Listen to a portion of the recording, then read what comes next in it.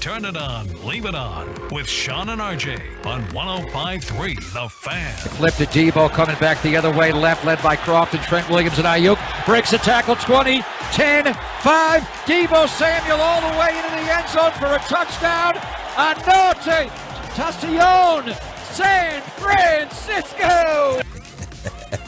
And that was the 49ers call in Mexico City for Monday Night Football. Good morning, Metroplex. It's a Tolo Tuesday here on Sean and RJ. We got Peyton and Ryan in the back on DFW Sports Station 105.3 The Fan.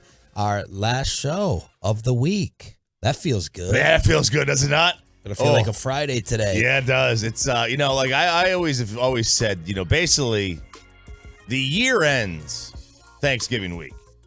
Nobody really actually gets any work done in December, right? Like nobody does. The very little gets actually done. I bet you go right on these other companies, it's like December.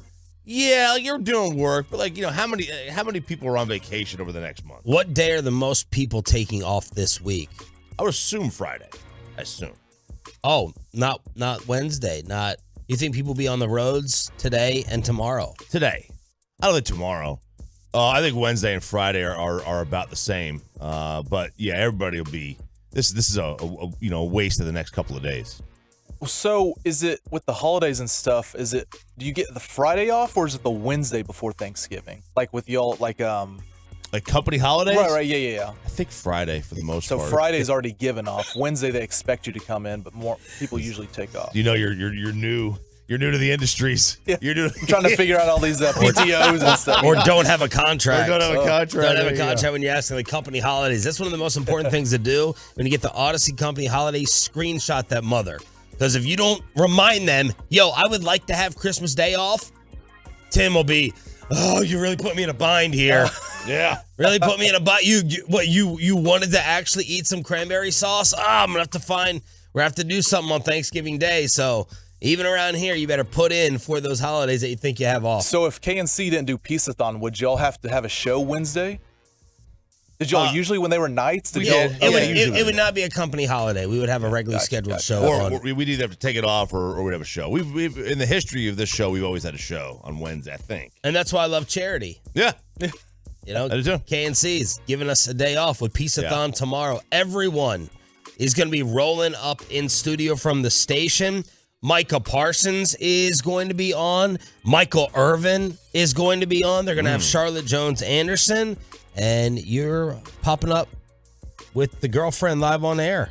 Yeah, about 4:30 tomorrow. We're going to the Stars game tomorrow night. So we will pop in here before the game. And then, go dinner, I'm sure, before the game somewhere. But they're putting her on the air for what reason? To try to embarrass, obviously. Oh, they're going to try to put her on the air. I don't know if she's going to be up for it. Oh. I don't think she cares or wants to, be on the radio. I think she hates her voice, which I think is great. Everybody hates their voice. Yeah, I think her voice is really good, especially when it's raspy and all telling you that Tennessee seductive. Loses. Yeah. When she called me a loser because Tennessee lost. Hey, loser, make me a drink. That's when you know that it hit hard. Oh, you're going to leave out the last part of your tweet, I guess. Oh, she was naked, so she could say whatever the hell she wanted to me. But, yeah. All right, San Francisco dominates Arizona. As soon as Kyler was out, I know we have the local Colt McCoy fans, but I was not interested in this game as soon as I saw Colt McCoy was going to be the quarterback. And started off slow for the 49ers. They were down 3-0 after one. Then they erupted in the second and third quarters, pulling away in this one and winning 38-10. Jimmy Garoppolo, 4 touchdowns with 228 yards through the air. San Fran, I just think of them as that thorn in our side. And how good are they going to be developing in the second half of the season with McCaffrey and company? Yeah, they're like, they're a team. They're like the Titans, right? They're better. They're a better version of the Titans. Yeah. You just don't want any of that smoke, right? Yeah. They're just like a they're a tough team. They're kind of just like, I don't think that they're like this. They're talented. They're not like this elite team. They're right? like, all right, I'm going to try to make a UFC reference. They're like Nate Diaz. Nate Diaz, right? I don't think he's ever regarded, no one would ever mention him in an all-time great category. He's just one of those people you don't want to fight. He's just one of those people, he's a scrapper. It's going to end in death. Yeah. Someone is definitely going to be bleeding. You got to knock him out. It's not going to be anything easy. He's not an all-time great. He's not a supreme contender, or I don't think he was during his day. I mean, he's never going to be mentioned in the all-time discussion. You just don't want to fight Nate Diaz. That's how I feel about San Francisco. I don't know UFC well enough, but yeah, I see what you're saying. Like, you just don't want to fight some of these guys, or you don't want to play some of these teams. The Titans, when they had Julio and A.J. Brown, they were just a nightmare to tackle. You had to have them and Derrick Henry. They were just big. You just don't want to deal with that. It's like, I don't know. And I think San Francisco's the same way. Jimmy's not this great player, but he's good. He's good enough. And good enough to put a thorn. And Arizona used to be one of those really entertaining teams to watch. Trent Dilfer came on our show and said, I know they're struggling, but every time Kyler's playing, I have to turn them on. They are now 4-7. Kingsbury probably on the hot seat, and Troy Aikman called them out last night on ESPN. But this is embarrassing for the Arizona Cardinals. At the end of this play, he's wide open, but at the end, how Antonio Hamilton doesn't come up after all the tackles he made last week and even try to make an attempt on George Kittle. It's not. They're a losing football team, and they're playing like one on that play. So a little microcosm from Aikman last night. Meanwhile, well, let's see. I want to give some time to this. Let's save the World Cup, all the World Cup talk for the next segment, because Choppy says we are in the midst of a major upset right now, plus the United States with a disappointing result against Wales. Stars lost to the Avs 3-2 in a shootout. I mean, look, they're the champs, right? You're not gonna expect to beat the champs, but the Stars have played so well this year. They've hit a little bit of a stumbling block. I wanted to go to this game last night. I could not find a way to get tickets last night for last night's game, and that's saying something. I get Stars tickets all the time. They'll be there Wednesday, but this was you want to go see the Avs play when they're in town. Why couldn't you get tickets?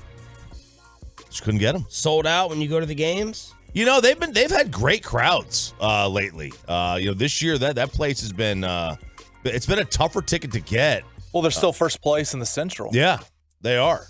So it's been a tough ticket to get. Meanwhile, a lot of teams are making some noise in the American League West. We're not one of them, except for our manager, Trey Turner, getting checked out by Seattle. Seattle has checked in on Trey Turner. Seattle's checked in on Trey Turner, and this is big because he is he's a good player for one. He's going to come at a high price tag, relatively high. Trey Turner, back when I played fantasy baseball, he's just one of those guys you wanted to have. The problem with him was injuries, but he would do everything. He was a stolen base machine, and now the Mariners look like they're trying to go for it. Yeah, and look, credit to them for wanting to go for it, and that's great. It just stinks for us, because we're in the division with the Astros and the Mariners. Now the Mariners want to compete with Houston. Like, they have clearly separated themselves. Seattle's clearly separated themselves from the rest of the pack. And if they even didn't last year, they already had. And now they're trying to do that even more. They get Teoscar Hernandez in the offseason for some bullpen relief. That's set the way of Toronto. But look, Trey Turner is a tremendous player. I don't think he's going to go and sign with Seattle. But they're checking in a guy who was 14th in the NL in batting average. He was 12th in RBIs.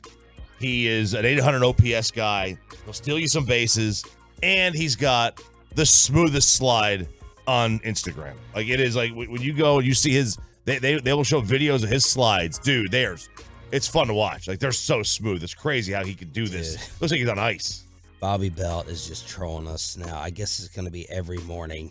He's just driving to work with a little stupid video. I don't know which face to me right now is more punchable between Bobby and Nick Sirianni. I don't know which one I would like to go ahead and take a whack at with that stupid little smug as he gets to sleep in 30 minutes later than us every morning. Yeah, I hate to see that. I hate to see that he's just so happy right now. And we're sitting here, one eye open, 5:40 in the morning. Yeah. And then Bobby's like, yeah, just, just And that wanted- stupid and look at that point. bouncing his head. And then look at that, there's A lot of pressure on that neck bouncing that head. It is. A lot of pressure. Huge head. Yeah. Huge head. Well, so real quick, when y'all have the day off, Bubble belt. he'll come in at 5:30. Like if one of y'all are out, Yeah. he'll have to. Yeah. Or is it going to be the RJ show for 30 minutes? Oh! With a shot, Good. Joke's on him, man. Good point. Maybe it's Peyton time. Oh, okay. I can Maybe. do it for 30 minutes. But that's Good it. That's all you get. 30 minutes. That's what she said. 877-881-1053, truckwork.com text line. We're live on the Fan Cam, YouTube, and Twitch. All right, I'm asking if that was a humongous disappointment for the United States yesterday. Choppy says we are in the midst of a humongous upset right now. We have live World Cup action taking place. Deion Sanders and Lane Kiffin leaving for other jobs. And we'll take you inside the Star at 6 o'clock. Jerry Jones live at 8:30 this morning. Sean and RJ. Bobby, later, whenever. Just getting started on the Fan. Coming up in the next G-Bag Nation.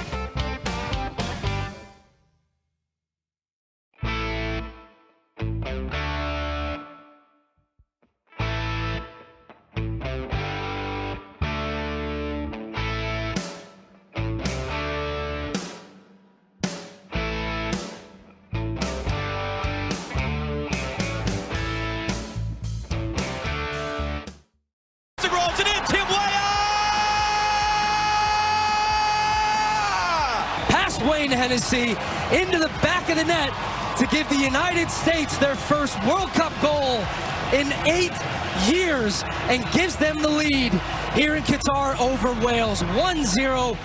But it would not last as the game winner. Wales takes over in the second half, and they tie the United States. Game 1, World Cup action on FS1. This is Sean and RJ on DFW Sports Station 105.3 The Fan. We'll get back to the U.S. in just a second.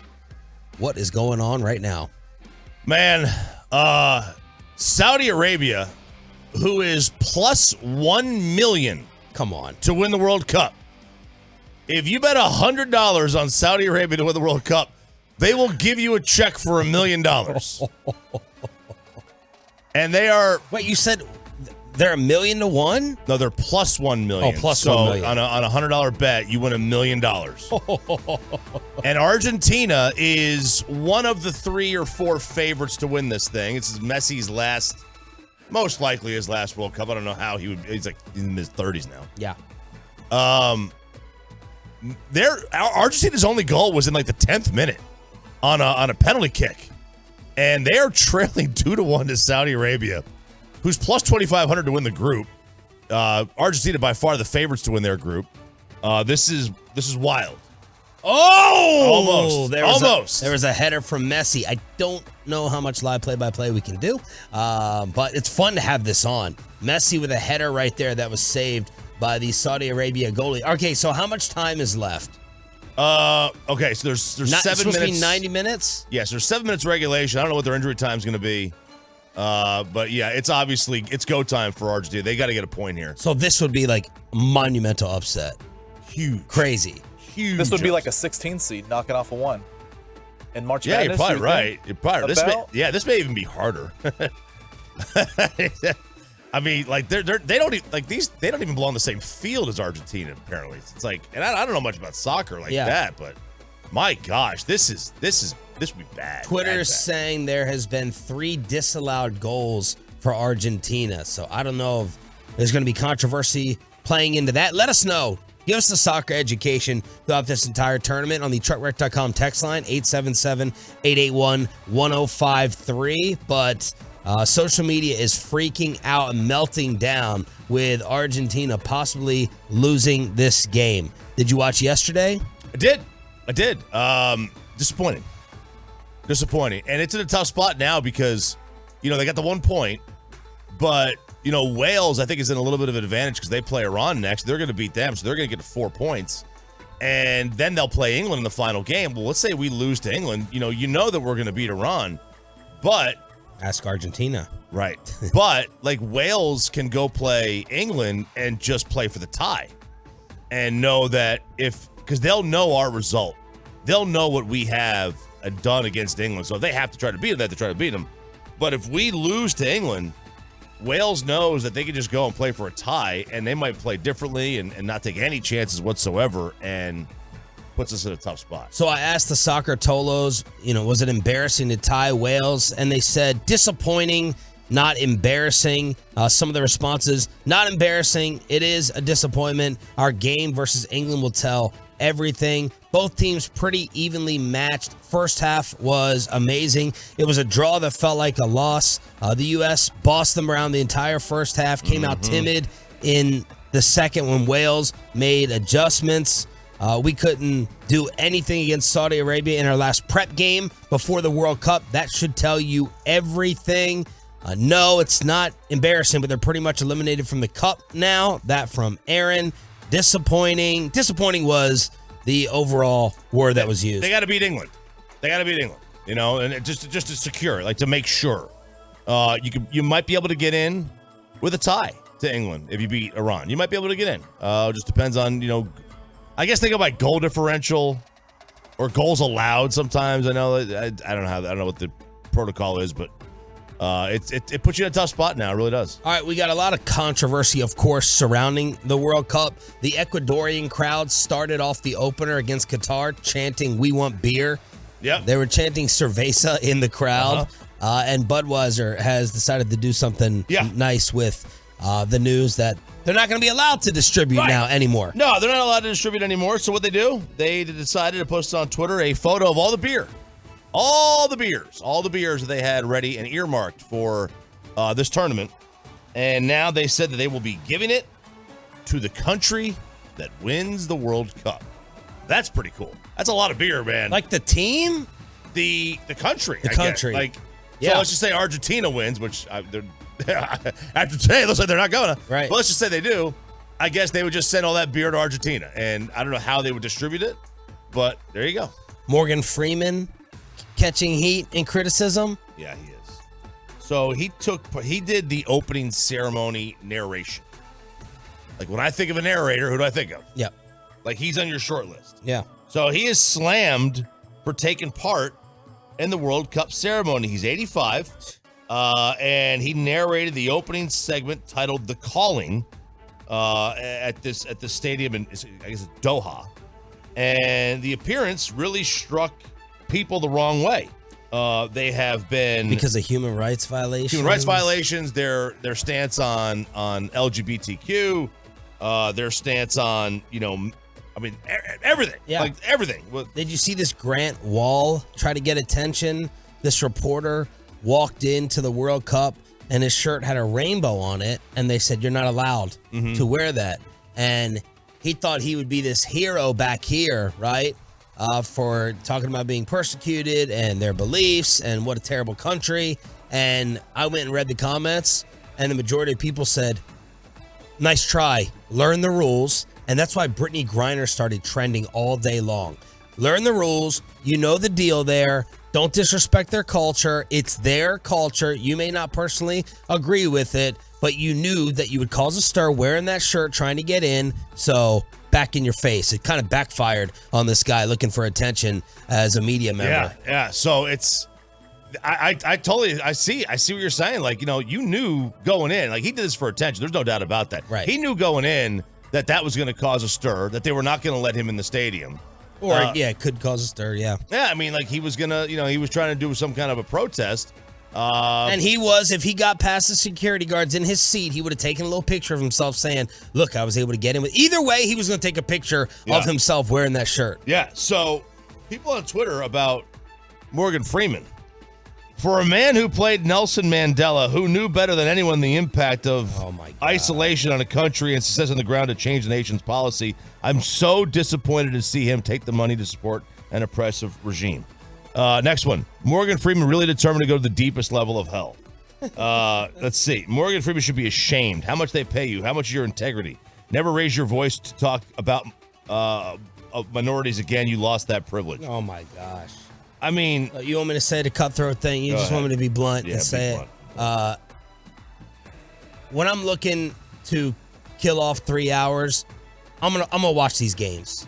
Yeah. All right. I'm gonna separate it. I'm gonna find a way to separate it. I want to be entertained for 3 hours. Morgan Freeman, like, you could say he did it for the United States. You could say he's the U.S. representative. Yeah. You know what I mean? Like, I feel like narrating the opening of a live tournament would be even worse than Morgan Freeman with the World Cup, because you're talking about all countries participating.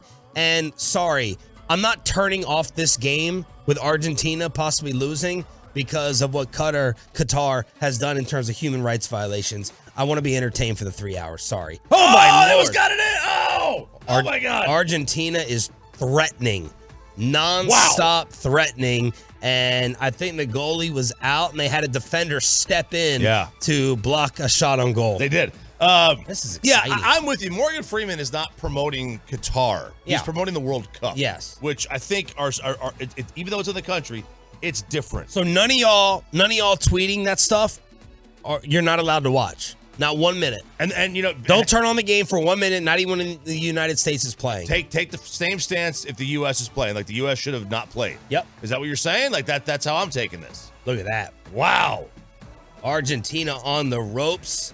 Think we're now in extra time over the 90-minute mark. Ooh, they added 8 minutes. Man, they do not want Argentina to lose this game. All right, we'll keep you updated. Hopefully nothing happens during the commercial break. Jerry Jones live at 6:30. It's Sean and RJ. Bobby Belt is going to join us to talk about the Cowboys. We'll go inside the star. The New York Giants are getting hurt and dropping like flies. Michael Irvin lost his mind talking about his boys yesterday.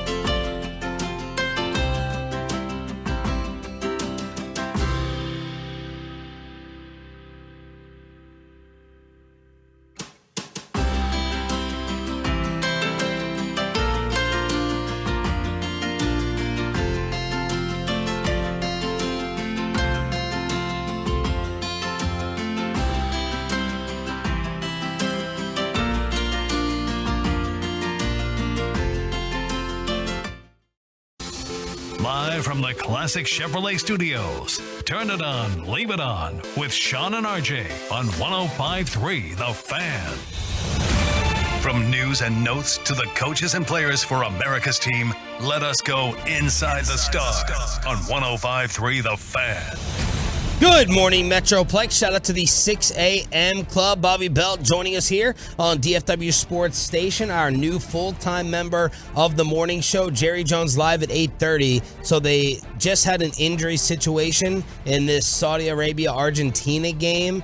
Just got the player off the field, and Saudi Arabia is minutes away from pulling off the gigantic upset. They're up 2-1 over Messi and company. Yeah, this injury happened with about 2 or 3 minutes left in the extra time, and it gobbled up a good 5 or 6 minutes. So I don't know what they're going to do. I guess they add time to the extra time. I mean, the clock's that's the thing. You can never figure this out, but man, they're ready to pop here. I can't believe this. Micah Parsons with a little cleanup, Bobby, from the Cowboys win in Minnesota, saying this is how it should be every week. There shouldn't be a gap. We should play sound football. We're showing what we're capable of. We flash it, but we have to consistently do it. Consistency wins championships, not flash. Boy, that sounds like a quote from a coach, doesn't it? Consistency wins championship, not flash. Which, hey, that's good. That means that what Dan Quinn is trying to get them to internalize, his messaging is hitting. And I think it was important to them that they clean everything up, because last week they were all frustrated with each other at how poorly they played and just some of the honestly rookie communication mistakes that they had. Stephen Jones was on yesterday with the KNC Masterpiece, and they asked him, why did everything just click against the Vikings? Yeah, I think the biggest thing was just the disappointment of the Green Bay loss, knowing that we played good for 3 quarters there, but, let that get away. And that wasn't in a way that, we feel like this team plays, whether it be offense, defense, or special teams. We just, didn't get the job done and really felt like starting at the top.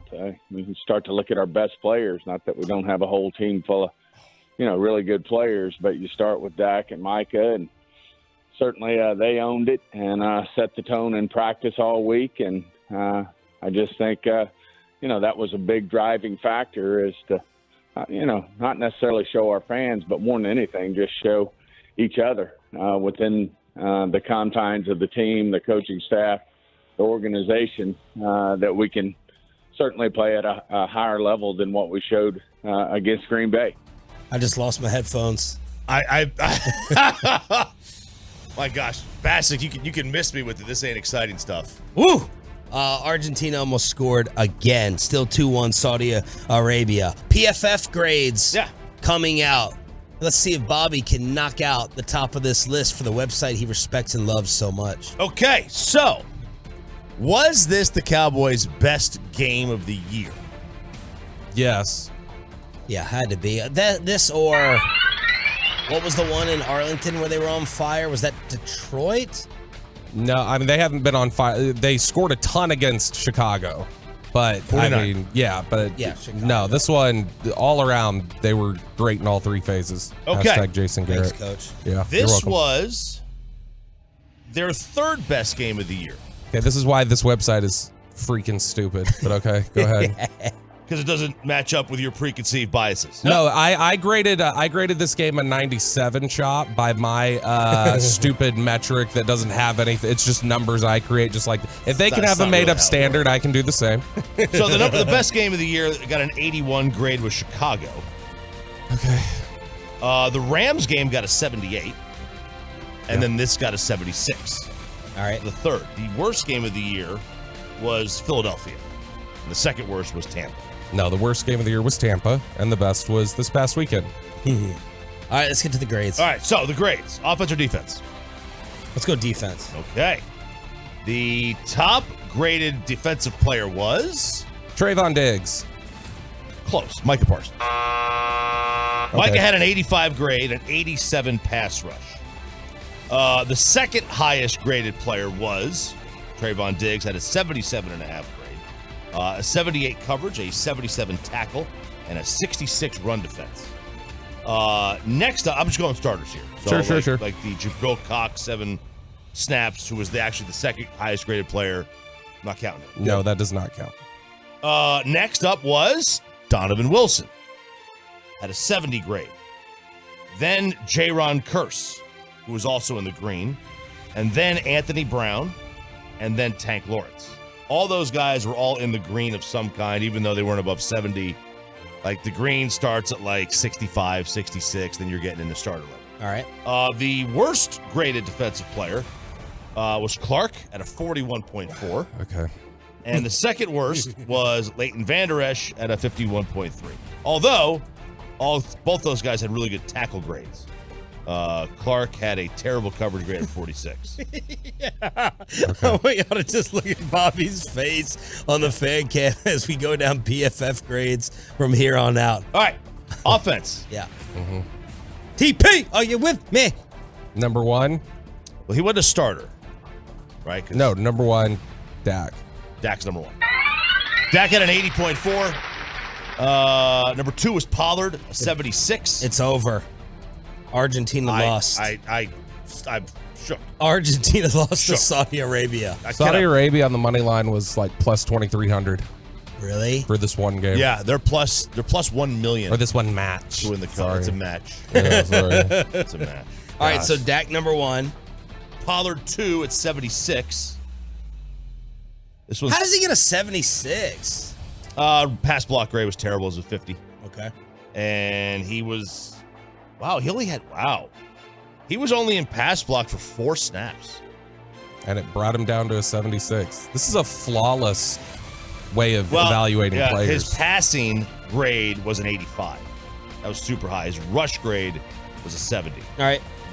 Pass block was a 50.6. Third was Dalton Schultz at a 74. His run block was an 87. Snapped him all the way up there. CeeDee Lamb was third overall. Well, third as a starter. Was 72. Zeke and Connor McGovern.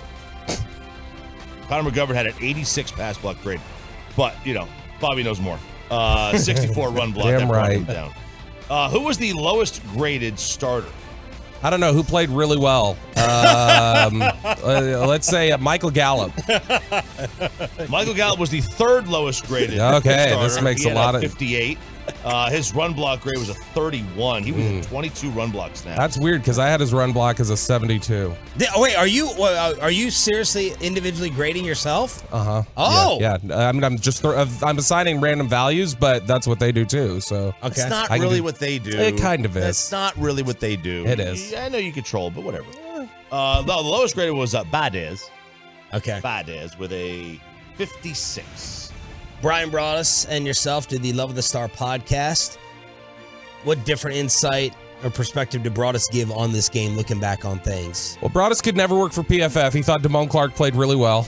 No, I mean, we were talking about this. We talked about this yesterday a little bit during the breaks, and Brian and I had the discussion yesterday where it's like, it was such an ass kicking that it's like, what do you even say when it's that dominant? It's just, they dominated. What other storylines do we have? A couple guys here at the station yesterday were like, it was like it was a bigger challenge to talk about this game than a 16-13 loss because they were so dominant in every single area. Yeah, it reminded me of very similar to, you remember that game they played like 4 years ago against Jacksonville?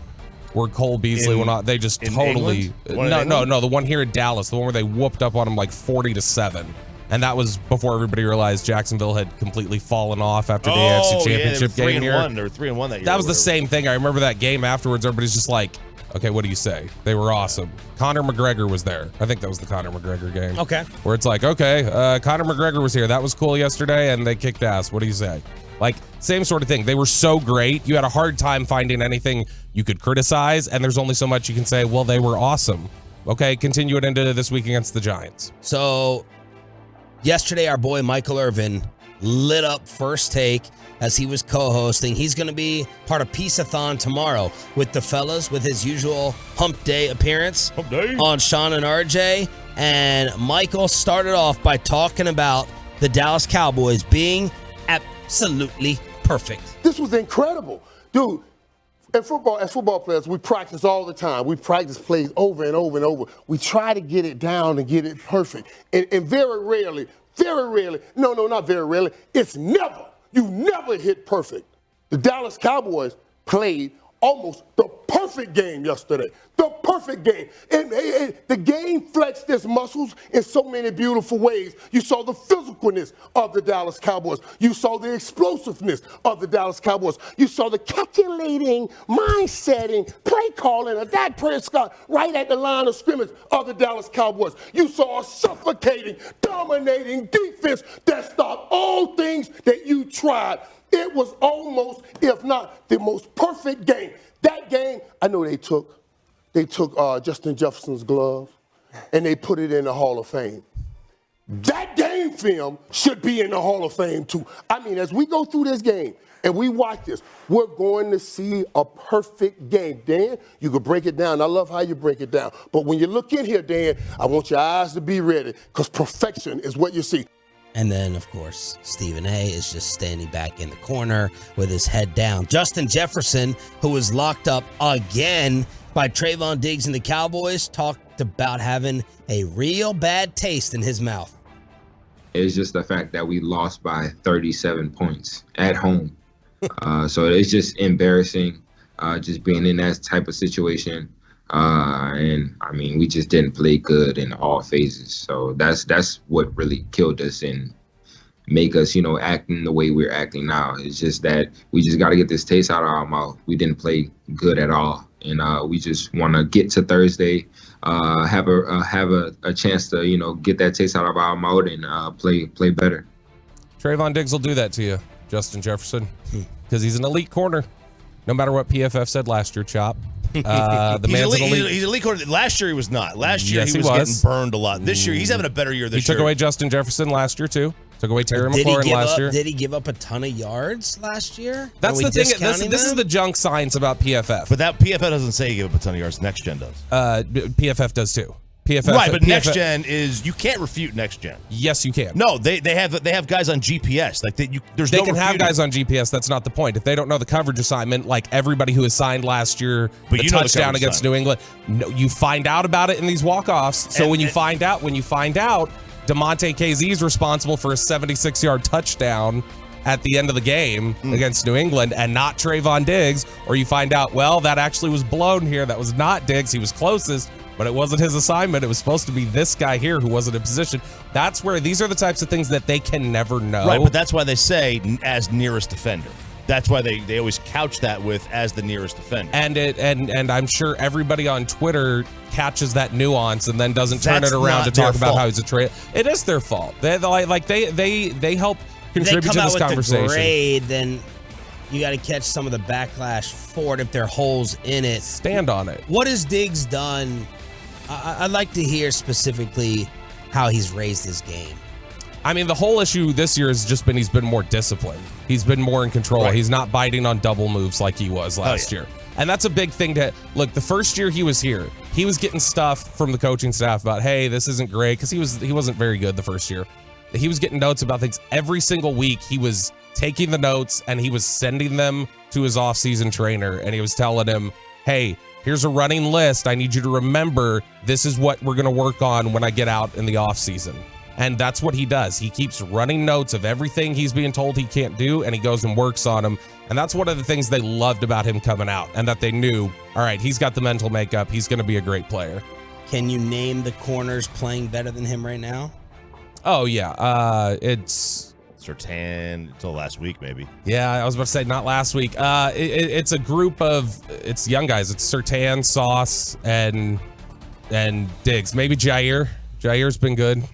It's probably those guys. All right. I think he's having a better year this year than last year, Diggs. I don't think he's close. He's been better this year. Inside the Star, Part 1, here on Sean and RJ. We got to talk about all the New York Giants that are getting hurt and dropping like flies. Giants are banged up. Monday Night Football and some college stories. Deion Sanders and Lane Kiffin getting ready to leave. We're just getting started. 6 a.m. Club with Sean and RJ right here on The Fan. But let's get you over to Diamonds Direct, celebrating the holiday season by extending their special 20% savings offer through this weekend.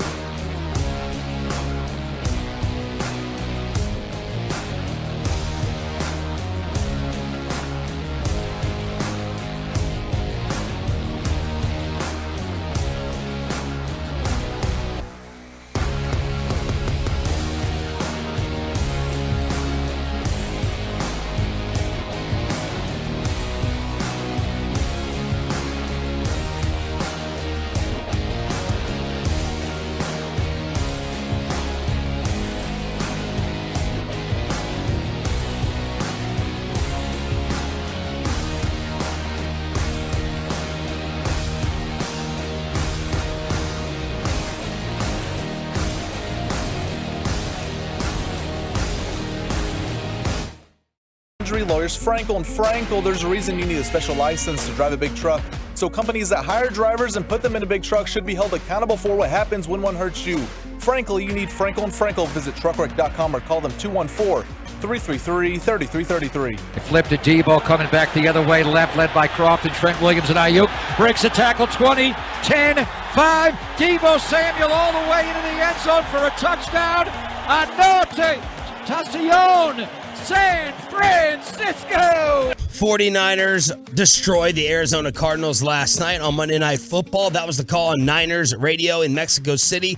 We'll get back to it in a second. It's Sean and RJ along with Bobby Belt with the 6 a.m. Club here on DFW Sports Station. Let's update you on the New York Giants first for Thursday. The rookie receiver that they drafted out of Kentucky, Wan'Dale Robinson, tore his ACL, and Adoree Jackson, cornerback, out 4 to 6 weeks with an MCL sprain, and the Giants are starting to get banged up with a very thin wide receiver core, already minus Kadarius Toney because of the trade and the absolute bust that has been Kenny Golladay. Oh yeah, he has been. He has been a bust. I mean, he didn't have. How many catches does Golladay have on the year? Oh gosh, Has not he played? many. Let me look. No, yeah. no. I know. I just Oh, want I to guess. 6. 4 for 51 yards. Has he been like a healthy scratch in half these games? A lot of these, yeah. He's had attitude problems too. You remember he had attitude problems leading into the Dallas game. Then he got out there for one play and on a third down dropped a ball and got rained down with booze, and they immediately pulled him out. Man, like he was halfway decent in Detroit with Stafford. Like they had a good thing going, and then he goes to New York and nothing. I mean, there's a reason he got all the money. Yeah. He got signed to the contract. Bobby, how big are these injuries for the Cowboys to take advantage of? Wan'Dale Robinson is significant just because that was their Toney replacement. Like when they drafted him, that was riding on the wall for Kadarius Toney. And he's been solid for them. The bigger one there is Adoree Jackson, because Adoree Jackson is by far their best corner.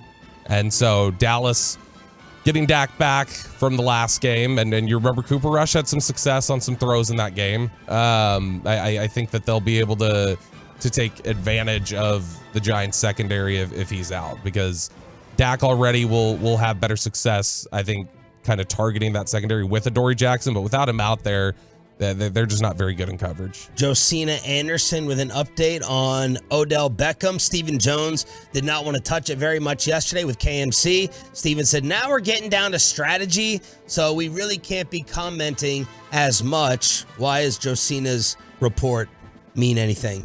I mean, it signals that we've got sort of a timeline for when Odell Beckham is going to visit with the Cowboys. Should be early part of December. So you got to think December 1, December 2, something like that. I believe she said he's supposed to have a visit before Dallas, though. And so if he's got somebody lined up that's supposed to occur before Dallas, I would guess that's the Giants. So he hits Giants, then Cowboys, unless there's like mystery team, right, which, as I mentioned on G-Bag yesterday, like I think everybody around the Metroplex has PTSD about the mystery team saying from Cliff Lee. You remember how it was just like, oh, it's supposed to be Yankees or Rangers heading into 2011, and then Heyman kept saying mystery team, and then it was the Phillies. So you always got to worry about the mystery team. Kansas City swooping in or something like that. But they got to be the mystery. I can't imagine they're not the mystery team, right? But man, you would think. But man, Wan'Dale Robinson going down, that may make this more of a need. Maybe make them more aggressive. If they give him $20 million, you have a money figure that you're capping this at? Yeah, I mean, look, I know you brought up Christian Kirk yesterday, but like, Cat look how boy RJ Choppy. You what? Cat boy RJ Choppy. Right. Yeah, like I like how they manage their cap for the most part. I'm not a big signed free agent guy in a cap league. They give themselves wiggle room if they want to be able to make moves like this, which whether you want him to make it or not. I mean, he's an older guy, but like look how Christian Kirk's working out for Jacksonville. I mean, like they're terrible. That doesn't mean that because of him, but yeah, I mean, like if they're gonna pay him $20 million over the next 3 years, I don't know if I want to go down that road. He'll be 32 years old when this thing's over.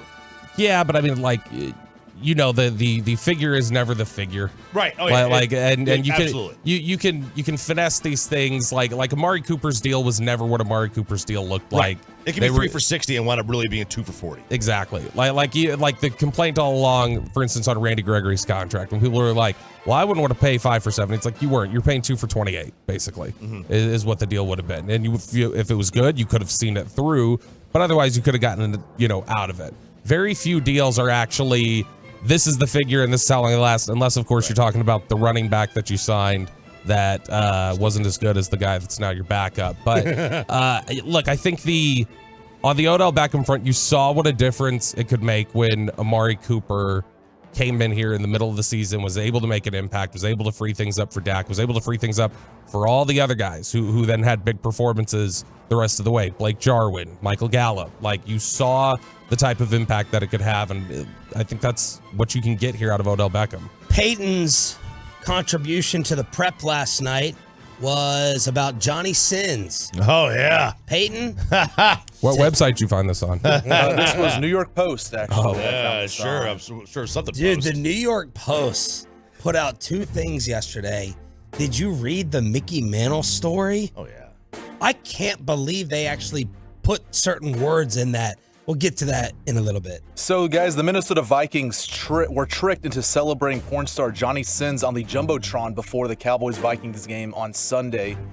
Some random Twitter user named Kyle tweeted out a picture of Johnny Sins in a military outfit, one that most people are common with, and he just, big Vikings fan, says, this is my cousin, he served in the Army. I gotta say, I love how you say most people are common with. Like, everybody knows this photo, like, do it immediately. Like, oh, yeah, that's the porn star Johnny Sins from... Wait, are you saying that the camouflage is what people are familiar with, or Johnny Sins? Well, this picture of Johnny Sins, the angle it's at, I mean, like... This is a commonly... What? I don't know. Like, Peyton talking about, I'm familiar with these angles of Johnny Sins. So, like, I don't know that What's he known for, Peyton? Yeah. What's he known for? Well, he's also a doctor, a plumber, He is. Wow. He's a man of many talents. Yeah, jeez. But yeah, so the Vikings flashed it up on the Jumbotron, and it got a lot of attention on social media. So, L for the Vikings there. Not good. You got to know who this guy is. Is Sins his legal name? Oh, no. I don't want to Google Johnny Sins. This is my cousin Joel, who served in the Army. He's always been an inspiration and someone I looked up to for his heroism. He's also a huge Vikes fan with this picture on here. So the Minnesota Vikings got trolled at home. Yesterday, before the Monday night game, so the New York Jets right now, they're the team with the biggest storm over them. Garrett Wilson, Ohio State rookie, saying our offense was trash. Robert Saleh not committing to Zach Wilson as his starter moving forward. But this is the part that went viral. ESPN pregame show, Steve Young taking some issue with Booger McFarland. What was the Zach Wilson dad profession? Was he CEO? It's an uncle. His uncle is the CEO of JetBlue. JetBlue. Yep. And I don't think it's his dad. I think it's his uncle. So there were some comments about this while he was coming out. Is there a little bit of entitlement? Sure. Has he really ever had to work hard? Boog brought this up last night. Steve Young was not thrilled. You gave him the shovel, Booger, to bury him by saying no in that postgame and not taking accountability. You know, you mentioned one word, accountability. Let's understand who this young man is before we ask him to accept accountability. He's a young man who grew up with a lot of money. I don't think he's ever had to accept accountability. And so now on the biggest stage, we want this quarterback to accept accountability. That doesn't resonate at all. Like, I mean, he's a tough-minded kid. He's come through. I mean, everyone's never had to challenge. I mean, he hasn't had to accept the accountability, and so now on the biggest stage, we want this kid to be an adult in front of grown men and accept accountability. It may not feel good, but what I know about it, he let him down yesterday. That's for sure. He let him down yesterday, and so I think you have. If you're Robert Saleh, you have to go to him and say, "Hey, listen, I don't know how you are used to doing things, how you grew up, but when you're professional and you go out and perform the way you did, you have to accept accountability. That's the only way that the men in the locker room are going to accept it's the quarterback's fundamental job. Yes, is to bring the team forward, and if he can't do that, that's fundamental to the job. Yeah. So we stipulate to that. Fair or out of bounds from Boog? Man, you look at I think it's an out of bounds criticism in terms of to say he's never been held to, like, he doesn't know like how the kid grew up. Like the trash out, I have no idea. He has no idea if he suffers from affluenza or whatever that term is. But at the same time, like, Steve Young needs to also recognize he's not being impartial either.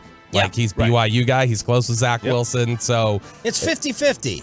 Yeah, I mean, look, is it certainly possible that he's an entitled little brat? Sure. Yeah. Is that the reason, is his upbringing the reason why he's not taking accountability? I don't know that you can make that claim without having, more hardcore knowledge of it. That just seems like an unfair statement to make. I mean, not every kid that grows up rich is entitled.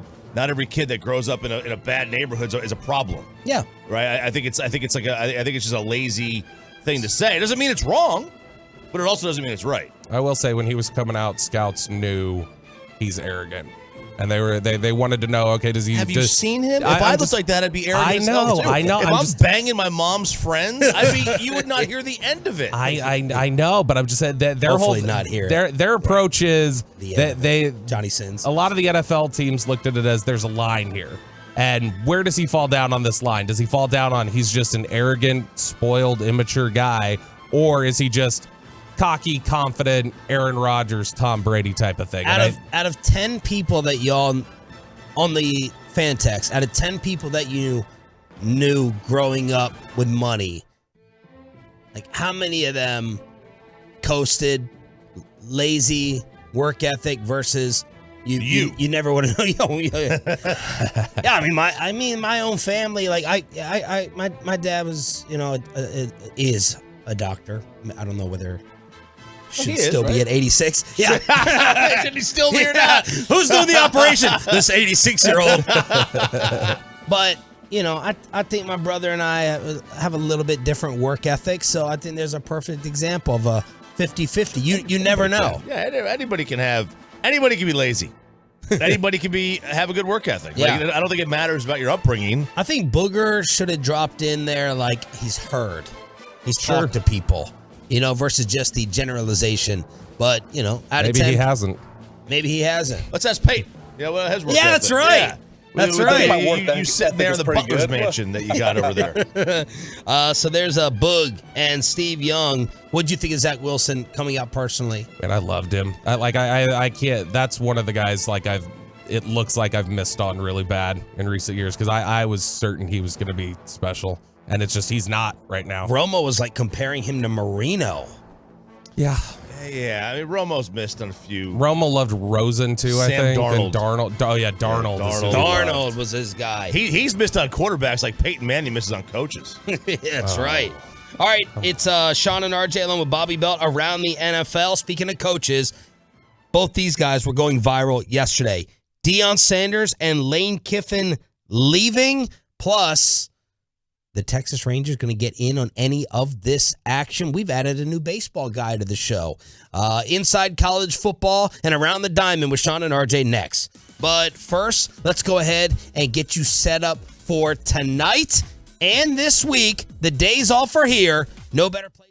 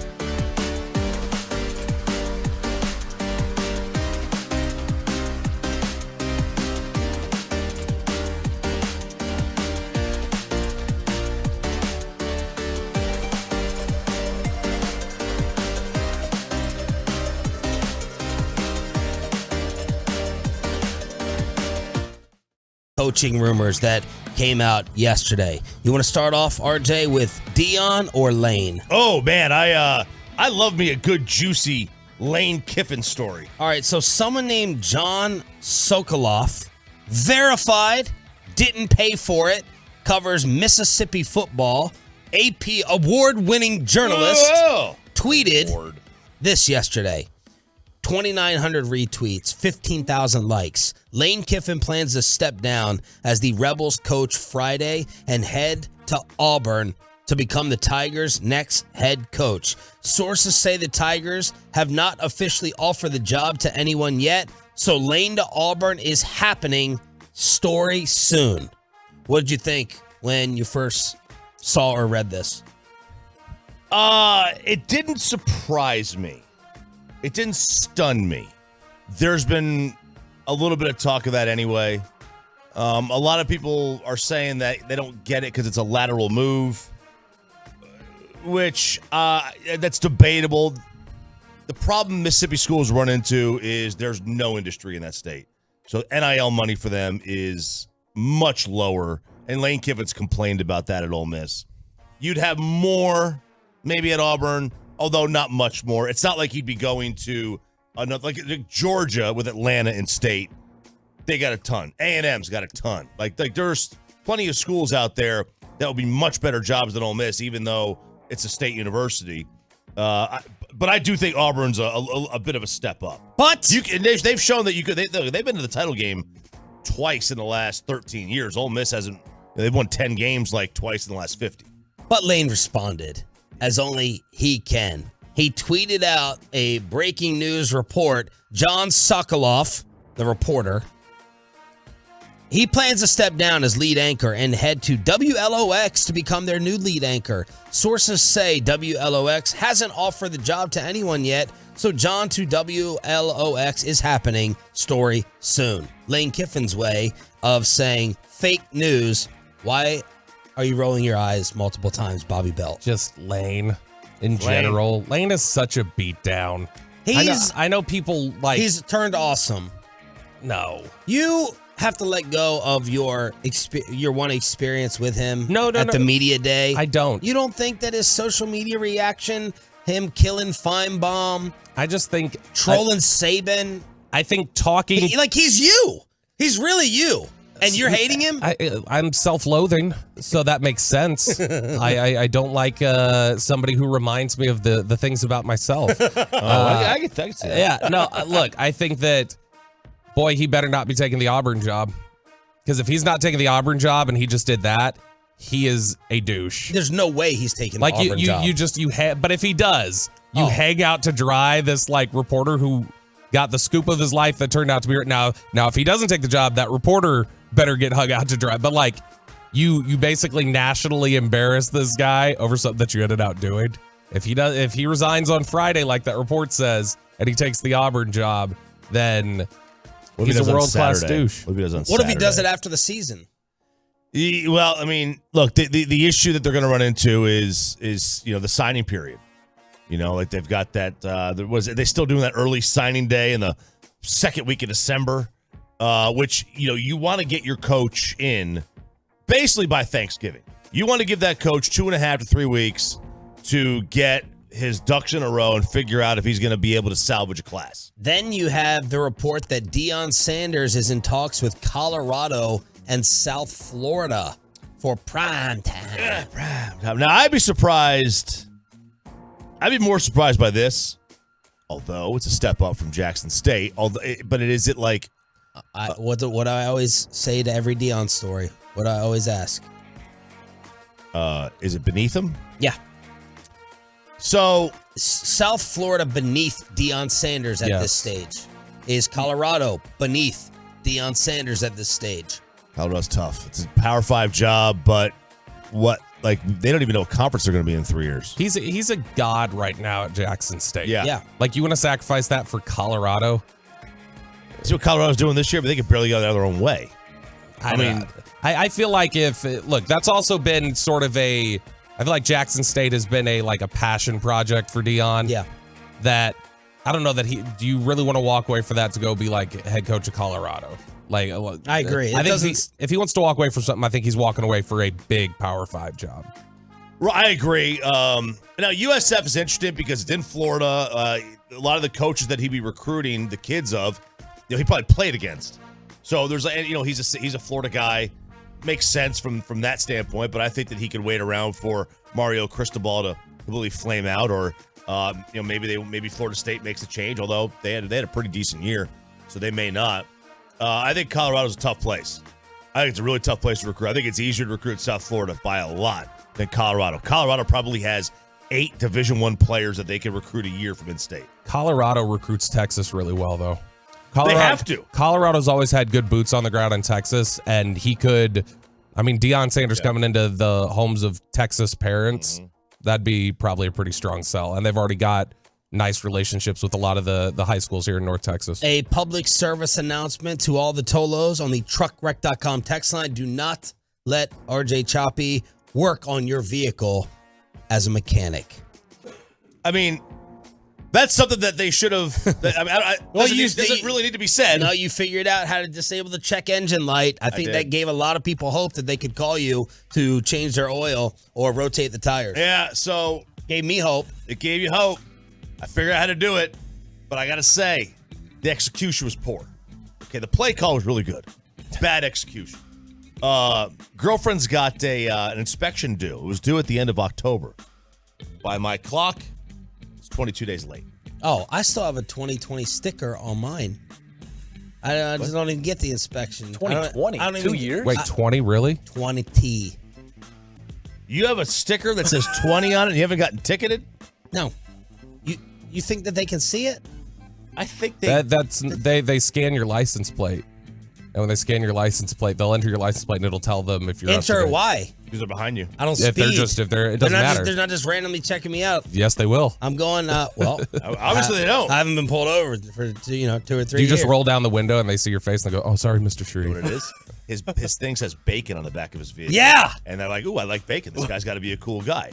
All right. Makes sense. Bacon on there. Like, this is a cool guy. Yeah. If you say cotton candy and bacon, then we're going to have a problem. No, I've had this check engine problem forever. I can't get anyone to fix it. So the inspection doesn't allow me to go ahead and get the new stickers on there unless, you can pay someone quietly under the table to do it. Right. Or have your boyfriend try to do it, which was me. So that's my boyfriend. So I was like, what are you talking about? Her check engine lights came on literally in the last week. She's like, I'm going to go get my car inspected today. It comes on. I'm like, all right, let's take it to AutoZone. Let's find out what's wrong with it. All right. We went there. They plug it in, right? They'll plug it in for you. Yeah. And they'll tell you what the problem was. Well, the problem was... That's when you get 19 different things coming back to you on a piece of paper. No, this was dumb. This was like, it was the gas cap. Her gas cap won't lock. Like, do you see a Ford? Fords don't even have gas caps anymore. You just stick it right in there. She said. Really? Yeah. Like when we go to these rental cars, we always get like the Ford Edge or whatever. There's not even a gas cap on these things. Yeah, it flips. The door flips out, and then it's just got this like spring-loaded cover that you push in. So I'm like, all right, let's figure out how to get this thing taken care of. I'm like, I Google, let's buy a gas cap. It's like $60 to buy a gas. $60? $60. I'm like, I'm not going to pay that. $60. Come on. I'm going to fix this myself. Yeah, all right? Yeah. I'm going to let him hang. Man up. I'm going to put him on the table and say, baby, daddy's home. I got you. Well, Jiffy, lube it up. So I'm like, all right, let's see what kind of tools she's got. And she's got one. There's so many innuendos in this. She got one. And I'm like, this is not really going to work. It's just like an adjustable wrench.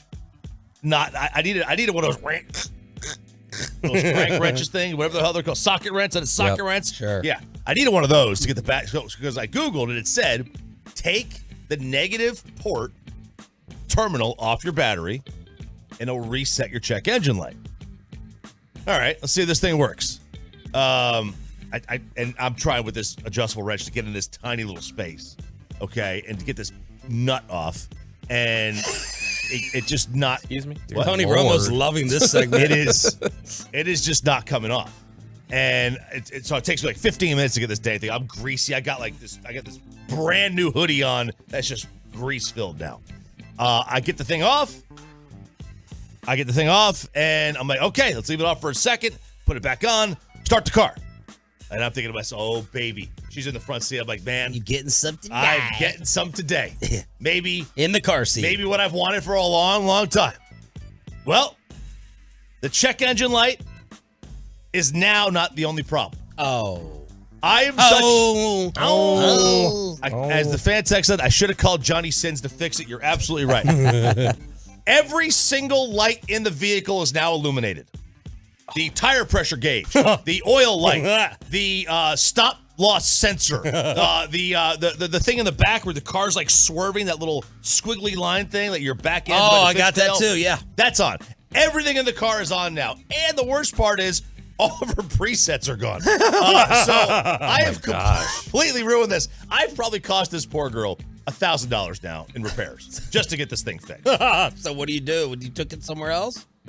We're going to take it to Southwest Volkswagen. It's a Stephen Gilchrist store in Weatherford. We're going to take it over there and have it out. So I don't know what to do now. Now I'm just the idiot. Yeah, I'm screwed because. What was her reaction? Thanks for trying. Okay. They should give you the pat on the back. It's not too bad. Pat on the back. Which kind of felt like the tap on the shoulder, if you know what I mean. Like, yeah, we're done here. Yeah. That tap on the shoulder, we're done. All right, so there you go. RJ Choppy, the mechanic. Yeah. Not getting the job done. That's why you just freely admit, like I do, I'm not capable. I think he can handle that heavy load, just like you, Jim. Father-in-law going to look down on you, but I tried. I know what I can do and what I can't do. I tried. All right, we have an all-time upset that just took place. The New York Giants are dropping like flies. And are the Rangers going to get involved in any of this MLB action? Headlines on a Tolo Tuesday with Jerry Jones on the way as well, right here on The Fan. But first, I want you to check out.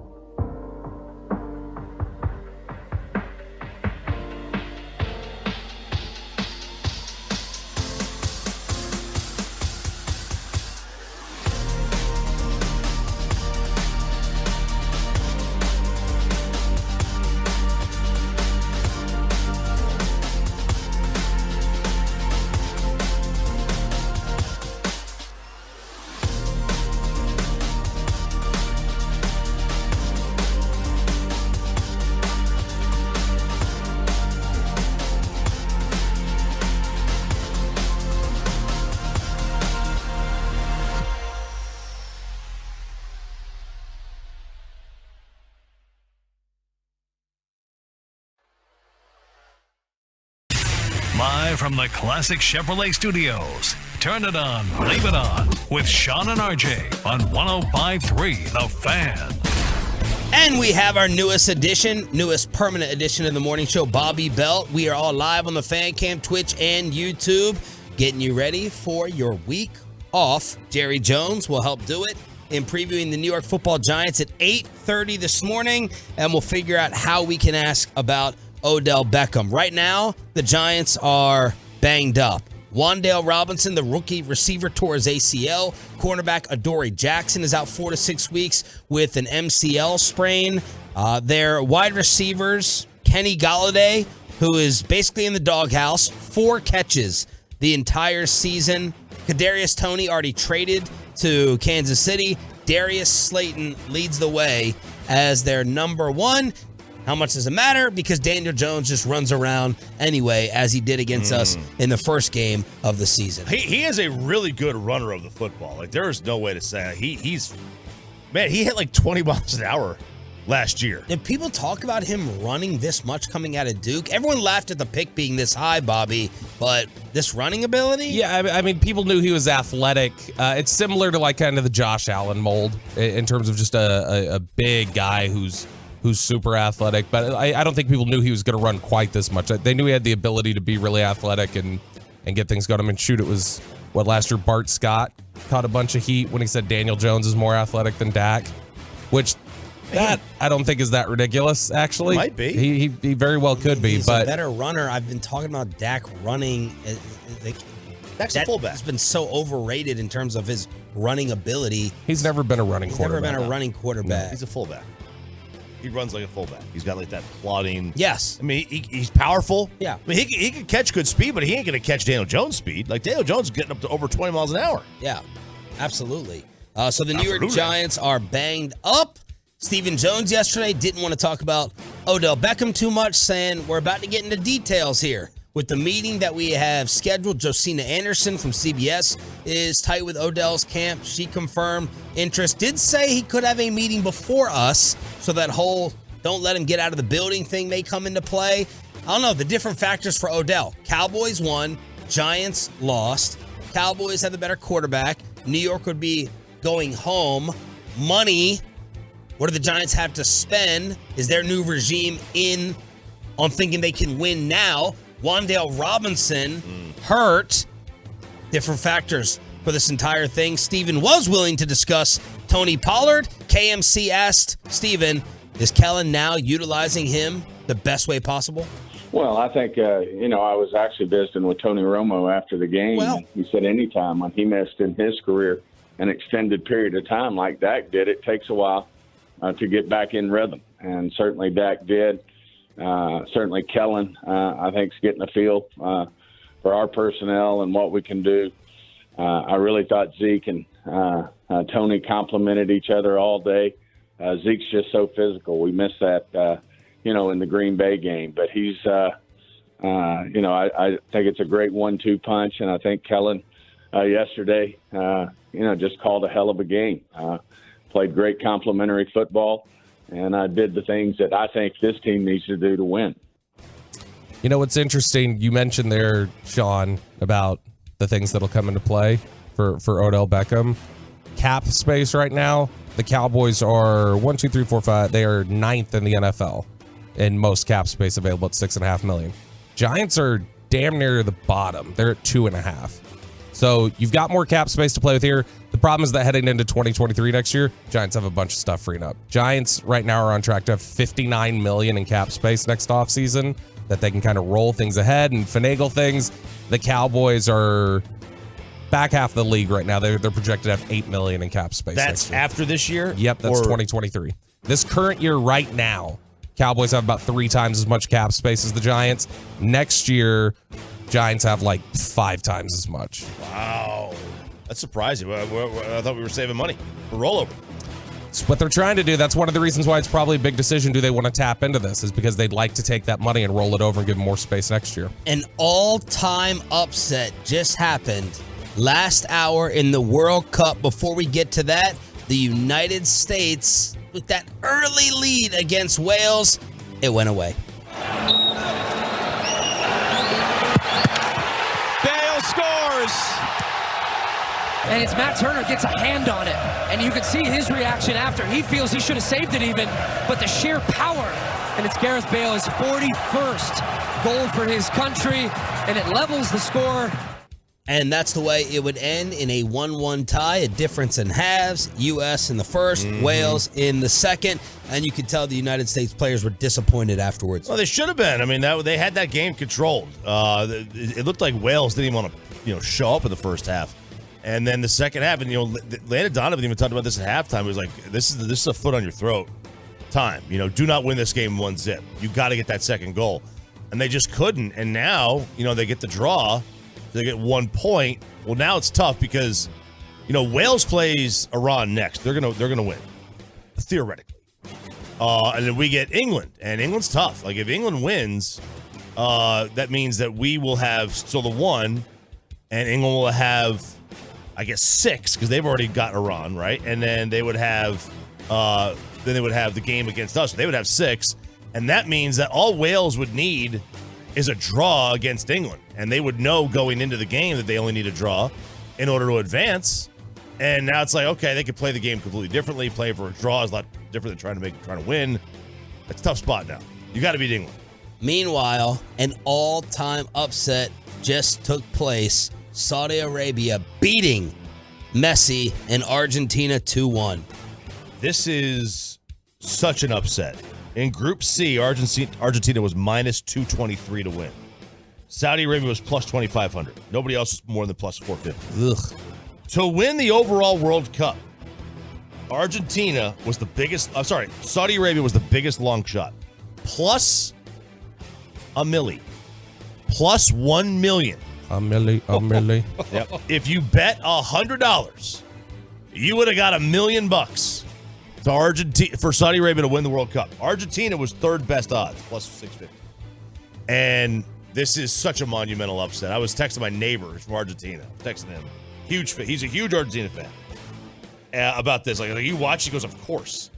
He's like, every 4 years, same BS. It's embarrassing. He goes, one of our guys' ear was offsides. That's why they disallowed a goal. Here we go. Getting all upset. 3 goals disallowed for Argentina. The equivalent of USA football, like NFL, losing to Guatemala in the NFL. That's the equivalent of this. Guatemala's got some players. Yeah. He's like, now you see why I love the Boca Juniors more than the national team. That's his club team that he roots for. Man, they're losing their mind. And I can't blame them. This is wild. Yeah. This is wild. I don't get soccer, but is this supposed to be is this on a level of when Leicester City, a few years back, won the Premier League and everybody was like, that's like if the Browns won the Super Bowl? Yeah, maybe. Although I think that's probably more difficult, right? Because it's a full season. But odds-wise, is it similar? Maybe, yeah. Saudi Arabia was ranked 51st in the world. They were ranked 51 between Qatar and Greece. See, why? Like that? I have another problem with that. I know they try to spread it around. Each continent or whatever gets a certain amount of teams in. But you're trying to tell me that Saudi Arabia. Now, obviously, they deserve to be. They won a game, but if you're the 51st ranked team, do you deserve to be in the top 32? Do you deserve? That's the committee. That's the committee. Sean and RJ, along with Bobby Belt, headlines here on DFW Sports Station. By the way, 14-3 was the shot difference between Saudi Arabia and Argentina. Argentina had 14 shots on goal. They had 64% or 65% of the possession time. You mentioned shots on goal, they had 14-3. And you mentioned that Argentina had 3 goals disallowed. They had the same amount of goals disallowed that Saudi Arabia had shots on goal. Wow. That's wild. All right, RJ's college football kegger is coming up at 7:40 this morning, but we are also your home for Rangers baseball, and Bobby Belt loves baseball. Let's get into some Ranger rumors. Trey Turner, well, it's not a Rangers rumor, AL West news. Trey Turner, maybe to Seattle, they're poking around. Cody Bellinger is someone you think the Rangers should go after. Bobby, you were sending us messages about Haniger last night, free agent destinations. Start us off, Bobby. Let's see the baseball knowledge. Yeah, Mitch Haniger, the Shed, as he's nicknamed. The Shed? That's the nickname. So this is it. That actually was a funny bit. I don't mean to set off Alexas across the Metroplex right now, but there was this viral video of somebody asking Alexa, who's your favorite baseball player? And because Amazon's based out of Seattle, she would go, Mitch Haniger. We call him the Shed because he has all the tools you need. And so then it was nobody apparently called him that, but now that's become his nickname. But man, he's really good when he's on, but he is historically been a very streaky hitter. Not just, the old Joey Gallo way where it's he's got 2 months where it's this, and then it's a month where he's on. It's week to week with Mitch Haniger. But he's a guy who he's got some pop. He's got before. Yeah, he's 40 home run type of power. It's just you got to be prepared for he's going to be hurt. Probably at some point during the season, he's going to miss time. That's what he does. He gets hurt. And then the other is he's turning 32. He'll be 32 this year. It's getting up there. And then you're just going to have to deal with the streakiness of him. Bellinger seems like a perfect flyer. What happened? Gosh, he'll hit 170, though. I know. I have no idea what happened. But what happened? I have no idea. He's 27. I don't know. Maybe the shift will help, but he's got a lot of swing and miss in this game, His too. first 3 years, he hit 39, 25, and 47 home runs. He won the MVP. He won the MVP. He hit 305. That looks like this is not, I'm not spending a lot of money on him, but I bet, here's the problem. I bet you somebody's going to be willing to give him a good contract just because of the talent is there. You got to find a way to harness it. How what? Man, they've tried in LA. I know they have. Maybe he just needs to change the scenery. I have no idea. But you don't win an MVP and then completely become irrelevant and get cut. He got cut. He's not even he hadn't even gotten his big money contract yet. He had 165 and 210 in his last 2 seasons. I have there's no rhyme or reason for why he is playing this poorly, but he is. And this is the Rangers have done really good with finding pitchers off the scrap heap. Yeah. You know, maybe you can take a flyer on somebody, but again, what's it going to cost you? I'm not paying a lot of money for Cody Bellinger. What's the historical comparison for somebody like Bellinger, where he's an MVP and then literally the next 3 seasons off an MVP season, he is replacement level. He's like Joey Gallo right now. Man, this is like such a steep drop though, like worse than Gallo. I mean, you're talking about like the OPS from his first 3 seasons to his last 3 seasons is like a 300-point difference. It's wild. We got to give props to KMC for tomorrow. It is another version of the Peace-a-thon. Derek Holland is going to be co-hosting. Guests, all of us popping up in the building throughout the day. Micah Parsons, Michael Irvin, Zach Lowe, Marty Turco, Charlotte Jones is going to be on the programs because they're covering all the hours as well. Autograph cards, memorabilia from Micah, Luka, Dirk, Dak, Aikman, Emmett, Zeke, Sagan, Simeon, Seager, and a lot more. The KMC Masterpiece with the Peace-a-thon tomorrow all day long here on your home of the Cowboys and Rangers. Thank you for being a Tolo. That stands for Turn It On, Leave It On. Jerry Jones live at 8:30. But Michael Irvin tortured everybody at ESPN yesterday over the Cowboys' victory, and this sounded legitimate, that there was almost a real fight between Shannon Sharp and that freaking weasel Skip Bayless. Plus, when do the wife jokes go over the line? We have audio gold for you, then RJ's college football kegger next. But first,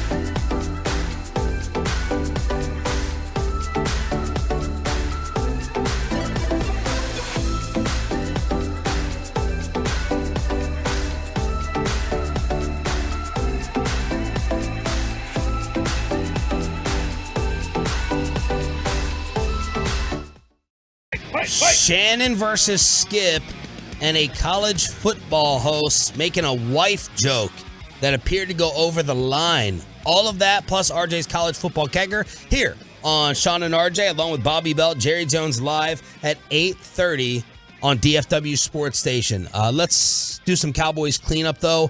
Michael Irvin, if you need a laugh, go watch the video of Michael Irvin unveiling his top 3 playmakers on First Take yesterday with Ryan Clark. It was hilarious watching Michael and Ryan Clark dance around. And, of course, Irvin made his top 3 guys all Cowboys as Stephen A. sat back in the corner and cried. Michael Gallup did not make it as one of his top playmakers, so I guess Michael Irvin would disagree with Pro Football Focus because he said Sunday against the Vikings was a big moment for the Cowboys' number 2 receiver.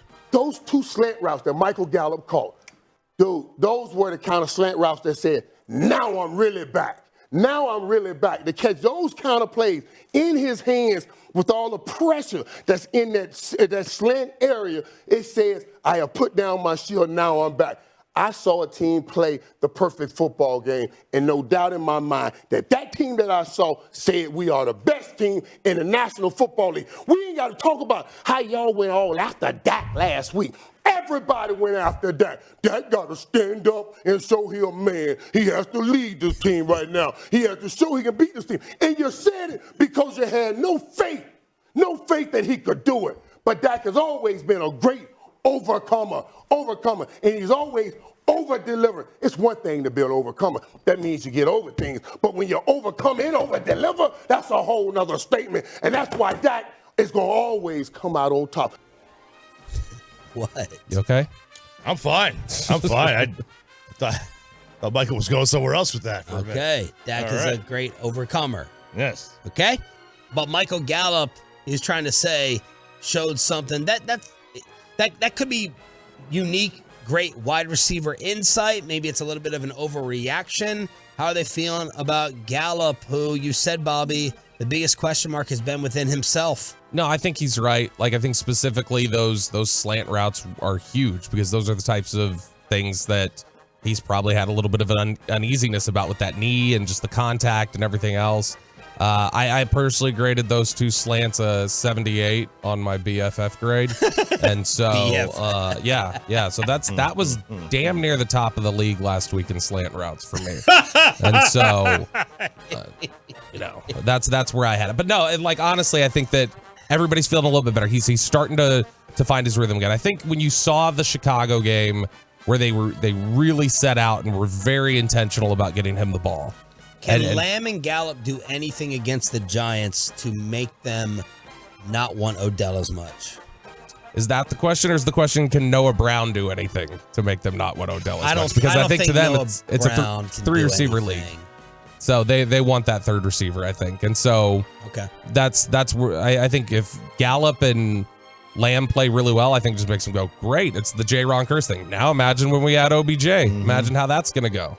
Michael Irvin also saying, I don't want to hear any excuse coming out of Minnesota and that stupid Viking horn. And I don't want to hear any noise, not any rippling noise from nobody talking about, oh, Minnesota wasn't that good. Don't y'all try to back y'all tongues in the back of y'all throat and roll those words out of y'all mouth. Talking about, oh my God, Minnesota really ain't that good. You saw a dismantling of one of the best teams, if not the best team, in the National Football League. And I want to hear about the perfection that you start displaying yesterday. I want to hear about it all day. All right, Mike. All right. And then he proclaimed the Dallas Cowboys as the best team in the NFL. Ooh. Which Kansas City may have something. Yeah. Oh, look, you can say they're the best team in the NFC if you want. You cannot say with a. Can you even say that? I think you can say that. If over Philly? You can argue it. You can argue. You cannot even with a straight face say they're the best team in the NFL. The Kansas City Chiefs are. Period. They're the best They have the best quarterback in the world, probably the best quarterback ever, at least in my mind.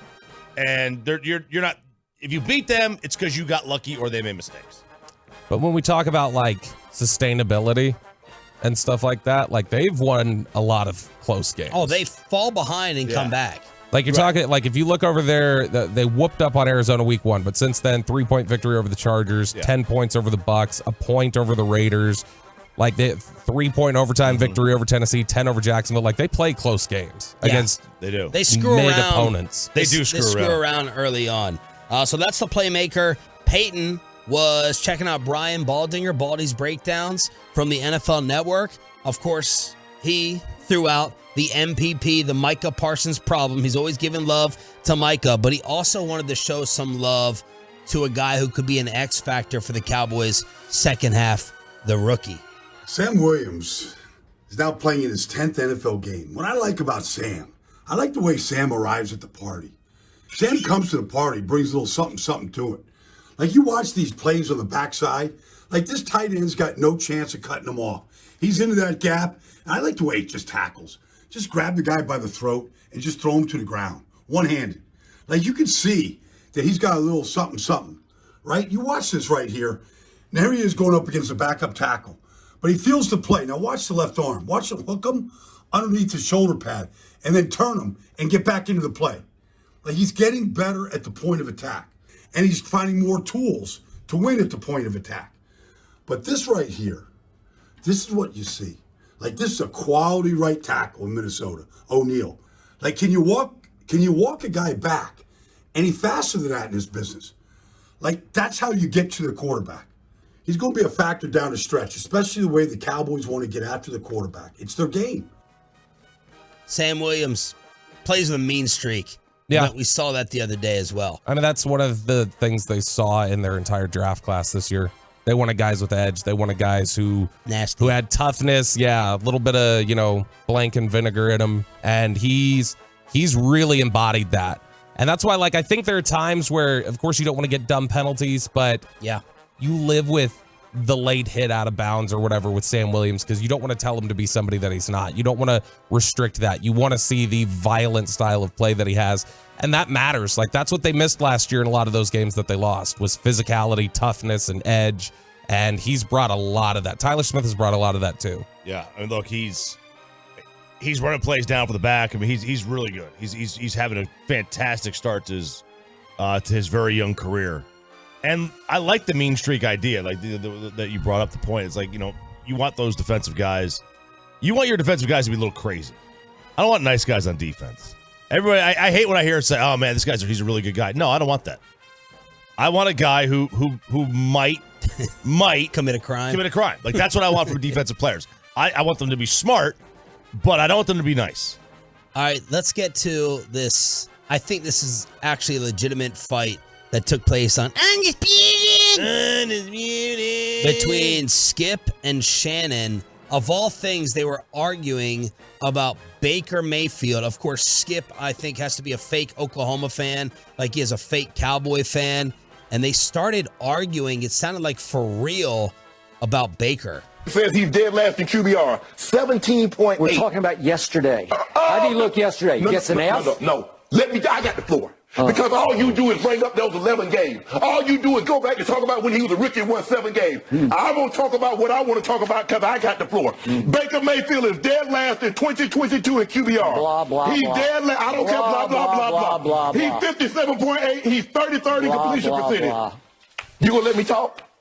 Because that's what you do. If you'll stay on point on questions. You never stay on point. Okay, I'm about to stay on point. You're not going to get on point until I'm done talking. Okay, all right. That's right. Spew all your hate. I'm going to spew it your all. Your Baker hate. Spew it. 17.8, because all you talk about, you're uncertain about Justin Herbert, but you get on the floor for this clown. He's a bum. He's trash, and you know it. And every time you bring him up, I'm going to let the world know exactly what he is. Oh, you have 4 Twitter followers. Don't worry about hold on. Yeah, okay. You talk about Twitter, and we come out here and discuss topics that you tweeted. So don't give me about that Twitter stuff. You can talk about my followers all you want, but I got the dead right, and you see how he do America? He talk about my Twitter followers. That's what I know I got it. And I'm going to continue to go. Right. He's 187. Tell me when it's my turn. It's not your turn. Okay. He's Pro Football Focus got it graded 37%. Blah, blah, blah. Okay, go ahead. Blah, blah, blah. Shut up! I can't My stand word. Skip, man. I was praying I would give up. I was honestly wondering to myself how many months of salary I would give up to have Shannon Sharp reach over and pile drive that freaking little weasel, to grab his throat and choke him out live on. I was like, would I do 6 months? Would I give up 6 months of salary to see Shannon Sharpe put that idiot through a table? That's how much I hate him. I would give up absolutely zero salary to see that. I would still love to see it. I would love to see it happen. And if they said, hey, could you start a GoFundMe, like throw $5 in? Yeah, I'd throw some money in there. Absolutely. Part 2 had to deal and do with evaluating quarterbacks between these two. Skip, you wrong all the time. You talk about Spencer Rattler was going to be the next great line of Oklahoma. Yeah, Oklahoma. What are you talking about? Skip, I can go back. He was the #1 recruit in the whole freaking country. And he played out. I never defended him. Yes, you did. Yes, you did. Baloney. That's a lie. You another one. Hey, you know what? You know what? That's a lie. Did one of your Twitter followers? No, seriously. Stop blaming on Twitter. How do you know? You defended Spencer Rattler talking about he was going to win the Heisman. You don't follow me on Twitter. How do you know? Well, then how do you know? You also said Josh Freeman was going to be better than Cam Newton. Okay, what is this from Twitter? Don't see, there you go. See, the thing is that I don't bring up all the times that you're wrong. But every time I say something wrong, you're the Hall of Famer. Okay, I'll tell you what we'll do. Let's do a topic tomorrow, all the times I'm right. Because I'm 90% right on quarterbacks. So let's do all the times you've been wrong about quarterbacks. You're not 90%. You want to do it? Skip, you want to do it? Gentlemen, I dare you. I dare you. I dare you. You can't pick no quarterback for real. Are you kidding me? Skip. I'm fucking sensational. Watch us, Skip, get out of that chair and point over, like getting close to Shannon's face of, that's a lie! That's a lie! It's like Jim Everett and Jim Rome. That's all I wanted to see. That was trending yesterday, too. Jim Rome calling him Chris Everett. I don't think... And I wish that Jim Everett would have beat his ass, too. That little smug Jim Rome. Talking about his big green egg monster. I'm like, Jim out there. I don't know if Jim Ever created it. I don't know. And the clones. Can I know Jim he's on even our network. see over the big green egg to look into it? He's how small is he? He's smaller than that suckling pig I'm gonna cook today. Roasting the whole thing. Man, when you open that, I thought, like, is that a leg? That's what I said. I thought that was somebody's leg. I was like, damn, man, what's going on here? I showed it to my wife. I was like, quick, what does this look like? And I turned around. She's like, is that a leg? It took me forever to figure out what that was. Sarah's like, that's a pig. You can see the eyes. And I'm like, you can see the eyes? Oh, there they are. I know. And so what do you do with the eyes? I mean, I'm hoping the eyes were taken out of it. Man, I might ask Jerry this at 8:30. I feel like Jerry has some experience. You think Jerry's with the whole hog? And cooked the whole hog? I don't know if he's cooked it, but I'm sure he's eaten it. But there was Skip versus Shannon. Audio part 2. Man, that sometimes when they get uncomfortable like that, it's like, all right, tap. That's where the moderator or the. But you think that was legit? That one was real, right? Yeah, when he hit him with the Twitter followers. Yeah, he went. He's he like, went you down don't the follow me. Road. Yeah, they went down the personal road. You know, I mean, everybody misses on players. Everybody does. But to Skip bring up that he was wrong about it. All right, let's get to Peter Burns. Who was Peter Burns? Peter Burns he's been in the media forever. He had a history in Denver. We've hung out with him at the Super Bowl before. He's a good dude. We have? Yeah, we have. We absolutely have. Final Fours and such. But now he's on the SEC Network. And he's on the SEC Network. They do like their college game day final. They'll do SEC Network halftime and SEC Network final. Yeah. So he was doing that, and he's on there with Benjamin Watson. Remember him? Former Patriots tight end. Yep. Former Georgia great. Georgia great. So they were having a discussion, and it was friendly back and forth, talking about outfits, and it did take a turn for the worse here. 45-20. By the way, did you not get the memo on the suits? We all went dark today. You're like Easter service. Y'all kind of leave me out. But man, He as said long you got an Easter suit on. as long as I get the text from my wife that says I look good. Oh, really? So send me the text, babe. Send me the text. That's not the one she sent me. I was just Right now, doors. Commercial live TV. 14-6. Live TV. My man on the toes. Welcome back to the Farm Rich halftime report. Just you and I here, Taki. I'm not sure what happened to Peter Burns, or did you have him keep your wife's name out of his mouth? We'll see how Peter Burns is with that smart mouth in the second half. But That sound you heard was Ben Watson slamming his phone down on the table. Yeah, he came back late from the break. And Peter Burns was not even in the chair. Peter Burns was not there either. There's 4 people there. There was the guy talking, Takeo Spikes, and then 2 empty chairs. And Peter Burns was nowhere to be found. Benjamin Watson looked mad. He looked back. angry.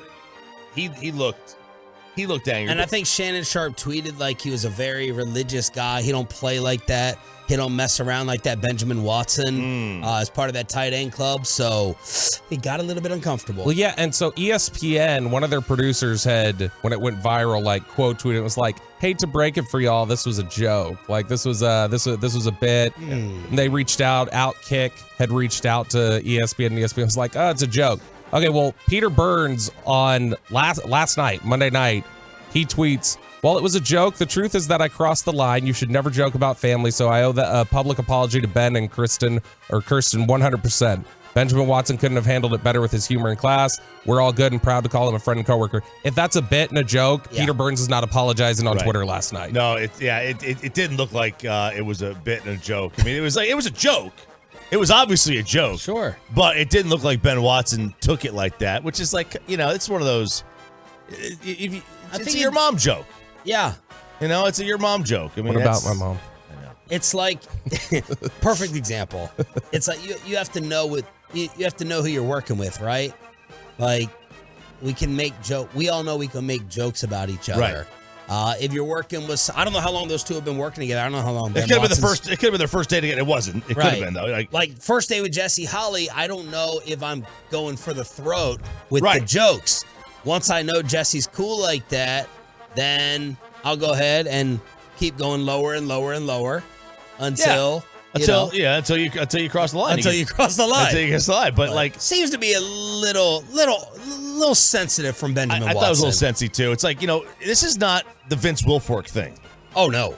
All right, where was it Ted Johnson called his wife said it was one of the ugliest women he's ever seen? It's completely inappropriate. Yeah. And you deserve to get your ass beat if you say that about somebody's girl. Yeah. But a simple thing like, "That's like your wife told me last night." I mean, it's like clearly a joke. Yeah. But do we know he was being sensitive about it? Like, what if the joke is the coming back on set and him looking like, I'm slamming my phone down. Like, he may have made the joke and producers very well could have come up and be like, "Dude, kind of in poor taste. Like, we don't need you doing that." And then they turned it into a bit.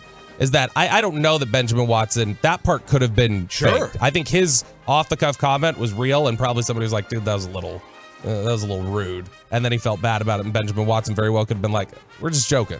Because he says Benjamin Watson couldn't have handled it better with his humor, so maybe that was Watson's idea. Like, "Look, I'll come back, I'll make it look like I just beat you up." Who at the NFL Network, I'm going to put you on the spot here, Mr. Big Time Producer. Who at the NFL Network can you joke like this with? Who's cool like that? Like, I mean, I think y'all know that, like, the easy answer, obviously, Slater, but y'all know that. I'm talking I know. big time.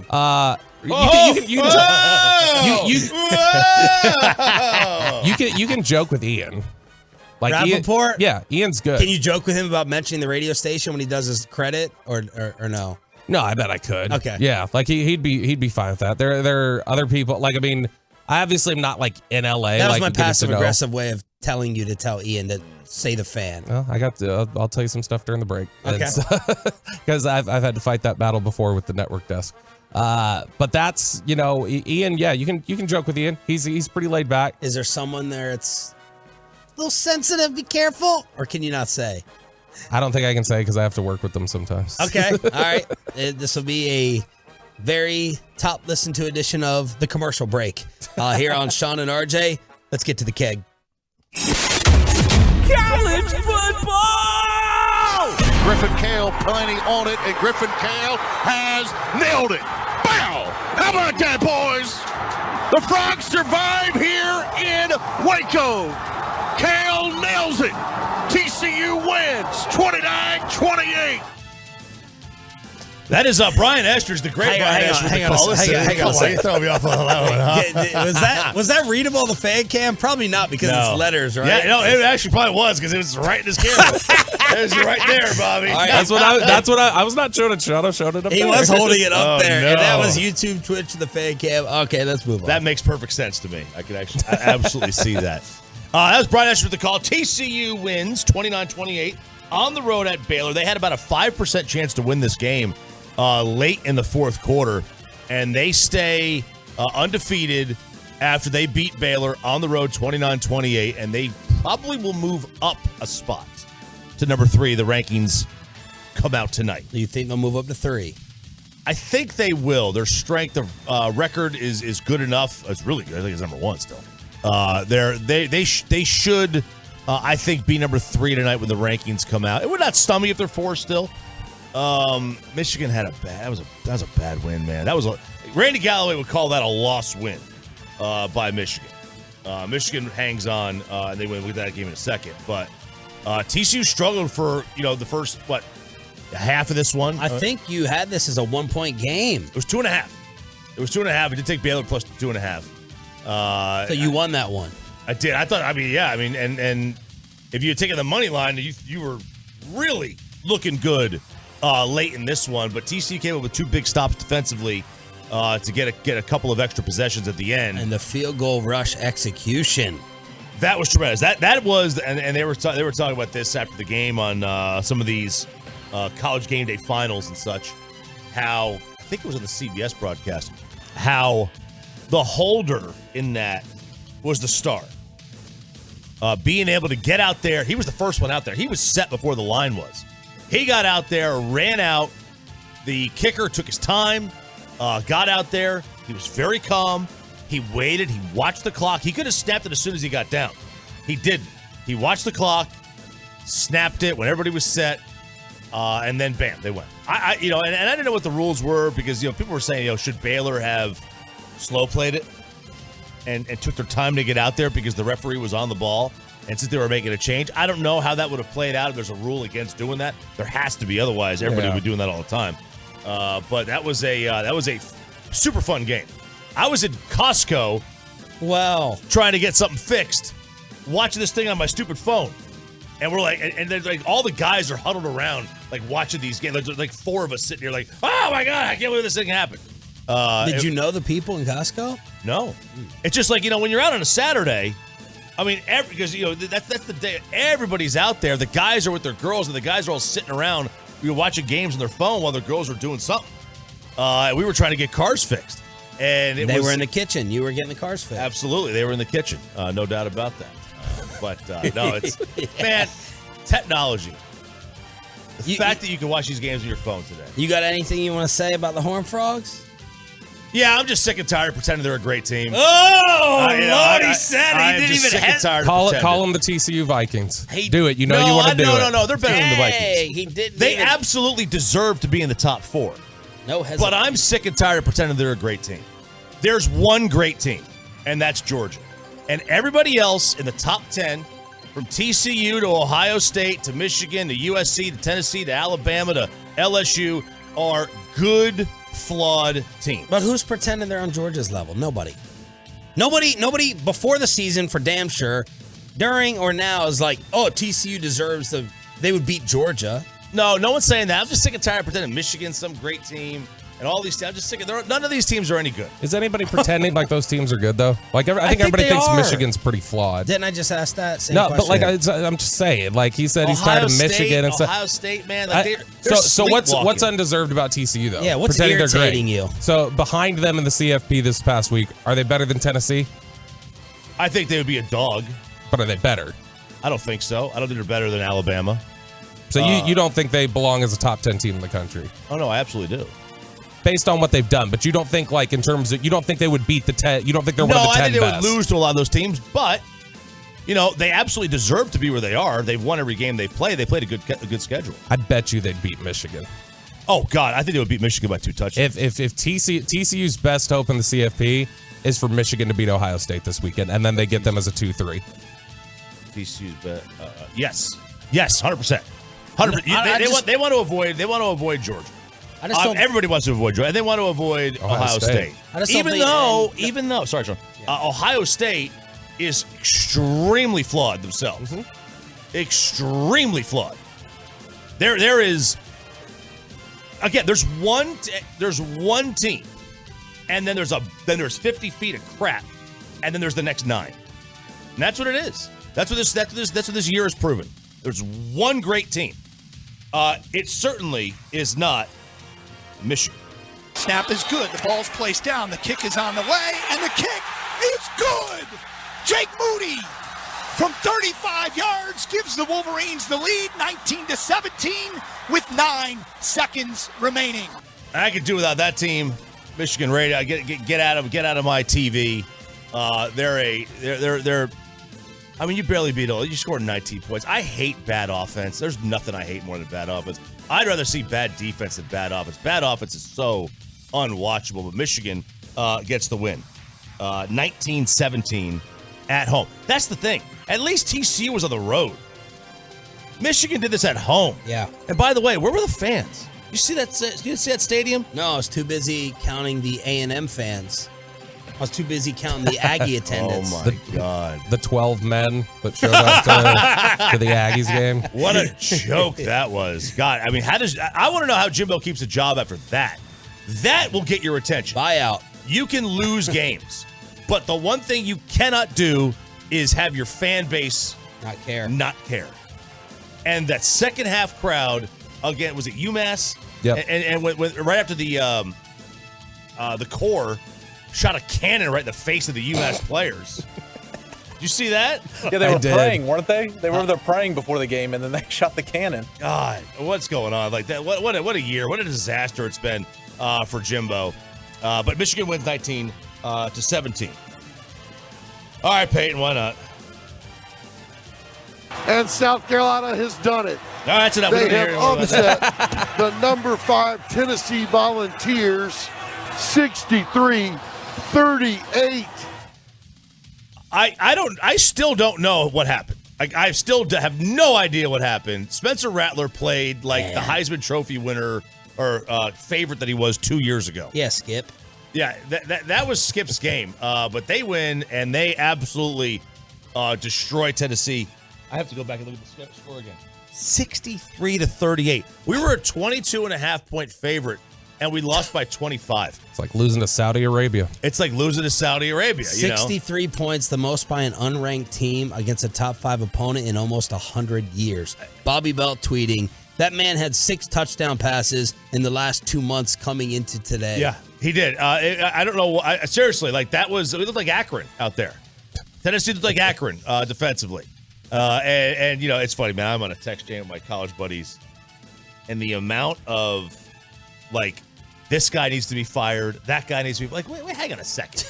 This is like the best year we've had. Eagles fan base? It's like the best year we've had in 20 years. I am not in the least. I'm disappointed. Yeah. I'm because we had to win. You're thrilled with the season. Thrilled. It's a win. But I mean, the moment Hooker went down at the end of that game, stop it. The season was over anyway. So even extra. if they win the game, it is extra. Even if they win the game, we weren't going to win the title anyway. Like, so the season was over. So it's like, okay, I feel okay. I feel okay about it. I just want to know one thing: is the fight true? Was the fight this week in practice true? The fight, apparently, Hooker got into a fight with a guy in the defense, Jeremy Banks, who was suspended for the game. And then the defense got all upset. I just want to know, is that true? Was that true? That's all I care about. Okay. That's what somebody in Knoxville, and nobody will. Nobody's going to ask because they don't want to, upset the apple cart. Nobody. Was it true? Was it true? College football kegger with RJ Choppy continuing right here on 105.3 The Fan. How about the USC Trojans making the security tackle? The security tackle. Making their case for the Final Four. Here go the Trojans, 2nd and 10. Throw towards the goal line, up in the air with a catch. I think Kyle Ford's got it. He does. He's in the end zone. It's a touchdown, USC on the first play of the fourth quarter. The Trojans trying to go back up by 10, and they find the big guy, Kyle Ford. All right, USC Radio, they win 48-45 over UCLA. That knocked UCLA out of contention. And now, I think UCLA's probably out already. Yeah. Now USC is, I think, primed to take Michigan's spot if Michigan loses and be that force. Who is or should be more bitter? Oklahoma fans over Lincoln or A&M over Jimbo? Ooh. I mean, A&M is locked into like 8 more years of this. If they don't. I mean, like A&M is just like upset with the guy they have. Oklahoma's bitter about the guy that scorned them. I think Oklahoma's probably more bitter. I don't think you can get any Sooner fans to even admit on the TrentRock.com text line that they're sad that Lincoln isn't there. We always wanted Brent. We always wanted him to come back. He was supposed to take over Stoops. He left. It's a class. This is Lincoln's class. This is Lincoln's players. It's Lincoln's fault. It's Lincoln's fault. It's Lincoln's fault. This is all Lincoln's fault. It's all Lincoln's players are all beating UCLA this past weekend. So what's the top 4 going to be tonight? Tonight, in order. It's going to be Georgia, Ohio State. I think TCU jumps Michigan. Okay. And then Michigan's 4. Man, I don't know how they do 5. Do they do LSU or USC? It makes sense to do LSU, although LSU played. This week. Bobby, what's your 4? I got the same, except flip Michigan and TCU. I think LSU played UAB. UAB, yeah. It was SoCon Saturday in the SEC. Except for Tennessee, we decided to schedule a real opponent. I don't know why. So you think TCU stays at 4? Yeah. Until Michigan loses this week. Yeah, I think they do jump them. That was a bad win by Michigan. That was a bad It was, win. but it's still Michigan. You're right. And then I think LSU and then USC is 5 and 6. And then who knows? I mean, it doesn't really matter after that. You need some chaos. I think USC jumps LSU. Wouldn't surprise me. Just because USC victory on the road against like one of the top teams. And as RJ also pointed out, Iowa, Minnesota went off with the lowest point total in college football history, and it still hit the under. And it still hit the what under. was the over-under? 32.5. 32.5 hit the under? And it was 13-10. College football kegger every Tuesday at this time here on Sean and RJ. Bobby Belt is our new permanent member of the morning show. We got Peyton and Ryan running things in the back. Jerry Jones live at 8:30, but it's time for NFL overreactions or not, one of my favorite segments. The Eagles peaked too soon. The Cowboys are the best team in the NFC. Washington is a playoff team. Around the NFL, overreaction or not, next. Well, let's get you to Boomer Jacks, your official game day headquarters.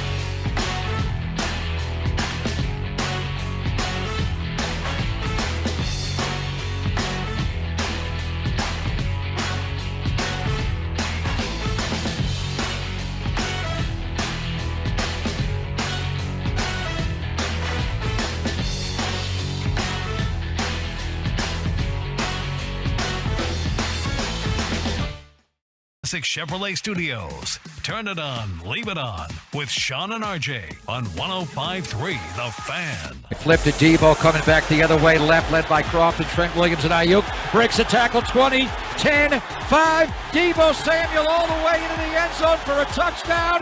Anote Tassillon, San Francisco. The 49ers destroy the Arizona Cardinals 38-10. Jerry Jones is coming up at 8:30. This is Sean and RJ with our new morning show co-host Bobby Belt on DFW Sports Station. Thanks for being a Tolo. That stands for Turn It On, Leave It On. Look at the teams that are done in the NFC West with the defending champs and Arizona with their dramatic offseason with all the Kyler mess. Man, it was a dramatic offseason, wasn't it? But, that's what this was, and you're right, the moment Kyler was out, it was like, yeah, this game really. I don't care about watching that game if Colt McCoy is playing quarterback. That is why the NFL should and does overprotect quarterbacks. Oh, yeah. Because when Colt McCoy, sorry, Longhorn fan Bobby, when Colt McCoy or Cooper Rush or these guys are playing, I don't care. What was the other game I didn't care about the other night? It was the quarterback. Thursday night. What was the last Thursday night game? It was Tennessee Green Something Bay. with Lamar? No, before Packers Titans.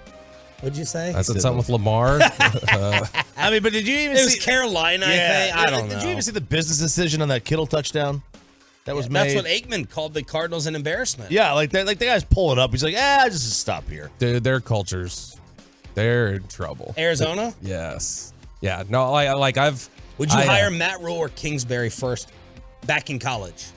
Matt Rule. Matt Rule for college for sure.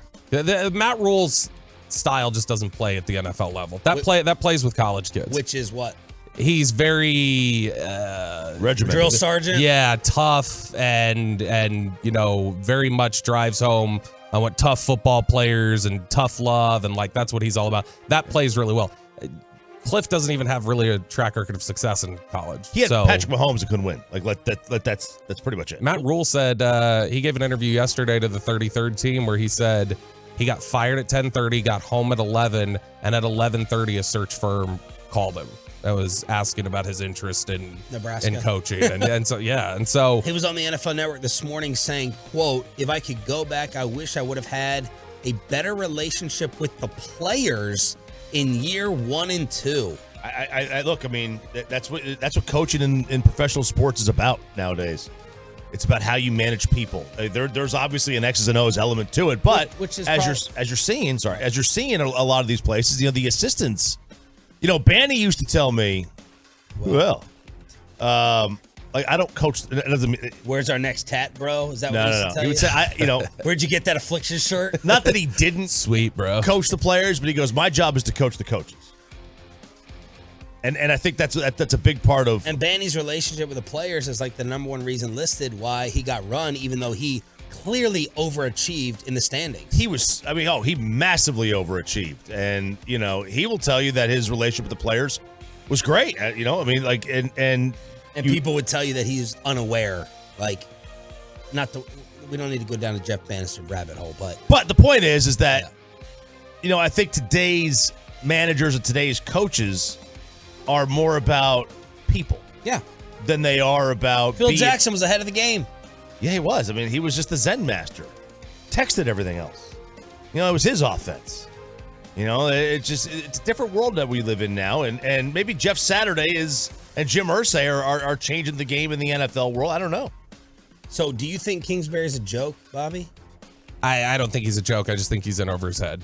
And I don't think he's adjusted with experience is the thing. I mean, look, you'll hear stuff coming out of Arizona from people about how he doesn't really run practice, like the veterans run practice. And, he's got, communication issues with guys. Guys, you'll hear like defense is like, we don't even know the guy. Which that was something that you heard at Texas Tech too. He didn't care about defense. And so I just think that he's a little in over his head. He's a bright guy. He's I think a really bright offensive designer, but I just don't think he's a head coach. All right, let's get to RJ Choppy's overreactions or not, and we'll sprinkle in all of them throughout the rest of the show. Jerry coming up at 8:30. All right. Should we just start with the Cowboys or somebody else? You pick. You ran college football kegger very well. I'll start with the Cowboys then. The Cowboys are the best team in the NFC. Overreaction or not? No, but I don't know that it's like I don't agree, but it's not an overreaction. No, I don't agree, but it's not an overreaction. But Bobby, you're gonna say it's Philly?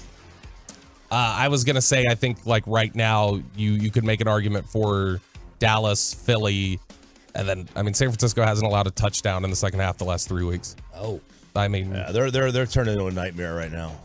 I think it's an overreaction. It's not a crazy overreaction. It's an overreaction. I think it's a slight overreaction. Yeah, I think it's wrong. It's a wrong statement. I think they're like the second best team, maybe. Plus, with the way Philly's been playing, it should have been 2 straight losses. It should have been, and maybe it's San Francisco's the best team. Who knows? But I don't know. I don't think it's crazy. I don't think it's a crazy statement. I could easily make the case for it, but I don't necessarily think I would agree with it. Best point differential in the NFC. That's a peripheral statistic that's indicative of future success in the playoffs.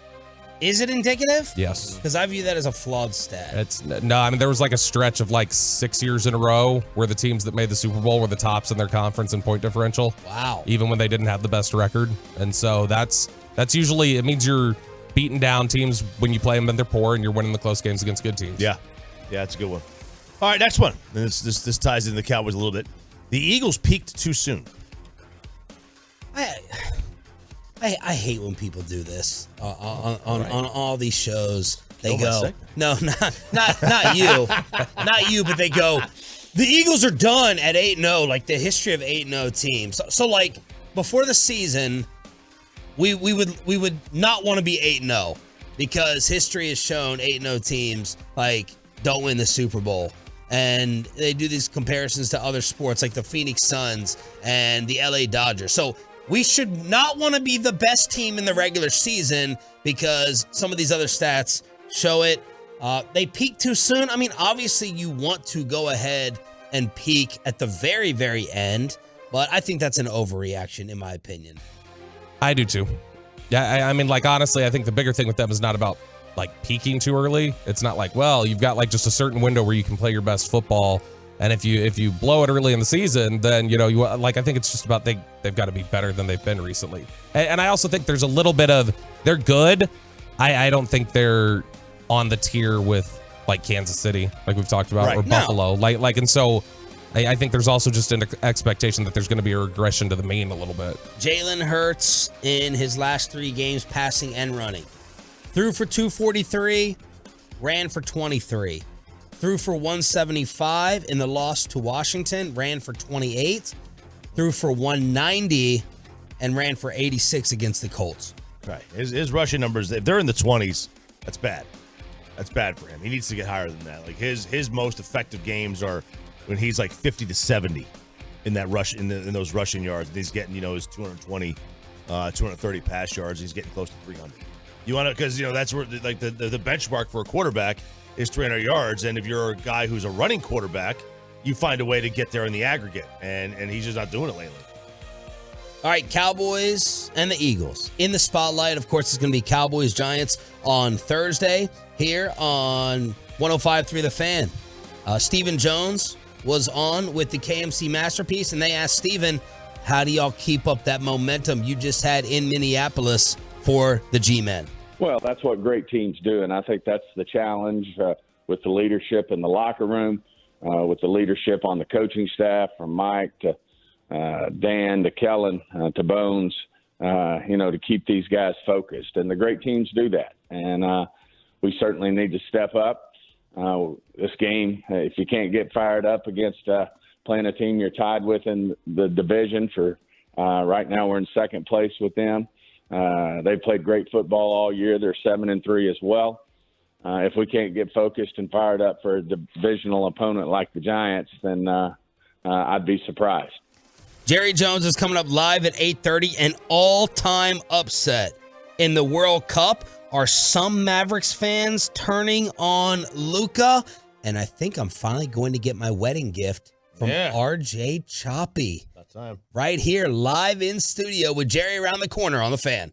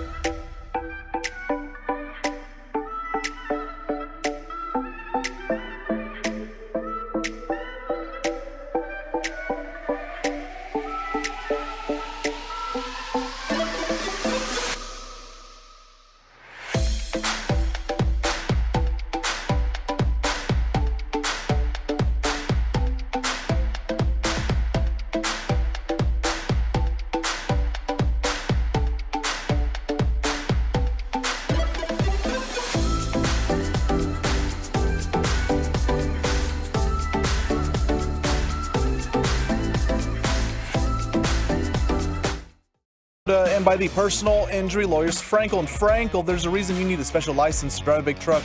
So companies that hire drivers and put them in a big truck should be held accountable for what happens when one hurts you. Frankly, you need Frankel and Frankel. Visit truckwreck.com or call them 214-333-3333. Jerry Jones is coming up at 8:30 this morning here on your home of America's team. I want you to breathe and take your time with the questions, Bobby. All right? Don't get nervous. I took my Adderall today. I'll be slower. I don't get it. I don't get how I guess it just brings you to center. If it's up or down, it just knows. The pill knows. It knows what to do. Basically, it just means that normally I operate faster than controlled methamphetamine. Oh, okay. Yeah. That would have I've never heard meth bringing somebody down, but it does apparently for Bobby. The United States tying Wales yesterday. Disappointing, according to many of our soccer tolos. This one is worse than disappointing. Argentina lost to Saudi Arabia, one of the greatest upsets in the history of the World Cup. It took place 2 hours ago. The transfer value of the entire Saudi Arabia team, $26 million. Messi's transfer value, $51.5. Oh God. Yeah, like they don't even belong on the same pitch as them. They don't. But like, my neighbor was a big Argentina fan. He's like, this is what happens. This is us. Every 4 years, this is us. And I get it, man. It's got to be frustrating. They have. It's not over yet. They could still. They gotta get by Mexico and Poland. They gotta really beat them both. But they have essentially wasted Messi's, career. Not them. He's been a part of it. But they have, from a international standpoint, it's been wasted. Last night, the Stars lost to the Avs in a shootout, 3-2. You're heading there tomorrow night to the arena? Tomorrow night? Yeah, go check out a game. It's been since the opener since I've been to a Stars game. I went to a game in Vegas. I went to a Vegas Golden Knights game. What did they play that day? I remember who they played. Oh, the Ducks. Terrible. Oh, God, they're awful. Holy cow, that's the worst team I've ever seen in my life. Anaheim is atrocious. But yeah, we go tomorrow night. And then the Mavs are not playing, but Bobby Belt has been itching to go at Jason Kidd and this regime for what they're doing with Christian Wood. Tim McMahon had the quote from Seawood the other night, and he basically said, yeah, I'd love to be playing more minutes, but right now I'm just fulfilling my role, Bobby. Yeah, what was that? That was 28 points he scored on Friday. That's probably the most unreliable 28 points I've ever seen. It's just so untrustworthy. Yeah. How can Jason Kidd be such a genius? That's my only hesitation in not destroying Kidd for this year, is because he was a genius last year and got everything possible out of that roster. And it's making me hesitate to call him out for this as much as I want to with what's going on. Is that just a bump though? Like the freeing bump of we're out from under Rick Carlisle, and he just naturally benefited from some of that? I don't know. They became fantastic defensively. He said, we're just going to decide on this formula of bombing away from three, and it worked. It did. I the thing that's freaking me out about this is the way he's handling this Christian Wood thing. Obviously not to the same extreme, but it's in the same ballpark of these weird mental tactics that got him in trouble with the Nets and the Bucks. And that's what I'm concerned about. Is it's okay, we thought you learned from this and corrected. Christian Wood has the track record that if you told me this was happening before the season, none of us would be surprised. Right. I think you got a couple things happening, right? You have the talent. He's clearly the second most talented person on the team. Not even close. It's not even close. You have the talent. You have the complete drop-off in talent on the rest of this roster. And then you have Luka and his MVP season. And it's just making me turn that narrative that there was before the season. Christian Wood's a problem child. Christian Wood is on 7 different teams in 7 years in the league. There's a reason for that. And maybe, I don't know. I don't know how to view this. It's just frustrating. And right now I'm desperate for talent to be put around Luka, and they're keeping it on the bench. But maybe Jason Kidd's saving us from a massive contract mistake like Nerlens Noel would have been. Remember that deal? They tried to offer him? Nerlens wasn't, over 36 minutes, averaging 25 points and 11 boards and shooting 60%, shooting 43% from three. Like, okay, whatever. Dogs, let Reggie Bullock step out there, brick his 8 threes, and you can feel better about your trust. Are some Mavs fans starting to turn on Luka with the refs? No, but somebody thinks they are. I'd call this a fake story. Okay. All right. So Bro Bible, who we like that page. We go there all the time. Yeah, they do what everyone does. Yep. If I can go and gather 3 tweets in any direction and make it a headline and a story. But here's the thing. So they basically went to one blue check mark Twitter follow. It's a draft thing. Lucas Floppy was atrocious. He baited the refs with non-existent or forced contact by him, and then flamed the refs with the Mavs play 4-on-5. The habit has to stop. Might be the worst flop of his career. And here's why I know this is fake. Not fake, but not a real problem. Fans never blame their own player for working the officials. Spurs fans did not think of Tim Duncan as a complainer. Mav fans did not think of Dirk Nowitzki as a complainer. Maybe 1 or 2 haters did. But they didn't think of Dirk as a complainer. But if you left DFW, you thought of Dirk as a complainer. And if you left San Antonio, you thought of Tim Duncan with his palms up in the air and his mouth wide open and his eyes like, oh my God, popping out of his head. How dare you call that foul on me? It's annoying. It's annoying. This is the question for the future. Are people more capable of criticizing their children or their favorite players? Oh, their children. Yeah, for sure. Parents, you criticize your children more than your favorite players? I'm saying in general. I think sports fans are more reluctant to criticize their favorite players. Yeah. Think about that for a future Luka complaint 60% of parents hate their kids in general. Jerry Jones live on the Fan right after this. Well, let's get you the all new.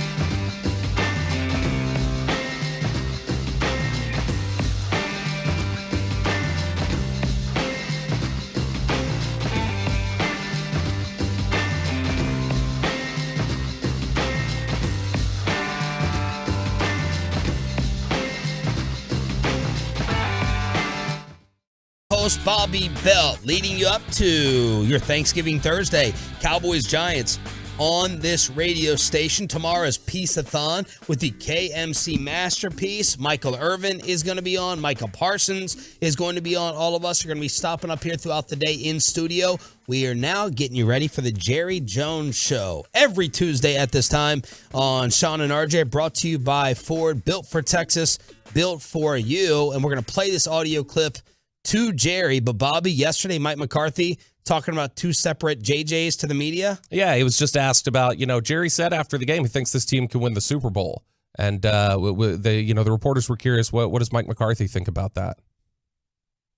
We're not playing the audio right now. I got you.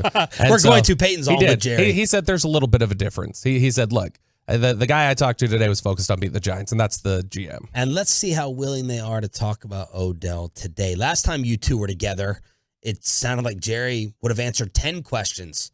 But Steven yesterday was not as open with KMC. So we'll see how far down that path he's willing to take it. He also knows it's going to keep the buzz up. He also knows it's going to keep them in the headlines to keep talking about Beckham. So we'll get Jerry on here momentarily via the Diamond Factory hotline on your home of America's team. Truckwreck.com text line is open at 877-881-1053. We have any injury concerns on the Cowboys side after the Giants lost Adoree Jackson and Wan'Dale Robinson? Yeah, there were a lot of guys on the injury report yesterday. Half of them, it seemed like, were due to illness. There's a little bit of a bug going around right now. But yeah, you're curious about where's Mike at with that knee coming out of the game, and where DeMarcus Lawrence is at with the foot injury that's been giving him problems. They had I believe it was a walkthrough yesterday, but both of them were projected as DNPs yesterday. They were projected as DNPs? DNPs it's a projection since it's a walkthrough. They basically have to project their participation level if it was a full practice. So the Cowboys were projecting if they had a full practice yesterday, Mike and DeMarcus Lawrence would not have practiced. Oh, okay. Practice, not play. This bug has been nasty. Real Dude, nasty. Everyone's getting this thing. I knock on Corian, I somehow haven't gotten it. You had some symptoms like last week or 2 weeks ago? It was when I was when I left for Vegas. I was not feeling well. I had like a fever that day, but I thought that was before all this whole surge. Maybe I was on the early side of it. There was flu, and then people were saying there's a separate stomach bug. My in-laws now will not trust my grilling because I gave them some pastrami I made, and me and the father-in-law got sick, so they don't want me to touch any Thanksgiving food. They're doing Thanksgiving, nothing at the Sharif household, so my grilling skills moving forward have been frowned upon now. Huh. Yeah. All that salted cured meat, man. Just hook them up with some orange magic wings. They'll be good. Yeah. See, that's a way to get under his skin. I wouldn't. You're new. You'll learn. You're new. You'll learn. Oh, Gavin Dawson. All right, so we're gonna await Jerry coming. Maybe he's up on the here. phone with Odell. Who knows? Man, well, you ask him. There you go. Your very first question. Were you on the phone with Odell Beckham? The line has moved to 9, by the way. 9. Ooh. Where are you getting uncomfortable? Because I know you were joking. Cowboys should be favored by 12. Where do you get uncomfortable in terms of it moving up, where you wouldn't bet on the Cowboys? But past 11. 11's the number. Okay. 11. There are some numbers there that are like benchmark numbers in betting. A great number for a favorite is 6.5. Right. Because you win the game by 7. Like a favorite. And then when you see the number between like 4 and 6.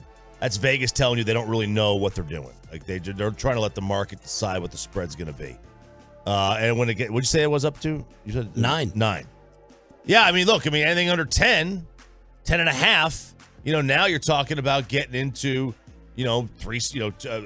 more than a touchdown and a field goal, or a touchdown 2-point conversion and a field goal. So I would not feel comfortable past 11. What it opened at 7.5? Yeah. So, gosh, it was like, I think, lot of movement. 8 by yesterday. And so there's a lot of, that must mean that there's a lot of people just think Dallas is going to crush him. Which I think if you look at, Dallas handled them pretty well. That was without Dak. That was on the road. There were a lot of reasons why they could have lost that game previously. Now you've got kind of the Giants on this downturn. I don't know, maybe this is the injury stacking up with Wan'Dale Robinson and everything else that they're dealing with. They had a pretty lengthy injury report yesterday themselves, the Giants did. And so, another receiver was on there, Richie James. They had 7 guys who were DNP yesterday. What have the Cowboys been doing on Thanksgiving, though? I feel like I can't get that Raider game out of my mind.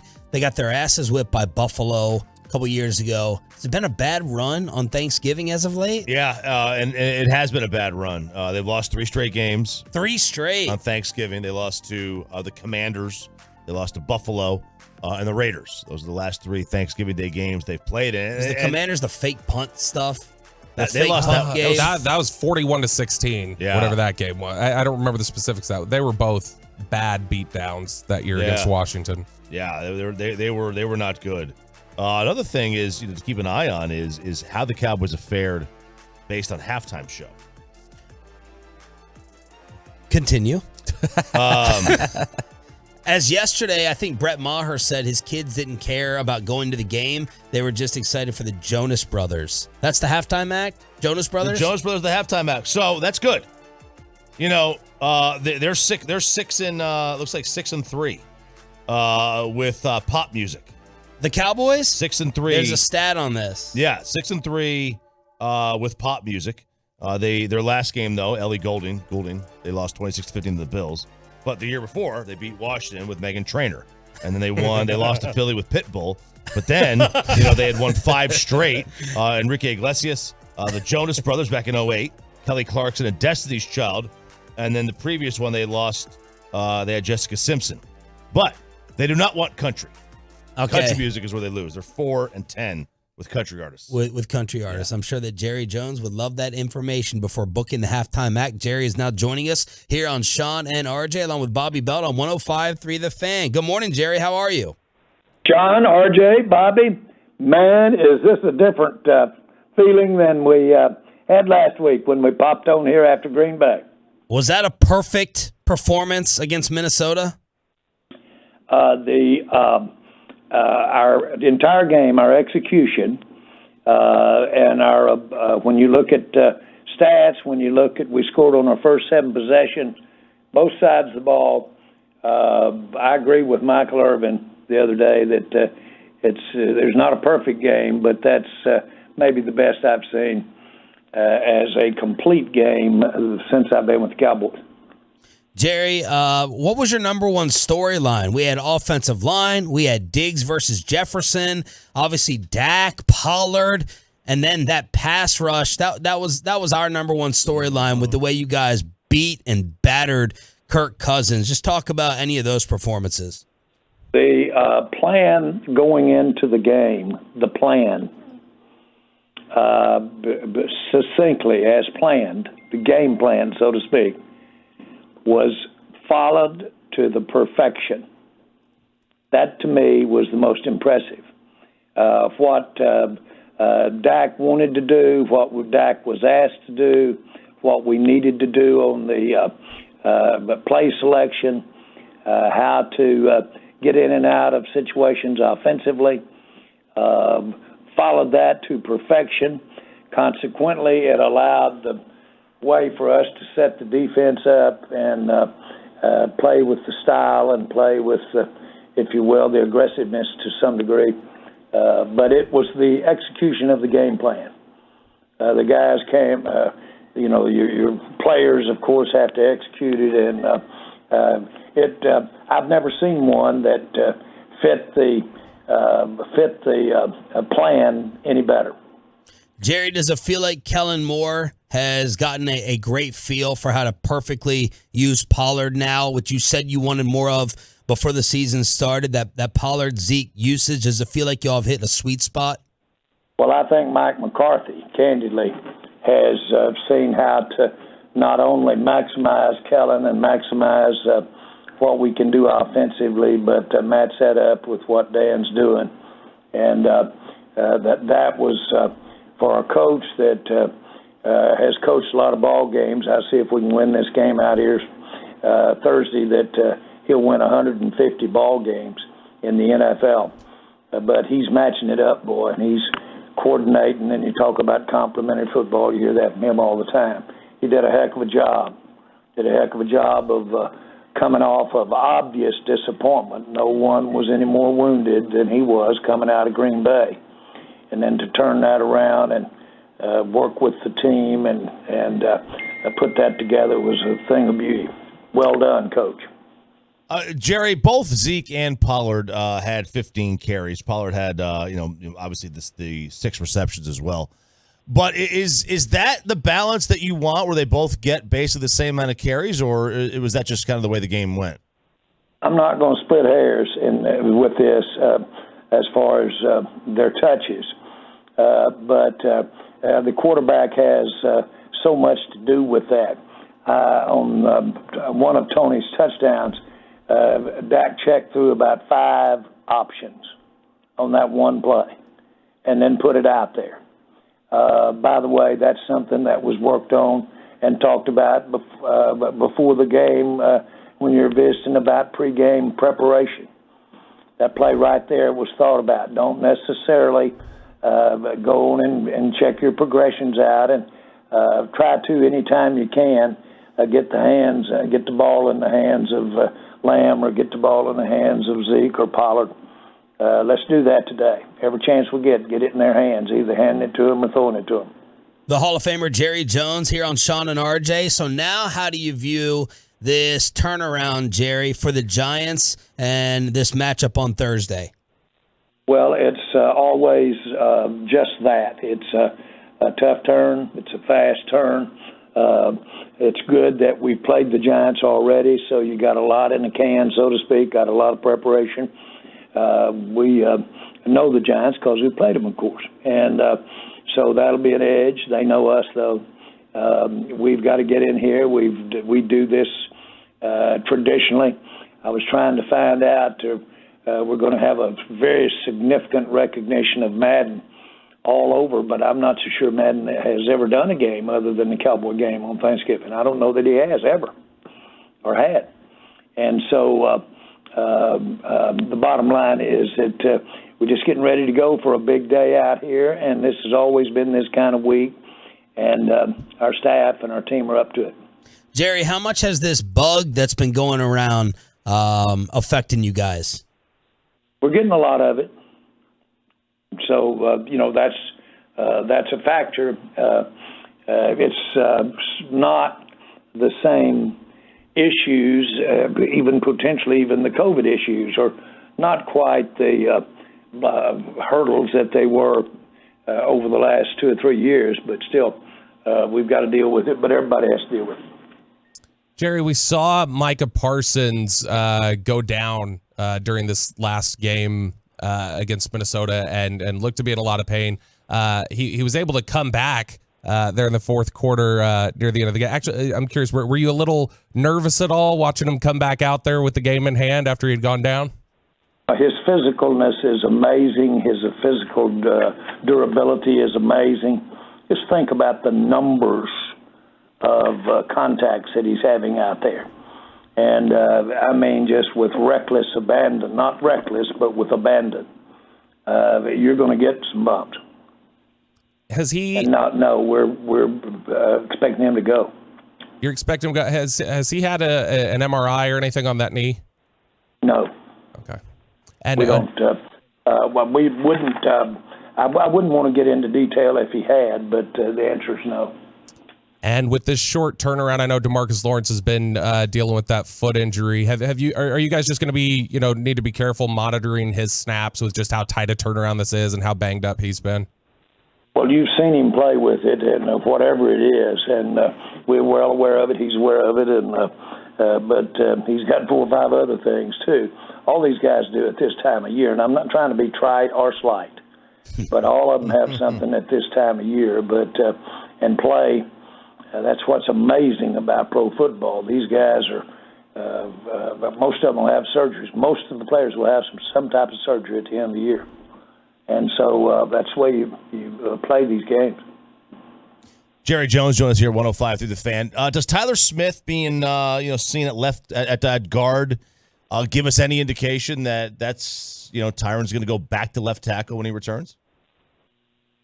Well, when you say Tyler back to left tackle, you mean Tyron Smith? But yes, Tyron's our left tackle. Will be a left tackle when he returns. To answer your question. Jerry, how do you think Tyler will make that transition back to a guard when Tyron returns? Well, easily. I mean, I don't mean to make something difficult in the very essence of playing tackle or guard, but that's what they were doing, was giving him reps there in anticipation of that, or giving him reps in anticipation of Peters basically playing left tackle in a situations and him playing guard. But position flex, as you well know, is just tremendously valued in an offensive lineman. And we've got some great coaches out there, and they want to develop that flex all the way across that line. Jerry, yesterday, Mike McCarthy was making some comments about Jerry the owner versus Jerry the GM. I want to play him for you and see what you think about the separation. I saw Jerry's comments, but I could tell you, speaking with General Manager Jerry today, he's focused on the Giants, but obviously the owner is, he's always looking at the big picture. What's he talking about with that difference there, Jerry? GM versus owner, Jerry Jones.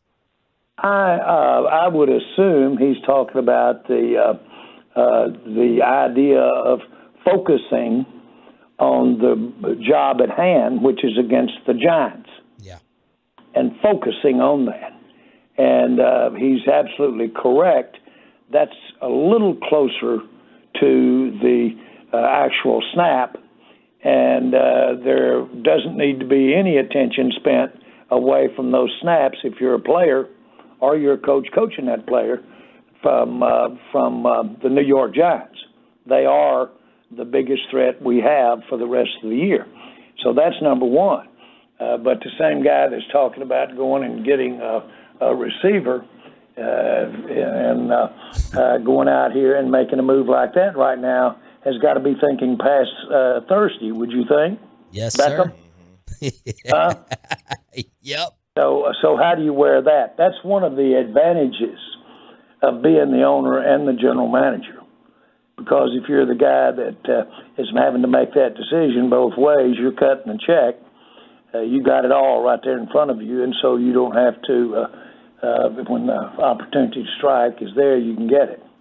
It's the way it's always been around here, always. Jerry Jones, right here on 105.3 The Fan. Jerry, is the biggest factor with Odell Beckham money or health?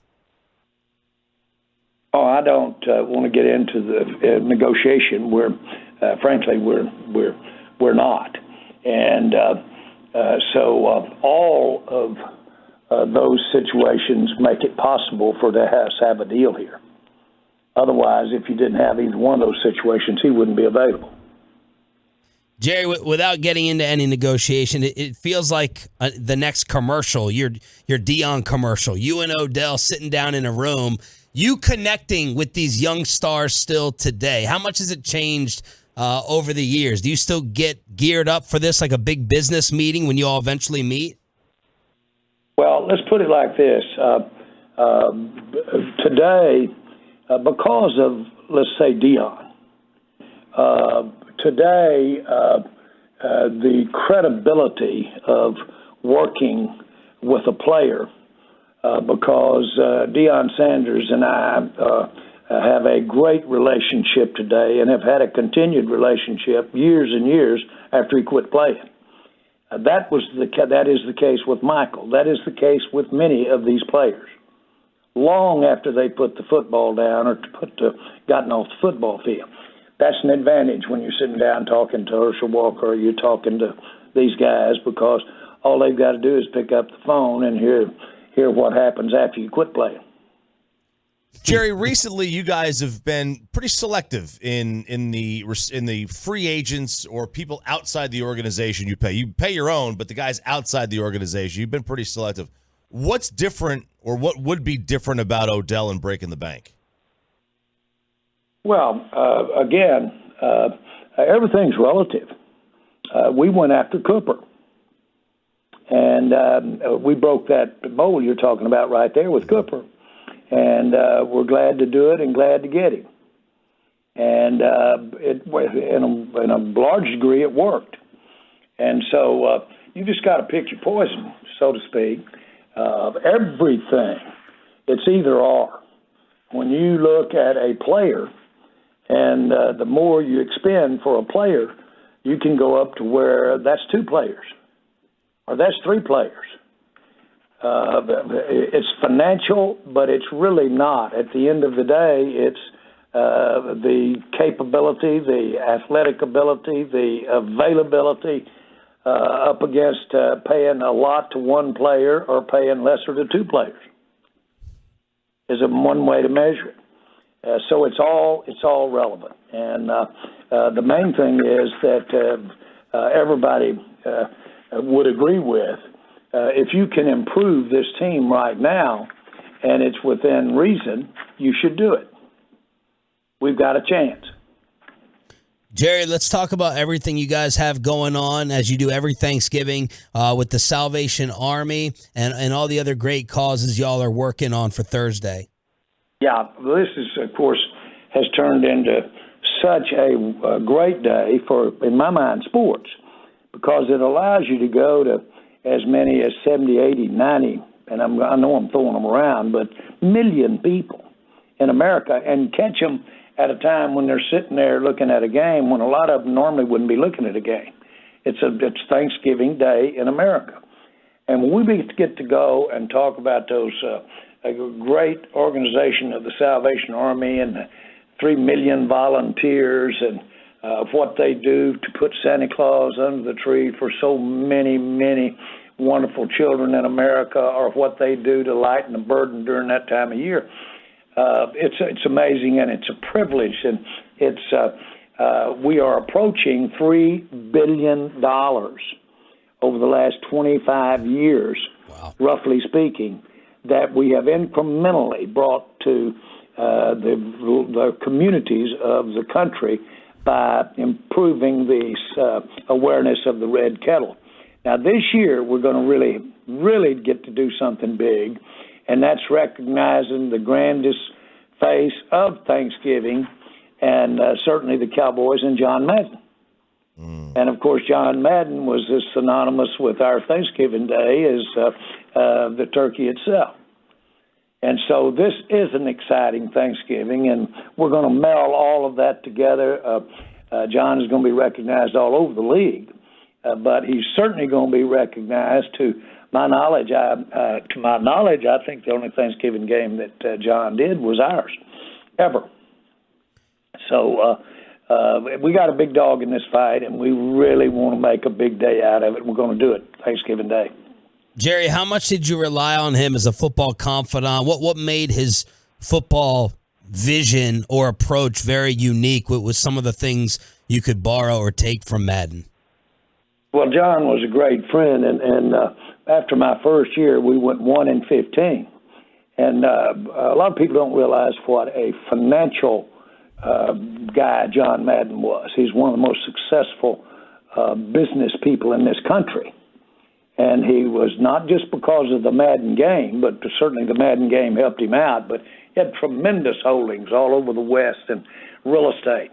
And so he was very keen to what I'd done when I bought the team. And he knew what a mess this thing was financially, both the team and the league.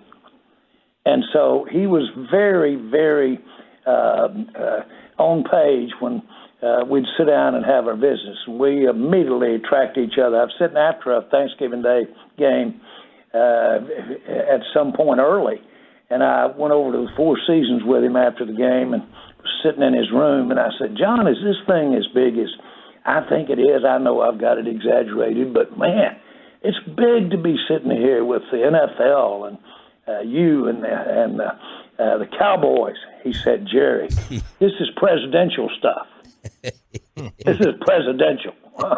And so we had a great relationship, a lot of wonderful hours and time spent.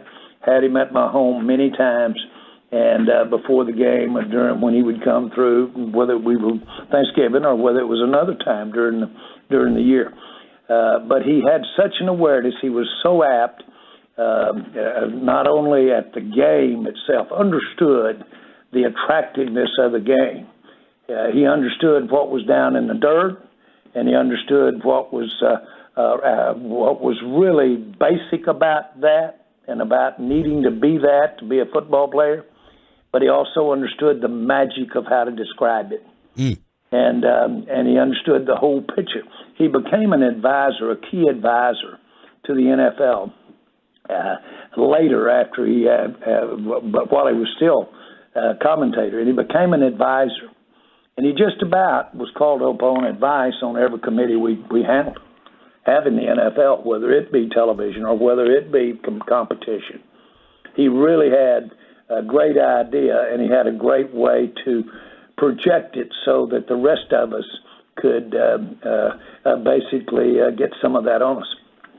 Well said. That's awesome. Jerry, happy Thanksgiving. We cannot wait till Thursday, and thank you so much for your time as always this morning. You bet, guys. Now, this Giant thing is a mess, okay? We got to get something done out here to keep this going, but it's exciting. Thank you. Yes, sir. Thank you. Happy Thanksgiving. Jerry Jones, brought to you by Ford, built for Texas, built for you. Final hour of Sean and RJ. Let's react to some of the news from that next.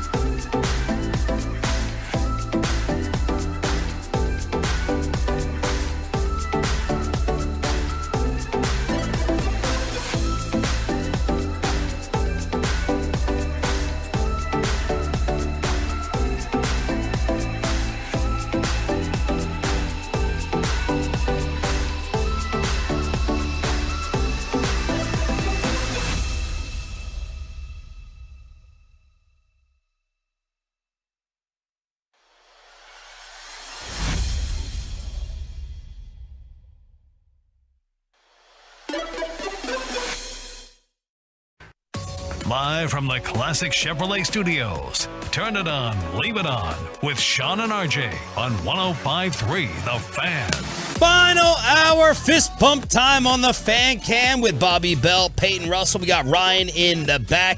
This is DFW Sports Station, your home of Jerry Jones every Tuesday. He'll be on with KMC on Friday, of course, to react to Thursday's game against the New York Football Giants. Number one headline, Tyron Smith is coming back to play left tackle. I think that is. I think it's the number one headline. I mean, he made no bones about it. It's his show.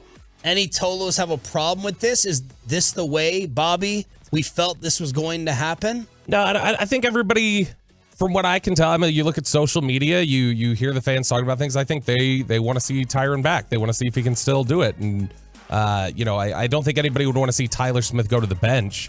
So in that sense, I think they're happy with it, because if this would have been about, we'll just bring in Tyron Smith, leave Connor McGovern at left guard, why mess with a good thing?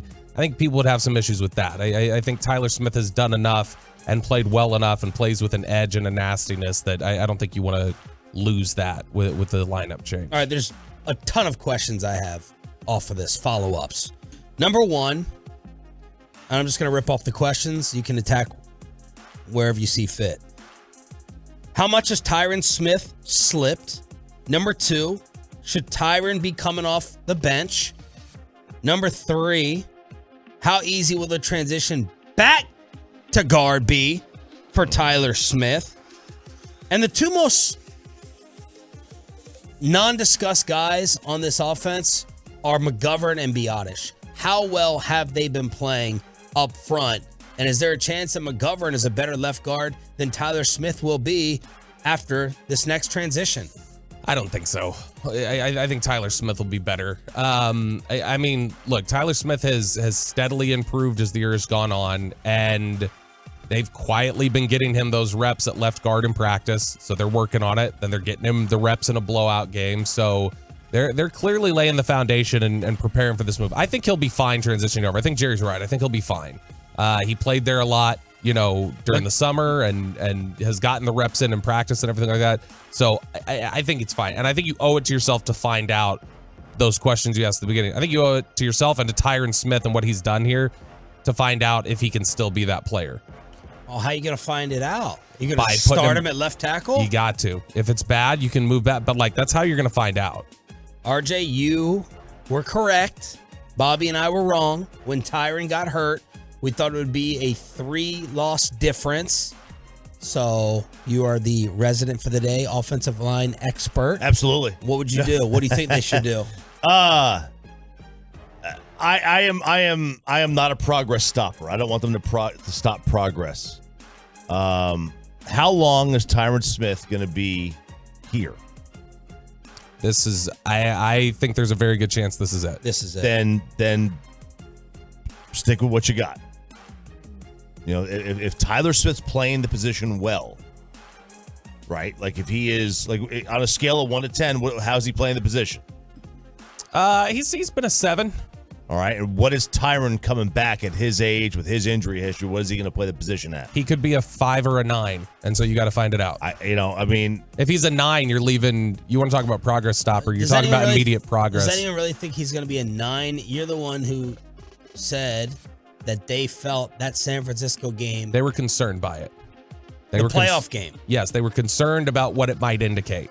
And you came into this training camp, and there were times where he was getting beat, and it was up. But then you find out, okay, he's nagging some injuries, and then he gets hurt, and so it's like, okay, now he's had time to rehab. He looks in great shape. He's out there. He's moving around well when you see him out of practice. And so I think you at least owe it to yourself to see, can he reclaim some of that? Is he going to be top tier? That's why I said a 9. He's never going to be a 10 again. But can he be a 9 or an 8? Potentially. You can improve there. Okay, you can improve. Okay, individually, yes. But offensive line has, the 90s Great Wall individually was not special. You didn't have first-round picks up and down that offensive line. There were some special players on that line. Right, but they were better together. Their pedigree wasn't separate. special. Yeah, the pedigree wasn't special. Sure. But I mean, Larry Allen was maybe the best guard of all time. Larry Allen was a second-round pick out of Sonoma State. That's special. To be picked out of that college in the second round, that's you got to be pretty damn good. like what I'm saying is that they were better together than separate. Yeah. This offensive line is playing really well over the last couple of weeks. 1 to 10, where would you put this Lions performance together collectively? Similar to Tyler, 7 probably. They're steady. They're good. I mean, I would lean towards keeping Tyron on the bench. Just leave it alone. Leave it alone. Now, I mean, Tolos 877-881-1053. What were you gonna add? Like, if Tyler Smith slips or there's an injury, obviously the injury is what, let's say there's a spot where you can move Tyler to. I mean, that cleans things up a little bit. You don't want that. Has Jason Peters been a nothing signing? No, I think that besides the leadership, that's what I mean. Though, what are you paying him? You're paying him nothing. So, I'm just saying, as a player, he's given you what? He had a couple really nice blocks in the Giants game. Okay. And that sprung Tony Pollard. And so, no, I mean, in the reps he's been given, he's been solid. And I think it's valuable to have the depth. And he absolutely, I know it can be an eye roll sometimes, but he has been huge for Tyler Smith. Like the influence is absolutely huge. And so, no, I think that he's absolutely been worth what they've spent on him. Jerry Jones just telling us it will be Tyron Smith's job back at left tackle when he is ready to return. What did you take from our Odell questions? It's funny. He was trying to play the Steven role and tell us we don't want to get too deep into negotiations and everything else, but man, he brought up Odell first. We didn't even get into questions before he brought up Odell, and I think that you can tell that he knows what he has to do, which is not talk too publicly about it, but he can't help himself because I think he's really excited at the thought of Odell Beckham being on this football team. And so that alone, I think, speaks to why I think Dallas is going to ultimately get this done. Because if Jerry wants it this bad, they're going to make it happen. It's like the Amari Cooper thing. I think he canceled on y'all, wasn't it? Before the Amari Cooper trade, he had bailed on some interview here at the station, and he had come back later the next day they traded for Amari, and he came back and said, I knew what we had going and I didn't trust I was going to be able to keep my mouth shut. I think it was KMC. Yeah, and so he would never cancel on us. He would never cancel on us, just those guys. And so it was he had to cancel, and that's because he knew he couldn't control himself. I wonder if hopefully you don't get that next week. We're close to Odell and I'm going to open my mouth so I don't want to talk, but I'd be fine with him canceling to get Odell. Yeah, sure. I'll make the trade-off. So how is this money going to work? What was the formula? What was the deal that you came up with? Because on paper you're saying if it's $20 million, which is what Odell's people are putting out, you're saying that he's just as good as Amari Cooper, who you got rid of. Well, no, because Amari Cooper signed $20 million in a different environment. He may make $20 million now, but I mean, that was a deal that was signed 3 years ago. Okay. And so I think you're looking at that's a different value still. For instance, I don't think the league values Christian Kirk as better than Amari Cooper. But Okay. that's what he gets paid given the inflation. Inflation's everywhere, Sean. What inflation? Trades and wealth. Yeah. We're not sure it's actually there yet. So I think that the way that you could structure something like this is, gosh, what are they? They're 10 games into the season now. Assume you play, 2 more? We want to say 2 more games without Odell Beckham. So if you do that and he's here for the last 5, then you would prorate that. That's about $5.9 million for the rest of this year. Yeah. Okay. And then you sign him. This is just assuming he wants 20. You sign him for 20 in 2023, 20 in 2024. At the time of the signing, you fully guaranteed next year. This year and next year, that's it. You have a trigger on the 5th day of the league year in March that says if he's on the roster of the 5th day of the league year, 2024 becomes either partially guaranteed or fully guaranteed or whatever else. All right. That way you've got a happy medium where Odell gets some security and the Cowboys, if they don't feel like, man, this didn't work out, they just ultimately say, we write it off, we lose 2023, but we're not in for 2024. So basically $25 million for the rest of this year and next. Yes. $25 million. Okay. I mean, 1 year, $20 million gamble.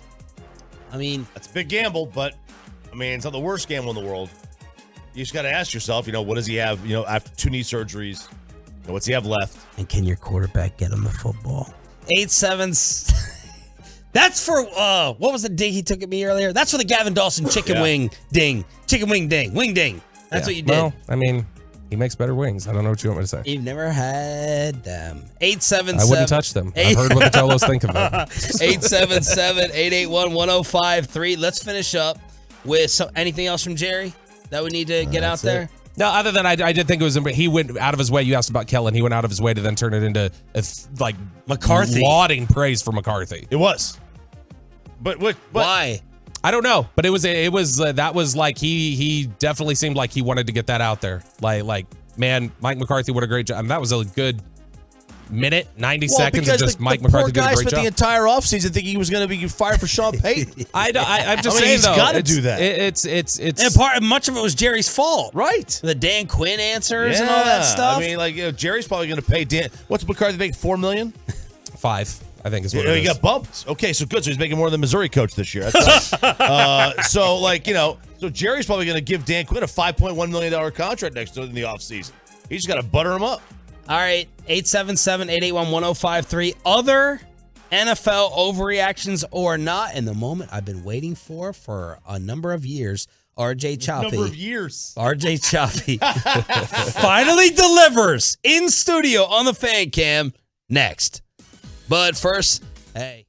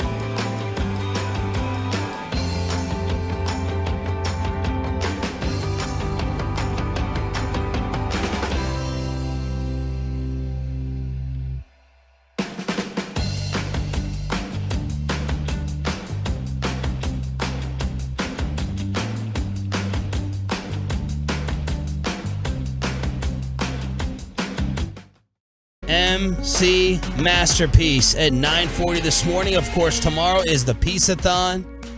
Micah Parsons, Charlotte Jones Anderson. We're going to be in studio. Everyone from the station is going to be rolling up. They're going to have all the awesome memorabilia as well. Choppy will be in at night. I'll be in earlier in the morning. We'll preview it with KMC coming up at 9:40. All right, let's get these gifts out of the way. Oh, okay. We'll do the gift. All right. Yeah. But it's a gift. Oh. It's not gifts. I thought you said in the email birthday and wedding. Yeah, well, I just decided because yesterday's birthday, I'll just combine these two. Now, listen, there's a story behind here, okay? So, Sean made us all fly to Maryland for his wedding, which lowered the cost of the gift. Fair. Okay, because it was very expensive. I didn't have to pay for a grounds. Correct. That's in Maryland. And I'm glad that he said grounds because Jerry has brought up living on grounds, and Sean's like, I always wanted to live on grounds, and I'm going to find out his family owns grounds. Yeah. But it was a wonderful spot, and, I was like, all right, I'm going to get you a wedding present. So I got him a wedding present. I just kept forgetting to bring it in. There's a reason. And RJ is the one who made me add more people to the rehearsal dinner. Yeah. I was under the impression it was just the people in the wedding party, like the groomsmen, and is it not? It is, I thought. But because I asked people to travel, RJ's like, out-of-town guests. Emily Post as out-of-town guests should be invited to the rehearsal dinner. Emily Post, of course. Yeah, and I'm a big Emily Post fan, very big on etiquette. So you've always said that, yeah. Yeah. So I bought What's her etiquette say about the gift giving? Well, I'm supposed to give it to you within a year. Okay. What's she say about biting nails in front of Bassick? She says, "Do it." Oh, okay. I had a year.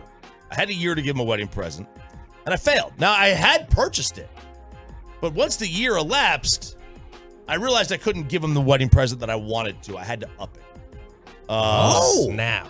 So I got you a bigger size. You've always wanted a bigger size. 25 instead of $20 gift card. So what had happened was, this is why I was also delayed, is that, it's alcohol, Sean. One day, it was a Sunday, and I was out of alcohol, and I was like, well, shoot, I need something, so I drank it. So I wound up getting you a bigger one, but the problem is that they're very hard to find. Oh. I had to find out I had to do a hard target search. Oh, yeah. And by hard target, I mean anything within my 5 miles. I'm not driving outside of You're only dating a liquor rep. Yeah, it's true. It's true. She doesn't get these things. I had to go and make this purchase. I got you a bigger one. Okay. Size matters, right? It does. Thanks, Tony. Who is your favorite athlete of all time? Oh, you got the Michael Jordan tequila. But I got you the big one. I wanted to find the most absurd-sized bottle I could. Yeah, for my hands. Is this Cincoro? Cincoro. The most absurd-sized bottle of all time. Wow! This thing is enormous. I mean, you could do some damage with this. So now, that's if somebody awesome. breaks into your house. Yeah. Thank you. There you go. Thank you, RJ. I appreciate it. There it is. The Cincoro bottle. Michael Jordan tequila. Is it good? It's fantastic. Yeah, so smooth. Goes right down. Thank you so much. Yes, you're welcome. Really appreciate Looks it. good. Sorry it took so long. Hey, it's all good. It's all good. Flying to Maryland, that is a pain in the ass. No doubt about it. So there it is. The Michael Jordan, the MJ tequila. It's like having a little zero on the stand over there. You make it's us a the same short About joke that same size, about yeah. Zach Rowe, who we used to work with. So there it is.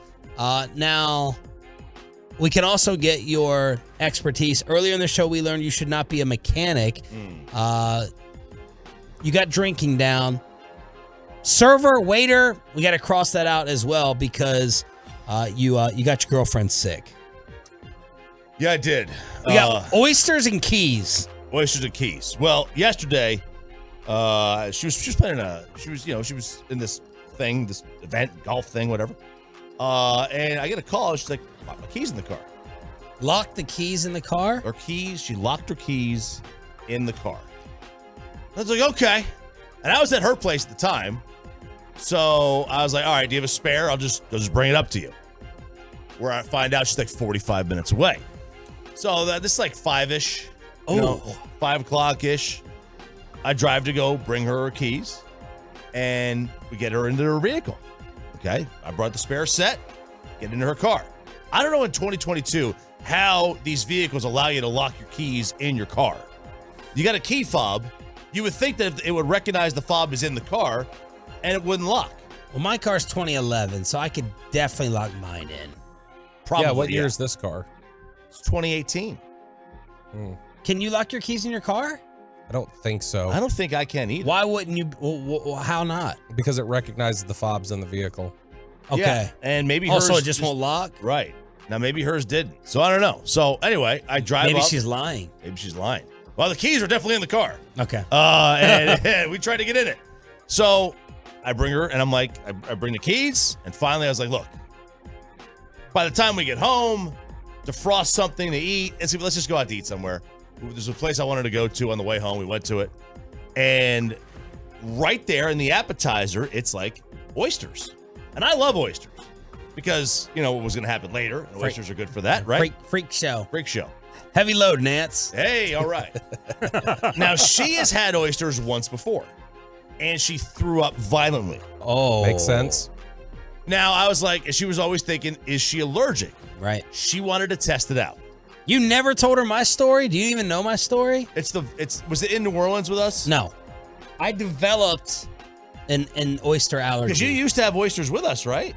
I would try them. Yeah. You know, my grandmother, they always had them, canned oysters, raw oysters, fried oysters. I never liked them, but I was like, everyone eats oysters, so they must be amazing. 22, 23 years old, tried them once, stomach sickness. Tried it a second time, threw up. I was like, no, I've eaten oysters growing up. Third time, only time in my life, dropped on the ground, passed out. Woke up, everyone surrounded me.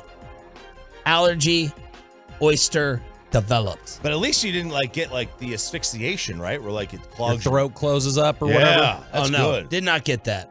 Is that what's called asphyxiation?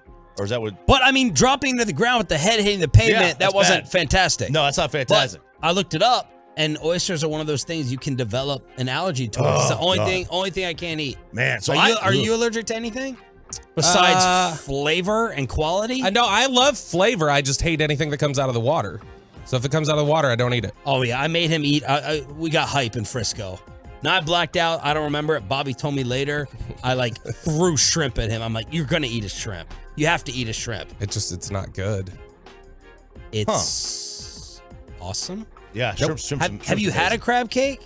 No. You tried to get me to eat it one that night. I wouldn't eat it. Lobster? Nope. Comes out Are of the there water. crabs kind of on land too? Well, I mean, which ones? Yeah. They have shampoos for that, but whatever. By the way, I'm thinking We're talking about current girlfriends, not past. This just dawned on me, by the way, is the reason it didn't recognize the fob in the car is because you disconnected the left terminal and broke it somehow? You know, I didn't even think of that. It could have been me. I mean, this is probably another fault of mine. Sensor. This is probably another fault of mine. I would not be surprised. But so anyway, we're on the way home, and we stopped at this restaurant, and I'm like, ooh, I'm going to get a half dozen oysters. And then, we order our regular meal. And she's like, I want to try one. So she has one. I dress it up for her, with dressed it. Whatever the horseradish and the Tabasco. sauce, all that stuff. And we get home, and about an hour later, she's like, ooh, my stomach's not feeling right. And I'm like, okay, well, let's get this out of the way, and and let's figure out what's going on here. Well, next thing you know is she's in the bathroom, and I hear it. I hear the splash. Oh. And then she comes back down. She brushed her teeth.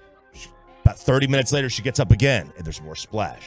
And then she brushed her teeth, sits back down. Then 30 minutes later, I hear another cough. I'm like, okay, what's going on in here? And it's a scene. It's a murder scene in there. Yeah. All night long, every 30 minutes, she's getting up to throw up. Oh, jeez. To the point where she's still, about 8 o'clock, and she's at work now, but it's she's been throwing up all day, all morning. Oh, poor girl. I don't know how she So gets you're through the day. responsible for pukage with the oysters and $1,000 car bill. Yeah, by trying to be her mechanic. Yep. Yeah. I mean, I'm on thin ice here, I think. Yeah. I'm a little worried about getting sick off this whole pig I'm cooking today. I'm going home and cooking. My friend kind of half jerk, half cool gift sent me a whole suckling pig. Mm-hmm. And I'm not I'm queasy, the hoofs and the nose and the ears are all on this thing. Mm-hmm. And I gotta split it open and put it on the grill. But it's been sitting outside since Thursday. I've just been counting on the cold weather being a fridge/freezer. What do you think? I've had ice packs on it. Is it cold enough? I think it's been cold enough. Got up to like mid-50s yesterday, didn't it? Yeah. Well, yeah. It didn't feel like it, though. So I'm a little concerned about that. Now I'm thinking about this pig that's been sitting outside. Now it came frozen. So took like 2 days to, defrost totally from the ice. But I'm going to cook this whole pig. Have you ever had a whole pig, whole hog? I've never had it. I've always wanted to try it. I've given a whole hog, but I've never had a whole hog. Yeah. No. In fact, like I'd be more concerned about the fact that, like we said, it looks like the back of Choppy's leg or something. Yeah. It does look like there's a kneecap there. I would be very careful with this item. Yeah. So I think you know what you're doing, though. You're a good cook. Yeah, I'm fine with. I feel confident in the cook. I don't feel confident in the sickness, the salmonella. Ugh. But I'm gonna try it. I'm gonna see. If I ruin Thanksgiving over at the in-laws, then I ruin it throwing up. So It'll be 2 times in a row you made people sick with your cooking. Nah. What's your specialty, smartass? What can you cook? So I've always been really great at like sandwiches. No, like with mayonnaise. I'm talking about like your wife's final final meal. If she had one request of you in the kitchen that you could pull off, what would it be? It would be to bring her ingredients to make something because I can't do it. One thing. I can't do anything. I don't cook. That's not true. You couldn't make spaghetti? I can follow a recipe. But like, I can't just cook. I can't go in and start cooking. Can you grill steaks?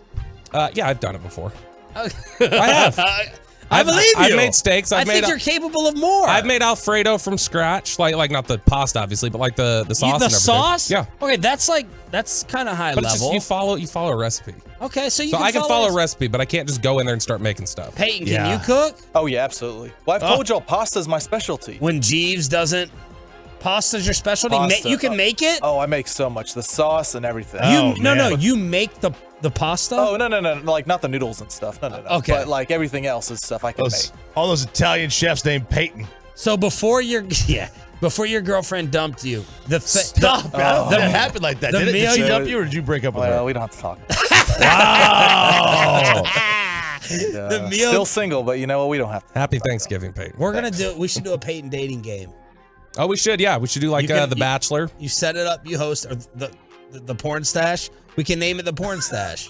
He would have followed through where Zach didn't in Oxnard. He would. Oh man, you were trying hard on that one. I did. He's trying so hard. Bob even saw this girl out on his LA road trip, like without Wolchuk. I'm like, how is your wife so cool with this? You don't wear a wedding ring. You're meeting up with this girl who's down for it. Oh wow, he got the rubber one. Is that Chiafalo's?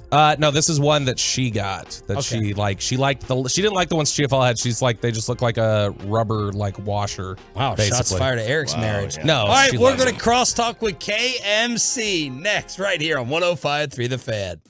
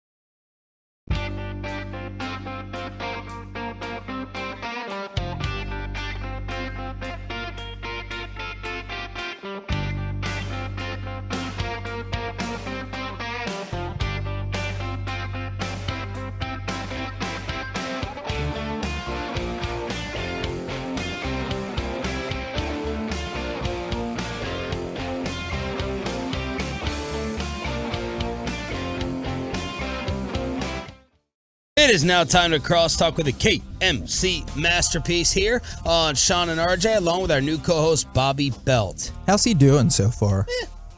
Ask him. He's right there. Yeah. Well, I mean, I need an objective opinion. You don't think Bobby's objective? Bobby knows he's great. What do you think, Choppy? You were definitely the most worried. Yeah, for sure. I don't think that I said Choppy's Choppy. I think that's why Choppy was worried. What just happened right there? Man, I think you just pulled a Jerry Jones right there. Hey, tell me about how good Kellen's been. Well, Mike McCarthy has been the best. That was the biggest thing I took from that thing was that he does not like Kellen anymore. He's out on Kellen. Is he trying to overpraise McCarthy or he's trying to keep the cost down on Kellen? Or have your fall guy ready. Or keep him away from getting other jobs. Say, it's all Mike's job. This is all Mike's doing. Anyway, Bobby's been fine. Yeah, Bobby's been fine. Corey, what's coming up? Oh, man, we talk analytics right out of the gate. Hey, Mike cannot wait to talk analytics, and that's With all he what wants sport? to do. Cowboys. Yeah, and why? Is that booze? Sorry, Corey. What is that? I've That's never seen a bottle like that RJ's before. wedding gift to me. Oh, my gosh. Tequila. Your wedding? No, I got married again last weekend. Yeah. Second marriage in as many years. And Choppy. You're Mormon? Bam. Hold on. Did you renew your vows after 1 year? No, this is from my original. Doug Christie. Thank goodness. Because we were going to have some thoughts on renewing vows. Let me hold up to Doug Christie. Mm-hmm. Oh, dear. Why? No. Why? Yeah. He always had to hold his hand up, apparently, to tell his wife that he was paying attention, and she was on his mind after every basket he scored. Wow. Yeah. Most people do that when they want to get out of the game. Oh yeah, Imagine the That's what he was doing. She would sit in her car behind the team bus on the phone with him while he was on the bus. One time he asked to go to a teammate's wedding or bachelor party. She threw all his clothes into a car and lit it on fire and said no. What? Yeah. Yeah, check out the stories on that, man. Yeah. That sounds like a healthy relationship. Mike asks all the football questions at 11:20. Chapter 3 in your book. What? What'd you say? Mike asks all the football questions at 11:20. So here's the thing about analytics, that a human cannot take all of it in and actually execute what they want to execute. And here's why. If analytics in a basic sense say he can't hit a curveball, well, that doesn't mean I can throw 14 curveballs in a row. He is a major league hitter. He's eventually going to lock in on the break and the speed. And for instance, Curtis Granderson a long time ago was crushing us on the Nationals. And so it was the last game of the series, and our pitching coach was so upset that he was crushing every fastball. He said, Mike, you're not allowed to throw a fastball to him. I said, not even the first pitch of the game? Or no? He said, no, the whole game. Throw changeup, throw curveball. You're not allowed to throw fastball. I'm sick and tired of him hitting fastballs. We're not going to do it. By the third time, I got lucky. He did go 0 for 3 that day, but he hit a ball probably 105 miles an hour right at my center fielder who caught the ball. But eventually he locked in on, he's not going to throw a fastball. Okay. I'm going to hit some. So the thing about analytics is this. The things that say, man, passing the ball gives you this many yards per attempt.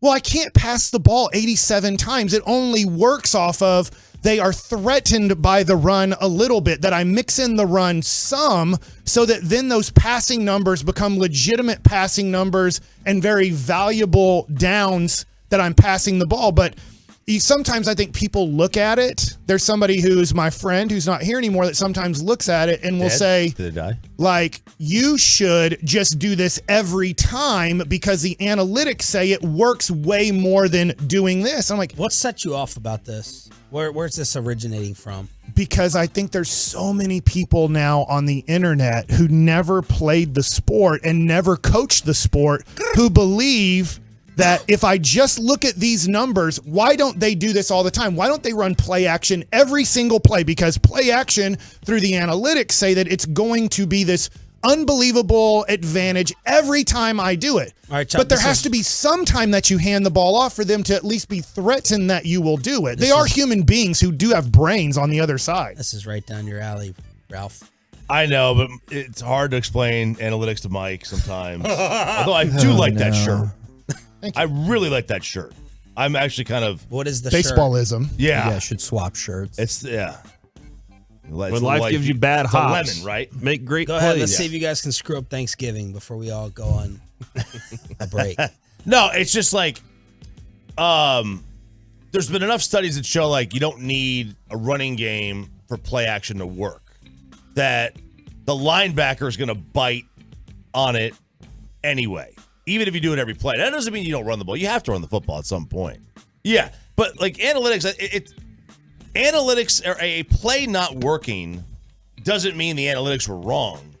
You know, like if analytics say you've got a 60% success chance on this, right, and you miss, you still have 40 times out of 100 you're going to fail. Yeah. And it's okay. Like, you get it. For sure. So, yeah, but you're right. I mean, you can't just throw every time. You have to run the football at some point, and you have to pass the ball. You can't run and every time. You got to throw a fastball every once in a while, even though it says he's dead red fastball hitter. And look, unless Lance McCullers did it 27 times in a row in True. the ALCS game. I do need these numbers. I was 84 to 88 miles an hour. So some people are like, oh, it was really weird when Doug Brokel became a pitching coach, because like Doug thought Oral Hershiser, like, shut up and just let me throw the living pea out of the ball and then slide it and cut it. And you're like, no. I understand what you're saying, Doug, and you want to be aggressive inside. You throw the ball 95 miles an hour with a cutter slider. I need all the information possible to try to get these major league hitters out, because I can't overpower them with stuff. So I really want as many numbers as possible. And I do consider myself somewhat of a smart pitcher to throw below average stuff and be able to make it to the major leagues. I wasn't successful there, but I made it there. Yeah. And I needed everything possible. At the same time, I couldn't take everything and then like have all that stuff in my head. Maybe Greg Maddux could. Maybe Greg Maddux was that smart, but I wasn't as smart as Greg Maddux that I could have 47 million different things in my head to know every batter that came up in every situation and every count and all that. I had to have good basic information and then work off of that, and then also read the hitter. Let me take this to baseball. I saved this for Crosstalk. Oh, yeah. The latest Hall of Fame ballot. Put P. Rose in. Who deserves to get in? Here are the ones added. Carlos Beltran. Cheater. John Lackey. Is he? Well, the Astros. Yeah. Jared Weaver. R.A. Dickey. Street. Francisco Rodriguez. Bronson Arroyo. Matt Cain. Jacoby Ellsbury. Jason Worth. Mike Napoli. J.J. Hardy. Johnny Peralta. Andre Ethier. Yeah, let's not do a Hall of Fame this year. Holdovers. No, like I think no first time will get in. Holdovers include Scott Rowland, Todd Helton, and Billy Wagner. No.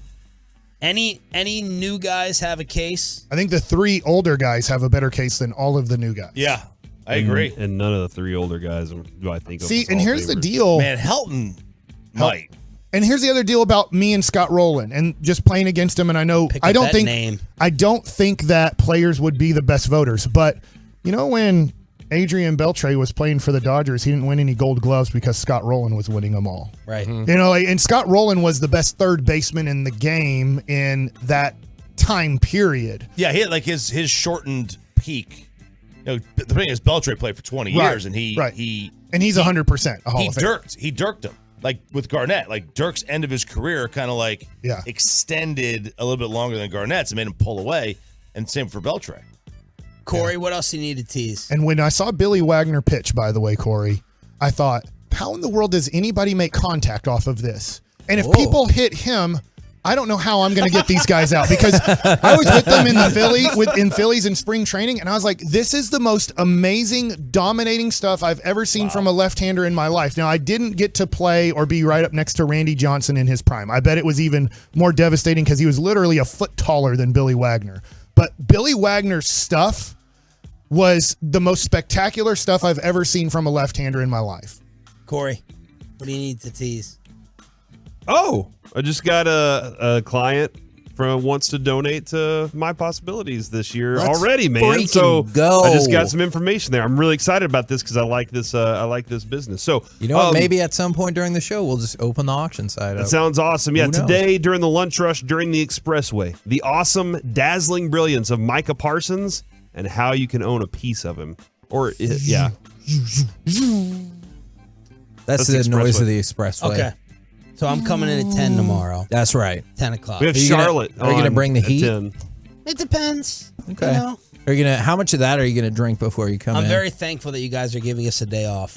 You're welcome. Very, very appreciative. Are you going to be here the whole time? Will you appreciate it by donating to our charity? Maybe. Hey, you want a tequila bottle? 6 Hell a.m., yeah, right? I could Bobby? sell that. Yep. Empty 6 a.m. That's the start time, Bassick. 6 a.m. 5:30. Kevin, how would you handle it if both Mike and I showed up at 6? I'm going to tell you something right now. Holy And Bobby. Derek was here at 5:30. I know usually either there's not a commercial break or it's a very short commercial break. We're dumping out of that commercial break, and I'm just ranting for 30 minutes. About us? Yeah. Did you see Saudi Arabia? Dude, yesterday or a couple days ago, somebody asked me my pick for the World Cup, and Argentina had been undefeated in 38 straight matches, which is the second longest in the history of men's national soccer. So I Kevin's picked the front Argentina. It took one match for that to not look so great. But it's awesome. Wasn't it awesome following along the U.S. game while you were on the air? Yes, and we all, when they scored the goal, it was amazing. And then, And USA Soccer happened. yeah, then the PK and all It was an that. exciting game, though, Mike. It was. I forgot that I went home and I just totally forgot.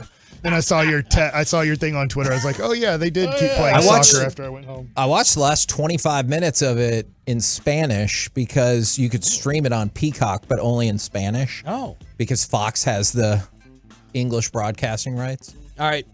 We're kind of back tomorrow. I'll see you tomorrow. We'll be in tomorrow with the awesome KMC Masterpiece and the Peace-a-thon. You going out to the Star right now? Yep. Everyone talking about our Jerry interview with the Tyron Smith news we made. Yeah, I'm sure Mike McCarthy's going to get asked about it. He'll be annoyed. Oh, well, we'll have to make those decisions down the line, and yeah. The KMC Masterpiece is next. Everyone have a happy and safe Thanksgiving. We'll talk to you later on right here on The Fan.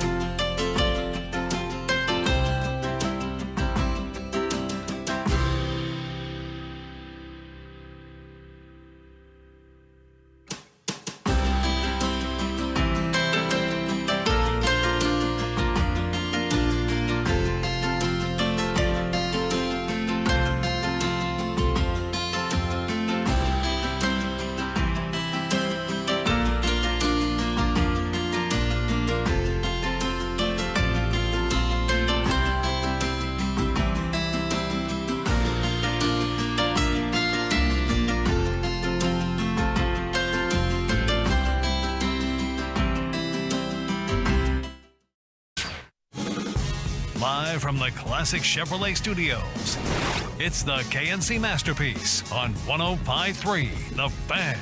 KNC Masterpiece right here on 105.3 The Fan. Maybe a little bit of bonus content That's a great idea, though. for you. Why do we have wires and these big, whatever you call them, that have to go in? There is inches. an adapter. There is an adapter we can use where you can use wireless earbuds, Really? and there's an adapter that plugs into the quarter inch. There absolutely is. I gotta get the tech on it. I want that for Christmas.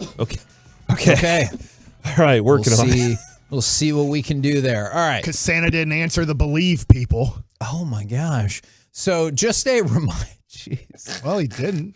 That's all that commercial was. Just that you never watch. I know. I saw it now.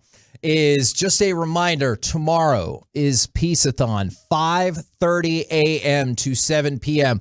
Whatever you can do to support the cause and my possibilities. If it's just listening, we love when people count the hours along with us and let us know how many hours they've been listening. If you can spread the word to anybody that you think might be interested in donating or bidding or whatever the case might be, that would be tremendous. And for the 806, Kevin, you better be locked in. You're one of us after yesterday's quiz. I am absolutely currently What does that mean? I support the Mexican national team as they go up against Poland in their Group C opener. And it took 3 minutes for a soccer player to pretend that they blew out their ACL. It's his head that got hurt, Kevin. It's not his ACL. All right, but That's here's a real painful he got hit. touched. Yeah, dude. The guy with his forearm slightly touched his ear hole. I want to talk about analytics and football in just 1 second. But first, can we all agree that soccer players are amazingly, physically, incredibly fit, but they're also soft? Because how every World Cup match doesn't have an injury report that 17 ACLs were blown out, I have no idea, because you see that all the time. If there is ever a slide tackle, someone is going to act like they got shot. It's the Luka afterwards. special. Man, and Mike said that yesterday. This is where Luka learned it Yeah, from. Because I he think you're refuses to right. play defense. Those guys are so mad. are considered artists, Kevin. Like it's an art to fall and draw a foul of some sort and be able to do that. And maybe it's just gamesmanship, and I'll get yelled at by the soccer people. And how many times they fall down and lay there because they're tired? Because come on, man, how many of us have ever run that And much? that's fine. That's a totally different thing. Ruben's Ruben raised his hand because he can't talk. Yeah, no, that's right. And by the way, Ruben is running our board today. He has laryngitis. So maybe we'll just make some comments for Ruben and allow him, and we'll tell you what we think he thinks along By the way. way, I don't think it would matter, but I would literally give Luka Doncic $1,000 to his charity or to him. He probably doesn't need the money, but to a charity of his choice. If for one whole game, he got up quickly and ran back on defense and never engaged in a referee for just one game. He can't say that was a foul. He can't throw his hands up. He can't stare at the ref after making a basket. Just one game of not engaging for 1 second with a referee. And then if you fall down, you have to get up quickly and just run back on defense. $1,000 to watch that. I would also like to see that. Now, speaking of donating money, and I swear we're going to get to analytics, Steven in Rockwall, and he did this last year. I did ask my wife about the kissing thing. I still don't know if I'm on board with that. But he said he would like to start the bidding for the Peace-a-thon run sheet at $350. We did this last year. The run sheet for Peace-a-thon is a monster, and we all signed it for him. And he came up into the studio, donated the money to My Possibilities, picked up the run sheet, and it was an amazing thing. So we thank Steven in advance very much, or if anybody else wants to bid on the run sheet, I'm sure we can make that happen as well. I forgot to get everybody to sign the chair. Well, we can do that. It's not hard. Sean will be here. RJ will be on here, Monday to get everybody. Everyone will be coming in tomorrow. So I just need to get a silver Sharpie so everybody can sign the chair tomorrow. Exactly. And by the way, we're going to be auctioning off 2 of your chairs, Mike. If you go to 1053thefan.com, it's Paul Worth who bought the chair last year. He's going to sign it, bring it back in, donate it back into the pool, and we're going to hopefully keep this tradition going. All right. Reggie, by the way, Reggie is fine. He'll be back. Where's Reggie? Tomorrow. Well, he's doing the What get right. happened to Reggie, though? He is doing the get right. And from the 469, thank you so much to the Tolos. They sent a Baby Yoda mobile to the house, which we got yesterday for baby Noah. It is very, very sweet. Appreciate y'all very much. Has just turned into a professional photographer because I feel like she's doing a really good job of making Noah look like the cutest child ever. He is very, very cute. Really throwing it in all the other child's faces. I don't know if that is her plan, but trust me, there are also other pictures where he looks like he will murder you with his intense eyes. Now, we talked a lot about this leading into the game. Exactly why were the Cowboys favored in this game? Now, I know you can look back. Yeah, this was a weird thing for me. Okay. So, but they did win, Kevin, by a lot. I know. But, going into the game, we were all somewhat perplexed as to how the Cowboys were the favorites in this game. That's an understatement, but I appreciate you. Okay.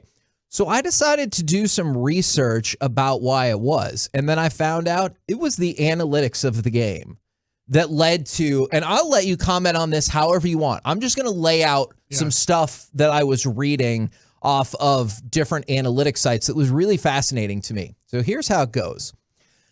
This is how the sentence starts on a site I was reading. Sorry, I'm drawing a blank. It might have been The Ringer. Despite the 8-1 record, advanced stats paint Minnesota as decidedly average. So that right there would make Bill Parcells' head explode. Yep. Is you are what your record says you are at this point. So analytics had them as average. Heading into that game, Kevin O'Connell's team was 17th in DVOA. So some people explain DVOA. I will. Some people are probably like, I know exactly what that is, so don't bother. But for the people who don't, DVOA, defense adjusted value over average. So it's essentially the numerical value versus an average player. So if you had a 20% running back, it would mean your running back was 20% better than your run of the mill. It's just like another kind of, yes, exactly. And so they were middle of the pack in terms of defensive DVOA. And then they were 29th in yards allowed, 16th in expected points added per play on offense. So mediocre across the board. And then we talked about the pass coverage grade. They were 22nd in pass coverage. Again, this is analytics, and I want to know what people think about analytics when it comes to football, because we talk about analytics so much when it comes to baseball.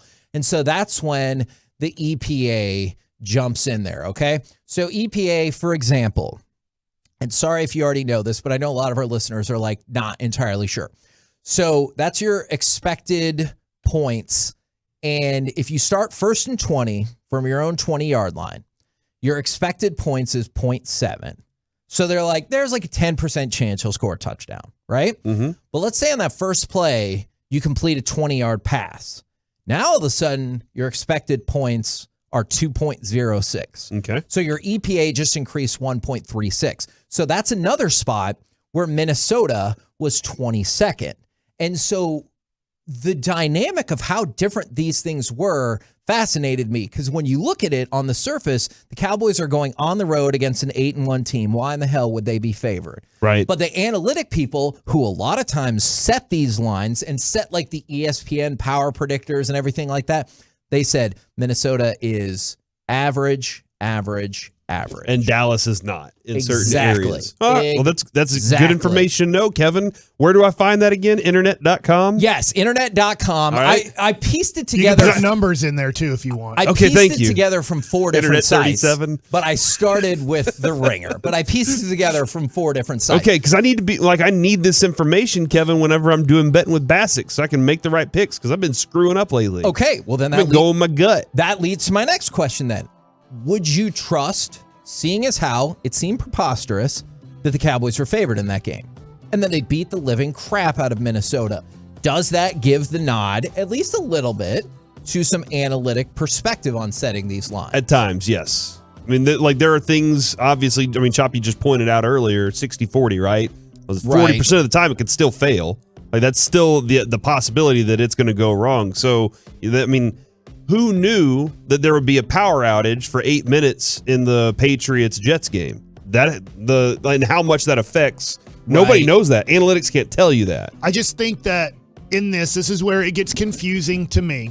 And I think it should get confusing to owners who are just hiring people who've never played the sport. And I think that's fair. You know, Mike, I'm just telling you the information. I'm not saying you better 100%. And I love all this information. What if I do it 100% of the time? Does it still produce a 60% number? Because 60% of the time it works. Let's just say it used to be on 4th and 3 from the other team's 45-yard line. Teams would rarely go for it. They would try to punt the ball inside the 10-yard line. Well, now we see a lot more teams go for it because the analytics say you should go for it. But as we gain more and more and more and more and more information, is it still working at the same percentage that it's working at? Because the more times you do it, the more teams are ready for you to do that. I think that's a great point because, and I understand what RJ is saying about the probability of it all. It's why you can't get fired as an analytic person because you're like, I'm just giving you the numbers and the numbers can adjust. And now I've made new numbers for the adjustments at the numbers. And if you just say, well, let's just always go with the numbers, which it seems like a lot of owners are trying to do, it just leads down this horrible path. And you already heard the counter argument from RJ, which I do think is fair. I see his point is, like, let's say that specific scenario was laid out 60% of the time you make it, 40% of the time you don't. Well, that would be great if we got to play this game 100 times. But you get to play it the one time. And so if it doesn't work, it can be catastrophic. But RJ's point was, but the numbers still said you should have gone for it. So it was still the right decision, even if you got the wrong outcome. And I know I go back to my career, but the numbers would say I'm a better pitcher behind in the count than ahead in the count. I was a few people that the Nationals were like, this is amazing, but batting average against, you're better in a 1-0, 2-0, 3-1 count than you are in like an 0-1, 0-2, 1-2 count. But it was because I had a great changeup. It was a very good pitch for me. But that didn't mean I should intentionally get to 1-0, 2-0, 3-1. It just meant that I had a very good pitch behind in the count that I could get a guy to pull the ball on the ground to usually against the right-hander to the left side of the field. But it doesn't mean I should put myself in bad situations because my numbers are better in bad situations. It just meant that I had that pitch. And if I threw a changeup 100% of the time in those counts, they're major league hitters. They're not dumbasses. And just like defenders or offensive players in NFL, they have a human brain. They will start recognizing if you never hand the ball off and you just do play action 100% of the time, I guarantee you that those linebackers are smart enough not to come up every time. You have to hand the ball off, even if it's 20% of the time. You do have to hand the ball off. I don't know the exact percentage, and nobody really does know that. But you have to at least hand the ball off once or twice out of dropping back for the linebackers to really think, okay, they do hand the ball off. Because you get to the fourth quarter and you literally have handed the ball off 0 times. They're going to be like, guess what? They're not handing the ball off. Yeah, man, I think that I love having the numbers and the information, and I think the best coaches can meld it all together and then recognize in game. We've been whooping their ass at this all day long, but the numbers say we shouldn't be doing this, yet here we are. In a big moment, I'm going to trust that we're going to do it again. And you know, I think that's where when Bill Belichick was doing this, Kevin, exactly what you're saying. Bill Belichick had a guy up in the booth that he would say, hey, run versus pass, what are our percentages? And then he could decide accordingly. Yeah, and then he'd say, okay, I'm going to go with this based on that. But a lot of other stuff throughout the day, he'd go, man, that guy showed up today. Who knew that this guy was going to have this type of effort? And that's the human part of it. The best coaches, the best managers in the world can meld both of those worlds and both of those together and really win. We're the KNC Masterpiece right here on 105.3 The Fan. Coming up next, should the Jets just go ahead and bench Zach Wilson for a bit? We'll discuss it right here on 105.3 The Fan. Where you going? Your day gets better with the G-Bag.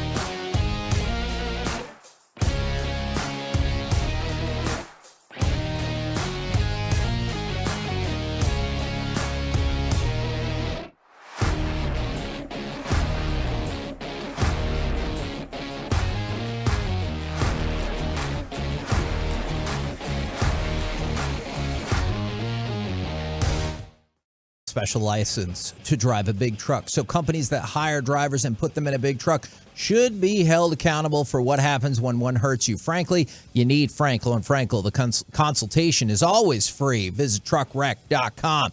Back here on KNC, right here on 105.3 The Fan. Let's go ahead and fire off that amazing punt return from Sunday. From the 16-yard line, Marcus Jones. Got a block from Schooler.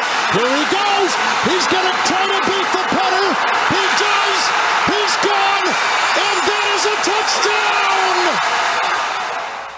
Now, that touchdown won the game for New England. But something that we've been talking about for many weeks now is the absolute garbage fire that has been Zach Wilson. Now, clearly, that has been covered up by the fact that they've been winning. The Jets have been having an excellent season.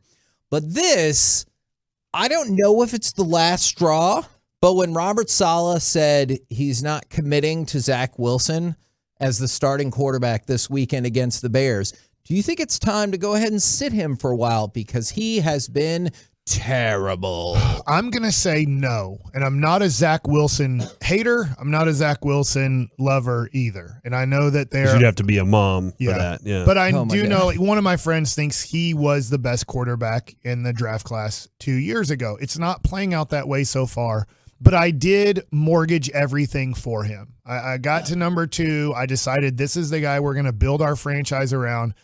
And I don't think you should quit on a 23-year-old. I would give him look, if he fails the last 6-7 games of the year, and I know he's been failing throughout this season, and somehow you're still winning at times, but I got to see what I have. I can't just go back to, is it Joe Flacco? I mean, he's one of the options. There's another one. What's the point of doing that? I guess my thought would be it doesn't have to be for good, but would you bench him or would you consider benching him for a couple games, seeing if it jump-started the team or the offense, especially since some of his players seem to be in revolt, right? So there might be more to this, but Garrett Wilson, for example, came out and was talking about the offense and said, this S is not okay, straight up, it's not okay. How many total yards did we have? That S is not going to fly. We got the dudes. It's time to be consistent. It's time to win. And then, perhaps more concerning, Sauce Gardner and John Franklin Myers accidentally liked tweets talking about how Zach Wilson is not playing well. One of them came from Jordan Lewis because after the game, Zach Wilson was asked, did you let your team down? Or did you let your defense down? He said no. Huh. And so there's all these highlights circulating, and one of them is of a gift wrap turnover, and Jordan Lewis quote tweeted it and said, you don't owe your defense with 4 question marks at Zach Wilson. And Sauce Gardner liked that. And then he was like, oh, no, it was an accident. And then another one of his teammates liked it, and they're like, oh, man, that was an accident. And so, I believe in this accidents. is still a team that could make the playoffs. Yeah, I'm not saying they're going to make the Super Bowl or whatever. I think if you bench Zach Wilson, you're saying he's finished with the Jets. That's where I'm at. I think if you do as this, opposed to just a couple weeks. Yes, I think you're saying Zach Wilson is finished, and we have to now find our next quarterback next year because it's not on our roster. I don't believe they're going with Joe Flacco for the next 2 to 4 years. So if you do this, then I think you have to look at drafting a different person, trading for a Kyler Murray or something like that, if that's the way you want to go about it. But I do think you have to sit down Zach and go, Zach, we love you. That's why we drafted you number 2. But you're not improving, and your teammates are starting to believe that you're not the guy. Now, that might not be the best thing to do because his confidence might be completely and totally shot already. But I just think you have to give him the rest of this season. I think that what if you sit him? Let's just give you a positive way. You sit him. You say, look, he's not going to be our quarterback. Joe Flacco goes out and they win 10 games and they sneak into the playoffs. Right. You're going to go back to Zach Wilson in the offseason and go, Zach, you're the guy again. Do you think the teammates are going to feel better about that after you took them out and you made the playoffs? Because they would be against that, right? Right. The players would be like, what are we doing? We just made the playoffs. Let's upgrade the quarterback, not go back down to the guy who we had to get away from to have a chance to make the playoffs. Is that tough for the head coach in a day and time when you are not frequently given the additional time and benefit of the doubt? Like if you're Robert Saleh, what I'm saying is you can make the playoffs. I understand the headaches it causes, but do you think he looks at it and he's like, oh, for F's sake, our offense is terrible with him? Was Saleh part of drafting Zach Wilson? I think he was. He was there, yes. Okay. I don't know if it was his choice, but I mean, he's a head coach. He gets a quarterback as soon as he walks in the door. And he has his opportunity to work with this kid. I mean, it looks like Zach Wilson's going to be a flop as a quarterback. Right now, you'd have to say it looks like he's not going to be able to be a quarterback. He is only 23 years old. That's true. But at the same time, it looks bad. But I think if you quit on him now, I would just put it as, I know this is very tough to do. We're not really following the Jets or watching them. We're just seeing the stats. If this was the Cowboys situation and Dak Prescott was totally finished, and then you drafted Zach Wilson number 2, and Zach Wilson was right here, you're 6-4. Would you be like, screw it, we're totally done with Zach Wilson, and we need to find another quarter. We're not going to have a top pick this year because we do have 6 wins already, so what do you do? And that's where I think I would consider sitting him for a game or two. Or maybe I would sit him for a game and see how it goes from there. And then are you praying you lose? I don't. Honestly. If you win, he can't get back in. No, that's a great question. Honestly, I'm not sure. Because I was just thinking through that. I was like, because if you win, you're going to stay with Flacco. But if you lose, then maybe you go back to Zach Wilson. But then are the feelings so hurt? Zach Wilson, I don't know how mentally strong he is. I don't know if he can be like, that's effing right. And he's like ready to hype himself back up, or he's like, see, I told you it's not my fault. What's your goal with this team right now? I think your goal has to be to make the playoffs. Make the playoffs? Yeah, I do. I think Zach Wilson can make the playoffs. Okay. I think this team can win despite the quarterback. Okay. Can I give you 2 stats to try to change your mind? Maybe even in spite of the quarterback. Okay. I'm going to try to change your mind with 2 stats. One of them is totally stupid, but I think it's amazing. The Jets had more punts, 10, than they did completions on Sunday.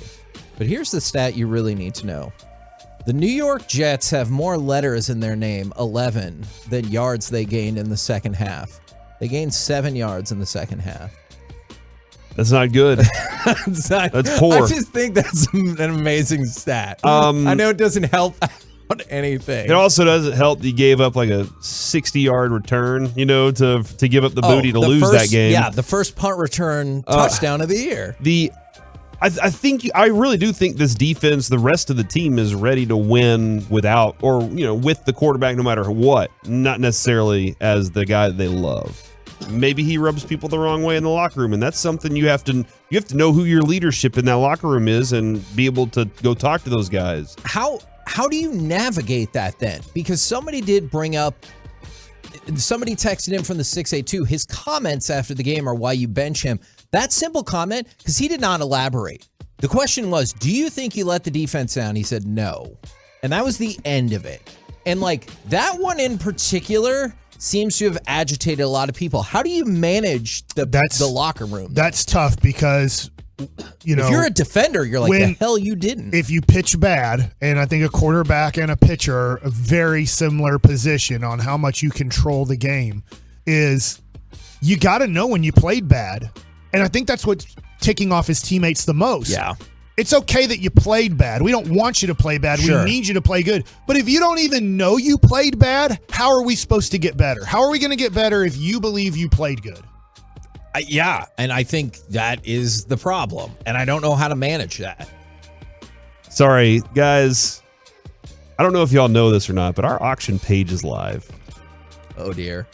And the squirrel on the stripper pole is already up. I just wanted to point that out, that people have already bid on it, so that's happening. I'm going to have to reach back out to the very nice individual who donated that, and perhaps ask for another one. Nah, we're doing.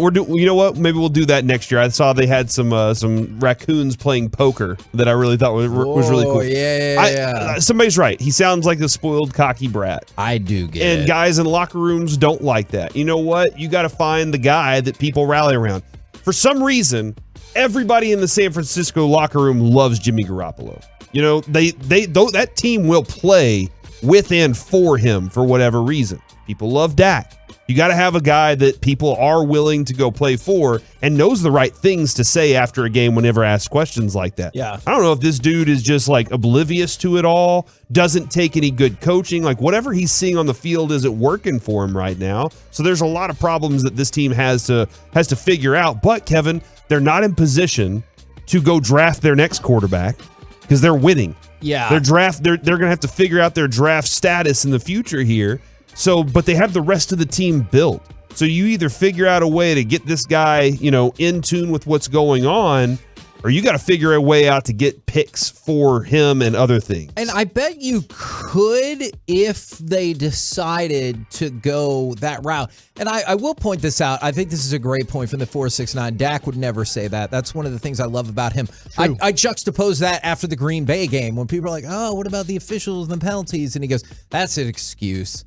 And he was like, we're better than that. And that is a thing I love about Dak's leadership is great. And Zach Wilson is showing a lot of not only bad traits on the field, but bad traits off the field too. And I don't know this. I just wonder, playing in New York is very tough. And I wonder when you're drafting a quarterback for New York, just like the same thing in all the other sports, like Jalen Brunson is handling New York tremendously well. But he grew up in that environment, so understands that environment. I wonder how you ask the right questions or do the right interview to understand this kid can handle it. This kid cannot. Stick him in Jacksonville. I think the worst thing that happened to Zach Wilson, and he's probably going to be a failure as a quarterback. I'm admitting that he's probably going to be a failure, yet I'm saying play him because I have to see what my number 2 pick can do, because at the end of the year, I need to maybe mortgage my first round picks. Yeah. I need to trade Zach Wilson to I got to get rid of him as soon as possible. So if a team will give me a couple seconds or whatever it is, the way that the Cardinals quickly moved on from the was it UCLA quarterback? Yeah, Rosen. He's horrible, right? Josh Rosen. I thought he was going to be good. He was horrible, and they made the right decision. And so maybe you have to move on from Zach Wilson, because if you give him another year and he's this bad again next year, nobody's going to give you anything for him, because he never showed a Carson Wentz-like spark that Wentz had for that 2017 season. And you have with the rest of your team. Somebody pointed out how this Cowboys front right now, their defensive line, you have them in a nice little window where they're signing them pretty cheap. Yeah. You only have this Jets team in the way that it's built right now for a couple years before you waste it and go, we wasted it for that guy. Yeah. So you got to, and again, this is Saleh, this is the GM. They have to be working in conjunction together to know what they're doing. Did you see Robert Saleh after the game? He said in the second half, the team's offense played like dog ass. Nice. And it's honesty right there. It is. And then, by the way, shout out to Marcus Jones for the Patriots, who returned that punt for a touchdown. He is the 6th player in NFL history to return a game-winning punt for a touchdown in the final 2 minutes of regulation or in overtime since the merger. And it hadn't been done since Patrick Peterson in 2011. So, well done, Marcus Jones. We're the KNC Masterpiece right here on 105.3 The Fan. Coming up next, Baseball Nuggets with Mike Bassek. Let's talk about the future of Justin Verlander and how in are the Rangers next. Before we do that, let's talk about DF.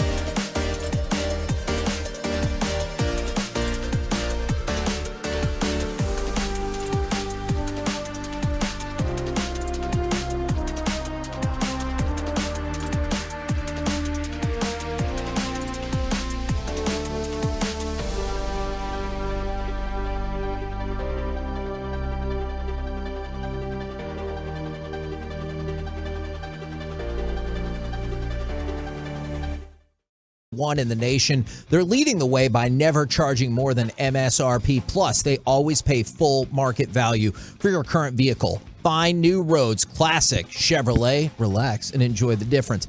KNC back here on 105.3 The Fan, and it's time for some baseball nuggets with Mike Bashak. Man, I'm really excited about this offseason because it seems like the Rangers are involved in a lot of rumors, but doesn't that sound familiar, guys? Oh, yeah. And so you feel like it's going to end. I feel like, and we're all lifelong Rangers fans, yeah. I feel like it's going to end with a lot of post-gaming of, I mean, we were there. We made our offer, and you're like, yeah. So it's interesting. I was having a conversation last night, and the Rangers seem to be maybe interested in some veteran free agents who aren't pitchers, who are maybe more infielders or outfielders, which is interesting to me because infielder part especially, right? Josh Young. Yeah. Lowe just won your Silver Slugger Award at first base. And I know, look, defensively, you could upgrade a lot there, and you could move Lowe to DH if you wanted to. Now, Garver is still under contract, who I don't think he's going to catch anymore.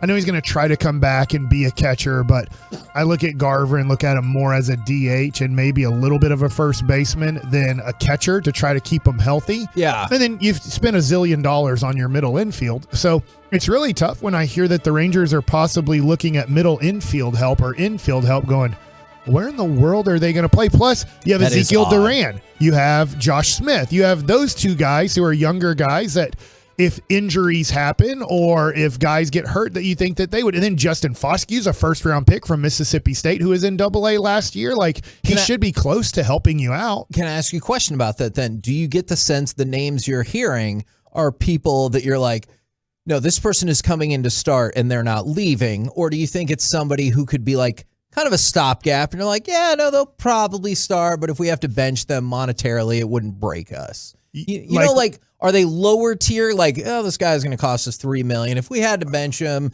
to pave the way for Josh Young, we'll survive. I think it's a great question. I don't want to get too, I can't say everything I know. Yeah. I'll put it that way. You asked a great question and I can't say everything I know. So just to be honest, without spilling beans. On air. Yeah. I appreciate it. On beans. But I wonder, I think that the Rangers could be going, look, we love Josh Young, but he doesn't have a lot of professional experience because of COVID, because of injuries. And so there's a possibility Josh Young in April bats 150. And if he does, then third base is going to be open for a while until Josh Young gets more seasoning in the minor leagues and we can trust him a little bit more, because Jared Kelenic was doing pretty darn good for the Seattle Mariners down in the minor leagues and can't hit in the major leagues to save his life. And so that is the tough part about prospecting. Right. And so that's where I think the Rangers possibly are on some certain situations. Obviously, left field is somewhat wide open. And that's why I was curious about the outfielders, because infield, I was like, oh, I thought we were pretty good. But outfield, let's figure this out. So let's stick with the Rangers right now in that situation. Over the weekend, I think big news happened because a former MVP who should be in his prime for the next 5 years, Cody Bellinger, got somewhat released from the Dodgers. They had the option of paying him $18 million or releasing him, and they released him. They said, look, we don't owe you any more money. You've been horrible now for 3 years. I mean, horrible for 3 years. It's crazy. If I told you there was going to be a 27-year-old Rookie of the Year, MVP, two-time All-Star, Gold Glover on the market, you'd be like, oh, how much is that going to cost you? I don't know, $150? Like, they were like, pass. Yeah. We don't want him. So let me ask you guys this. I take a shot. That's my question do you take a shot? You can play him in right field. You can play him in center field. I guess you could play him in left field. He's been more primarily a right fielder. He's been a center fielder, and he's been a first baseman. I think that there could be a fit here. Can he go at center field? Like if I really needed him to be our center field? Yes, 100%. He made some unbelievably great plays. Remember, when they traded for Mookie Betts, he moved to center field and made some unbelievably great plays here in Arlington at the World Series. So I'm wondering with Cody Bellinger, with left field being open, I know Adolis Garcia can move to left field. He's been a productive left fielder for you before when you had Joey Gallo in right field. So I could get Cody Bellinger. I could play him in right field. if Leody Taveras and Bubba Thompson, who you're not sure what they can bring to a major league team, you can put him in center field and he can be a very good defensive center fielder. You can move him to first base if all of a sudden things start happening in the outfield and Cody Bellinger needs to move to first base. He can be a very good defensive first baseman for you. But the whole thing is he can't bat 160 with 15 home runs. That's the big issue, is you got to believe you can get him close to your 2019 300 batter, 47 home runs, 125 RBIs. And I don't know if he'll ever do that again, but he has proven to be good in the major leagues. I think I would be willing to take a chance because it felt like if it hit, it would hit amazingly. Yeah. Although on the flip side, if it doesn't, you're like, oh, crap. He is a Scott Boras guy. Now, I don't know Chris Young's relationship with Scott Boras. I don't believe Chris Young was a Scott Boras client when he played. I'm pretty sure he wasn't. John Daniels seemed to have had a great relationship with Scott Boras. So I don't know if that relationship is still there with the Texas Rangers. That's one of the things is when you let go of John Daniels, and I understood why they let go of John Daniels. It's now 6 years of below average baseball in Texas. But I do think he did have a good link, a good relationship with Boras clients. So it'll be interesting to see what I'm saying. Cody Bellinger is a Boras client. At some point, not now, but at some point, I would love to hear more discussion about how the Scott Boras operation works and how, like, if you ain't big time, like, here, go pick up with the intern or go pick up with one of my other agents. Oh, he has tons of agents. So, yes, you have to be A-Rod. I don't know how hard he's going to work for Cody Bellinger now that he's fallen off. But his other guys will. His other agents will work hard. Because they're trying to move up the ladder and everything, And what does Cody Bellinger want? Does he want a 3-year deal? Does he want a 1-year, $8 million deal to make good? I don't know. And I don't know his true market because there's another guy on the market that's very similar to him. His name's Joey Gallo, who's a free agent too. Remember? Oh, my God, yeah. I mean, both guys are Boras guys, and both guys have had tremendously horrible 2022s. And I don't know how much the Dodgers want back Joey Gallo. Obviously, they're not opposed to maybe bringing back Cody Bellinger, but at a very small number. And Boras believes he's going to get a bigger number. But I wouldn't mind taking a chance on Cody Bellinger on a 1-year, $10 million or less contract. Yeah. I think once you get over $10 million, you're expecting maybe something that he can't do. All right. I love Nemo. Is that? I know y'all. I've heard y'all discuss with him New before. York Mets, yeah. I love that dude. He can play in my outfield anytime. Can I try and find a way to get him? I think so. I mean, you just have to outbid everybody. And the thing is about bringing players to Texas, which Ranger fans have to realize, and maybe the Rangers have to realize too. You're bringing them to a team that doesn't look like they're ready to make the playoffs. Yeah. The hope is you make the playoffs in, let's say, 2024 or something like that. I am in lockstep with you. I do not know if I believe at all that is how the ownership group views this. Yeah. I'm telling you, like, I think they're Are they like, wondering that now? Yeah, I think they're like, too. we get this guy, we get that guy, put us in the playoffs. I don't think it's that like that, but I think they do. Yeah. And I think they. You know what I'm saying though? No, you're 100. I think you're right on that. I don't know Ray Davis at all. I've never met Ray Davis. I'd love to meet Ray Davis, but I never have. And I think that there's a little bit of living in non-reality on where the Rangers organization is at. I think next year, if you play 81 baseball, if you get to 500.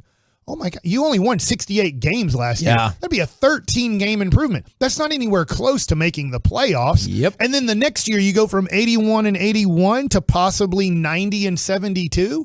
Oh my gosh, a lot of things happened that went well. You made great trades. You had great free agent signings. Some of your prospects like Owen White and Jack Leiter and Kumar Rocker are starting to really pay off. Whether it's Justin Foscue. I was talking to somebody and I was like, man, for some of these things to happen, it makes me think that the Rangers are really shopping a lot of their quantity. Okay, to flip it for a quality pitcher or something. Which seems like a good idea. Especially since a lot of the quantity feels kind of double uppy. Right, especially middle infielder, yeah. right? I mean, you're talking about Josh Smith. He makes a lot of sense at second base. Ezekiel Duran makes a lot of sense at second base. Justin Foskey was drafted from Mississippi State at second base. And I get they can play other positions, but if you're going to be a third baseman are considered guys that should be able to pop 30 home runs and put up 80 or more RBIs. I don't think Josh Smith, Duran, or Justin Foskey fit into the 30 home run, 80 to 100 RBI category, where at second base, I know we have a power hitting second baseman, but second basemen are kind of like, dude, 15 to 25 home runs, 240 batting average, as long as you're playing a good, solid defense. We can live with that. We want to OPS. If your OPS is 800, you're doing great at second base. I put that at third base. We're not doing so hot. I put that in left field. We're not doing so hot. Well, maybe right now you are. Maybe the way baseball's trending, you'll be just fine at that. Yeah. Now, maybe we'll talk about this a little bit tomorrow. I'm running out of time. You got a lot of here. time tomorrow, Mike. Yeah, 13 and a half hours. I can't wait. By the way, a lot of really cool baseball stuff on the website, a lot of cool just sports memorabilia stuff on the website. I'll leave the Chris Bassett talk, not Bassett, yeah, from the Oakland A's / the New York Mets. We'll talk about that tomorrow in an article that I found that I really like with Derek Holland tomorrow. But go to the website. It's live. Where's the website at, guys? It's at 1053thefan.com, and you just with click numbers. Yeah, with numbers. Don't have to spell it out. If you go to it, by the way, 1053thefan.com/peaceathon, all right, and just type in peaceathon, IECE, and you just click right there on the click here to make a bid. It'll take you directly to the items page, and you can go check and browse it out. And currently, Kevin, we're up to $5,000 already in bids. There's a lot of things. Tell me that. I get obsessed with that. There's a lot of things that you can win and get for $20, for $30. You can make just straight donations, but if you're like, man, I want a Dirk Nowitzki rookie card, we have that. And it's probably going to be, I don't know, let's say a $25 to $50 item. It might go a little bit higher than that, but if you want a really cool card, or if you want a really cool piece of memorabilia, maybe a magazine that you just think is really cool and looks like art, like a TCU SMU magazine from the 70s. When the game took place at the Cotton Bowl. That is a thing that we absolutely have. By the way, let me just go ahead and throw this out there, and then I know we really got to move, Mike. I know you know that. I'm done. This is on me. If you donate Kevin.Hageland at Odyssey.com. If you're interested in coming up, if you donate $25 or more. And bring tacos. Yes, and you want to bring food, then Mike will be more welcoming. 13 and a half hours. I need tacos. You're allowed to come up if you donate $25 or more. Just shoot me a copy of your receipt. But then Mike won't like you. But if you bring tacos and donate, then Mike will think you're the best. That'll be awesome. Whataburger has the taquitos, but if you want to make it here tomorrow, you might want to go somewhere else. This is the show. 13 and a half hours. You can make it in the Whataburger window. We're the KNC Masterpiece right here on 105.3 The Fan. Coming up next, let's talk with our Dallas Cowboys insider, Mickey Spagnola, right here on 105.3 The Fan.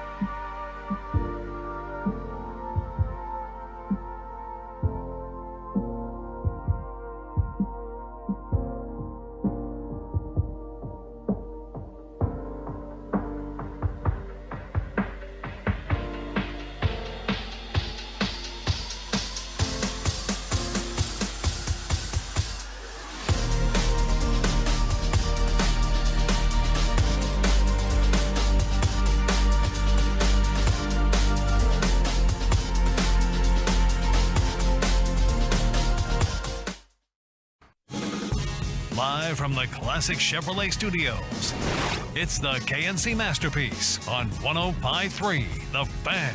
KNC Masterpiece right here on 105.3 The Fan. We will talk with Mickey Spagnola in just 1 second. But yeah, 1053thefan.com/peaceathon if you want to know. People are already asking for the auction site and everything like that. Now? And then you can just click through, click on the make a bid portion of it. Let's give. Is that what you want? No, sorry. I thought now we were going to go to Mickey. I'm going to go to the featured items page, Kevin. Okay. We have the Matt Black, Micah Parsons autographed helmet along with 2 Cowboys tickets. That includes, I believe, suite. Or is that's game tickets? Yes. And field access before the game. 2 pregame field passes, parking, and 2 tickets from the Cowboys. Yeah. So I would guess they'd be pretty good. We got a 2023 Rangers suite with the KNC Masterpiece. Oh, so we'll go hang out gosh. at a game with you in the Rangers suite. Mike Adams golf outing. A Luka Doncic autographed jersey donated by our own Rachel Ring. She's the best. The stuffed stripper squirrel, which is already getting current bids. Kevin's personal card collection. Oh, yeah. A stack of assorted cards from Kevin. An uncirculated Sports Illustrated running with the Mavs.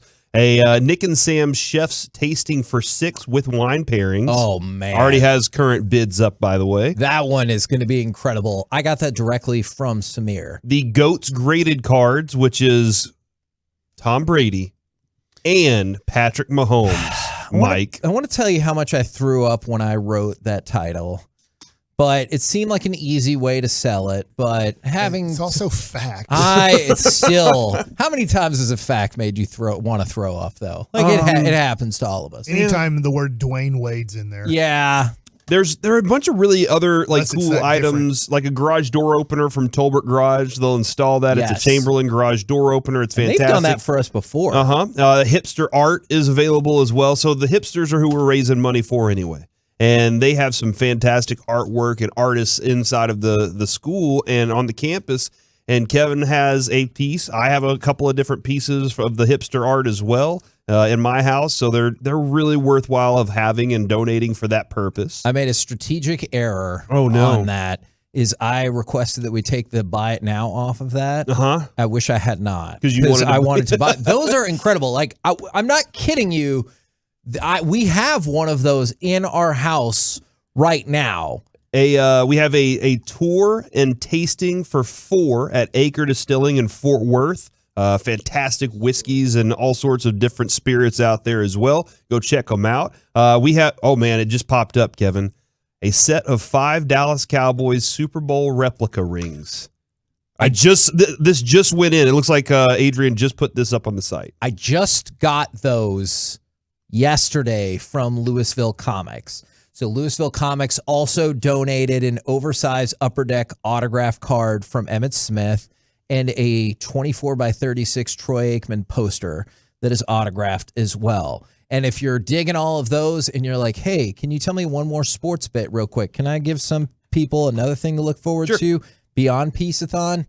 The biggest game in college football thus far this season, Michigan and Ohio State. That will now be on 105.3 The Fan, a triple header of college football on Saturday. Pregame starts at 10:30. That game will kick off at 11 o'clock. I have no doubt. Man, my head looks super big on this Peaceathon thing because I had to get put on y'all's picture because we didn't take this picture together, right? We weren't together for this picture, were we? I don't. They took individual photos and then put us in, superimposed us. Yeah, I have a 7 1/8 head, by the way. Which is normal. Yeah, it's actually a little small, but not that small. Go ahead, Kevin. Good question from the 214 Mike. If Dwayne Wade would donate $10,000 to My Possibilities, would you accept it? Yes. Okay. As long as I don't have to talk to him or meet him or anything. He wants to meet you, though. He wants to talk to you. He's like, I want to meet Mike Bassick. I'll listen. I'll just sit there and be like, I can't stand you. But I won't say that. I'll just be in my head. Just like I can't stand the way Jason Kidd is coaching the Mavericks this year, but I still hope he gets it fixed. I did want to add this too, Kevin. She's a Tolo. and she's also a fantastic chef that Mike and I have been to her restaurants before. We can't say her name, or can we? Blythe Beck. Blythe she's is awesome. black now. She's married, and is it changed? Anyway, Blythe. Oh, she's changed her last name? Celebrity chef catered dinner with four with the Masterpiece. So us and our significant others, right, plus you and another couple, can have dinner served to you, a 5-course meal by a celebrity chef who was on Beat Bobby Flay and so much more. That's on page 2 of the auction items. Lots of different things you can check out there. I am actually very excited about this, and I did not realize it would be with our significant other until I jumped on the page, and I was like, oh, yeah, actually, that does sound pretty Jess cool. has to go, or Noah can go instead. Jess is super pumped, so don't take her away from this. Ruben, let's go ahead and fire off cut number 6, because here's all I know. When we were on air, the United States scored a goal. And then when G-Bag was on air, Wales scored a goal. Here is the goal that the United States scored yesterday. Pulisic on the run. Pulisic has Weah. Pulisic rolls it in. Tim Weah!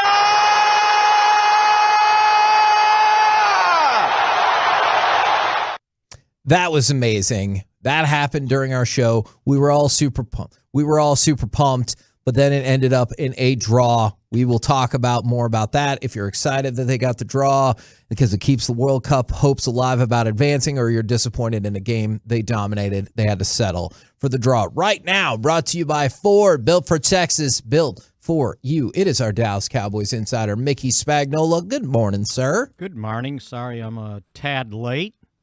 Mike McCarthy going on and on. No, I was sitting at my desk and I was going, why do I have so much time before I do the next thing? And it's like, oh, yeah, got radio to do. Well, clearly I will take my wrath out on our producer, not you, so don't worry about it. I'm just kidding, Ruben. I'm just kidding. All right, so Mickey, just know that you're going to have to bring your A game tomorrow because we're going to be on for 13 and a half hours. I understand. And do I have my same slot? Yes. Or do I have to move around No, for all the grand guests you'll have? You know what? Big day. Very big day. It is a big day. We're going to have Micah Parsons, Michael Irvin, Flula, Charlotte Jones, Bianca Belair, Zach Lowe, and a bank robber. All part of the extravaganza. So that is the company that you get to keep tomorrow, Mickey. No Jonas Brothers? Man. You know what? Next year. Baby, you light up my world like nobody Wrong band, Mike. That is One Direction. Oh, dang it. I still am not good at those songs because I really was like, oh, yeah, is that one of their songs? Good for them. Well, get Mike to get them on. Yeah, Mike, do you have an in with the Jonas Brothers? I think one of the Jonas Brothers played in the Dirk Nowitzki charity baseball game, but I didn't get his phone number at it. Okay, well, you kind of let us down there, but that's okay, Mike. And now I feel like Mickey is really disappointed at our guest list now. He's like, oh, what about the Jonas Brothers? So I am sad about that. No, I was going to the top, right? Oh, that's a good point. Well, we did get Micah, so that's pretty good. Yeah. I wanted... So I'm same time slot for me. Yeah. All right. Yeah, I think you're good. I think you're good. Did you feel like, and I know we talked about this a little bit, did you feel like there was anything to be gained or discerned about the run defense from Sunday's game, or did you just beat the team into submission that they couldn't really run the ball? And I get that scoring on the first 7 possessions is a great game plan, but one likely not to be replicated. Yeah, I think the key thing, if you looked at it, it seemed like for a couple of games in a row, they were giving up 5-6 yards a carry. So they reduced it to 4.3. So that was a step in the right direction. And they really only gave up one big run. I think Cook had a 17, 18-yard run. But other than that, they had to grind away. So Cook ends up with, he did have 11 carries for 72 yards. Yeah, but I didn't feel overwhelmed by the performance. You did not, and it wasn't run after run after run. But if they were going to have a blueprint on how to stop the run, well, then get an early lead, right?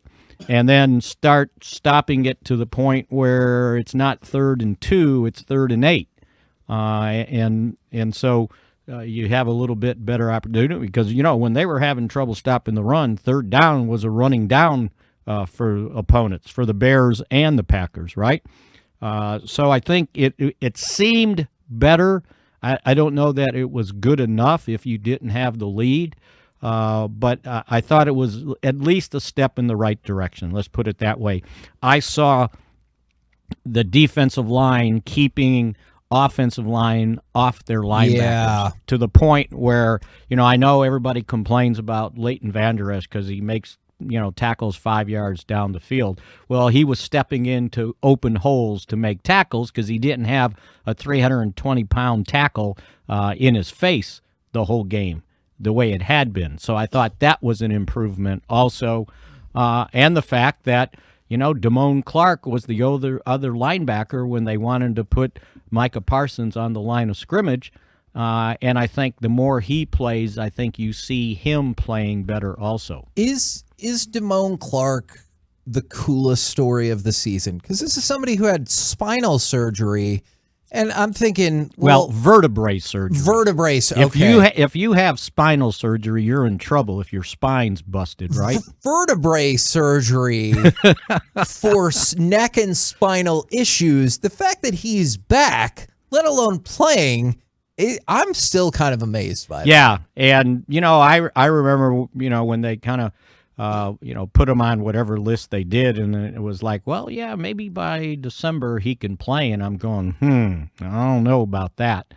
I think between him and Brett Maher, you could have a nice discussion on which one's the better story. That's a good point. And it was remember, Maher wasn't here to start training camp, and he wasn't with anybody during the off season. And he showed up a week or two into training camp, probably 2 weeks into training camp, and had to win a kickoff just to compete for the starting job. And I think you brought up a great point. When he won that job, the general reaction was a big, giant meh. Oh, yeah. Oh, well, okay. Right? And, yeah. And one of the reasons why, he won it initially was it was a close call, but his kickoffs were better. And I'm going, oh, okay. Well, what about field goals? And now we get the rest of that story, right? Which, by the way, interesting talking to him yesterday. Didn't get a chance after the game. I asked him, I said, so did you hear a whistle before you kicked the first 60-yarder? And he goes, no. And it's like, so, and the whistle didn't come from the head referee. It didn't come from the back judge. It didn't come from the two guys under the goalpost that motion that it was good. So somebody on the sideline must have got the call down from wherever it came from, either the replay referee or NFL. Oh, we better look at this. But, I timed it. They had a minute and 51 seconds from the end of the catch to when he kicked the ball to call down. Who was asleep at the wheel? How did you time it, though? Did you have a stopwatch, or was it on your phone, or like a watch? How did you do that? On the replay. Okay. All right. Because it's got the timer at the bottom. We have the theory that somebody was heating up their lunch in the microwave and they walked away. And then said, oh, wait, I better go look at this. And somebody was feverish. And Corey, by the way, there was a 30-second timeout, too, in there. Gotcha. I just want to know how we were keeping track of time here. That is totally fine. Let me ask you real quick, Mickey, how do you feel about penalty kicks in soccer? Yeah. You know what? Somebody might say, well, it's like a free throw in basketball. Right. But it isn't. Because 1 point in basketball is pretty marginal to one goal in God, soccer, the Mavericks don't right? want that. We would lose every game if it was a free throw competition. And I'll also tell you, Robert Lewandowski and Poland are very sad right now as Mexico comes up with a huge stop on the PK, even though the United States got jobbed on a PK yesterday. Goalie was definitely the wall on that Yeah, and one. it's such an unfair thing, right? Yeah. Absolutely. At least in hockey, you have a chance on a penalty shot, right? Yeah, I like the way they used to do it in high schools, the run up a little bit more. Well, Mexico did stop the penalty kick, so good on him for that. Well, that guy almost stopped it yesterday. Got his hand on it, didn't he? He did. He almost did. That was a hell of a strike, though. So yeah, I was still bummed about that. All right, that's why I think when they get to in soccer, they decide after overtime penalty kicks. Yeah. I just think that's unfair. Yeah, I know soccer purists hate that very, very much. Thank you very much, good sir. We'll catch up with you again tomorrow. All right, and I'll try to be here on time. That would be lovely, Mickey. See you guys. We're the KNC Masterpiece right here on 105.3 The Fan. Hector Moreno got called for the yellow card. Poland gets the PK. Lewandowski, a two-time Fancy Balloon Award winner. I know that's not what it's really called. Balloon Gets d'Or. stopped, and Mexico is still in this thing. Can I tease? Do it. Mike asked all the football questions next. Can you run an entire hour tomorrow again, too? Yeah. That was super fun last year. For sure. You just named the hour, and I got it, dude. On it. All right. Hey, what makes Philadelphia better than Dallas? Ooh. Next. Blasting out 100.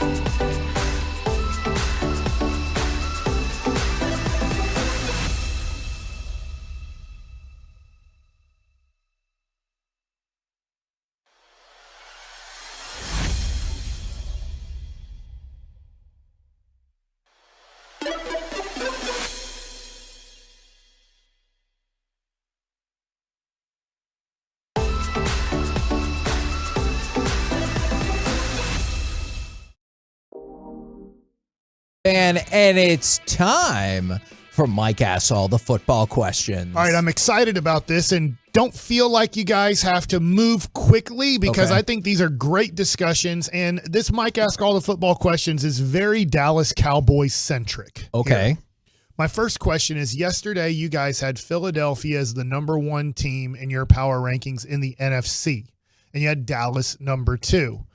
My question to you guys is, what makes Philadelphia better than Dallas? I think they have more wins.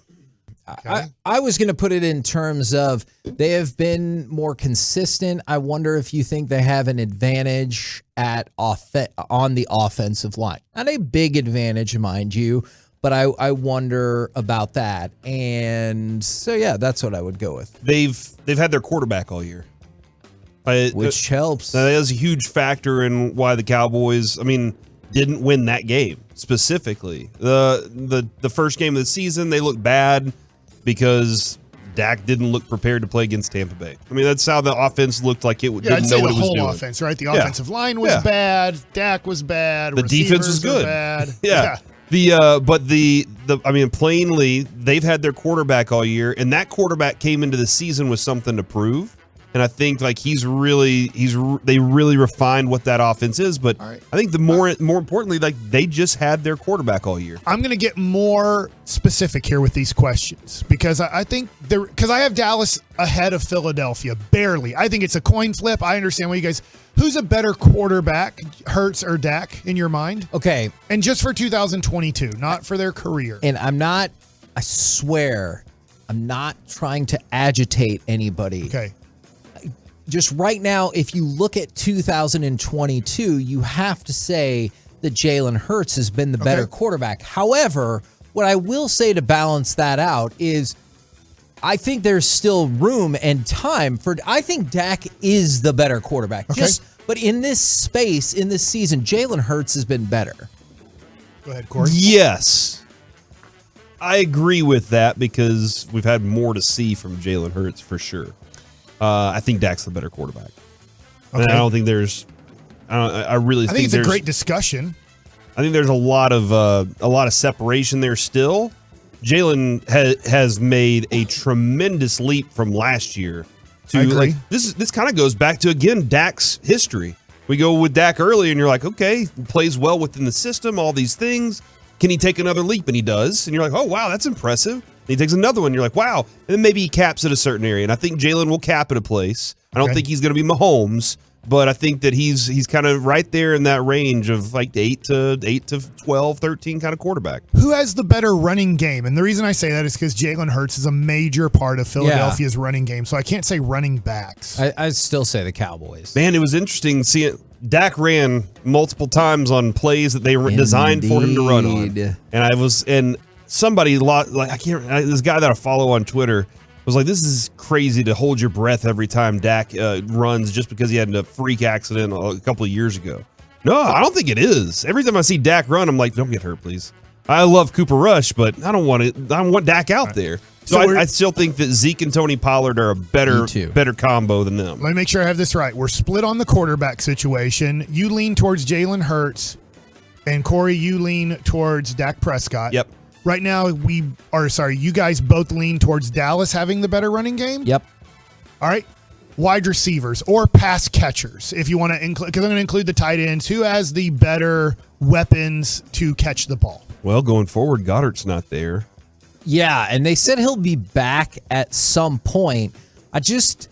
I'll give a very slight edge to the quality over the quantity because the 1-2 punch of Brown and Devontae Smith is, in this moment, more impressive than CeeDee Lamb and Michael Gallup. However, if it evolves into, Tony Pollard doing some of the same stuff that he did on Sunday, it's interesting. I'm going to try to pitch that tomorrow. Or Odell Beckham Jr. joining the team. That is a very great point. Are you going to try and pitch that to Kellen Moore?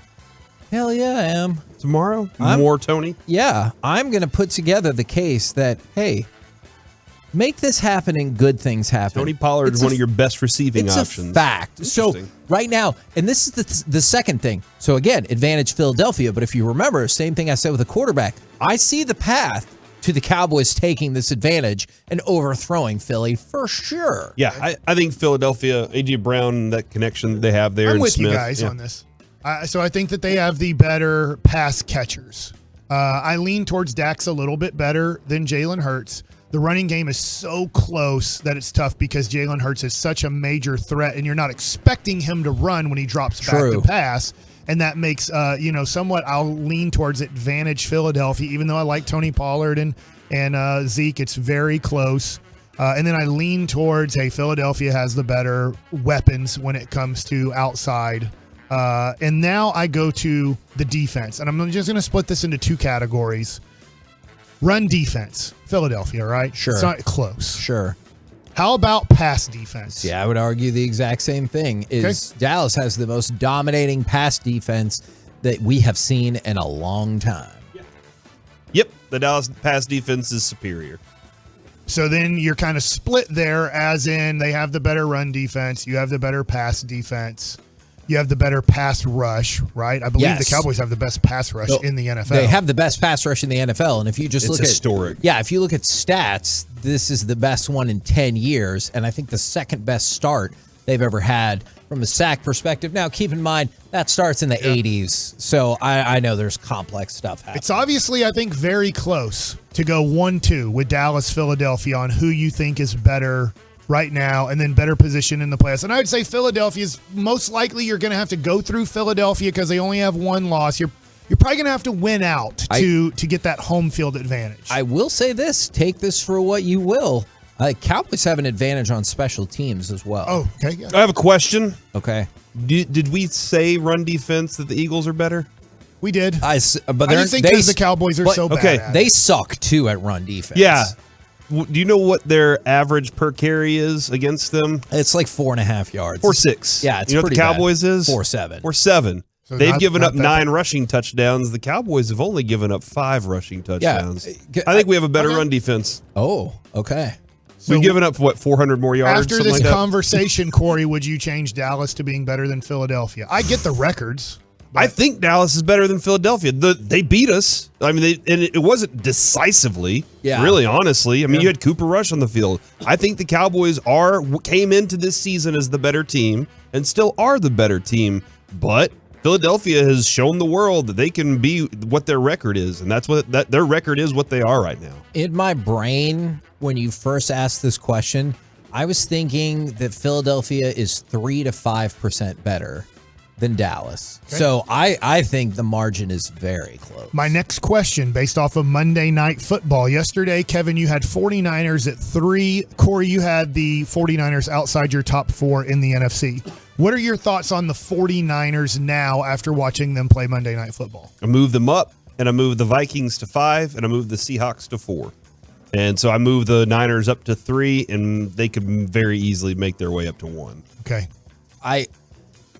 The 49ers are 3, and this is the part that might seem confusing. That is the team I least want to play. I hear what you're saying. That's the team I picked to win the Super Bowl this I'm year. re-ranking my teams. As yesterday I said Dallas 1 and Philadelphia 2.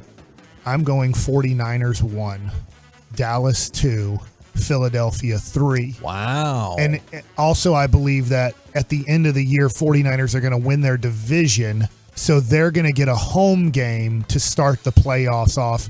And that, I think, helps them in their path to the Super Bowl. So I think right now the 49ers are going to go to the Super Bowl. Okay. I mean, look, after last night, it's tough to argue. I'm hoping that Seattle can pull it out and San Francisco will be stuck in the same boat because we should have a better record than the 49ers. And I'm really hoping somehow the Cowboys don't play the 49ers in the playoffs. I think that's a horrible matchup. I could see that. All right, my next question. This goes back to the Dallas Cowboys. With Tyron Smith coming back in a couple of weeks, he's not playing Thursday. And he won't play. And I don't think he'll play. Yeah. All right, let's say this works out. I'll ask this first question, and then this will be the end of my football questions, even though I have more. How many games do you think Tyron Smith plays in the regular season, and is he completely healthy and ready to go for the playoffs? I think 3. He plays 3 regular season games and is good for the playoffs. No. And he's not good for the playoffs. I think he's dinged up for the playoffs. All right, so let me then throw out the most positive thing I'm going to say about the Dallas Cowboys here. Tyron Smith, let's just say it works out. He plays the 3 regular season games, and he plays great in the playoffs, and you make it to the NFC Championship game. I won't go further than that, but let's just say you go that far. If it works out and Tyron Smith wants to play football again next year, do you say, hey, we got Tyler Smith to play your position? You're not going to play till after Thanksgiving. You're actually, for what's best for you and what's best for our team is you don't play until December. So yes, you're on the team. We're going to pay you all this money.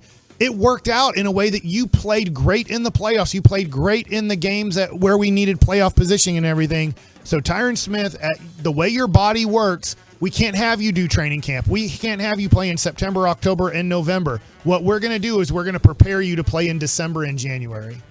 All right, so I see where you're going with that. Very Roger Clemens, Houston Astros of me. It's anti what Mike McCarthy likes. Mike McCarthy likes offensive lines that have played together. And I think he would want that group of 5 that has played together the most on the field together during the playoffs. So I understand what you're trying to accomplish there. It goes against what Mike McCarthy preaches. So I don't think it's the best thing for it. Put Tyron out there and just let him play. And if he stays healthy, man, that's great for us. I'm trying a different tactic. I'm telling everyone in the organization to shut their effing mouths, and I quietly see what the trade value is for Tyron Smith, because that was the problem with Amari Cooper. Yeah. Okay. Because everybody in the world knew that you were willing to move off of him, and that's why he didn't get anything for him. So I would just gauge the interest. Great discussion. My last thing that I had is, did you know the Cowboys have given up the least amount of points in the NFL at 167? If you look at just the NFC, which I think points given up might give you a better indicator of where teams are at. Second is San Francisco. Third is Tampa Bay. Fourth is Philadelphia. If you go for points 4 in the NFC, it's Philadelphia 1, Atlanta 2, Seattle 3, and Dallas 4. Wow. That is a good combination, and you're right. So while everyone was burying this defense for one off week, they are the best defense in the NFL in terms of points allowed this season. We're the KNC Masterpiece right here on 105.3 The Fan. Coming up next, it's time for Gridiron Gravy. This might kind of fall under a Mike Ask the Football Questions kind of deal. Both divisions have been great, but which East is the best East? We'll do it next right here in The Fan. Let's talk about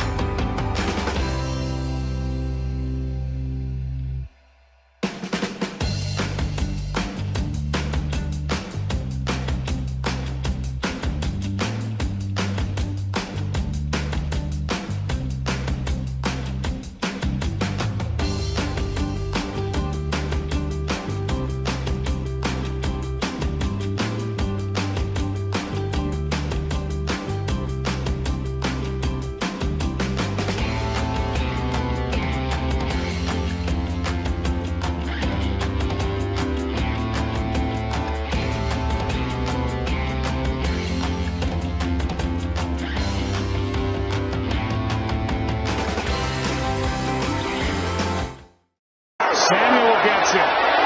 Trent Williams out in front of him. Ayuk blocking. Debo. End zone touchdown. What a play. No flags. Another one for San Francisco. KNC Masterpiece right here on 105.3 The Fan, as Mike has apparently already started a bidding war over I have no idea what. It's at the Acre Distilling Company in Fort Worth. Said, I just got a notification on my phone. You've been outbid. Ready for this? Confirm you've been outbid. Oh, wow. They have great spirits, by the way. Maybe the best gin I've ever had. Fantastic whiskey. Set a max bid. No thanks. I'm just going to keep outbidding you. Okay. That's what I'm here for, I do Mike. want to point this out real quick. That's fun. Like, if you guys love eBay. Y'all play the eBay game all the time. You're watching stuff. Adrian, she's the one kind of in charge of the website, my wife. She's in charge of what's going on. She's the gatekeeper for all those things. Ooh. This is her favorite time. She loves to watch the prices of the bids and all that as it goes along throughout the day. And then because our listeners are so passionate about what we're passionate about too, she gets people get excited about this. So it's a lot of fun. And she starts making up stories in her head about stuff that Mike just said about how Mike's like, oh, really? I'll show you. And she's like, that does happen sometimes on eBay. Then I win. I'm like, ooh, I bid more than I kind of wanted to, but I just wanted to win. But this time it's for charity. So go ahead and let your pride take over. Yeah. Corey, I'm going to try really hard not to do that this year because for the last 4 years, I have become obsessed with staring at those numbers. I watch you all day. And it is not healthy. So you don't want me to tell you, you don't want me to update you throughout the day. All right. I will keep track of it. I will update Mike. I'll just be like, blah, blah, blah, blah, blah. I put my fingers in my ears. All right. Right now, it's time to go around the entire NFL and dip into some gridiron gravy. Ruben can't talk. Ruben can't talk, so he couldn't dip. I mean, normally he is capable of talking, but he has laryngitis right now, so. You know what that's like? Yeah. Yes, I do. So maybe me doing these read stays not the best idea. Oh, where's the PK from Mexico? This is ridiculous. All right, exactly. See, Ruben How gets much did Poland pay these refs? Yeah, we got jobbed. I can't believe Dinwiddie doesn't get calls anymore. Yeah. Maybe stop calling out Tony Brothers publicly. That is probably a good idea. Now, we played the Debo Samuel cut from last night. It was, once we got past the first quarter, it turned into an utter destruction. The first quarter, very blah, run-of-the-mill. I was hoping that Arizona was going to win. When they took the 3-0 lead, I was like, hey, let's get this done. Let's push San Francisco as far away from this as possible. At least put them in the wild card. Because I believe the Cowboys will have the best wild card record. And so I'm like, that's fine. So then if you ever have to play San Francisco, you'll have to come to our field. I don't think that would be likely at that point, but that would be better case scenario. But San Francisco took the rest of the game and whipped the crap out of the Cardinals. Healthy George Kittle, healthy Debo Samuel, healthy Christian McCaffrey. This is scary. This is going to be a very difficult team to play.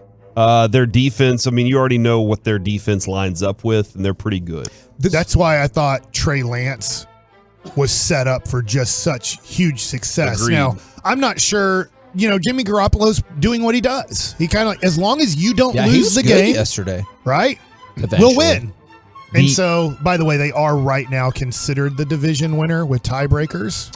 I'm telling you, I just wanted to point one thing out, and there's a lot of football left to play, is after their game against the Saints, and that whole thing is a catastrophe, is they host the Dolphins, host the Bucks, at the Seahawks, host the Commanders back to back to back to back. Yeah. That's a tough stretch right there. That is huge. I think for the Cowboys playoff run, you need San Francisco not being a division winner. Yes. I will say this, Kevin. I don't know if y'all ever played any of the audio from the interview with McVay and those guys. The conversation, though, it was Shanahan that said this. Shanahan's the one that said, regarding running quarterbacks, look, I think athletes are always going to be great, and it's always going to be important to have those guys that can do those things. And it really, at the end of the day, it's who has the piece of chalk in their hand to drop that last play whenever all things are equal. But as great of a runner that it can be stopped. At some point, a quarterback, a really good, great quarterback, has to stand in the pocket and deliver big time throws. Yeah, you're right. We've seen Jimmy not do it before. Has he learned anything that can show that he can do it in the future. That's in the playoffs. I'm not as scared of Jimmy as I am during the regular season. That is very fair. This is a great point because I did see this from the 214. The 49ers won because Penta El Cerro, used to be known as the wrestler Pentagon, he gave his mask to George Kittle. And that was the key to the victory right there. He's an awesome wrestler, by the way. All right, let's go from that to which East is the best East. So AFC East, 26-14. All 4 of their teams in the top 8. NFC East, 29-12. All 4 of their teams in the top 8. Here's the breakdown of the teams. Miami, Buffalo, both 7-3. New England, the Jets, both 6-4. In the NFC East, Philly, 9-1. Giants and Cowboys, 7-3. And Washington, 6-5. In terms of quality, I know the records say slight edge to the NFC East, but in terms of quality, especially going into the playoffs, who do you give the advantage to? I agree with this person from the 940, Plano East. That's the best East. Is that historically, that is inaccurate. Oh, no! Why are you taking shots at Plano East? I mean, look, hey, Plano East, win a UIL team state title and then hit me back. Because I did like 18 stories about how this was going to be the one in their history of heartbreak. Mm-hmm. Back to you, Mike. Then Jimmy King ran into Greg Ostertag. Yes, pretty much. I lean towards the NFC East, and I never thought I would be saying that this season before the season started or even 4 weeks into the season. But I think Buffalo's the best team out of all of them. My opinion, I get their record isn't, but I think that they have the best chance to win it all out of all the teams. But Miami, very good. I think the same caliber of team as Philadelphia and Dallas. New England and the New York Jets, I'm not crazy about. I'm also not crazy about the Giants, and I'm not crazy about Washington. But I'll lean towards the NFC East. I'll give the East credit for what they've been able to accomplish with the better record. Buffalo's the best team out of all 8. But then I think 2 and 3 are Dallas, Philadelphia. 4 is Miami. Yeah, no, I would be inclined to agree with that. I think you have 2 of the better defenses in the NFC East, as well as 2 of the top 5 offenses in the NFL. So I'll take the Cowboys, Eagles, and those. And I think you have 2 fantastically fun offenses in the Dolphins and Bills. I don't love the Dolphins defense that much though, so I don't kind of put them there. So I would take the NFC East as well. I think the rest of the division is looking a little bit better than the rest of the AFC East. Yeah. And the Jets, I don't understand them. And the Patriots, I think they still have problems understanding what they are. But Bill Belichick's a good enough coach to get that team to 6-4 right now. New England won that game. They scored 0 offensive touchdowns. All right, their touchdown was on a punt return. What's interesting is the last place teams in both divisions have quarterbacks that the rest of the team hate in Zach Wilson and Carson Wentz. The good news for the Commanders is they have a different quarterback that they can go and plug in Taylor Heineke. They love did. Taylor Heineke too, man. Absolutely. And the Cowboys love Taylor Heineke as well. They love to sack him. Yeah. Or pressure him. I'm looking forward to that. Or sack him. Let's go on the injury front. Matthew Stafford did go back into the concussion protocol. So obviously I know we've talked about how much he has left as a player. Hopefully he is okay. And then we thought that this would probably be the case when they talked about an MCL sprain for Kyle Pitts. The Falcons did go ahead and put him on injured reserve. So he'll be out for at least the next 4 weeks. And this is a Falcons team that may be unlikely. They're still trying to hope they can make the playoffs as well. Yeah, I think I have like a $20 bet with Dutch on that, by the way. On them coming out of the NFC South. Oh, okay. Which I still think that's possible. I think they have a fun, weird team, except for the Pitts thing. Like that is bad. Now, for Justin Fields, he has a dislocated left shoulder, unless he doesn't. And so, like Dinwiddie. This has turned into a dispute where some sources inside the Bears say he has a dislocated shoulder. Others say he does not. I would lean towards he does not, as Matt Eberflus said he's day-to-day, and that he could absolutely still play on Sunday in the game where, keep this in mind, neither team might start their starting quarterback with the Bears and Jets. So I know this sounds weird, but maybe a dislocated shoulder isn't something that keeps you from, especially if it's your non-throwing shoulder. Sure. Because this is my own experience. I remember seeing my friend's dad in a softball game in a very important softball tournament throw from center field. As he's throwing, his arm comes out of socket. And then he walks over to a bar and hangs on it, and then all of a sudden it's back in place and he's back out on the field. Oh, yeah. And so, and we've seen Mel Gibson do this. I've always wondered about doing that in real life. And now he was throwing underhand after that for the rest of the game. But I do wonder if it's something that's more just about the pain and it's not going to affect him that much. That's why I think it's day to day. It may have been separated in the game, and he popped it back in, and he was like, all right, everything's fine dislocated, right now. Right? Because that's what I was worried about. Dinwiddie was like, dang, did he separate his shoulder? And he dislocated it. And I know that you relocate it in the right spot immediately, but I just wonder how easy is it to dislocate it again? As in, like, when Justin Fields plays on Sunday, I'm just wondering when it is able to pop out of socket, how easy is it able to pop out of socket again, where I think that the first time it would be more difficult. The longer it stays in socket, I don't know this. I'm not a doctor, obviously. I just married one, thank God. That is a valid question. Is like how long until like you feel like it'll stay located even though it kind of gets jolted a little bit? That is a good question. His status for Sunday to be determined. Same for Jamar Chase, who they have announced is returning to the practice field. We'll see how far that progresses.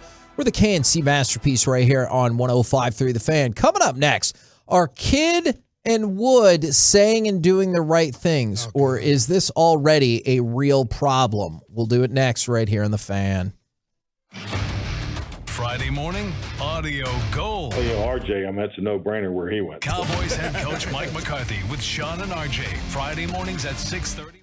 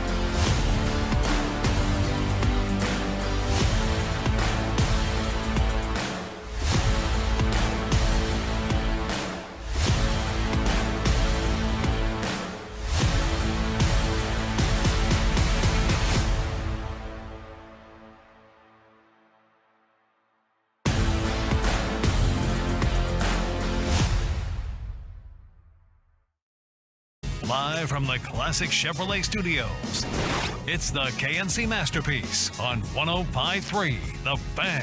KNC Masterpiece right here on 105.3 The Fan. Are Jason Kidd and Christian Wood saying and doing the right things? Or that's two different things. Or, that's true. Or is this already a problem? So, Jason Kidd talked yesterday, and Ruben got a whole bunch of audio. I'm going to jump ahead to Kidd number 8. I think this is the cut that most people are going to be primarily interested in. How can Christian Wood get more second half minutes moving forward?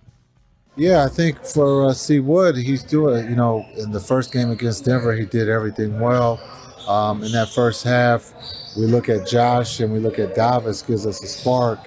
And now it becomes, we were sluggish. We held, Luka out for a minute there in the fourth to let that group run. So it's a matter of who's going well. There's no guarantee, you earn your minutes. And so every game is different. Let me pause it right there. All right. I don't know how y'all feel, and I hear what he's saying. He said there's no guarantee that you can earn minutes. Yeah, or is it different? And I know he ain't Luka, but let's not pretend that there aren't like special exceptions, of course. Right. He wasn't a special exception. No matter how bad he was shooting the basketball or whatever, he was going to play the last 5 minutes unless it was under Avery Johnson. Yeah, and then all bets were off. It feels common sense to say that Christian Wood needs to be your second best player, or else where is this thing going? That's why I'm surprised to hear him say that to a certain extent. I know he can't come out and go, oh yeah, C. Wood can just F around it doesn't matter. But I'm surprised to hear him. He makes it's a night-by-night basis. And I would wonder if, after being so good in the first Denver game, if you'd be like, okay, you're in for the next Denver game. Let's see what happens. It's amazing to me, the standard that Christian Wood is held to, because I would understand if everybody was held to this standard and be like, hey, you know what? This is the standard that is held here. Greg Popovich pretty much held everybody to a certain standard. And look, hey, Tim Duncan was never going to get benched, but there were times where he would let Tim and Parker and Ginobili or whatever sit on the bench going, hey, my second unit is giving me the energy and effort that you guys aren't giving me tonight. So screw it. We were down by 20. I'm going to see if they can win the game because you guys didn't care to engage tonight. So even the best teams with the best coach possibly in this generation, they'll run into things where Pop was like, no, you don't deserve to play the last 5 minutes. These guys deserve it. They're coming back. I'm not putting you back in. So I understand that. But Christian Wood's the only person on the team held to this standard. Dwight Powell gave up 17 rebounds to a guy totally washed. And he does that on a nightly basis. It doesn't matter. So as long as Dwight Powell makes the right defensive rotations, can't make a shot, can't really score, they don't really guard him, and that's why he gets the unbelievable looks that he gets at times. Kleba has the complete total yips this year. It doesn't matter.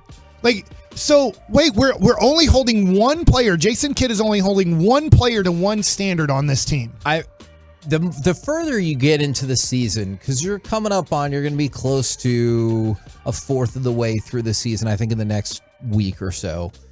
The further we get into the season, the tougher it is to hold this point. But I continue to wonder, but realistically, I continue to hope, is that's because he sees something different in Christian Wood. And he's like, I know what Dwight Powell is. I know what Tim Hardaway Jr. is. I think you can be something better and something amazing. Let me mold you into that amazing thing. But that could just be hope and not based in any sense of reality.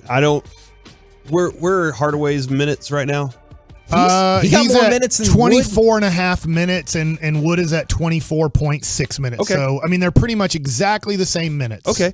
All right. So whose minutes do y'all want him to take right now? Woods? You want him to take Hardaway's? Well, they don't play the right position. Dwight Powell, Okay. Maxi Kleba. I would even say at times Reggie Bullock, because you play a small ball at times where Reggie Bullock plays power forward. Mm-hmm. Reggie Bullock is I saw where he's like the only player in the NBA like getting this many minutes being this bad at basketball. And I get that it'll probably improve. So that's where I was trying to get with this, my question to y'all is, did those guys earn their minutes last year on their way to the Western Conference Finals? And then that carries And now over. you're 16 games in, and has that done it enough yet where Jason Kidd said, okay, or did he say, you know what, I'm going to wait, I have a certain period of time, I want to see how guys approach it and how they handle things, then I'll make an adjustment, because, and I don't know how y'all feel about this, if you make too many adjustments too often, does it freak everybody out, especially guys that are absolute creatures of nature, right?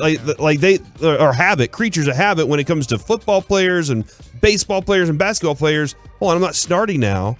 What's happening? Why am I not starting now? And their bodies are all over the place and they don't know what they're doing. He's just like, I'm going to keep it like this for a while. And when it's time to make an adjustment, we'll make that adjustment. But 16 games in maybe isn't the time to do that. What's weird is Dwight Powell didn't earn minutes in the playoffs. He played so bad that they had to go make major adjustments or in the offseason to try to eliminate him.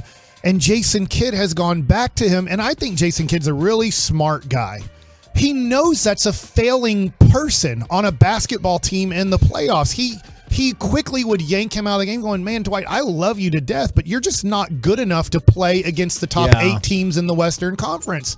And so he's gone back to this, and it doesn't matter what Dwight Powell does. He's going to get in competitive games. He's going to get 20 minutes a night. And it's just weird that you know that he can't rebound against other players in the NBA. He's going to get just destroyed on the boards. He doesn't bring you anything offensively. He doesn't stretch the court at all. They don't guard him at all. And it is great that he does roll to the basket and does a great job of finding space, because people will stop paying attention to him after a while because he's somewhat useless on offense. And he does get a dunk every once in a while. But it's just weird. Like, if you had somebody good, Kevin, where I'm getting to this, if you had, let's say, Porzingis still on the team, and you're like, dude, we're sorry, Christian Wood. We just think Porzingis is better, and we're paying him $40 million to play, but he's getting beat out by Dwight Powell and Maxi Kleber. I know Kleber's been hurt recently, but throughout this season, Jason Kidd has made the decision, Dwight Powell is better than you. Maxi Kleber is better than you. Reggie Bullock is better than you. And you're like, all right, let's go look at what they're contributing to the team. And it's like, they're contributing so little. That's who Christian Wood is losing to? And this is an intriguing hypothesis. I'll tell you why I don't agree with it, but I get where you're coming from. From the 2-4, Christian Wood has to be 100% by the playoffs. Why would you stall him out the first half of the season? So the issue that I have with that is a couple of fold. And I do get a fair point about he does get hurt, is this West is like, if you look over in the East, it's the Celtics and the Bucks and everybody else figure it out, and we'll see how it all shuffles out. Right now, the Utah Jazz remain in first place in the West. Right. And I know it's all super jumbled right now, so I don't want to be like the Mavericks are ninth, they're screwed, because they're a game and a half out of first place in the West as well. But that's why I would like to see them go for it more now, because I think you can position yourself at the top of it's not a top-heavy West, but there is a lot of teams that are in the same mix.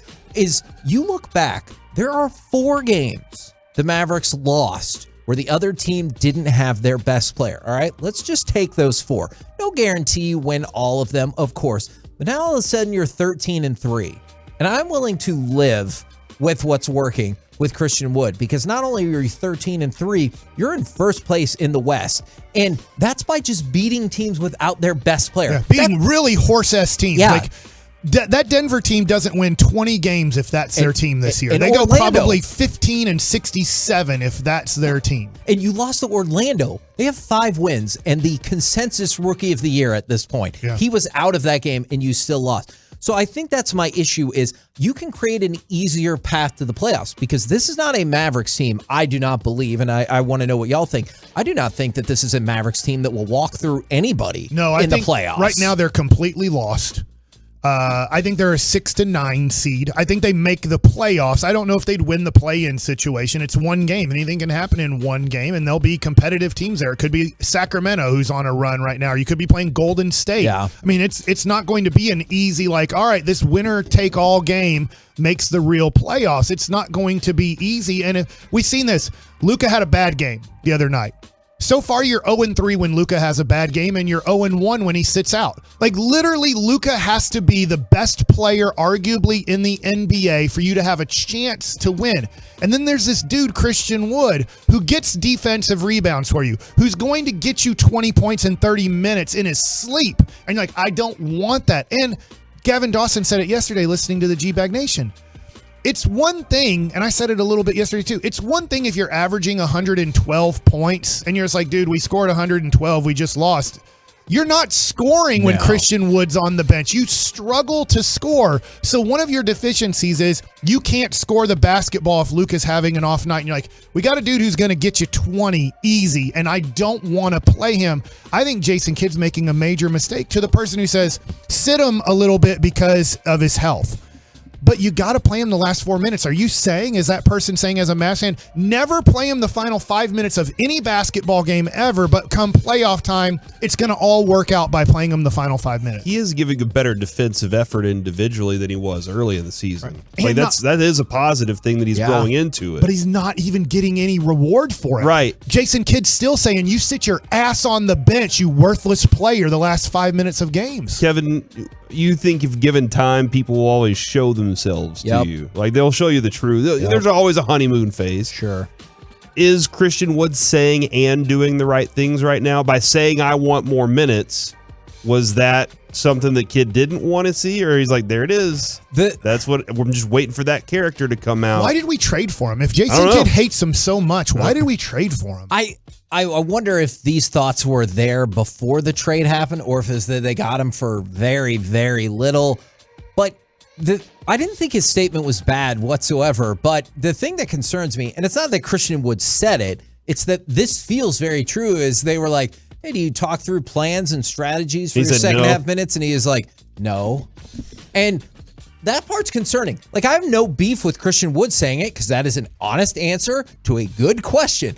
My concern is that you're like, yeah, I 100% think that's true. And to Corey's point, he should be earning more minutes if that's the case. And I double checked, 6th lowest offensive output in the NBA. And then the other thing was 2 weeks ago, Jason Kidd said Luka's usage rate is unsustainable. I know Christian Wood is not somebody who's going to take like the usage rate off of it in terms of handling the ball, but it can be in terms of running the offense through you at points. Thank you. And so run him from weak side to strong side. Give him the ball, you hope 7 feet away from the basket, but even if he gets it 10 to 15 feet away, still a very successful player from there. And Jason Kidd just refuses to do it. And that is something that could drop the usage rate in an unconventional way, because I know people usually think usage rate just in terms of handling the ball. That is not the only thing that goes into that. That's the thing where Jason Kidd literally said, we'll find out if he's a human or a robot by Christmas. Well, Thanksgiving's on Thursday. Here we come. You stopped that clip earlier? Oh, yes. Kevin Gray just texted me and said you should play the rest of that clip, Yes. by the way.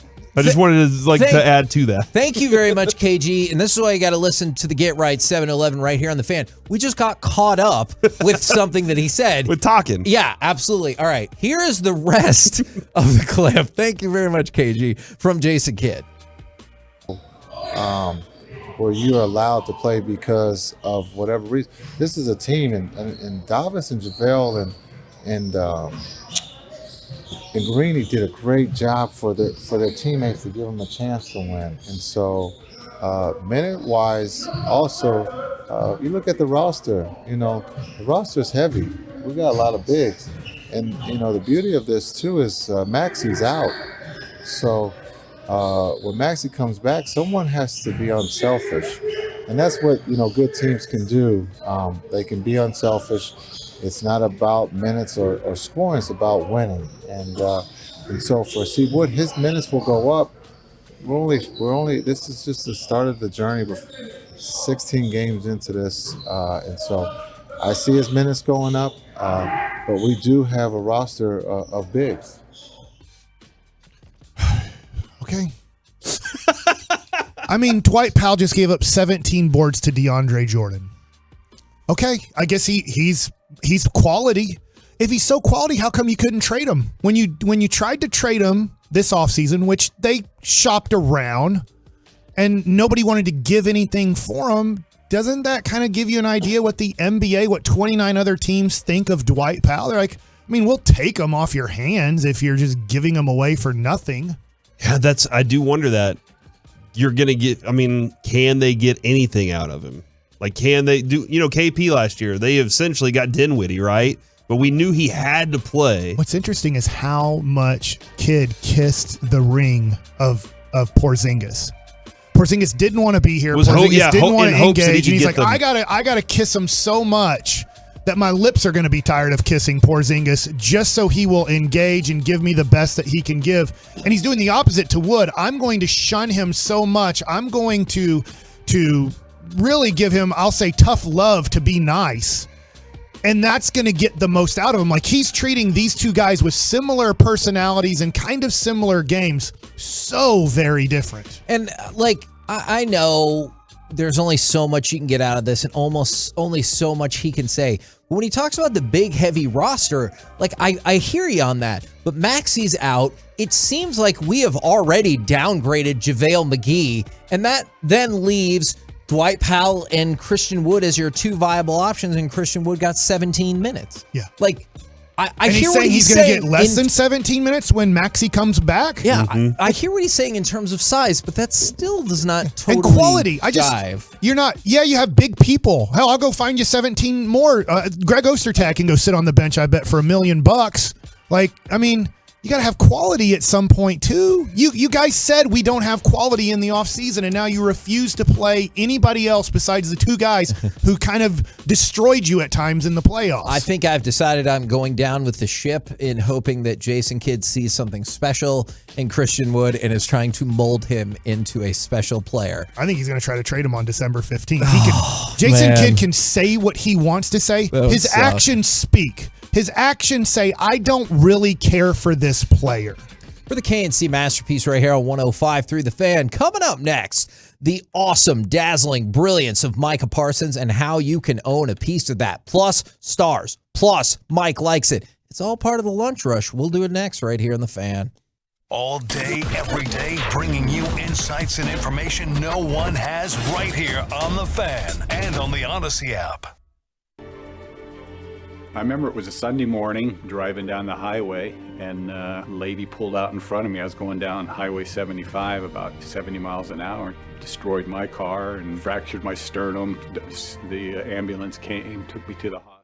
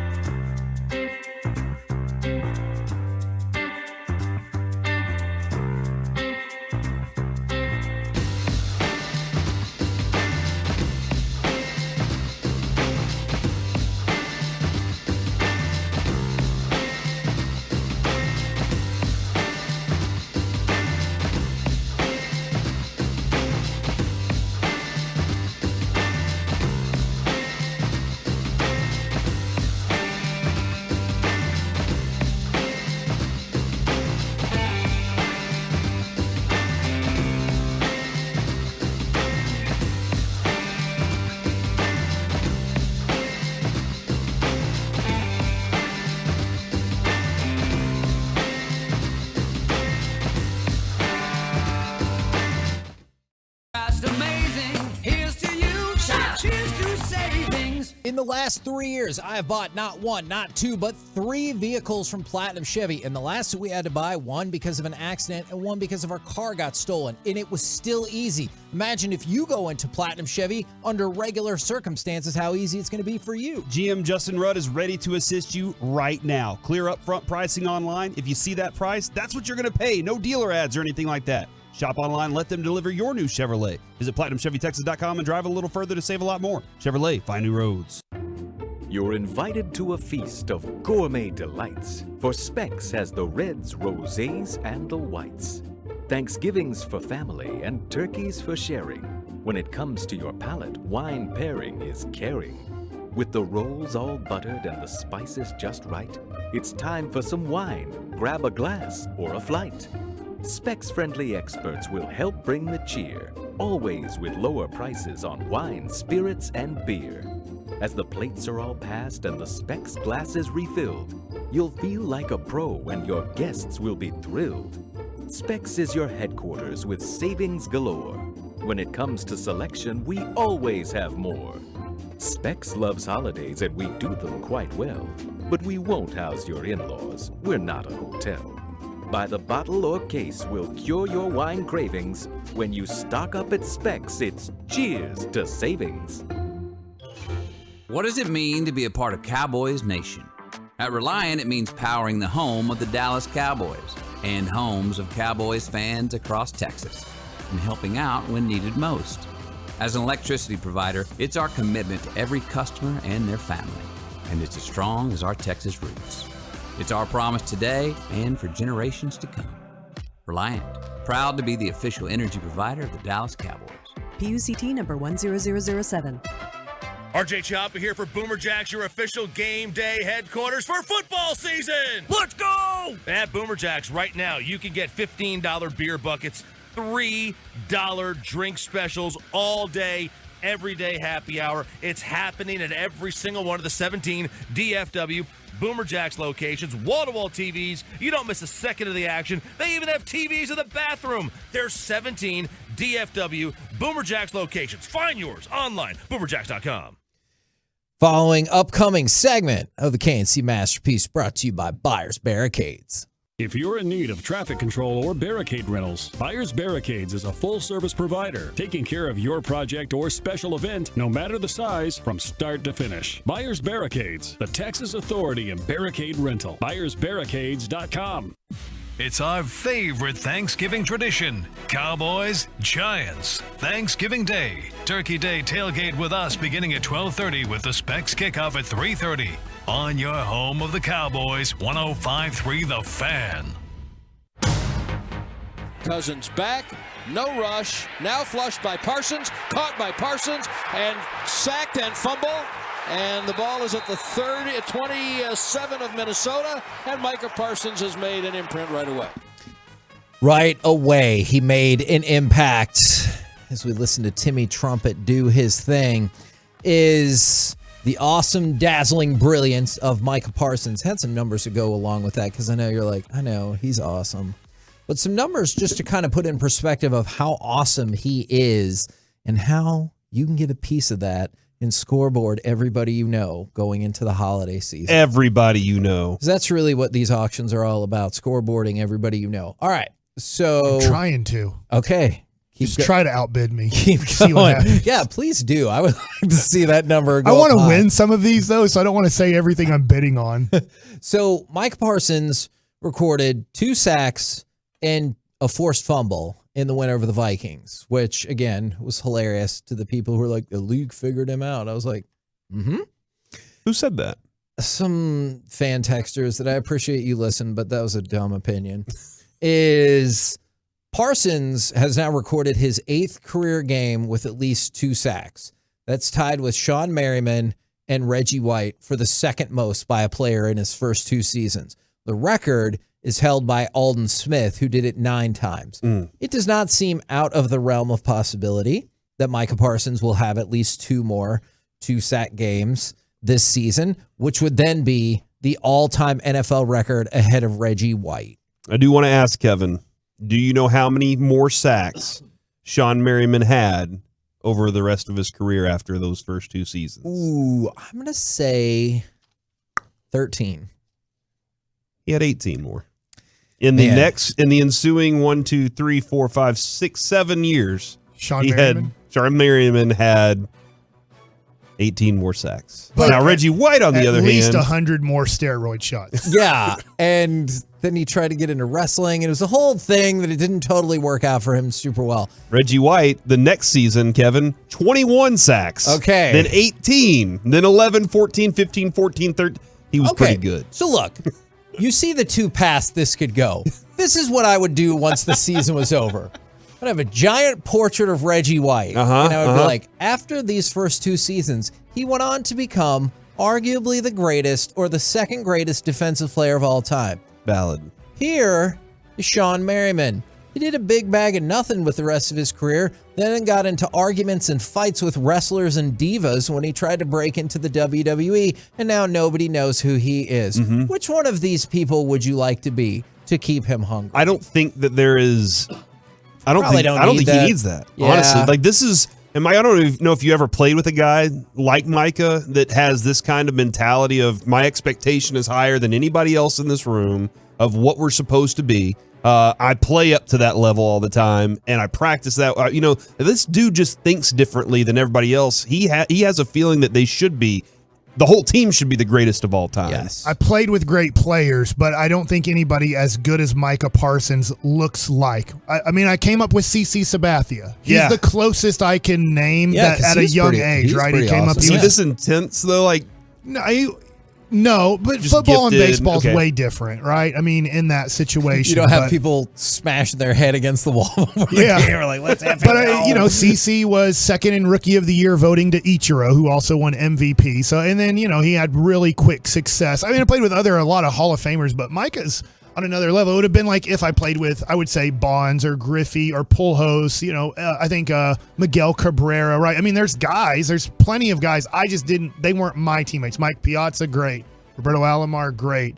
CC, great. Tomei, Juan Gonzalez, like great players. But this great, I don't think those guys are that great. He's a different level, man. He's a different level. Well, and just to go along with that, the Cowboys have played 10 games. Micah has had multiple sacks in 5 of them. So every other game, easy to figure out. It's 2 in every game, right? Like every time he has a sack, it's 2, and every time he doesn't have a sack, it's 0. I think that might actually be correct. He's a boomer bust. Stop it. The NFL record is 8 games with multiple sacks in a season from Reggie White. Again, thankfully it's not Sean Merriman, or else I'd have been like, let's not do that. But yeah, it's Reggie White, and that was in a strike-shortened season. But I think Micah Parsons has the potential to get to that as well. Now, for the team as a whole... Needs 3 more games then? Yep. To tie the record. To tie it. I think he can break it. I think you're probably right. Break it this weekend. Okay, well, that is statistically impossible. Oh, they're not playing Sunday also? Well, even if they were, remember, you need 3 games. Sunday and then... Oh, but he could double it. He could get 4 sacks, and that would kind of feel like it. That's not how it works. You do not get double the credit for that. I see where you're going, but that is not how that works whatsoever. Is the Cowboys. They now have the second most sacks they have to start the season at this point. 42.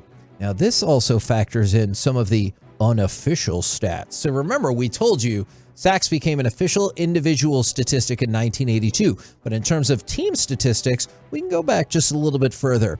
You know who they just passed on that list? 1977. In 1977, through the first 10 games, the Dallas Cowboys had 41 sacks.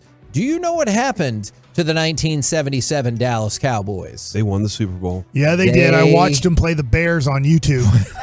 Yes, you did. Robert Newhouse and Tony Dorsett were huge. They won the Super Bowl, and the Cowboys just surpassed them. They have 42 sacks. Broncos better make a run if we're playing the Broncos in the Super Bowl. That feels unlikely, but... a lot of football to go. Don't want to rule anything out. And then Tony Romo has to be the quarterback of the Broncos because then Craig Morton went over to the Broncos. So it was like Roger who beat out Craig Morton then wins the Super Bowl against him. So we need Romo to come out of retirement and put Denver on a huge run here. Okay, I'm going to go ahead and say I don't think any of those things are going to happen, but there's a possibility.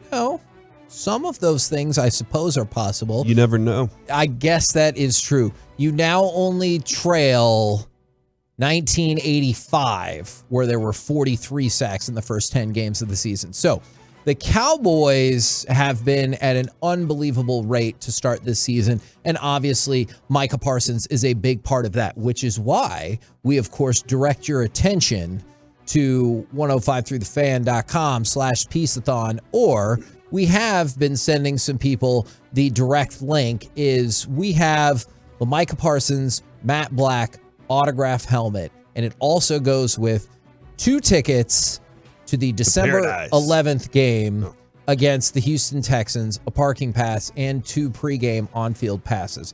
That is an amazing So you're saying auction you item. can stand on the field before the game, Correct, and watch Micah Parsons on the sidelines. On the sidelines, while also having at home on your mantle or in your man cave or next to your bed or in your bed a Micah Parsons autographed helmet. Or you can get the stripper squirrel. That is correct. I do not want to tell anybody not to bid on both of them. Yeah, bid both of them.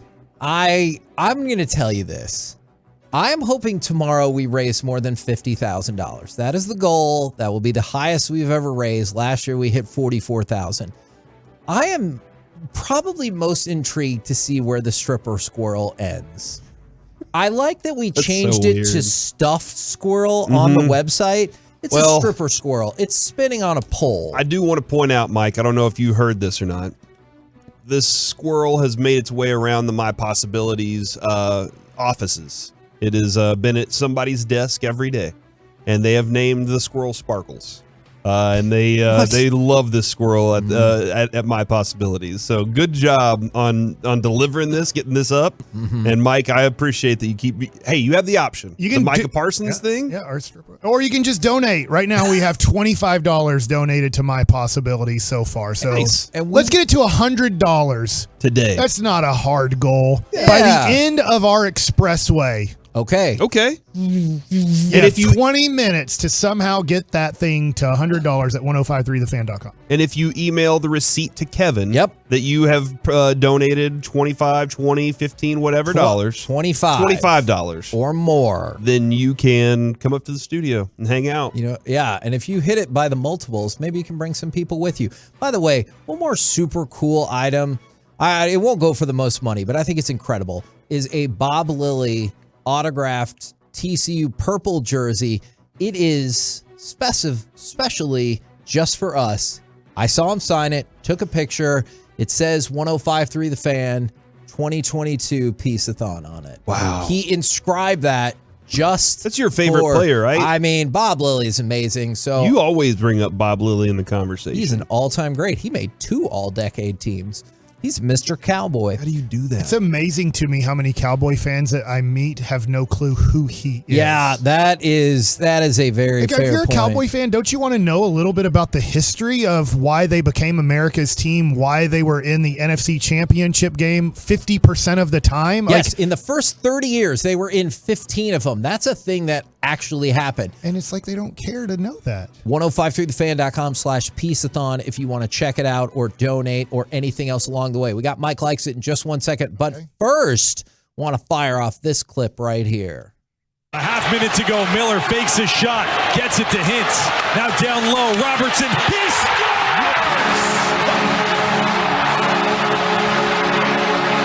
The big dog. Second of the game ties it with under a half minute to go. There were 26 seconds left to go when Jason Robertson lit the lamp once more. Now, I know that the Stars lost in the shootout 3-2 to the Avalanche, but getting that goal right there assured you of 1 point. Would you have loved to win in overtime or in the shootout and get those 2 points? Well, of course you would. However, getting that goal right there did at least get 1 point out of that game for you, and that is really awesome. By the way, next up for Dallas is Chicago. That game tomorrow, 7:30 at the American Airlines Center. I know Derek Holland, who will be doing Peace-a-thon with us the entire time, has said that for a certain donation amount, he'll go ahead and just give you his Stars tickets for tomorrow night's game. His seats? Yeah. Dude, those seats are awesome. They are I have sat in those seats. Very good. So we'll have to figure out what that donation amount is. It's not going to be an auction. Just we'll figure out the right donation amount if you want to go to the Stars game tomorrow and sit in Derek's seats. All right. Now, how about we bring you some Mike Likes It? I want to just real quick go back to Christian Wood just for a second, because then we are going to have a blast, and you guys are going to make so much fun of me for the conversation that I had last night with my kids. So there's a little bit of a tease. But somebody said that Jason Kidd is trying to promote and push the identity of a hard-working defensive team. I agree with that, and I think that is smart by him. And he talks about when Jason Kidd played, Rick Carlisle started Deshaun Stevenson over Jason Terry because of that. Now, I kind of disagree with that. First of all, that kind of happened close to the playoffs because they were actually really trying to get Rodrigue Beaubois to be a super stud. What a time. And come playoff time, Rick Carlisle's like, I just can't do that. I got to go with Deshaun Stevenson. But now that would be like Rick Carlisle saying, well, Jason Terry, you're not a good defensive player. You don't seem to know our defensive schemes that well. Deshaun Stevenson is going to play the last 6 minutes of the game. Yeah. And that's where you get off on top, like, you get off topic on that. Rick Carlisle treated Jason Terry the same way that Jason Kidd is treating Christian Wood. Yeah. That's where it's way different, because at the end of the game, Rick Carlisle knew, I got to play Jason Terry because of his offensive ability. I will sacrifice a little bit of defense for his 20 points approximately per game, where Jason Kidd's like, I'm not sacrificing. I would rather lose than play Christian Wood. And you're losing some of these games you shouldn't, and you're not scoring a lot of points.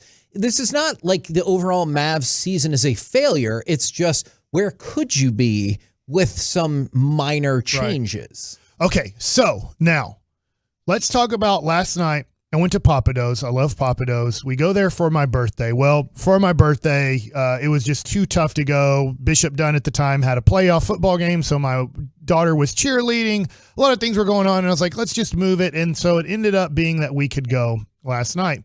And I go to the Papados. I always forget the name of the street, but close to downtown Dallas.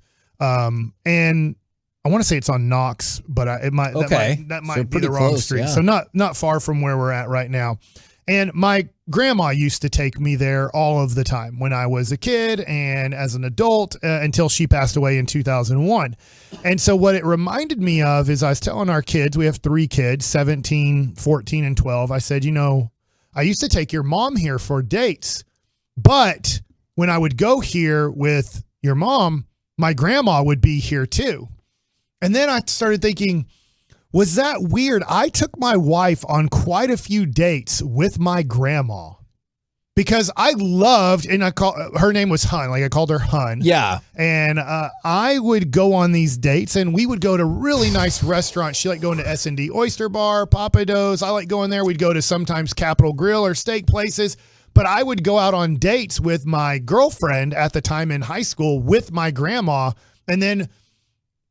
So that I'll leave it at that. How weird is it that, because my kids were like laughing. I was like, wouldn't it be weird if you went on? Now I thought, wow, that would be kind of weird if you went on a date with my parents. But I didn't think anything of it when I was in high school. Mike, look, here's the deal.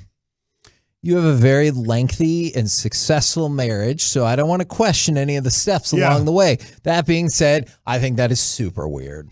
Did you, since you dated Adrian when you were in high school, did you ever just go out on a date with your grandparents and her?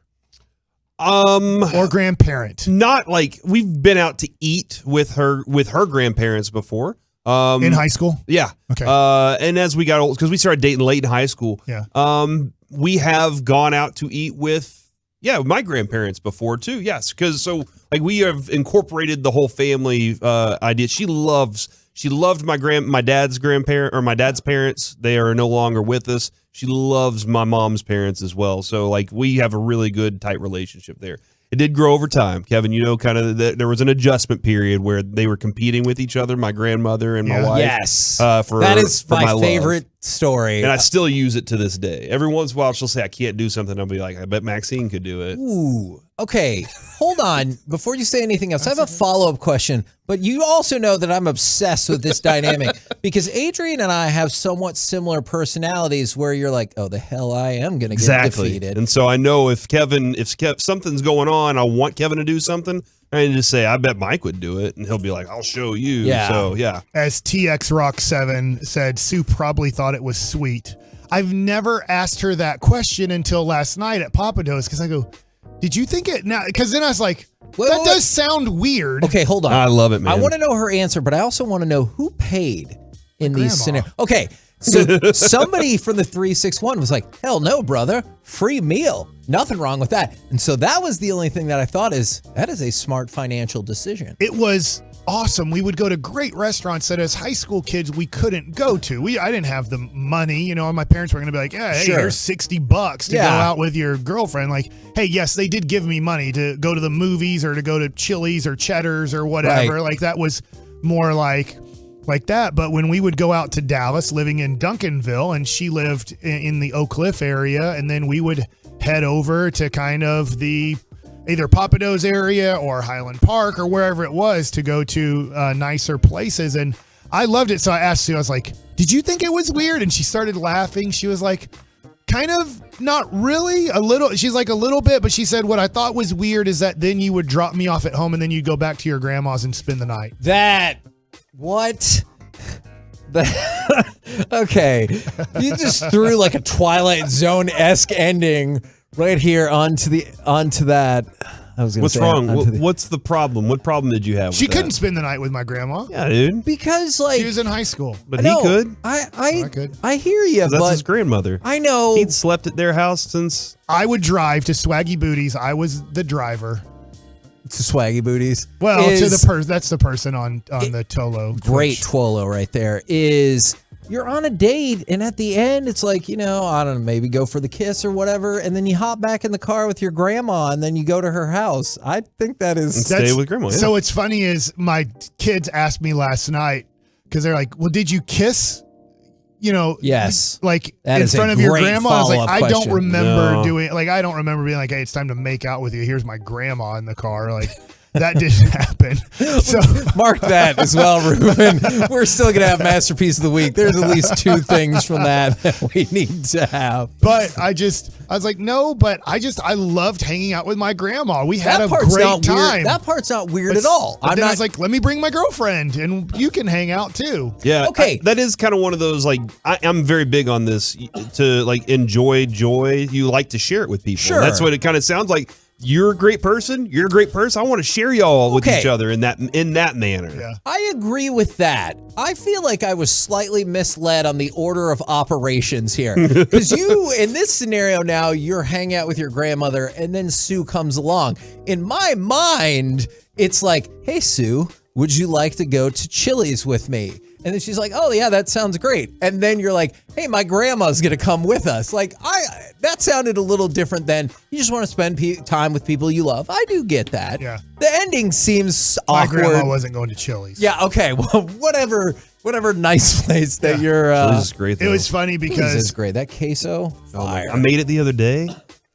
I told you, man. It was really good. I told you. I played in Kinston, North Carolina and Burlington, North Carolina. Both love North Carolina. Hope my daughter goes to UNC. There's a major difference between Chapel Hill and Burlington and Kinston. They are miserably horrible places. In fact, I think it's great that the Rangers are there because it really gives you a motivation to get out of there and try to get to AA or totally quit baseball in general. But we were there. My grandmother grew up in Highland Park, and we're at just a place where they're serving pretty much like fried shrimp, fried catfish, and French fries and hush puppies. I mean, that's Kinston, North Carolina in a nutshell. In fact, that's where Reggie Bullock is from. I think Jerry Stackhouse is also from there too. Wow. It's a very small little town in North Carolina and not very nice. 20 minutes away from Greenville, where East Carolina is, and that's a better part of the area, so not far away. But I mean, people are really good at breaking into cars and stealing cars there. That seems to be a major profession when I was there in North Carolina. I want to see if you can help us out real quick. You said surely we can get it over $100. Oh, how did we do? It's over 100. Do you have another number while people have started to email me about coming up? 250? Would that be crazy? That sounds great. 250. Let's see. We have 7 minutes to get it to 250. But my grandmother goes, do you have any Ramelon sauce? And my mom at the time goes, Mother, do you think that they have Ramelon sauce in Kinston, North Carolina? And the answer was they had ketchup and tartar sauce. I don't know what that is. Does everybody know what that is? I don't know everything that's in it. I had it last night at Papa Do's. Ramelade? I call it Ramelade. Okay, I'm sorry. I thought you said lawn. lawn. My ears are broken. So, it was at Papa Do's last night. So when you ordered calamari, it'll come with calamari at times. Or it can, if you would like it with your fried seafood, they will have it. It's like tartar sauce, cocktail sauce. And then I don't know everything that goes into it. I will say I know it's a mayonnaise-based sauce with a whole bunch of other things in it. But it's good. It's really good. It has some spice to it and everything, but I have no clue what goes into making all of it. I'm sure there might be buttermilk in it or something like that. Mayonnaise, Dijon mustard, freshly squeezed lemon juice, finely chopped flat leaf parsley, Louisiana-style hot sauce, whole grain mustard, garlic, roughly chopped capers, Worcestershire sauce, mild paprika, finely chopped scallion, kosher salt, and cayenne pepper. It's very similar, Kevin, to the Cane's sauce. Like a very similar kind of thing. That's a good. But this one's good. Well, yeah, the cane sauce. I will say, I think the cane sauce is all right. I think it's solid. I like it. But I do think like Papa Do's Ramelon sauce is better. But that's I'm glad just you a little. explained that because when you said that, I was like, oh my god, I have no idea what that is. It's not fancy, but you can just see there's a lot that goes into it. So if you're going to a place where they serve fried shrimp for $7.99, they're probably not going into the hey, and let's make Ramelon sauce with all those ingredients. You would be shocked to know, Mike, that I actually really like crab cakes. Crab cakes are great. I know, Dude, but we need like to get Sharif's that mom to seems make like a more some. complex thing that I would normally eat. I try not to think about whatever is in it. It's delicious. For the most part, it's crab and bread. For the most part. Green onion is the Yeah, or is and that there's scallion? an egg to make it, combine to hold into. Yeah, all things that you would like, except for the green part. Sure. All right. So there. let's talk a little bit about Thanksgiving. Okay. Okay. First of all, there's so much to talk about, and we'll get into it tomorrow. Do you think Thanksgiving gets the shaft because there's no Thanksgiving music? 1,000%. Because there's Halloween music and there's Christmas music, but there's no such thing as Thanksgiving music. Stop you right there. Is it Jingle Bells? Jingle Bells is a Thanksgiving song. All right? That's a fact. Don't look at me like that, Ruben. That's a fact.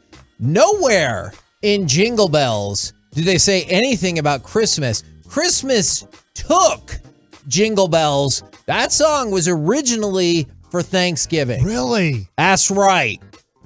Yeah, I think that we need I to am start double making, checking that. I think we need to start making Thanksgiving music. Yes. Because It never says Thanksgiving anything about Thanksgiving either. But it has been claimed that the song was originally sung by a Sunday school choir for Thanksgiving. Now, is there another theory that it's a drinking song? Sure. But what's a bobtail, by the way? Like the truck? Bells on bobtails ring. What's a bobtail? Like the bobtail truck? I thought a bobtail was like a rabbit. Oh. Nobody knows. I like this. These are the questions that I like. Did you know that the original name of Jingle Bells was One Horse Open Sleigh?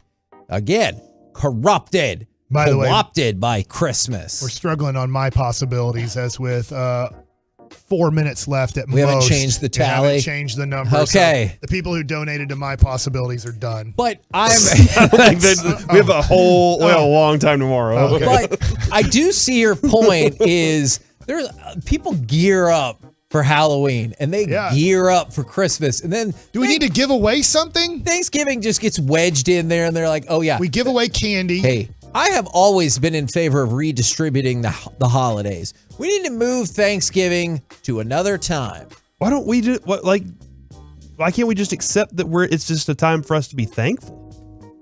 Man, because why do we have to feel like we so much skip pressure over it. 2 weeks put on ago, everything. They were playing Christmas music on stations already at least 2 weeks ago because I remember flipping channels and going, what in the world? Like, to get you in the spirit. It's November 11th and Christmas music is already playing. Do people want to hear jingle bells and chestnuts roasting on an open fire on November 11th? Some people definitely do at this point. I do not. There's even a Christmas movie on Apple that I heard wasn't maybe that great, but I'm still going to watch it. I asked Brandon, because it's got Will Ferrell and Ryan Reynolds doing the thing they do in all the movies. That's pretty much the same. I asked Brandon if he wanted to watch it, and he's like, not until after Thanksgiving. I respected that. I do think Thanksgiving gets the shaft, man. Man, I tell you what, I had a blast last night at dinner with a minute to go, and nobody's donated to my possibilities. Let's go. 1053thefan.com. I like that he's already invested here. This is great. But last night, my kids were like, I think the U.S. does play, because we were passing the ball, and it had red, white, and blue soccer ball on it, Reunion Tower. Yeah. And my kid was like, I think they play tonight versus Wales. And I was like, no, they already played. They tied. Very USA of them to tie. And then I forgot what Wales people are called, so I was calling them Wellians, which made my kids laugh, and my wife. And then my wife's like, I'm pretty sure they're called Welch. Yes. And so then I called them the Welches. Oh my God. And she's like, that's a fruit snack or a drink. But I like calling them Wellians because we're American. So I just added to Wales the ands at the end. So they're Wellians to me. So you want to go with the Walians? Yes. And I will say this to end it all, as we're still at $125. I will say the Micah Parsons and Cowboys tickets did go up in this time period by like $1,000. So that's cool. But what I really want is for Mike to passive aggressively guilt people into donating more money along the way. I would be a huge fan. We're at 150 right now, Mike. All right. So somebody got guilted into. So we failed. Holy moly! Yeah, that Micah Parsons did go up. All right, great. I just want to say, what a great time at dinner. I love that. That's something when I die.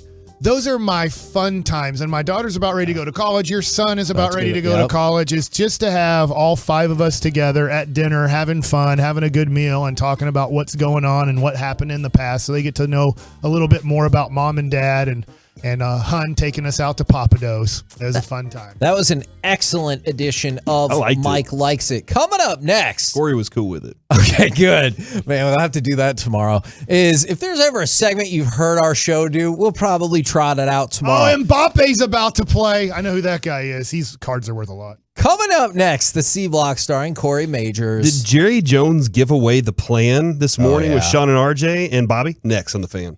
Hey, you work hard, Tolo, and we know you have to force a smile as you walk into your work holiday party. Well, we want it to be the opposite at our Tolo holiday party, Saturday, December 3rd, from noon to 4 at Boomer.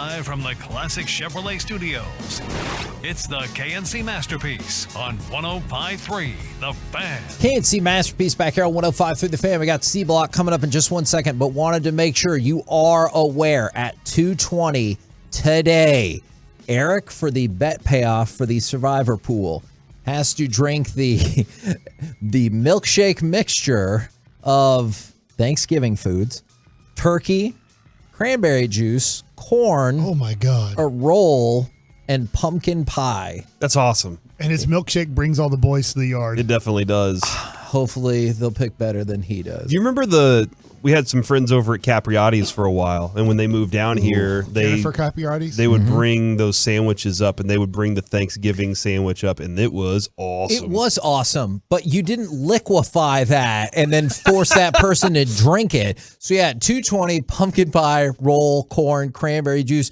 turkey, all mixed into. I feel like they need to include salad. A drink. That's not bad enough for him? Yeah. Well, it makes it go down better. Yeah, it helps you digest better. Yeah. You want digestion. You want the fiber. Mm-hmm. The roughage. Yeah. Okay. They call it roughage. Yeah, I guess so. Now, the C Block starring Corey Majors. See, Corey, this is why I don't look at the bidding website. Because somebody, you're addicted, aren't you? We got it to 250. We did it. Yeah, but even more. To Wolo's, you did it. And somebody emailed and they're like, hey, here's my receipt. I would love to come see the show. Also, I bid on these things. And then I started looking at the website and I got distracted. And that is not good for me. So I've been great distracted. For you. Let's C Block it up. The Michael Parsons helmet and tickets has gone up, by the way. Yeah. I'm proud of that. Nobody wants to bid on the autograph chair, though. I feel disrespected. Okay, well, we're not even supposed to really be running this yet. This is tomorrow. I wouldn't actually worry about it too much just yet. Okay. That Rangers suite. Sorry, Corey, this is your segment. You go. Does that include alcohol, by the way? Do you know? I don't know. I do know it's catered. And so the suite holds 18 people. Me, Corey, and Mike are 3 of them. That means you can figure out whatever the hell you want to do. You can bring 15 other people with you? Yes, you can bring 15 people. We also have 6 parking passes to a home game with the KNC Masterpiece. Can I get a ride? Sure.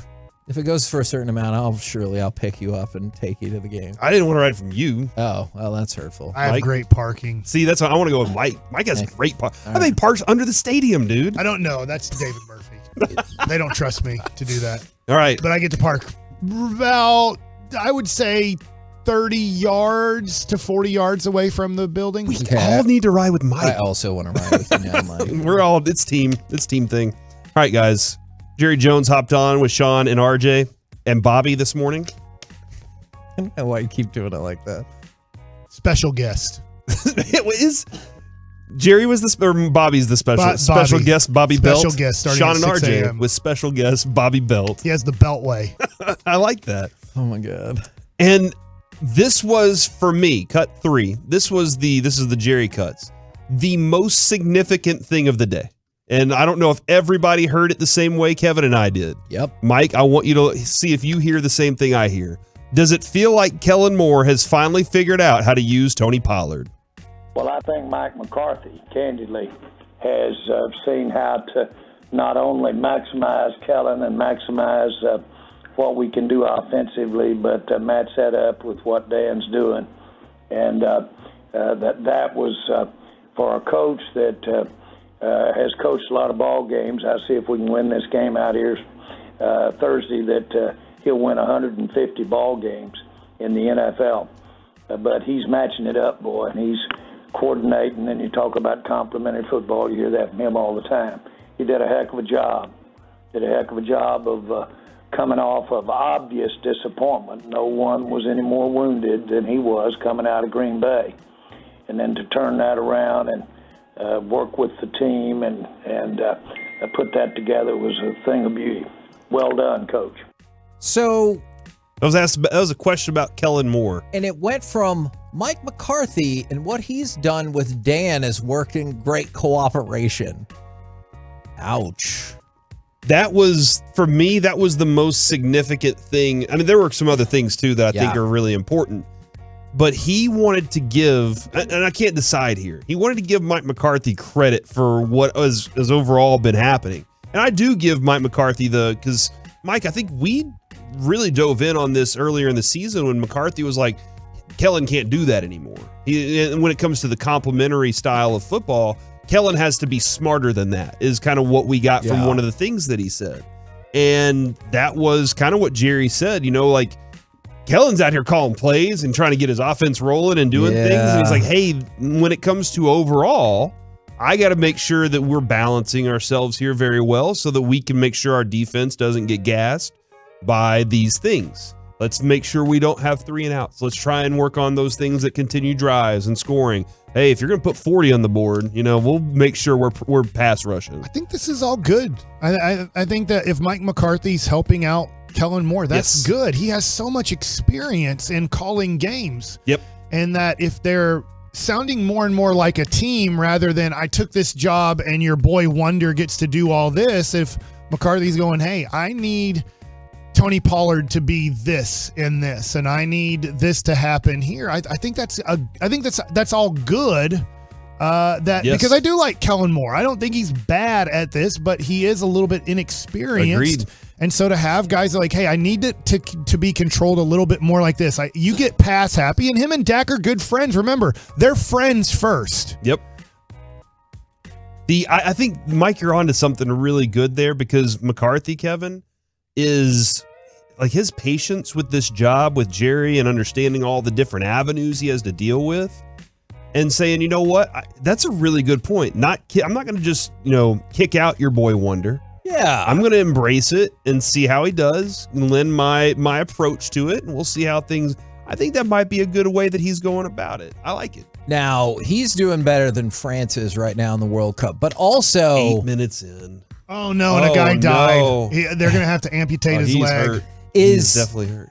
Just one of the things that you were saying, and I saw somebody, it might have even been in the morning news, stop taking game by game as a decider on if Dak is a good quarterback. And I think that's a fair point. I think Kellen Moore, though, is the person who gets the most heat on that. From game to game, people but they don't go from he's bad to he's great. They go from he's bad to Sean's question. Do you think he finally figured it out? And that seems to be the bar of acceptance that people have for Kellen Moore, which is kind of interesting to me. You want to go to left tackle? Well, I want to go to cut 13 because hold on, that's not it. I want to go to cut 11. Okay. Because this kind of adds itself to that part of the conversation that we were just having. Cut 11 is, what is Mike McCarthy talking about when he says Jerry the GM is different than Jerry the owner? I would assume he's talking about the idea of focusing on the job at hand, which is against the Giants, and focusing on that. And he's absolutely correct. That's a little closer to the actual snap, and there doesn't need to be any attention spent away from those snaps if you're a player or you're a coach coaching that player from the New York Giants. They are the biggest threat we have for the rest of the year. So that's number one. But the same guy that's talking about going and getting a receiver and going out here and making a move like that right now has got to be thinking past Thursday, would you think? Yes, Beckham? sir. Yep. Beckham. So how do you wear that? That's one of the advantages of being the owner and the general manager. Because if you're the guy that is having to make that decision both ways, you're cutting the check. You got it all right there in front of you, and so you don't have to, when the opportunity to strike is there, you can get it. It's what's always been around here, always. That was interesting. I was surprised that he seemed so surprised about the difference between Jerry, the owner, and Jerry, the GM. Surely he understands that narrative that has gone around for a long time. Yeah, you got to decide who's talking whenever Jerry, the GM, versus Jerry, the owner, is talking. You got to decide which one is it that I'm listening to right now. The GM has very different decisions to make on a daily basis Owner does not. So, you kind of have to figure out which one is saying what at the time. And when he said the Giants are the biggest threat, I took it from the perspective of because they're next. And whoever's next is the biggest threat, or else that is going to be problematic if it circulates into Philadelphia. From the 612, what serious Cowboys fan doesn't know who Bullet Bob Lilly is? Okay. I hope they're just trolling right there. I appreciate that troll. Let's go to cut 9. This is where news was broken, I believe. Oh, yeah. Will Tyron Smith be the left tackle when he returns? Well, when you say Tyler back to left tackle, you mean Tyron Smith? But Yes. Tyron's will be a left tackle when he returns, to answer your question. There it is. Tyron, he said, and the question was kind of confusing from Chop, but also a little confusing for Jerry. It's not the best that we have Tyron and Tyler playing the same position. Yeah, it's and their they're fault. both Smith, obviously. But yeah, he said Tyron will be the starting left tackle when he returns. I mean, that doesn't surprise me at all. I think Steven, in the most aggressive way Steven talks, conceded that to us a few weeks ago when he was like, I mean, look at his resume. Like, come on. Mm-hmm. And like, that's the closest Steven's going to go, are you effing serious? And so I appreciate that Jerry was like, yeah. And then Tyron Smith is the guy. Lastly, I do want to get to this because, Kevin, I think we've always been interested in how this approach is done. Yeah. When you meet with a free agent, let's go cut 13, do you treat it like a big business meeting? Well, let's put it like this. Today, because of, let's say, Deion, today the credibility of working with a player, because Deion Sanders and I have a great relationship today and have had a continued relationship years and years after he quit playing. That is the case with Michael. That is the case with many of these players. Long after they put the football down or gotten off the football field. That's an advantage when you're sitting down talking to Herschel Walker or you're talking to these guys, because all they've got to do is pick up the phone and hear what happens after you quit playing. That right there, Kevin, I think is the one that locks it down. That is 100% what we've always thought, and 100% of what I also think gets the job done. You go talk to Odell Beckham. He's like, yeah, that's great. Go sign with the Giants. Mm-hmm. See how that goes afterwards. Look what we've done. Look what we've done with players great and small. Yeah. Jerry can pick up a phone, and if you need something, he can pick up a phone and make sure that it happens for you if he wants to. I think Marcus Spears and Chris Canty were good players, so I don't want that to think that they weren't good players. They have major jobs on ESPN. Yeah.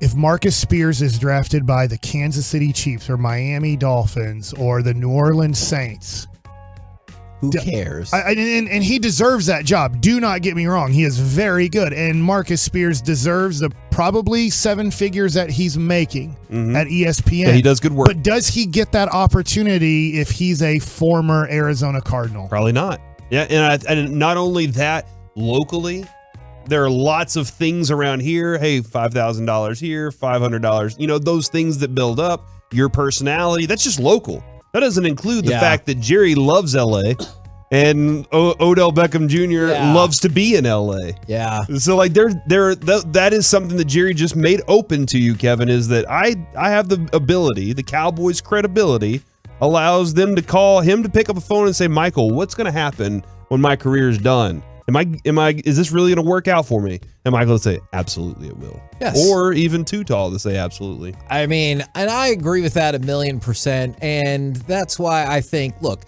Odell Beckham signs with the Giants, like, right on. That's a neat story. If he signs with the Bills, it'll get some more traction. The sports world will temporarily stop if he signs with the Cowboys. People will be like, oh my God, did you see the World Cup? There will be nothing else on ESPN. Yes. For what, a week or two? Nothing. And if he signs with the Bills, they'll be like, oh yeah, man, that's. And if he has a touchdown catch, guess what? That's all they're going to talk about that next day. We're the KNC Masterpiece right here on 105.3 The Fan. Coming up next, college football on a Tuesday. The Big Ten might not be good at offense, but guess what? The mega showdown is still set. We'll do it next right here on The Fan. All right, let's do Southwest Chrysler.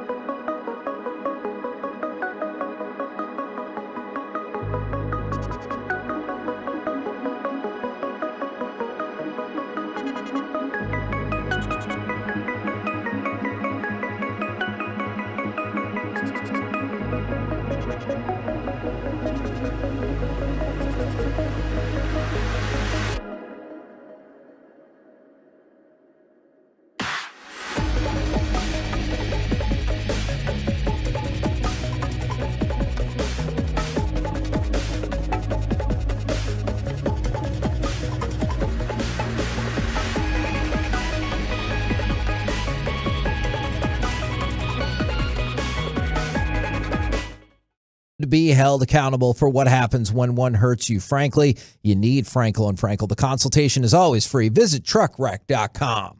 Are the current gas prices changing your travel plans? Are vehicle prices scaring you away from transitioning to a new or pre-owned car? The Flex Lease can calm your fears and save you money. Call AutoFlex at 234-1234 and let them show you how they're helping people save money every day.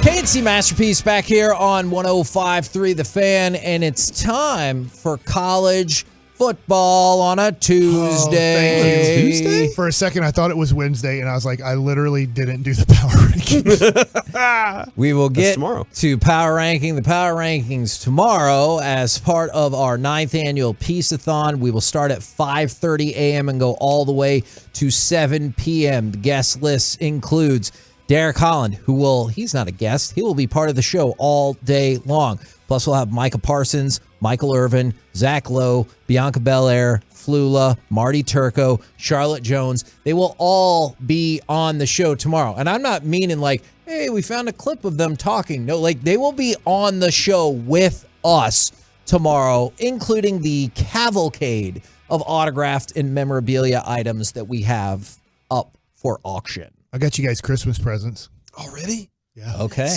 You want them tomorrow? Look at you not respecting Thanksgiving either. We need Thanksgiving to happen. I'm excited to give you presents. You just asked if Thanksgiving got the shaft, and now you're like, I already got you Christmas presents. Hey, I got you Thanksgiving presents, but don't expect Christmas presents.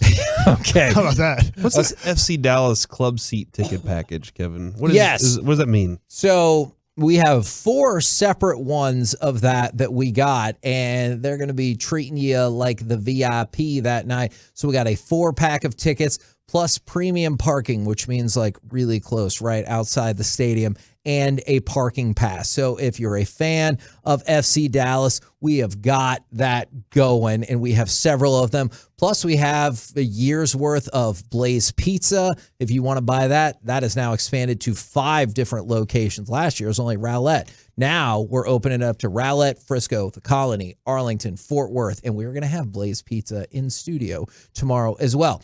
Now, why don't you go ahead and fire off that clip right there from Michigan. With 12 seconds to go, it is good!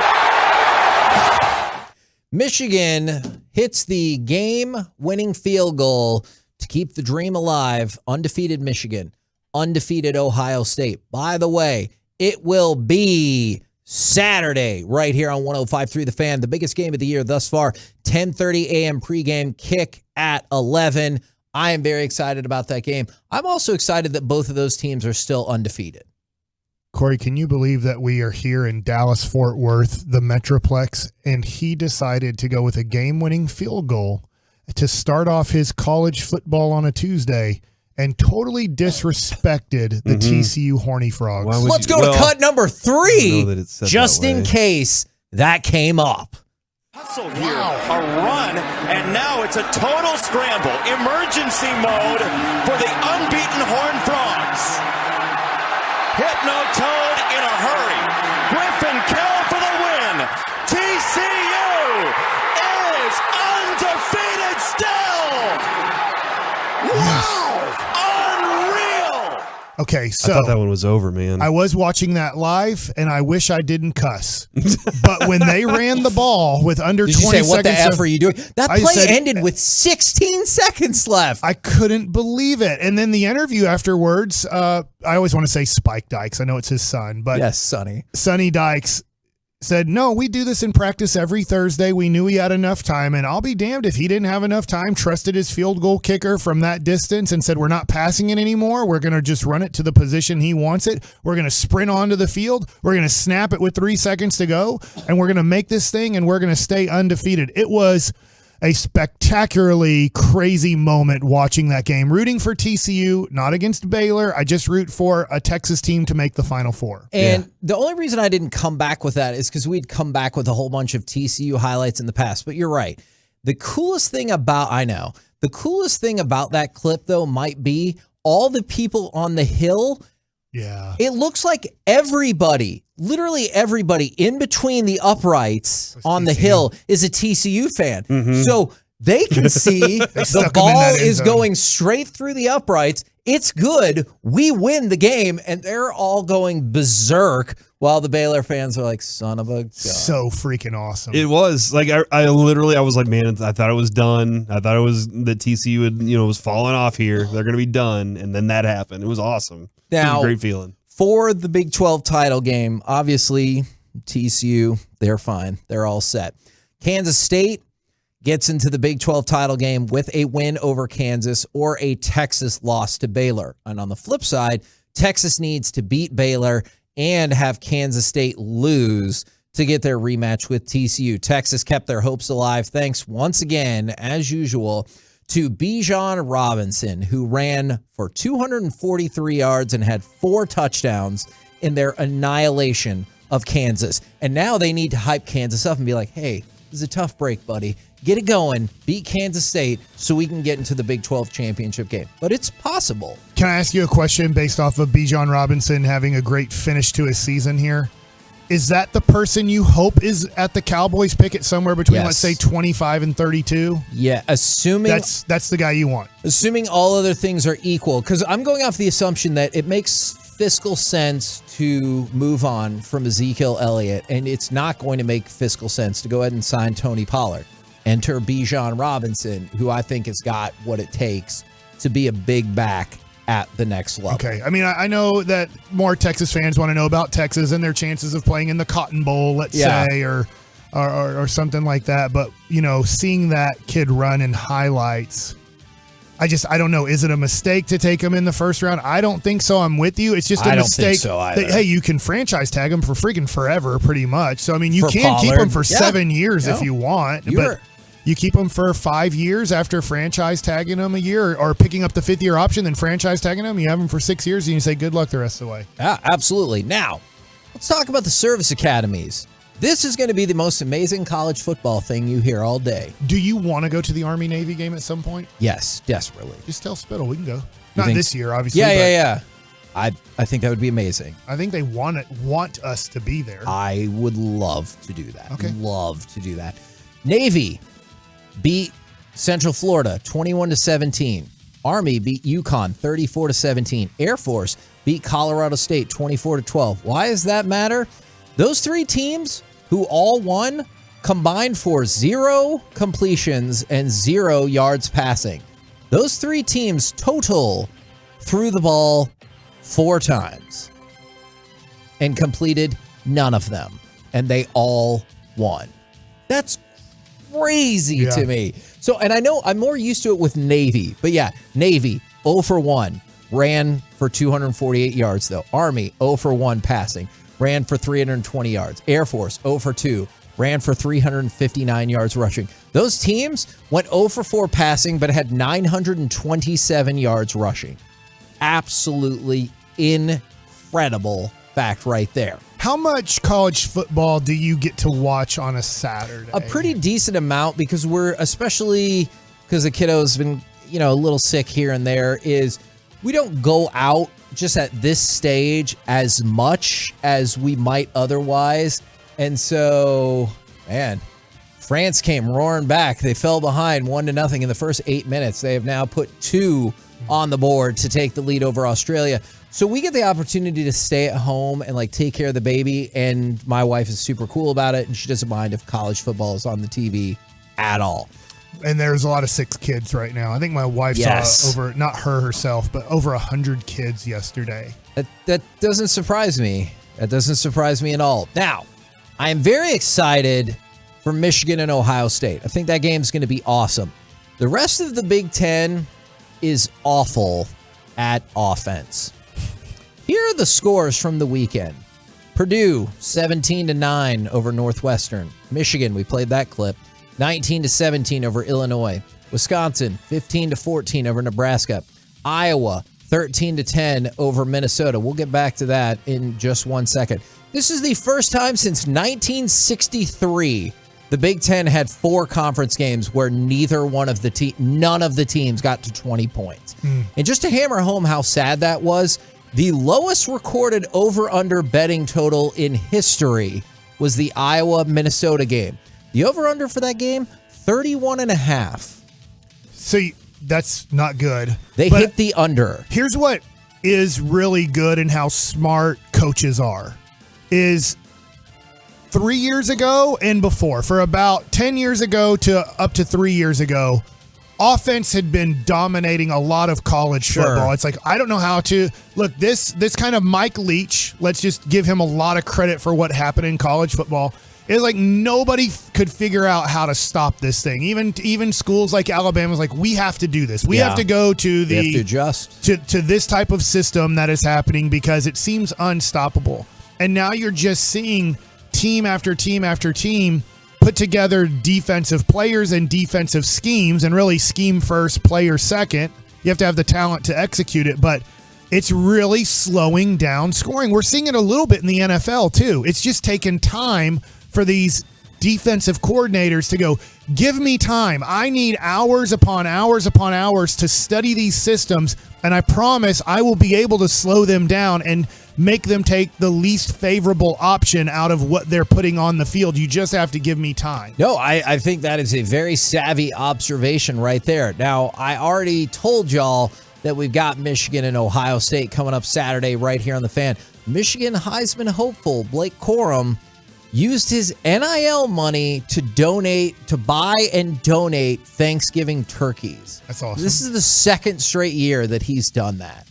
It's awesome. I know there's a lot of money in college football, and I'll still have friends that are just like, I just don't like it. And I get where they're coming from, a very old. It is these also, not every young man, but a lot of these young men are taking some of that money, help support their families that are in need, and then also support other families that they don't even know of and help out. So they're not just taking the money and buying Maseratis or whatever. I know that Quinn Ewers might have bought like $100,000 car with his money, but I'm sure he's not that great. Right.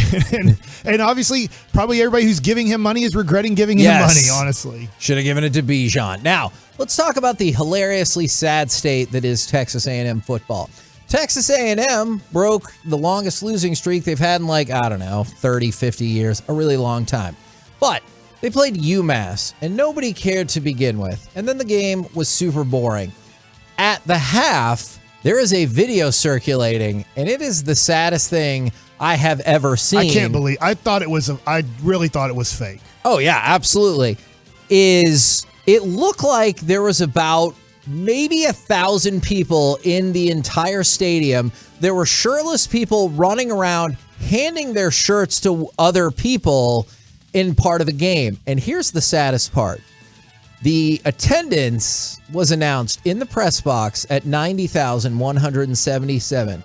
The press box erupted with laughter per an Aggie reporter. And that is usually like a try to be quiet bunch and everything like that. Yeah, 90,177, which was preposterous. And then I told you about the Big Ten earlier. Last thing I got for you. Purdue, they still won their game over Northwestern 17-9. But did you know an official called back a pick six and said due to excessive high stepping? He didn't give him a dead ball or a dead ball penalty and force on the kickoff. He called the pick six back for excessive high stepping. Jeez. That is freaking ridiculous. By the way, the tickets are now down to 50. After seeing that picture, I had to look at what are tickets now, because last week I said it's still over $100 to get into the game. Yeah. For the LSU game. It is now down to as low as $59 in the upper deck. And I think they're going to keep going down. I think a lot of Aggies are going to be like, look, I'd rather celebrate more of kind of the Thanksgiving weekend with family and stuff. So it is not easy to get into A&M games, but I think for an LSU fan, especially for an SEC game, this is your shot, man. Yeah. We're the KNC Masterpiece right here on 105.3 The Fan. Coming up next, let's chit-chat with those fellas from the G-Bag Nation. See how Eric is feeling about the milkshake of doom. We'll do it all next right here on The Fan. I'll tell you what.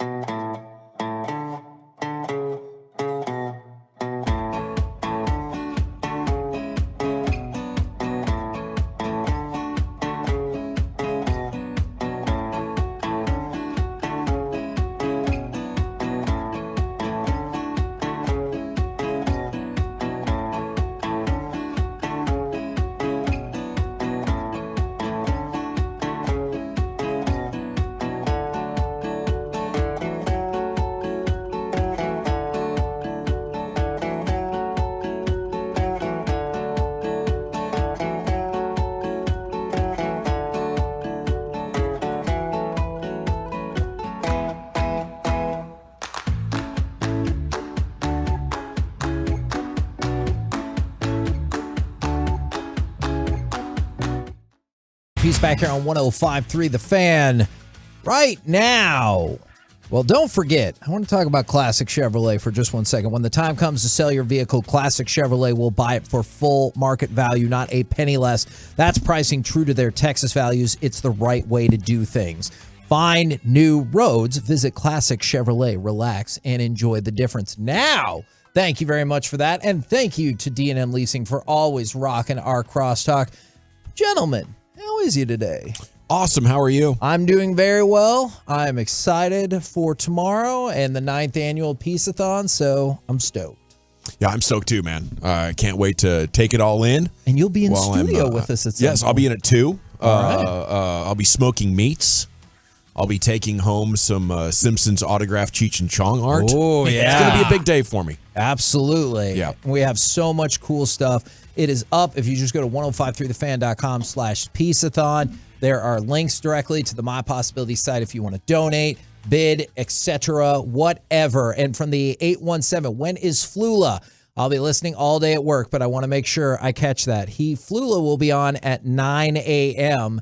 By the way, tomorrow is also the day a new Pitch Perfect spinoff movie featuring Flula is dropping on Peacock. Yes!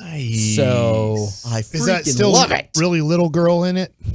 Anna Kendrick? I think she's got other stuff going on, and so they're like, let's take some of the other She's folks. not singing with the cups anymore? Yeah, I do not Doing her thing. believe that is the case. Now, what was y'all's wave of emotions during the second half of the World Cup match yesterday? The U.S. and Wales World Cup match. Frustration. The Walians. When we talked yesterday, I was ecstatic. Yes. Okay.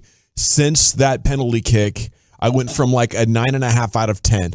I've been down at about a 4.5 ever since. Because I know it's not absolutely like this, but it almost feels like you win that game 1-0, you are in. Yeah. Just don't jack around against Iran and then you're good to go. Now, whenever they've opened with a tie, they've also advanced. And they'll have a good opportunity, against England. I'm not ruling out victory.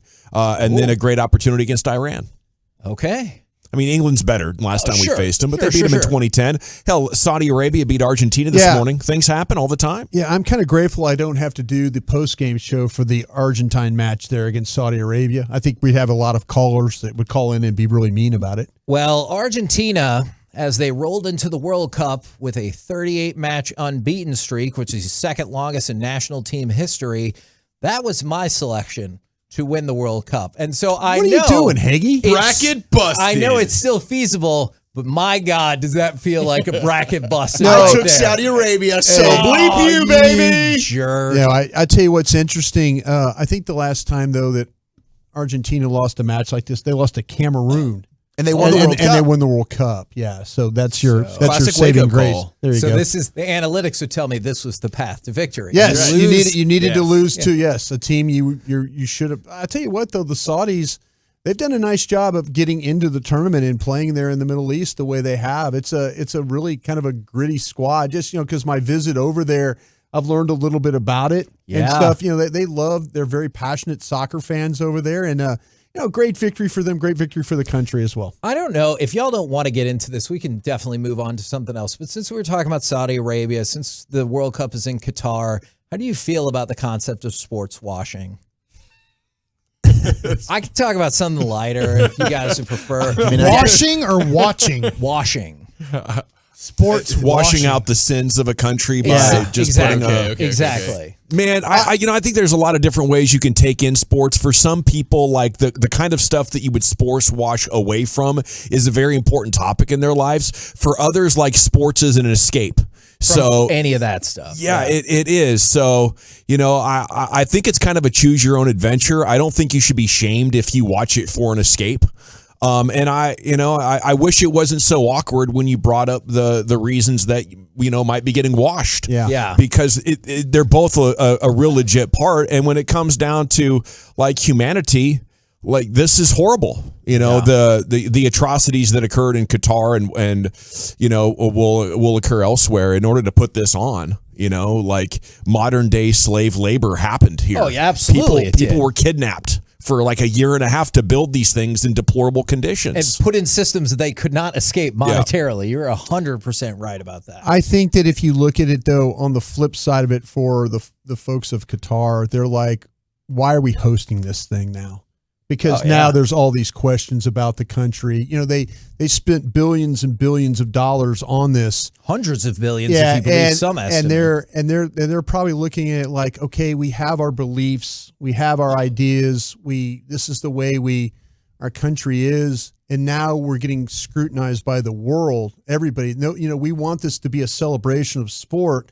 And because of the things that people have brought up, the atrocities and things that you're talking about, I'm sure there's a lot in that country right now that are going, why are we even hosting this damn thing? Absolutely, but it's too late now. It's way too late. And, there's certain parts of the world that we don't understand, or I was fortunate enough in my life to go and visit Saudi Arabia. That's one of the reasons I thought of that, too. And I met a lot of people over there that were just, they couldn't have been more welcoming to me. And I'll always remember that. But there are problems around the world. And I think, like I say, from a Qatar perspective, they're probably going, this just wasn't worth it for us. This just wasn't worth it as a country for us. They don't even want a rainbow flag and a cold beer in public. Yes. They probably, they should not be hosting this event because now they have to sacrifice what's important to them. Right. Yeah.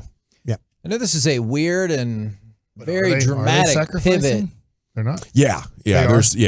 They're allowing that. I thought I saw somebody that they weren't allowed to go in with a rainbow. He eventually got in, and FIFA sent the country a message saying, if we hear any more about this, we will suspend the games. Okay. Yeah. A very strange pivot, I know, but how are you feeling about your milkshake of doom? Not good. Okay. You like Thanksgiving? What do you fear the most in this? That's what I was just talking to Walchuk about off air. I'm feeling for him a little bit. This wasn't something I had considered yesterday, but it kind of dawned on me today of like, yes, of course I love Thanksgiving food and I love Thanksgiving and we look forward to it every year. And now this is going to like kind of I'm concerned that it's going to ruin actual Thanksgiving for me because I'm drinking turkey and rolls and pies and yams. I got sweet corn for you though. And it does smell. Your great friend brought us. It doesn't smell good. Now I will say I have been the guinea pig and I took a little sip of this, and it's not.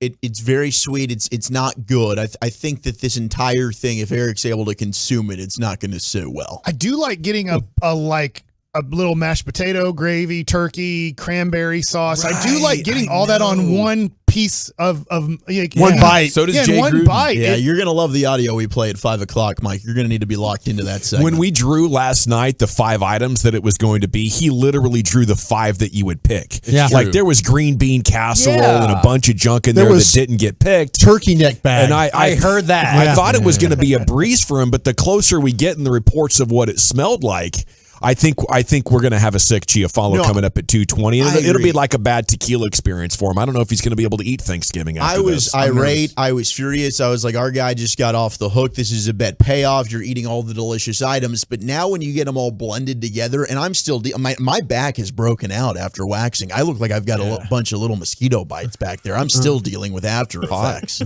But it is which makes me feel a little bit better about my payoff today. Yeah, show Baskey the same way you showed the Hot LaGrande girl down the street earlier. He absolutely ruined his chances with her. And while he didn't know he had the bumps on his back, and he's like, "Look how smooth it is." She was like, "Oh, it's like he's got chicken pox." I saw a lot of backs like that in the early 2000s in baseball. Steroid backs. I'm not kidding. Yeah, but I'm not doing steroids, Mike. You know, not yet. I'm not looking forward to Wait till the this maintenance plan.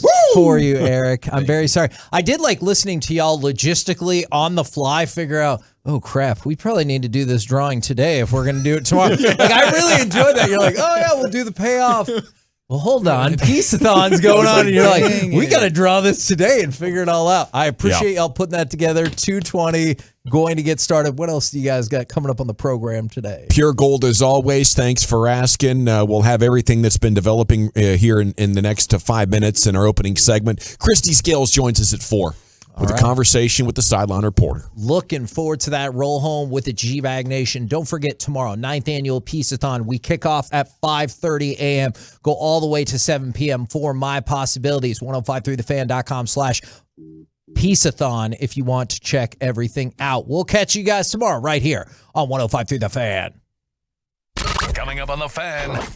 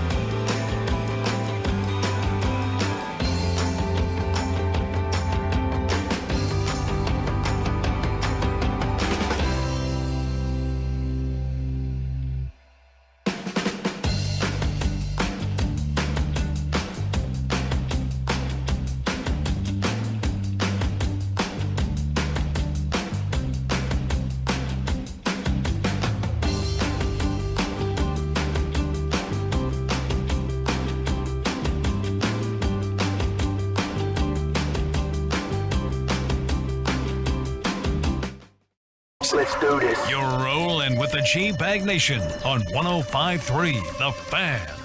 It's hour one of the G-Bag Nation here on a Tolo Tuesday. Welcome into the show. I am Gavin Dawson, and salute to you. There's Brian Broaddus, Lucius Alexanders in the Pimp Cup, Wolchuk and Chiafalo, a nervous Chiafalo. Carter Freeman's coordinating your video, and coming up in 20 minutes on video, you will watch Chiafalo pay off his G-Bag Survivor bet. We will pick more games coming up.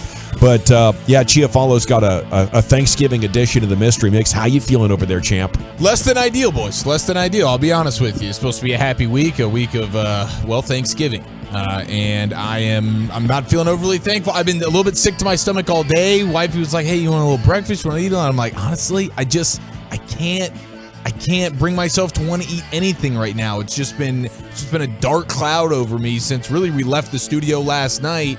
And then today it's progressively gotten worse. It didn't help when Broaddus walked in with the tub of Thanksgiving blended and immediately just goes, "Oh man, smells like bleep. You're bleeped. You gotta smell this." I was like, that was by way of hello. So, yeah, not good. Not good. You got this, brother. I thought they were bland enough ingredients along with the cranberry juice that maybe you would smell a little sweet. It does smell a little bit sweet. It smells like corn, but then Broaddus is like, he thinks the turkey is what, like, blended up meat. I think the blended up turkey is what's got it kind of weird. And then there's a pumpkin pie slice just thrown in. Crust and all. And then there's milk, there's gravy and mashed potatoes. That's a nightmare. It does taste sweet, though. I did a little sip taste, and the sweetness is overpowering. It's got a Hawaiian roll in it, though, too. That's the one redeeming quality. Yeah. That Hawaiian roll. I put the Hawaiian roll in there for you. Praying to the taste bud gods that is the flavor that really, really makes an appearance. But I think we should all we should all get the betting odds out there on Eric Hurling, because I think absolutely if he drinks this whole thing, he's puking. And praise to Brian and Mama Broaddus for whipping this thing up. Thank you so much for getting the ingredients. No problem. Y'all are the real MVPs. Now, if he can't finish it, he's got to do another payoff. Isn't that right? If you don't finish the beverage, you got to do another payoff. Yeah, I have to finish it. Generally, you make the rules, and I'm co-signing. It has to all be consumed. But I would put the odds at minus 500 that he does finish it. Right. Yes. Yeah, it is going to be finished one way or another, but he might become overcome by sickness and just not be able to take any more drinks. Sometimes the body has a mind of its own in that way. I'm going to try and shut off the nose from working. Now, obviously not manually, because that would be breaking the rules, but internally, if I can close off the nose senses then just pound it down the hatchet as quickly as possible. That you can't play with your food on something like this. This is not a drink that's going to age well over the course of a segment or a show. This is not a sipping payoff. Right. No. Absolutely no. You got to get after it. So and as far as vomiting, I think I would put the odds, seeing Chiafalo twice already through the course of 10 weeks of this bit, I'm going to put that at like plus 300. You got to bet 300 to make 100. Any action on that? I would consider it. I think he's going to tough it out on this. Think I got a shot? I think he's going to tough this out because when you look at the ingredients, the smell. It doesn't sound horrible until it was brought all together. He's throwing up. Well, listen, we're going to pass this bad boy around, and all you schmoes are going to put your nose in there and see how it smells, and then just imagine, put yourself in my shoes for a second. I'm not paying off. It's going to be terrible. We got to smell it, right? Okay. I think we have to smell it. I love a good smell. Can we get odds of you taking a shot of it? Can we get odds of you taking? Well, if you build them high enough, I'll take the shot and take your money. So I don't know if you want to do that. Yeah, I'll bet $1,000 on that, Brian. I'm not going to have Eric taste anything I wouldn't. I might give Gavin $1,000 just to see him be miserable the rest of the show. Wow, you're really playing this thing up right now. I got to smell it just to see if it matches the hype. I like what you're saying though. Just a reminder, what all's in it? Okay, we got cranberry juice, mashed potatoes, and white gravy together, corn, a Hawaiian roll, pumpkin pie, crust and all. Everything, the whole thing. It's good. I'm glad you didn't withhold that. And turkey. Well, Krusty should put the crust in. Yeah. But the whole thing, that's what he's up against today. That's coming up at 2:20. Gives you plenty of time to get on there to 105thethefan.com, Twitch, or YouTube, however you want to check it out. Brian Broaddus drank beer from a gym shoe. Suck it up, Chiafalo. Ha, ha, ha. Suck it up, Buttercup. 214, I just threw up hearing this. And 832, I don't have money like Mike, but I'd give $100 to see Luka run the 40-yard dash like at the Combine. Okay. And you're not doing it right if you're not Ralphing, says the 561 Atolo. Okay, yeah, we're going to open up with predictions here because this is our final show before Thanksgiving. Of course, we will be on each parted out tomorrow during the KNC's Masterpieces Piece-a-thon. We look forward to doing that, but this is the last time we're going to be back together as a group. I'm picking the Cowboys. The Giants' run defense is horrible. And I'm gonna say something that might surprise you, but I'm gonna go 45-27 Cowboys. That's 6 touchdowns and a 58-yard field goal from Brett Maher right before half. I think this is where the Cowboys refine their game plan. I liked what Jerry Jones was saying this morning. I like what all the coaches are saying. I think the Giants continue to be exposed for the frauds that they are, and they're the latest blowout victim of these Cowboys. Brian, what do you think? I've got the Cowboys winning this one 28-16. I think short week. I think game plans get a little limited. And I think both teams, I know the one team that's coming in here, the Giants, or after watching that Viking tape, they're not going to sit there and try and throw this football. So they're going to try and run it. If you can find a way to control Saquon Barkley and Daniel Jones maybe running a little bit there, I don't think they're going to score a lot of points. But I think the Cowboys will be able to put up the 4 touchdowns. So 28-16, Cowboys over Giants. Giants are going to score. John, I'll bet you on that right now. You said 27, right? Yeah, I said 27. Yeah. I mean, I'll put the over-under, 24 and a half points or something like that. They're going to put points on the board. Well, Chuck, what do you say? Getting fireworks. Hell yeah. The Cowboys are going to whip the Giants' ass. Now, That's right. my official score will have to be technically like the Giants win because I just got to keep that. But there's no way the Cowboys lose this game. Dak owns the Giants. It's going to be a double-digit Cowboy victory. We're going to have a fat and happy Thanksgiving. It should be a double-digit win. The Cowboys should cover this. I'm going to go 31-17. Giants. Technically Giants, but you know where my heart and my brain is. All right. Well, Chuck, well done. By the way, you guys know the Cowboys are 3-7 in the last 10 of these Thanksgiving. Yeah, it hasn't been good on Thanksgiving, but that's why they scheduled the Giants so they could get the easy dub. It's like a homecoming game. Oh, like that? Yeah. Okay.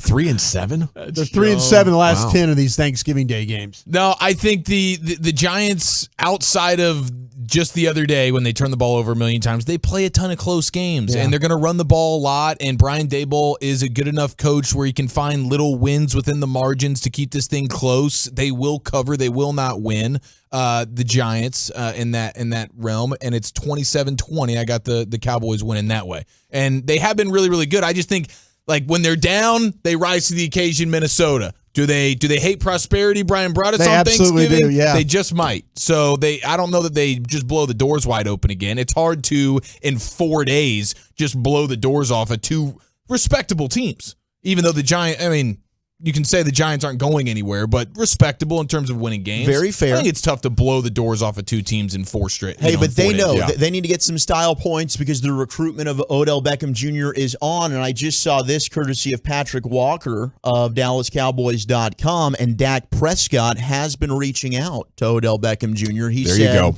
Yeah, I have. Sure, I've definitely sent some messages. There's been a little back and forth. Just making sure that he understands that we want him here. I don't necessarily know what he's looking for when it comes to the numbers and the long term and all that, but I know we want him here, and I hope it all works out. 469 says, no way, Gavin. Giants have a decent defense. We will win, but never score 45, under 30 at best. The Giants give up nearly 6 yards per carry. Okay? The Cowboys aren't going to make the foolish mistake that they did against Green Bay. So after that happens for about 2 drives, the Giants are going to be like, crap, we got to stop the run. And then Dak's going to drop 60-yard touchdowns on their heads. That's exactly how that's going to go, 469. We will take a delivery of pizza from you next Monday as well. Thank you very much. Had a baby, Gavin. 45-27. Okay, now, Jerry with Sean and RJ this morning had a great line about the game plan saying Mike McCarthy has figured out how to maximize Kellen Moore. That was a terrific answer to a question, and there was a couple of different points in that interview where he also talked about, Dak on Sunday night and how this is how it's got to look for us to be great. I don't think there's any way you can make a massive game plan mistake like they did against Lambeau. And I think Jerry Jones knows how crucial it is that you take advantage of this opportunity this year, and he's on their ass.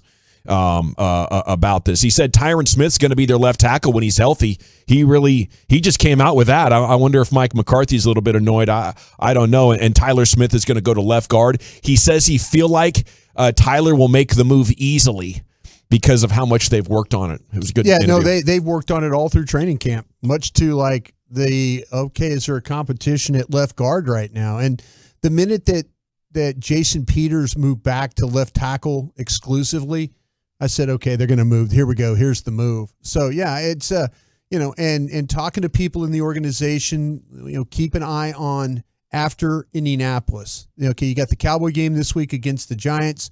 You got the Colts game, and after the Colts game, that's I believe when they're going to start the clock on Tyron Smith coming back and playing for your football team. Might be the time they start the clock on Odell Beckham Jr. as well. Jerry saying if you can improve this team within reason right now, you should do it. And we've got a chance. So we'll hope for the best. Now, missing from practice today, Donnie Fowler, Terrell Basham, Jonathan Hankins, Kelvin Joseph, illness, DeMarcus Lawrence foot, Anthony Barr hamstring also were not at practice. Is this the kind of illness that could threaten Thursday's game? I think all these guys played sick as well in the game, and so now you're dealing with that. But it's something that even Mike McCarthy talked about it today in his media briefing that they had players that were separated, guys wearing masks, things like that. This is just what's going around the Metroplex right now. I know for sure is this flu bug, and so they're doing the best. How many days were you down with it? 3. 3 days. Yeah, I was down 3 days, and man, it took fever breaking and all that stuff like that. So hopefully they can fight through that. These I know from being in that organization, these guys could get 24/7 care. They get the best medicines, that the IVs and all that. Yeah, they can get anything to they will get trainers and doctors to show up at their homes to make sure that they got everything they need to combat this stuff. So onion in the sock and stuff like that. I don't know about that. Is that something? You guys familiar with the onion in the sock? No, what's the onion in the sock? Well, this is something that the Ravens' Marlon Humphrey was alleging that when you're sick, you sleep with an onion in your sock, and it makes you wake up and basically not be sick anymore. So I don't know what old adage. I don't know where that's coming from. What if that works for gout? Are you asking for a friend? I'm asking for a friend right now. Yeah, my mother-in-law has a lot of those. I can't think of any right now. I don't know if it would be a sweet onion, a red onion, like the one that makes you cry. Yeah. She had poked a hole in a diamond, or not a diamond, in a dime, and put a string through it and put it around Remy's neck on the idea that a dime necklace will take the pain away from a tooth situation. Yeah. I don't know if it worked or not, but some of those do. Yeah. So I guess it's worth a shot. I'll go onion in my sock next time if I'm sick. I'm looking for relief any way I can get it. Did you guys ever go for the Vicks? Did your mom hell put the Vicks on you? And as you a little kid, wore like a bandana. Oh yeah, you wore a little bandana around your neck with Vicks on, all over. And that was. I kind of felt like it hurt initially, but man, I think it opened you up a little bit. It gave you a little bit of relief, just enough to go to sleep for sure. Absolutely. But it was a weird feeling. Yeah. Mavericks off tonight, visit the Celtics tomorrow. College football tonight, week 13. You have the committee doing their announcement starting at 6 o'clock. Do you expect TCU to win out? I do. You do? I think, man, they are a team of no quit and maybe destiny there. That Baylor game, they could talk about working on that. Yeah, you do work on, getting, like fire drill, running teams on, running teams off. They did a great job, but man, the sequence of plays that led to them kicking that field goal, crazy. Like run, spike, run, and then run field goal team on. That's a crazy way to operate. But this team all year long, they have done a great job of. It doesn't matter. They could be behind. They find a way. They finish games. They look like to me a team that's very well is going to win this thing. Are you holding out hope for LSU at all getting in here with the Tennessee loss? Well, the thing about it is I hope that, the thing with Georgia, and you look at Georgia's situation and Georgia's played great all year. I have no expectations of LSU beating Georgia. I really, really don't. And I just think that but LSU has done a great job this year. They really have. Since they lost that first game against Florida State, they got just destroyed at home by Tennessee. But they beat an Alabama team that's probably not the Alabama teams we've seen in the past. And so an Ole Miss team that looks very kind of fraudulent right now. Head coach might be leaving. So, yeah, I'm proud of LSU, but I have no expectations of them beating Georgia. None. Okay, France and Australia are back underway in the second half, and France is leading 2-1 in that one. Argentina stunned by Saudi Arabia 2-1. Messi scored on a penalty in the 10th minute, but they couldn't get any more scores, and one for the ages there. They'll play Mexico on Saturday, El Tri, with a chance to throw a knockout blow. They went scoreless with Poland, an incredible save by Ochoa on a penalty kick from Lewandowski. Argentina now will finish against Poland next Wednesday. Just to give you an idea, I know there's a ton of Messi fans, there's a ton of Mexico fans, and you want news on your team as well. U.S. star Gio Reyna says he is in fact 100% despite not starting or coming off the bench in their opening draw to Wales, and he did feature in Borussia Dortmund's final 3 games before the break, so he should be good to go on Friday against England. Yeah, they're going to need him against England, though. All righty. Sports gambling news. How do you get your action? Go ahead and text in at 877-881-1053. I'll give you the very latest and ask if you're a little bit concerned with the security of getting your action this way. Then the G-Bag of the day is coming up at 2:30 here on The Fan. Hey, speaking of that World Cup,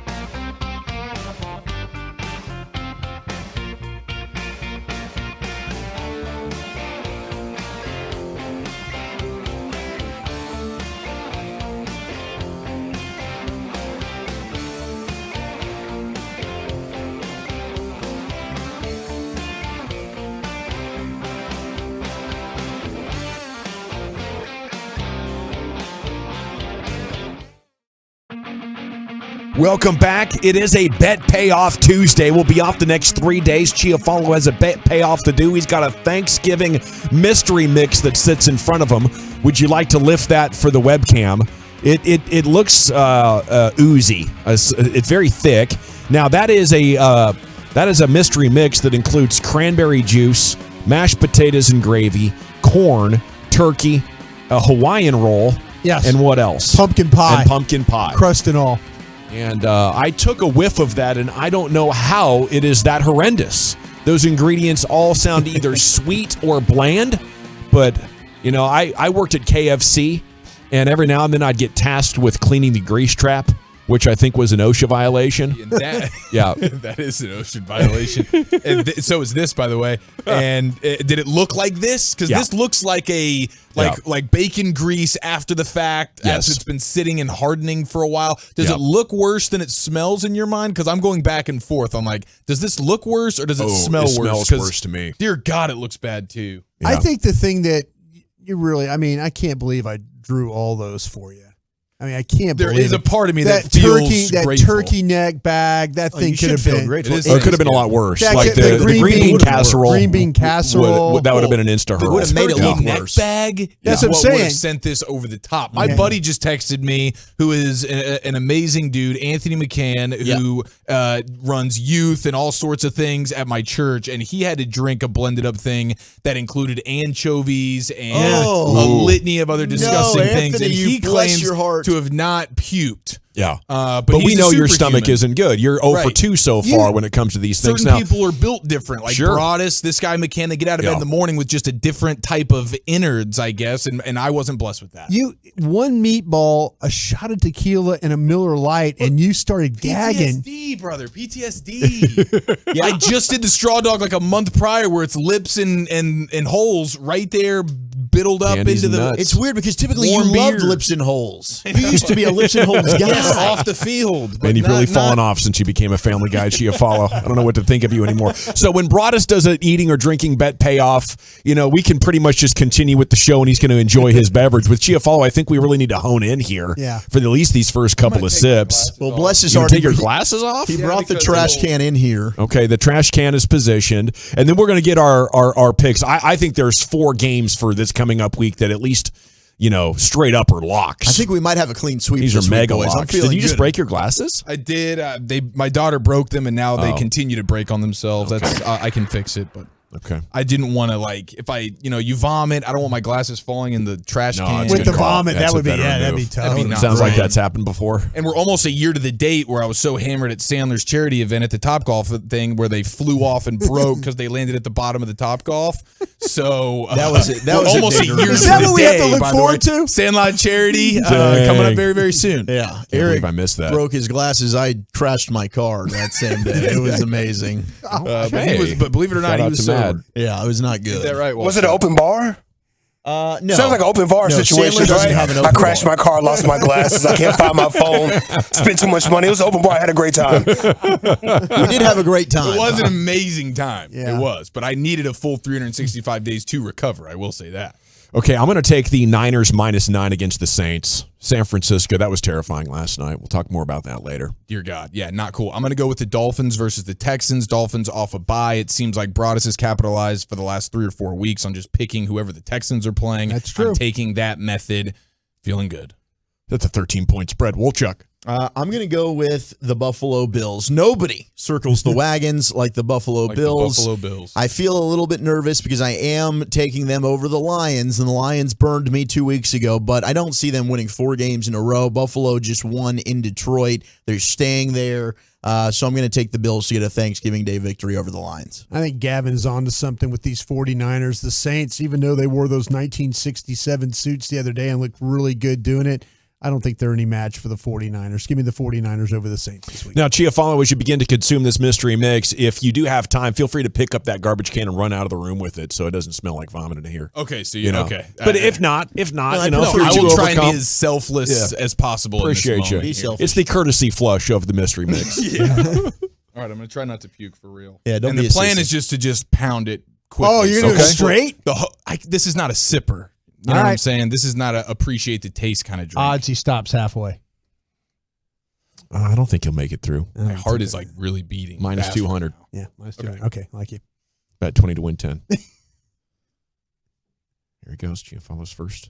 Oh, he's going for it. He's really going for it. Yeah, he is. That is a monster slam. He chugged it. Okay, he did chug it. Oh, face not good. He's in bad shape. He had to squint. He's all right. He's Progress fine. report. Oh, here it comes. Here it goes. Here it comes. Oh, he fought it. He fought it.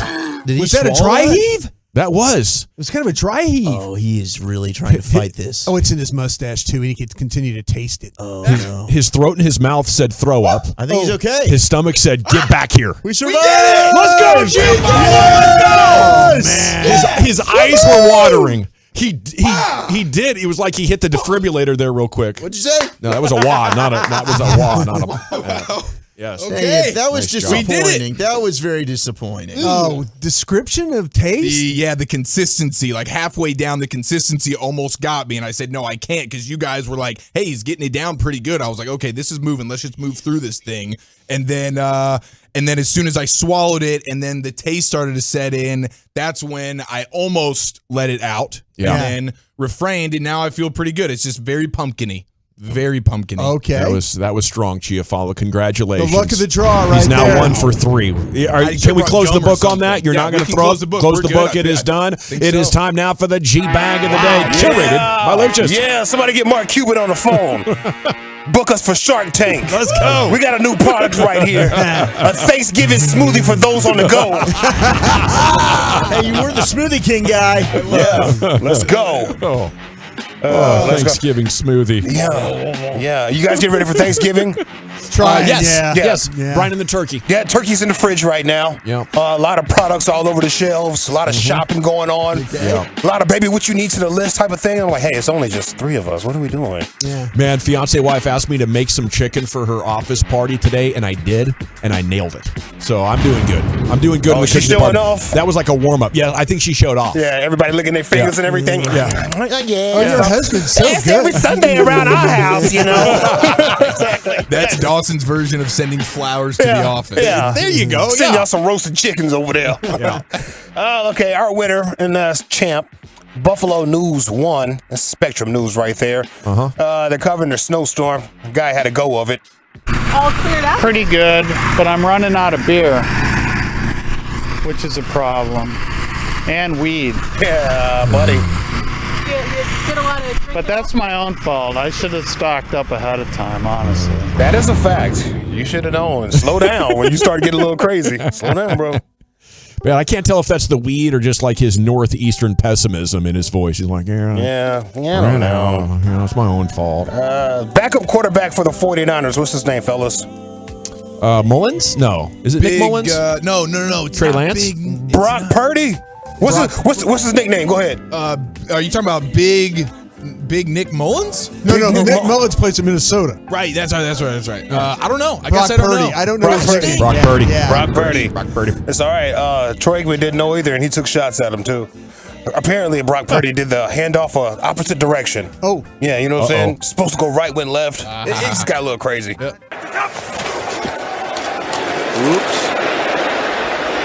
Handed the wrong way and ends up a yard short of a first down. They call him Baby Bosa because of his thick legs. He's only 6'1". When we talked to Kyle Shanahan earlier in the year, here's the wrong way. Yeah, Baby Bosa needs to know which way to turn hand off. He and Jordan Mason, 2 rookies, are like, sorry.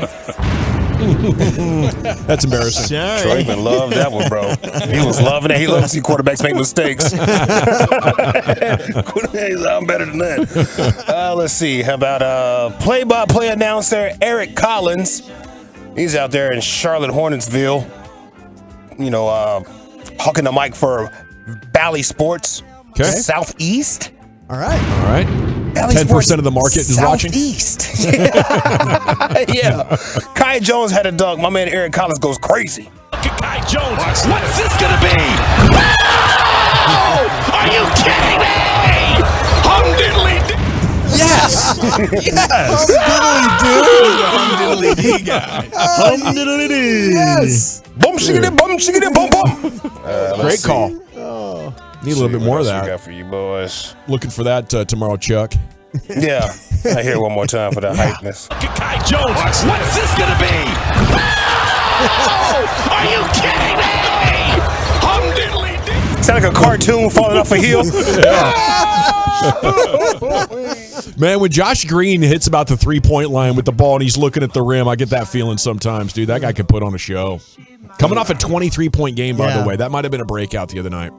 You heard that? I'm from Texas. I love that joint. Hold on. A little piece of it. I love this joint.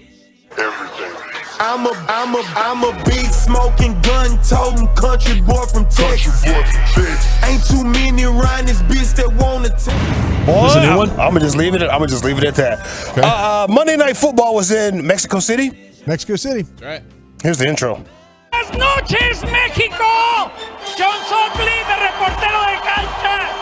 Estadio Azteca. Vamos a enseñar la pasión, the passion por la NFL. Es lunes. Es Monday. Yeah. Los 49ers y los Cardinals en I know two things. Monday Night Football. Yeah. ¡Viva México! ¡Viva la NFL! ¡Y viva Monday Night Football! Monday Night por ESPN! Monday Night! What night is the game? What night? Yeah. What night It was Tuesday, Brian. Action. Yeah, it's like the official NFL guy. I saw him on a late night interview with Scott Van Pelt on the Late Sports Center. And he was, man, he is something else. But he was saying how the NFL in Mexico City now is just like in America. And he goes back and forth constantly. He's like, it's the exact same because these fans are now into it and watching the content 24/7 just like everybody else. Hell yeah. And the Cowboys and Steelers are the top 2 teams, but Niners are number 3 now. Nice.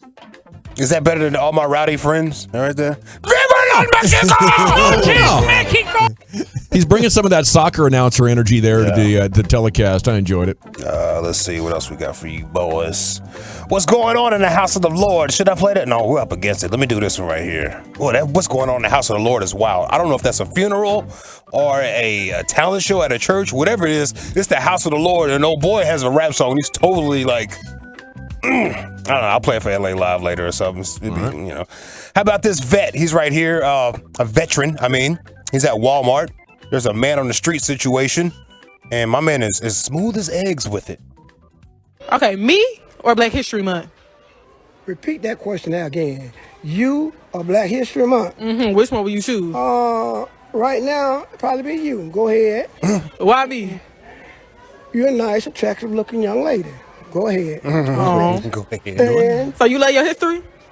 yes, I do love history. I majored in history. Okay. Period. So why you choosing me over history? Because I know enough about history, but I don't know enough about you. All right now. Well done.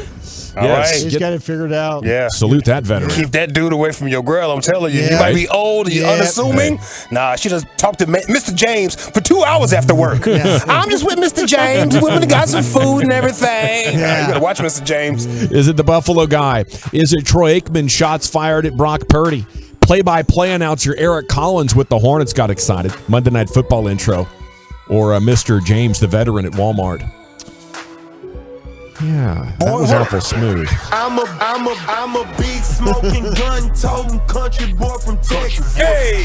Ain't too many around this bitch that wanna take. I'm going to go with the play-by-play man in Charlotte. I love it. Eric C., I got to double down on my guy. Lucius. Shoot. Walmart vet. Walmart vet. It's 2-1, Wolchuk. We go with the Monday Night Football intro. It's 2-1, Brian. I'm going to go with the Walmart vet. Myself. It's tied at 2. Jump onto @GBagNation's Twitter account. We'll create an Insta poll there. You vote at the break. It's going to be a 5-minute poll. We'll come back, announce the winner, and then get to Krusty's Corner. And what are we talking about today, sir? Yeah, let's talk about these New York Football Giants and what they present. We'll do that next. All righty.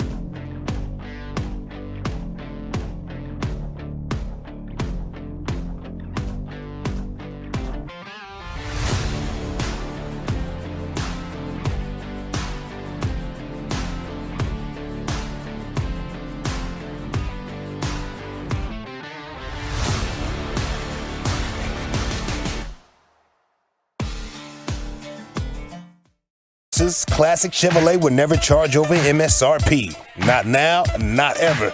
This is Texas. This is classic. Find new roads, y'all. Oh, thank you, Lucius. It is the G-Bag Nation here on 105.3 The Fan. A very close vote off on Twitter at G-Bag Nation. Walmart vet getting it done. 53.7% of the vote to 46.3% for the play-by-play guy. It is time now for Krusty's Corner. Here's the king of the Krusties himself, Broadus. Thank you very much, General. Appreciate that. Thank you. Did you guys see the little video of Nick Sirianni, what he said when he jumped up on the bench, what he was yelling to the Indianapolis fans? No, didn't see it.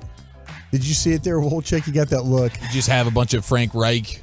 Yeah, that's what it was. I heard his post game, yeah. He goes, that S is for Frank Reich. In fact, we might play it on the other side. It is such cheese. It is ridiculous that these coaches, man, it's like all Jeff Saturday did was just say, yeah, Matt Ryan's probably better than Sam Ehlinger. Sirianni Go ahead and get was that on move done. Frank Reich's staff. Yeah. I know, but my gosh. So he's got like a personal relationship there, but it is ridiculous. So you have to like yell at the fans like in row 4 and 5. Yeah, you know, like the fans had anything to do with it. Yeah, I mean, if you want in the post game, go after the GM and the owner and all that, feel free. Yeah. You know, but you're going to yell at the fans. And It's too emotional. There's a little bit too much Baker Mayfield in there, and if you're that guy, you better be great at your job, and Baker isn't. We'll see if Sirianni is. But also on the way up, everything is great. On the way down, everybody's going to be targeting you. Mm-hmm. Well, you keep playing or keep doing stuff like that. Yeah. He's becoming a hateable guy to me. He's very hateable. Yes. Very hateable. Can't stand him. him. And I don't normally say that about a bunch of coaches, only some of the ones I've worked for. But he's becoming very hateable. All right. These football giants. You guys nervous about this? Well, obviously not. Gavin's picking them to win the Cowboys 45-27. by 100. It's an 18-point win. Book it. You know what? 6 yards a carry they're giving up. Yeah, it's funny though. The last time that these two teams did play against each other, though, Leonard Williams did not play, and Cooper Rush did. Yeah, and Cooper Rush did. And and a lot. And hey, Michael Gallup didn't play. A lot of guys didn't play in this game. This was the Cowboys were down. If you go back and look at it. Dalton Schultz didn't even play in this game. So, yeah, they were down quite a bit and found a way to win. If I told you the most concerning thing about the Giants was the quarterback and it's Daniel Jones, would you believe me? Just his legs, right? Yeah, just running because they got the Cowboys on that RPO. And they we were watching the game thinking, oh, man, that keeper – if he does that kind of stuff, that could hurt him. And they didn't really go back to it. So him running around maybe, but otherwise, they're just down a lot of weapons at the receiver position. Right. They traded away their best one. Well, the thing about it is, though, with the Giants, when you watch them play, and I went back and watched the game against the Cowboys, I felt like that the Giants had some chances in that game. But they're going to have success offensively. Yeah, the thing that. And I'm not just saying this to blow the smoke again. I think Daniel Jones is actually a better quarterback. I think this staff has done something for him. I know the Cowboys played him in week 3, and you're kind of like, it's damn Daniel Jones. Their record is what it is, and then they're probably not the best 7-3 team in the league. But I'll say this: they've made Daniel Jones look like a different player in a positive way, where he's not this turnover machine and things like that. The thing that scares me about this game is that the Giants are going to say, okay, listen, we saw what happened with Minnesota last week. We saw what dropping back and throwing the ball, all the times that they threw the ball, we saw what that could do. And the Giants, when they played against the Cowboys, kind of faced that a little bit. Tank Lawrence had a really good game against these guys. And so, and the Giants are in a little bit of trouble right now because their offensive tackles are a mess. Some questions about Evan Neal, whether he'll play, and then his backup, Tyree Phillips, is banged up too. So there are going to be some questions about what's going to happen there at right tackle, for the Giants, and it might not be good enough for them in this game. But I have a feeling what you're going to get is you're going to get a steady diet of they're going to try and get Saquon Barkley like 180 yards rushing. Oh, yeah. This is what the game plan is going to be. Daniel Jones might be a player to fear, but the proper game plan is that one that Art Briles made for that bowl game when they didn't have a quarterback that 1 year at Baylor. Remember that? They ran it like 55 times. Just keep running the ball and hope for the best. They've got, their receivers. I mean, they're going to miss Robinson, the little wide receiver from Kentucky. I think Richie James takes over his role as that kind of that loose play player in space. He's kind of the primary punt returner, and he's capable. He had a good start to the season. Kenny Golladay, I don't think should scare you that much. Darius Slayton, I think, still is a good player for them, though. But it's just a matter of can they get him the ball. And Daniel Jones has thrown the ball better, through, like I say, through these coaches. But it's going to come down to, are you good enough to stop the running game here? Because I feel like that they're going to try and run the ball every single snap. Yeah, and you won't stop their running game, but as Chiafalo would point out, there's a limit to how much you can score if all you're going to do is run. You got to win under 30. If you can do both, and I don't think the Giants can, then that opens up your 35 and 40-point games. Yeah, and you've looked at the Athletic had the numbers on the Cowboys offense from week 7 to week 11. And if you just isolate these last 5 weeks, the Cowboys would be like first in points, third in yards, third in rushing yards, sixth in passing yards. Right. First on third downs, third in red zone touchdown percentage, sixth in explosive plays, first in points per drive, fifth in sacks per attempt. Like, the offense has been humming quite a bit, and because even in the Packers game, there was a lot of good things you saw offensively before the fourth quarter collapse. And then the Bears game, of course, great offense. The second half of that Lions game had some really good offense in it. And then, of course, what you got versus Minnesota there. So, and that's the big difference that you see having Dak instead of Cooper Rush. Your red zone percentage goes from 20th to 3rd. Your third down percentage goes from 29th to 1st. Yeah, and the Giants are going to have a hard time defending. They're honestly, like I said, Leonard Williams didn't play in the game. Their best two players, in my opinion, on defense, because they don't have Adoree Jackson in this game.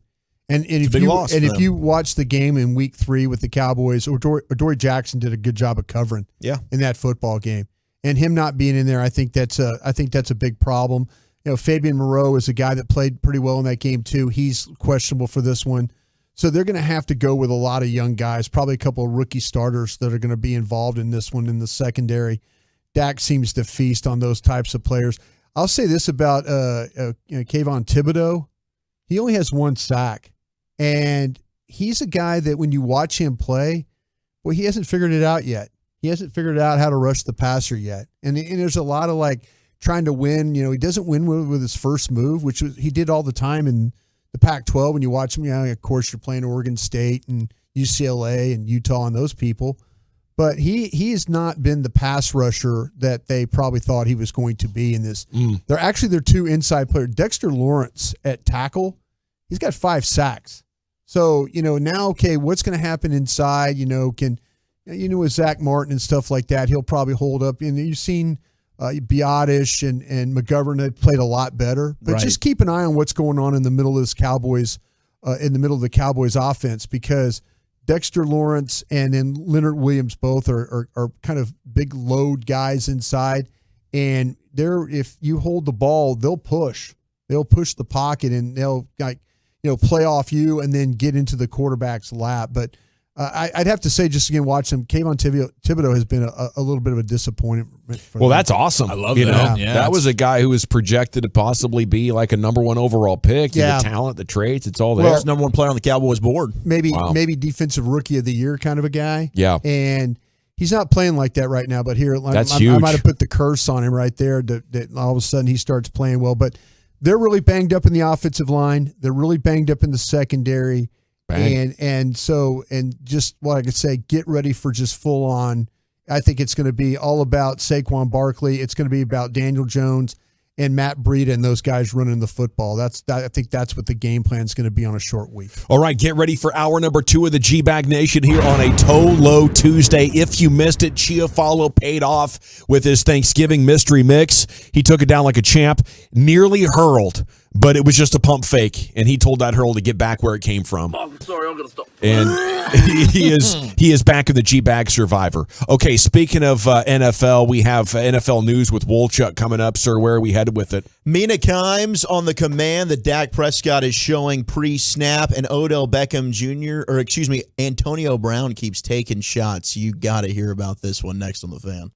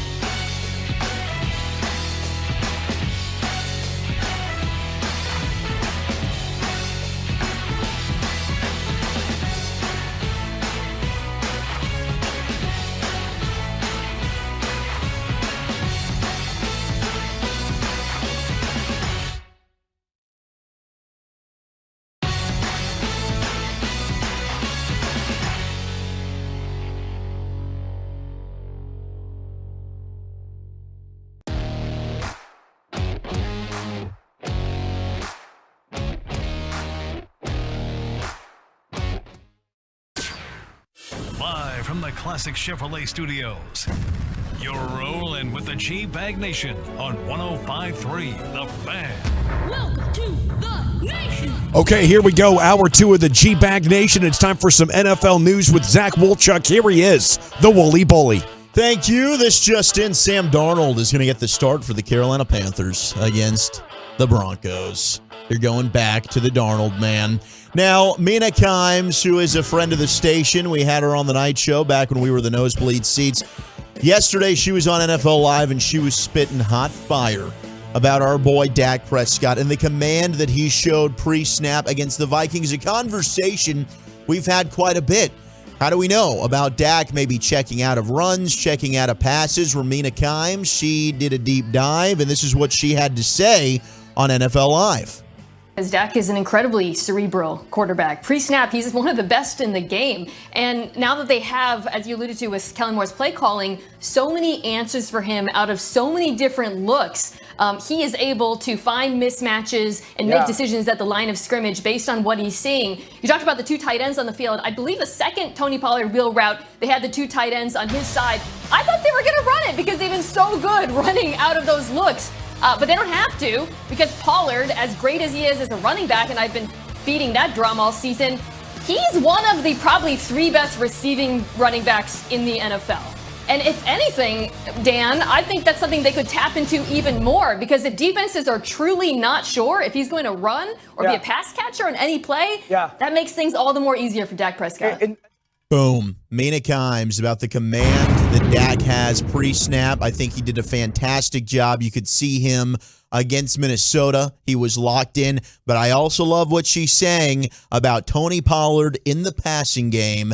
They unlocked that against the Vikings, and that's something they've got to utilize more down the stretch. And if you're talking about keeping him around, you want a franchise tag, you want to pay him maybe a long-term extension, I'm on board if you're going to use that as a priority and get him involved as a receiving threat. Yeah, I think that's a big thing. You have to be able to impact the passing game in a significant way to bring value to running back. Otherwise, we can find guys to run it for 4.5 yards per carry in this NFL, no problem. I wonder, though, if in the previous game, and we heard Mike and Jerry bring it up, where some games you're making the right calls, but other times you're out of rhythm or the defense is getting you, right? Because I feel like there are games where the defense is saying with their front, sure, you're going to want to check out of this, and then when the ball is snapped or after the audible is made, they go play coverage. And that's the problem is when you think they're going to stuff the box and then they drop. And now you're back in the pocket going, oh, crap. And it seemed like that happened way too often against Green Bay. Yeah, the thing was, it's just amazing to me that we're all talking about Tony Pollard now. Where was all this? There should have been creativity.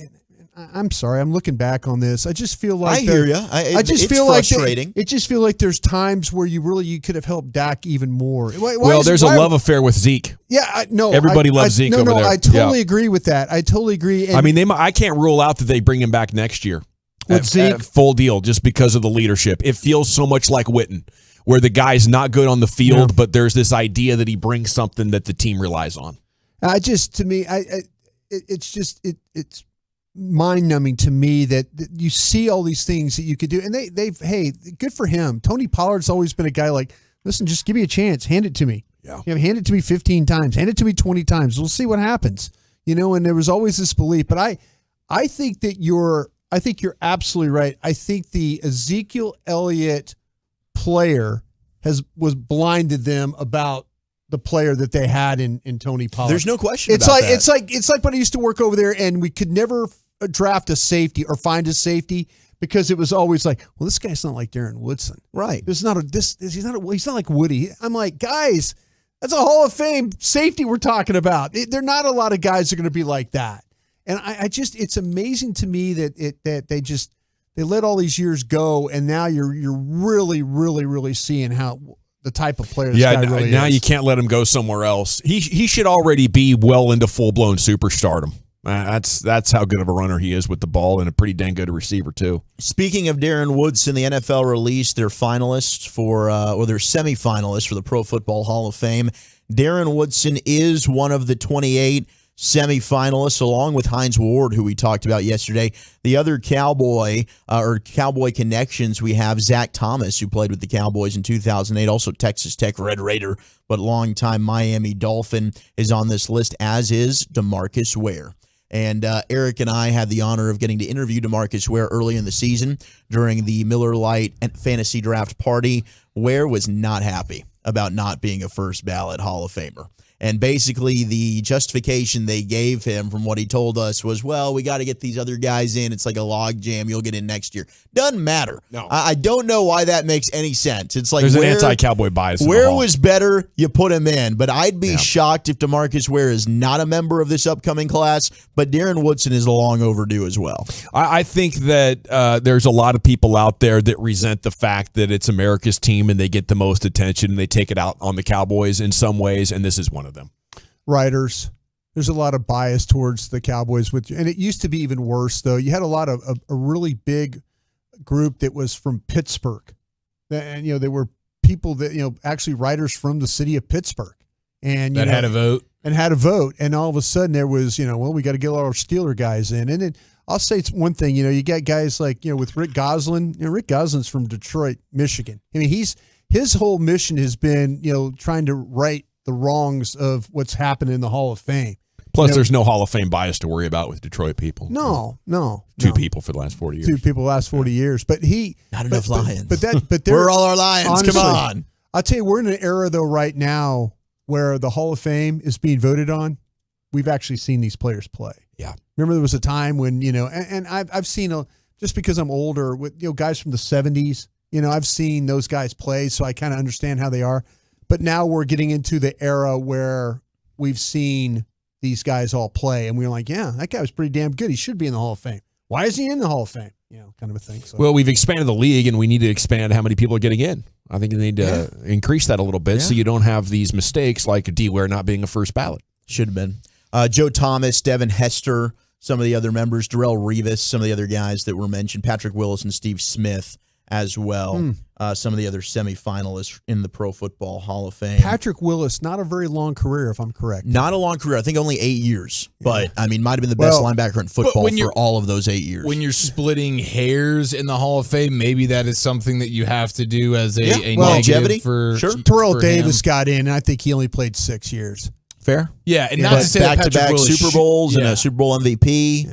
Not to say that he shouldn't get in. Patrick Willis is a beast. Patrick Willis should get in. Total monster. That's a Hall of Famer. Yeah, he's a Hall of Famer. But when you start, right? When do you get in there? Right. This is fun. It's hard to whittle it down when like you see look the big at list. And Zach Thomas, who had a very long career. Here it is. This is because if Patrick Willis would have played in 1963, you'd have never had that argument, right? Yeah. They'd been, who's Patrick Willis, kind of a thing. Yeah. Now everybody's able to debate that. Now everybody's able to debate, well, gosh, he had a short career, but man, he was a beast. He was that now that you've seen these players, it makes it a little bit easier to try and get these votes. A couple of running backs getting waived. Melvin Gordon got waived by the Broncos yesterday after he had a fumble in their loss to the Raiders. They tried. Darrell Henderson Jr. just got waived by the LA Rams. Wow. They've been cutting ties with their running backs. Rather surprising there. Pollard's teammate in college? He might be better. Yeah. He might have been a better player. In college, coming out of produced Memphis. more. Yeah, coming out of Memphis. Let's pick him up. I bet you.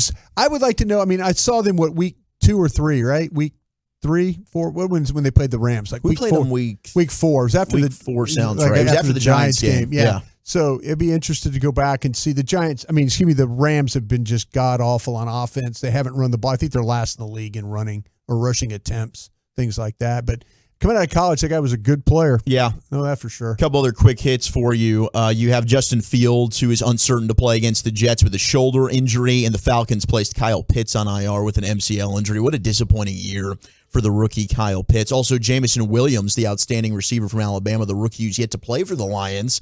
He's been back at practice. I don't know if he's going to play on Thanksgiving, maybe too quick of a return, but could be back the following Sunday to make his NFL debut. Now, we were talking about Nick Sirianni earlier, and I teased this audio. This is Sirianni after their 17-16 win, emotional at the presser afterwards about the firing of former Indianapolis Colts head coach Frank Reich. How hateable is Nick Sirianni?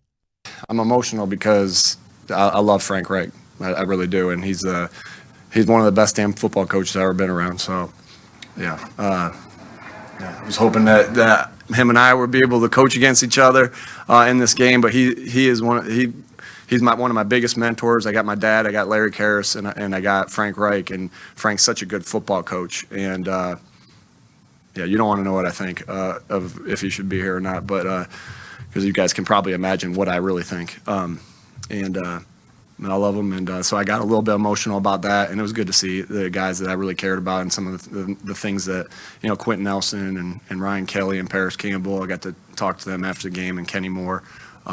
So that means a lot when they say some things that are, obviously I keep those things to myself, but spent a lot of time here. My kids, one of my children was born here, and it was sweet to come here, especially with what happened in this organization the last couple of weeks, and get the win.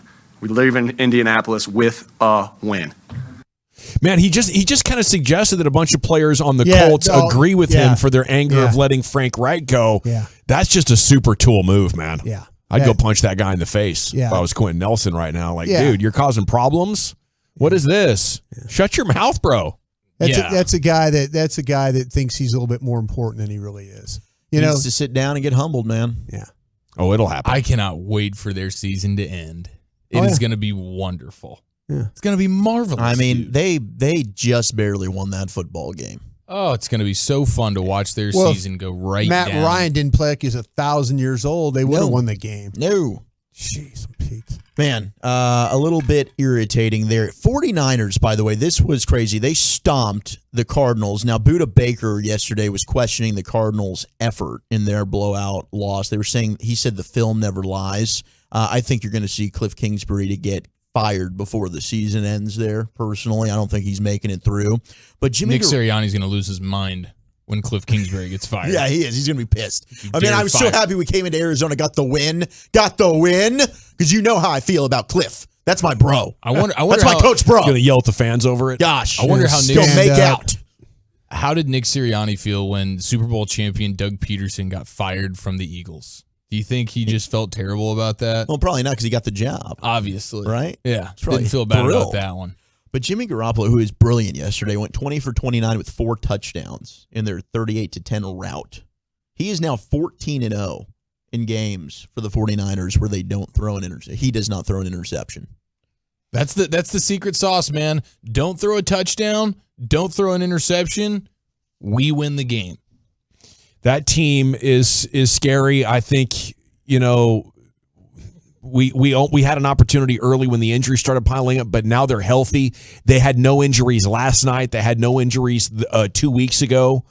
I was listening to Mike earlier. I think I agree. It's the best team in the NFC. The Eagles are weakened. The Cowboys can't stop the run. The 49ers will abuse you in one-on-one matchups. Like you have to go tackle as a team, which means a lot of one-on-one coverage for a very talented group of receivers now. I don't know. I looking into the future, I see this rematch with the 49ers, and going into it is just dread. I don't know. I can't imagine how the Cowboys win that game. Now that they have Christian McCaffrey, it's your kryptonite. That offense is lethal. Assuming they're all healthy, that's the key for that team. I mean, they're not the same if they lose one of their key parts, especially along the offensive line. But they are loaded when they're at full force with Debo and now Brandon Ayuk starting to come on. He had 2 touchdowns last night, and CMC for Jimmy G just being able to check it down to him. Mm-hmm. That's such a comfort. And then they have a mismatch monster in George Kittle. Absolutely. As well. And all of their skill players, I think, block. Some of the slow-mo stuff they were showing last night were like wide receivers and tight ends are just obliterating guys and taking you way out of the play. That's the team you don't want to see. Yeah. And I really do think they're going to end up surpassing Seattle and be the division champ. Oh, yeah. They already took over first place last night. I mean, that's going to be a scary situation. 3 of their 4 losses, the Bears, the Broncos, and the Falcons. Yeah. Yeah, early they were torn up. No, I mean, that's a team, and without, when they have an injury, and that's why I've been somewhat negative on Shanahan, I don't think he's been able to coach over injuries. When they have a missing piece, that's when they have some flaws. But when they're fully healthy, that's the team you don't want to play. That's the best team in the conference. Antonio Brown, though, is still taking shots on social media. He was coming at Adams and Aaron Rodgers. watching the game against the Raiders and the Broncos. I bet A-Rod appreciates the wide receivers now. Wonder why Devontae Adams left. He took to Twitter. And then he decided to inflate Derek Carr's face, give him a fat face, and tweet betting $10K on Derek Carb with the laughing, crying face emoji. They used the Sam Darnold filter on his face, I think is what they did. Yeah, I think they did. And then he quote tweeted it and said, "We eating good tonight." Antonio Brown is just here to cause a ruckus. He was apparently doing some sort of photoshopping of Giselle that I didn't look too far into, but apparently he was on his Snapchat once again doing some wild stuff where he is basically going right after Brady and Giselle, and it was some photoshopping that was not very kind to a person. I love it. Is he doing the photoshopping himself, or is he sharing other people's work? He's probably sharing other people's work. Remember, he thinks it's parody. Okay, all right. So I don't think What was the other thing he said in that that video that he made? Like a celebration? It was like a wedding. Happy anniversary wedding. Anniversary wedding. And a cameo. Yeah. I do have that sound we could dig up because it's pretty hysterical. It was unbelievable. A final thing here, Mecole Hardman, he's injured, right? So he wasn't playing for the Chiefs the other night. But he wanted the world to know just how angry he was watching that game. He said, "Damn, man, I almost threw the remote at the TV." Then he quote tweeted it and said, "Update, I threw the remote at the TV. Now I got to get a new TV." So he posts a picture of what looks like a broken television. Now, this is when social media went to work. Apparently on YouTube, you can find a broken TV screen cracked, and that gives you the effect and look of a real broken television. Okay. So that's what Mecole Hardman did. Nice. He didn't actually break his TV. Perfect. He just went for this effect. And Man, that's now genius. social media called him out for being a liar, and he looks like a dumb bleep. I wonder what it would be like to have that much free time on your hands to just do pointless crap What's like the that. point of even doing that? It's amazing. Come on, Man, dude. I wanted to throw this remote through that TV right over there yesterday when Walker Zimmerman committed that foul in the Yeah, box. me too. You and What me the hell both. was he thinking? And he's looking at the ref like, "No, don't you call that." It's like, bro, Right. everybody in the audience, the 2-year-old in the 300 level knows that you just made a foul in the box for no apparent That's reason. what we waited 8 years to see. Okay, why does Gavin always have an excuse for other teams' losses, says the 830. They were out like 6 of their best players. A lot of people saying like San Francisco's beatable. Shake yourself, Gavin. Not for the Cowboys, okay? Your way to the Super Bowl is to have the Niners lose to somebody else. Amen. Okay, we got to go. Sports Hodgepodge coming up next. Chiafalo, how we looking there today? Thanksgiving delicacies are evolving right in front of our eyes, and we have some unfortunate news on America's Greatest Game. That's next. All right, let's chat D&M Leasing, though, because they got something special coming up here for you this week, a Black Friday sale. I'll tell you about it.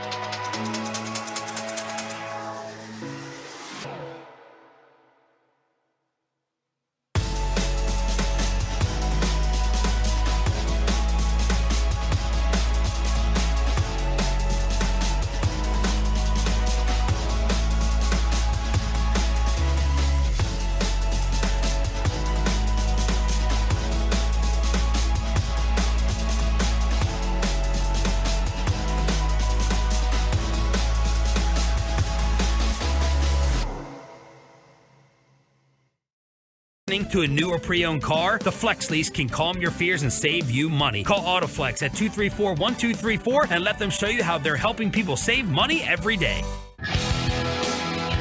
All right, here we go. Segment's brought to you by Soda. That's state of the art. It's brought to you by the Frankels. If you are hurt in an accident and it's not your fault, call the Frankels at 214-333-3333 or go to truckwreck.com. Here's Giafalo with a Sports Hodgepodge. All righty, great time of year. Great time of year, boys and girls. We are approaching Thanksgiving Day. I have some Thanksgiving questions for you. We have an evolution to a Thanksgiving delicacy. I'm very excited to see if you guys are open-minded to this. The first question, though, as we get underway here, are we now obviously Broadus, Walchuk at the game? I get it, but traditionally speaking, Thanksgiving, Cowboys game. What's the strategy of maneuvering the mealtime in and around the Cowboys game? Are we Thanksgiving lunching pregame and then enjoying the food throughout the game, or is it a Thanksgiving like a postgame Thanksgiving dinner? Glad you asked this. What is generally what we do here? Because my family is a Thanksgiving lunch crew. It's about a 1 p.m. kickoff in terms of turkey into the mouth. So we used to do the Thanksgiving brunch, where we'd go out with my dad's side of the family, and then I would go over to my grandparents, watch the game, and we would do Thanksgiving dinner with them afterwards. Since we have kind of just morphed to Thanksgiving lunch, and that's what we do. And I think it works out better that way. Me too. I think that it's the big move. So even now and you're eating during the game, you've already broken bread. So now if I want to go back for round 3, 4, 5 throughout the game, that's no problem. If you're waiting till after the game, I feel like you're just constantly thinking about what could be and what will be, but you're not sitting down and enjoying the meal while watching the game. I don't know. You know, we always go with lunch right around 2 o'clock or so, about an hour before the game or so. Now, if I feel like if my mom was involved, though, she would want it to be a lot more formal. And in that kind of situation, I would want to go afterwards because she would want like TV off, no watching the whole deal. You know, like the white tablecloth would be out and the red wine and the candles would be lit and everything. Ooh, like fancy style. So if my mom was around, we would probably do dinner. But in any other situation, that's a lunch Thanksgiving. I can't tell you the last time I just had Thanksgiving on Thanksgiving. Yeah. Yeah, because you're a football guy. You've been a lifer. You normally do a Thanksgiving. Well, what about in Green Bay? Because the Packers weren't always playing on Thanksgiving. Jason Garrett lit us up in a Thanksgiving Day game here. Yeah, no, but you would always. Did you play every year on Thanksgiving while you were there? No, but I mean, when I started working with the Cowboys in '99, that was every year, and then, but I mean, my Thanksgiving is and it's nighttime, so it'll be Wednesday night. It won't be Thursday, so we do a night thing, and that way it's different because you don't have that what you're talking about with the television and the games and all that stuff. A lot of sitting around and, trying to talk and have conversation stuff. But I honestly can't tell you the last time I had a real just Thanksgiving on the actual day. Yeah. Of it, So, but I would have to say if I did, it would probably be the lunchtime variety on my schedule. It would be. I'm not waiting around till dinner time. Yeah, right? Hour or two before kickoff, maybe for the Cowboy game. That seems to be the common theme on the Twitch, at least. We got a bunch of nooners. We got a couple of 2 p.m. Thanksgiving lunchers. We have the 940 though on the text, starts about 10 a.m. and eats all day. I love that. So coming out of the gates hot. That's not bad. That's not a bad move. The 972 Cowboys are like our main course. We eat our Thanksgiving dinner watching the game. Lucius, what's the Thanksgiving meal plan here? It's definitely around the Cowboys when I go to the in-laws for sure. Yep. When I'm with my family, it can be at any given time. Okay. It says 3 o'clock, it might be 7. It says noon, it might be 5. Yeah. Just be there because you might show up and there's no plates anymore and everybody had all the food and they're rubbing their bellies. You're like, damn. Yeah. That's how, because we're gonna pregame it up, Broadus, and then I'm gonna jet home and watch the Cowboys game at home. I got a bunch of family going over to my parents' house. I am bummed though, showing up a little bit late. I'm not gonna get the fresh meal, but also more importantly, I'm not gonna get that opportunity to get that good pregame walk around the neighborhood with the Cuzzos. And that's really? Is that a tradition? That's a tradition Builds that I'm an gonna miss appetite? this year. Yeah, build that appetite up a little bit. Got a nice little walk around the neighborhood situation. So I'm going to miss that. The cousins are bummed. I'm certainly bummed. But nonetheless, looking forward to a great Thanksgiving. Of course, looking forward to Peace-a-thon tomorrow as well. We'll all be up in here partying it up with the KNC Masterpiece, fellas. 9 a.m. for Broadus, 11 a.m. for Walchuk. Pumped. I'm going noon style. Dawson, 2 o'clock 2 tip. o'clock. Nice. Okay. And I prefer pepperoni for Pizza-thon, by the way. Do you? Did I call it Pizza-thon? No, I did. Oh, okay. We will get More to of my that coming up next. I have 5 o'clock. We have our Thanksgiving audio bonanza. It's a favorite of Eric and mine every year. You're not going to want to miss that. Oh, yes. I've heard this, and I can't wait to participate. Yes, it's going to be a blast. It's like your guys' first time participating in the G-Bag of the day. Oh, yeah. Yes. I love this. Very, very similar. Okay, now, are you guys open to this new extravaganza that I believe this is the first of its kind? I don't know that people have been doing this. I think somebody is pioneering it, but it's the Thanksgiving in a tube.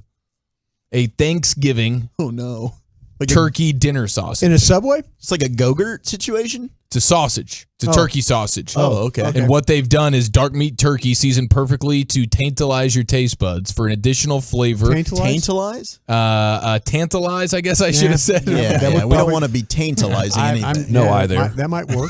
Yeah, just tantalize. Hold the eye. There's no eye in taint. I will just tantalize the sausage. I will not tantalize it. Yeah, no tantalizing. But for the additional flavor and textural treat and added inside the sausage is brisket, tallow, confit, garlic, and celery, brown butter, cornbread dressing, cranberries, and sweet potatoes.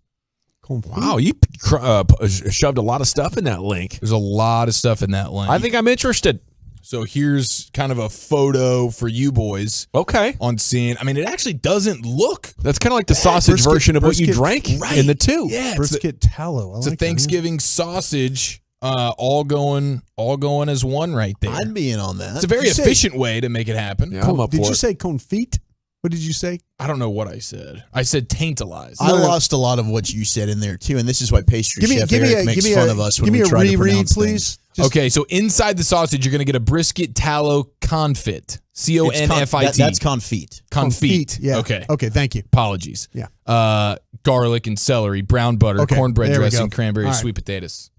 So are we in? Sweet potatoes. Absolutely. Heck yes. Yeah, I'd enjoy one of those. And are we? You had me a brisket tallow. I thought I had you at confit. I thought it was tie I thought I had Walchuk at tantalizing. You did though. Now, when it comes to, we're not worried about having multiple items on our Heart plate. attacks? No. We're definitely not worried about that. But on the plate, are we touching? cool with our foods touching? And is every one bite more than one item on the plate in each bite? Okay, so my dad gets on to me for this all the time. I will mix every once in a while, like mix the foods together. I don't have an issue with it. But there are some times where I'll eat like the turkey and I'll just crush the turkey. Yeah. And then I'll move on to the sides. And my dad yells at me. He's like, no, The flavors must be eaten together. You want them all together in one bite. Like he just What are gets you on doing, my son? Yeah. What He's an like, embarrassment. You want to smoke while we're at this? Right. He's like, get yourself a heater. Get over here. Put this all on the fork together and put it in your mouth, son. He's offended. You know, I do like to go with a mixture inside the mashed potatoes, like the KFC bowls that they were doing a couple of years back. I like that. But if I'm not doing that, I'll just go one bite at a time. I don't like mixing other than that. Do you eat counterclockwise or clockwise? It's scattered. It's just boom. It's picking but and hunting. when you set Yeah. your plate up, do you think about in what order you're going to eat it? No. The Like, only thing okay. I think of is like the meat that's going to be cut with a fork and knife has to be the closest thing. To the bottom of the I don't want to plate. be reaching over. To the bottom yeah, of the but plate. that's the only thing I'll do. Yeah. Well, okay, it sounds like we got this thing down to a science, fellas. We got it surrounded pretty good, Chiafalo. But real quick, can I ask a question? One more. The cranberry. You like cranberries? Yes. No? It's horrible. Okay. I'm into the cranberry sauce, but I'm about Cranberry sauce? Okay, but give me the can. I want to see the ridges, baby. Yeah. That's what I was going to ask. I want the ridges. I was good. I know A lot of people love that. I've looked at the possibility of home just making it from scratch. They don't want that. Nobody wants that. They want No. to see the No. rings of the can. I want the ridges, baby. Okay. Give it to just me want to that make sure. way. Just want to make sure. Yeah. Unfortunate news. It looks like per multiple sources familiar with Confit? the situation, EA Sports is game. Is expected to announce tomorrow morning around 9 in the morning that EA Sports college football will be delayed till 2024. They can't get the. Well, there goes the NIL college deal. football super segment we were doing. 2020. That was the highlight of the damn segment, Eric. I mean, what the hell are you doing? That was the highlight. I'm sorry about that. That is That's all I wanted to talk about. It is some devastating I don't news. even- we can scrap that segment. I don't even want to do it now. The floor is yours if you have any other No, comments. that's Hawaiian it. rolls or No, normal I'm rolls? honestly very upset about that because I was so I missed that game so much. Yes, of course. It's one of the What do you money like thing? about it? There's no names. Are we bringing names? bringing into it? names. Oh, they're bringing Because names. now you in have finally. the NIL stuff. So now Yeah, you can okay. legit like That's we can, good. these Yeah. kids can benefit off of it. Yeah, I didn't like it back in the day. I Well, was you could like, illegally download the rosters with the names. oh, could you? Oh yeah. All right. Oh yeah. But I used to do it. it's a great game, and it's because it's the road to glory, where you have your high school player. I had that so you- many that national you championships for Road to North make Texas. him a Heisman, and you're playing with him, and it's super legit. So huge bummer though, because I thought like this summer we'd be playing 2023 version, but we're gonna have to wait, I guess, until next summer of Christmas. 2024. Have to wait though. till Yeah. Alabama's good again. We got it. Let's go. Perhaps. Okay, I did want to mention the fact that in a world where Zach Wilson takes zero accountability, we have Justin Fields, who is apologizing to his Chicago Bears teammates for letting them down. Letting the defense down in a game where he had a dislocated shoulder. He's still running all over everybody. Yeah. Not quite enough as the front office is selling off parts at the deadline as to tank best way possible. Justin Fields is running the Bears into almost wins week in, week out. He decided to stand up in front of the team and say, guys, that's on me. I'm sorry I let you down. And I feel like this report coming out 24 hours after the Zach Wilson thing is just absolute storybook. I think it's easy to see for him now the right thing to do, right? Because earlier in the year, Justin Fields was kind of doing the Zach Wilson thing where it's like, what are you talking about, man? I'm amazing. But you see Zach Wilson do it, and you're like, I can't look like that. In sports, there's must-lie situations everywhere. Once you step into that media realm out inside your sports world, it's time to start lying. That's the way we want it. Don't want to overstep. Might have a little something to do with parenting. Because if you watch QB1 Beyond the Lights, there is a moment with Justin Fields, whose father was a security guard and or worked security for the football games. And there's a moment, where he's talking with Justin Fields on the sidelines, and Justin Fields was having his team was having a rough outing, and he has a moment with him where he's just talking about body language, and he's like, "Son, I don't care how you're feeling, but you can't show that. Like just body language alone, because if you don't believe, nobody else is going to be believing on that sideline. You've got to act as if you are believing. You've got to carry yourself." Just in that manner alone, he goes out there, he runs for like an 80-yard touchdown the next drive. Yeah. But his dad was instilling him that way from a very, very young age. I don't know. I don't know what Zach Wilson's situation was, but I know Justin Fields' dad certainly instilled the right way in him. Gavin, the famous Bulls are back. Had one yesterday. That's good to know. 469. We got those famous bowls are delicious. Yeah. Oh, they are. They're amazing. I got one on the way home. I might have to hit that back up. Alrighty, a sports hodgepodge with Eric Chiafalo is in the books. When we come back, Nation, we want to talk some Mavericks with you.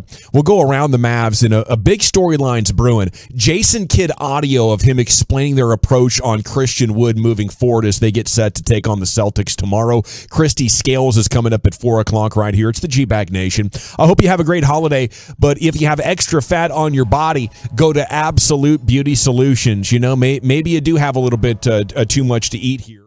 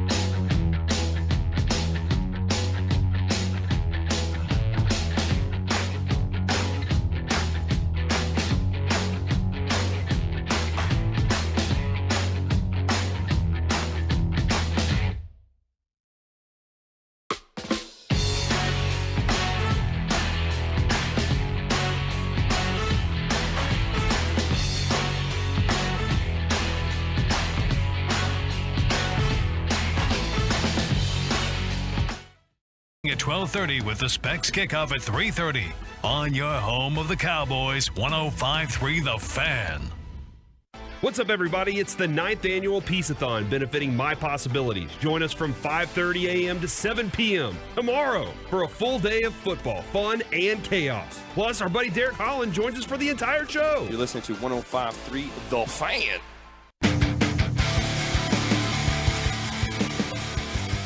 All right, welcome back, Nation. Big storyline brewing here. The fans are mad. If you look on Twitter, Mavs Twitter, they're upset with Jason Kidd not playing Christian Wood. He went from scoring 28 points Friday to playing just 17 minutes on Sunday. And they're like, what's Jason Kidd thinking? He played just 90 seconds in the fourth quarter and was pulled very quickly. And for a lot of Mavs fans now, it's a red flag. I'm going to give Jason Kidd a chance to make this work. I mean, he's a professional coach. He's credited with molding Giannis into the glass eater that he is today. But check it out. In 14 games, Christian Wood is averaging 16.6 points, 7.5 rebounds, 57% shooting, 43 from three. And he's a plus 55 when he's on the court. For the season, the Mavs are a plus 58. Christian Wood by himself is a plus 55. I don't know all that's going on here, but it absolutely seems like whatever the complicating factors are, maybe you should just live with it. I think that's what a lot of coaches would have done. But Jason Kidd is approaching this differently than most other coaches would, and maybe it's going to pay off. And then the other thing is, here's some Jason Kidd audio, and listen to how calm and comfortable Jason Kidd is with this reality. He's not defensive. He's not reaching for explanations. It's just like, yeah. So here's his explanation for why they pulled Christian Wood 90 seconds into the fourth quarter in a game they were on pace to score under 100, ended up getting beaten with less than 100 points. Here's Coach. Yeah, I think for C. Wood, he's doing, in the first game against Denver, he did everything well. In that first half, we look at Josh and we look at Davis, gives us a spark. And now it becomes, we were sluggish.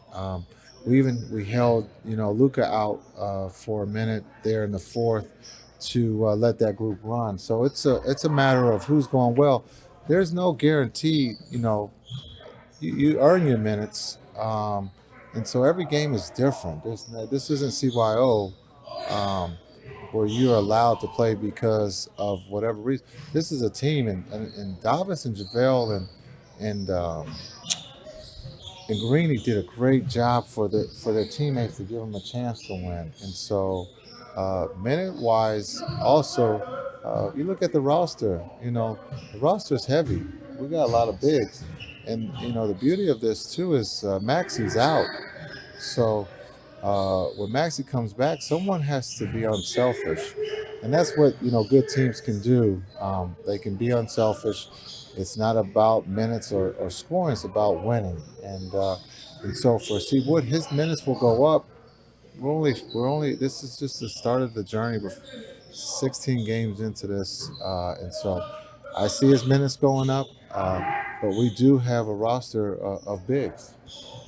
Some coaches will say, you're our best player. We need to leave you in there. We'll get it figured out with you because you're way better than Dwight Powell or Josh Green or Maxi Kleba. But, he says it's the start of the journey and he sees Wood's minutes going up eventually. I don't know what that looks like, and when and what we're waiting for because it seems so erratic. One game Christian Wood is doing everything they want, and then the next game it's like we got to get this dude off the court.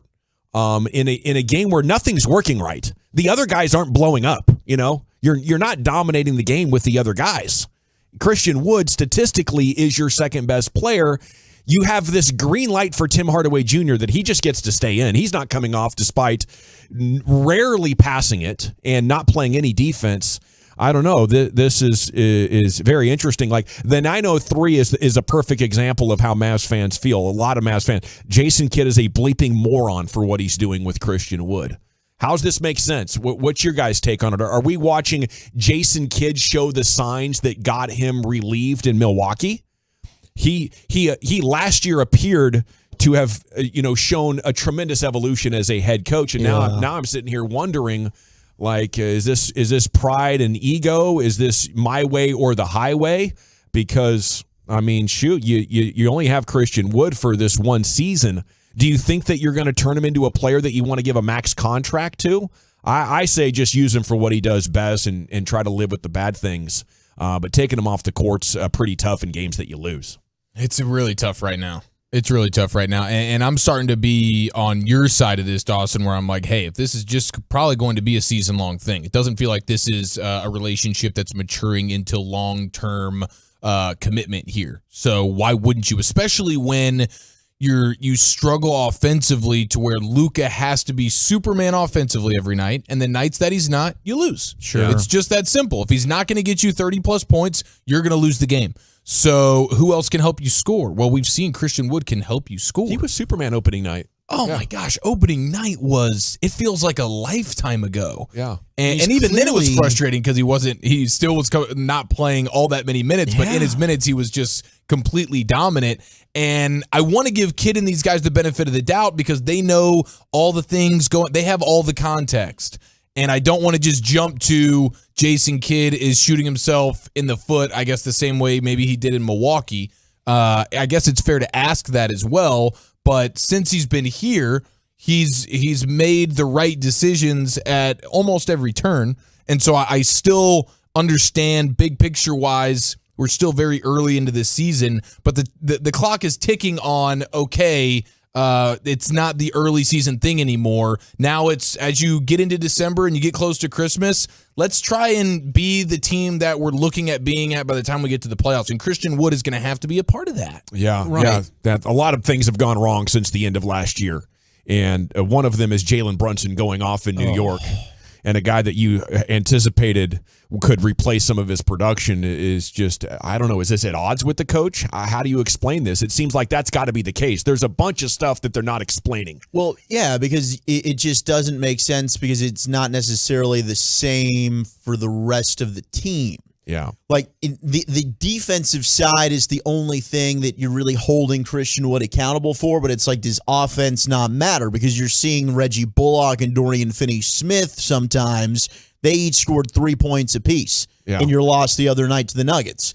Sure, they'll give you something on the defensive side of the floor, but are we saying it's okay if they're just completely garbage offensively? And Bertans can't defend his own shadow. Right. Yeah. So why are we not keeping that same accountability for the rest of the roster? That would be the question that I have. I'm totally fine if Jason Kidd wants to make this is the defensive identity, this is how I want you to buy into it, but I just don't think this roster is good enough to where you can have Christian Wood playing 17 minutes a night. I think you're doing the team a disservice. 469 Wood has a reputation for shutting down on his team. Let Kid work through this, because maybe it's the only way Wood can mature into a possible superstar. I know. You got to leave open that possibility. And maybe like 40 games down the road, Jason Kidd and Christian Wood are hugging and Wood saying, thank you for believing me, Coach, and not taking it easy on me. There's plenty of examples like this through the history of sport, Brian. Yeah, this might be what Christian Wood is.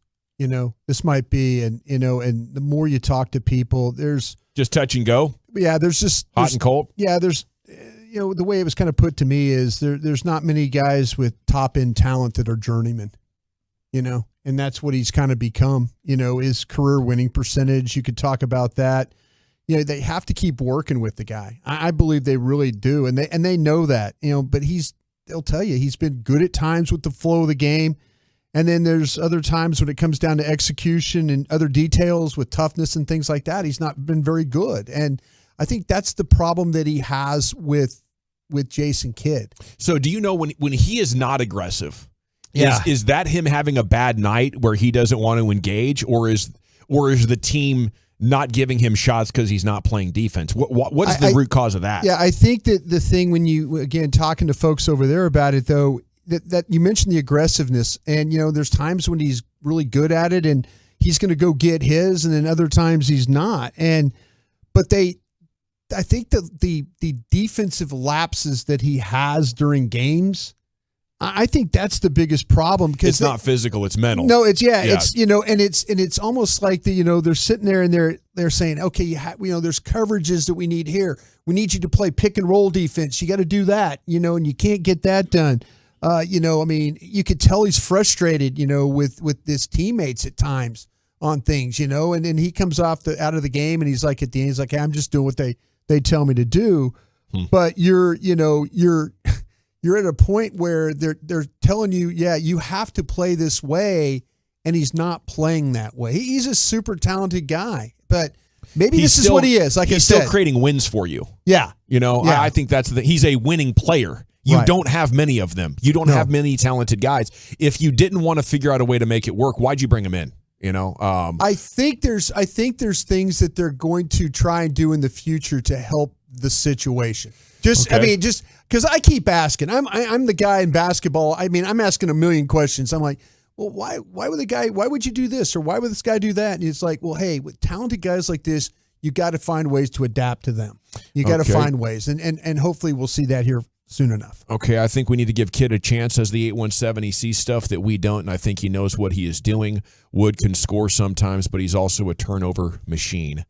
I think they're more worried about the defense than they are anything, to be honest with you guys. All righty. Yeah. Thank you, Brian. I always appreciate those insights. He's a triple insider these days, Broadus. Started as a Cowboys insider. He's dabbled as a NASCAR and open wheel insider. Now he's working the basketball and baseball beats for you. It's what he does. It is time now to have our conversation with Cowboys sideline reporter Christy Scales. Christy will tell you what you need to know about this matchup coming up next here on The Fan. I want to chat Frankles before we do anything else, though. Oh, I love the Frankles, especially at a time like this. Over the holidays, there's going to be people out there hustling and bustling, trying to get to and fro a destination. Maybe we'll have some bad weather. Maybe somebody will be coming home from a holiday party, and they run into you. It's very unfortunate, driver negligence. It's unfortunately a constant threat out there. We have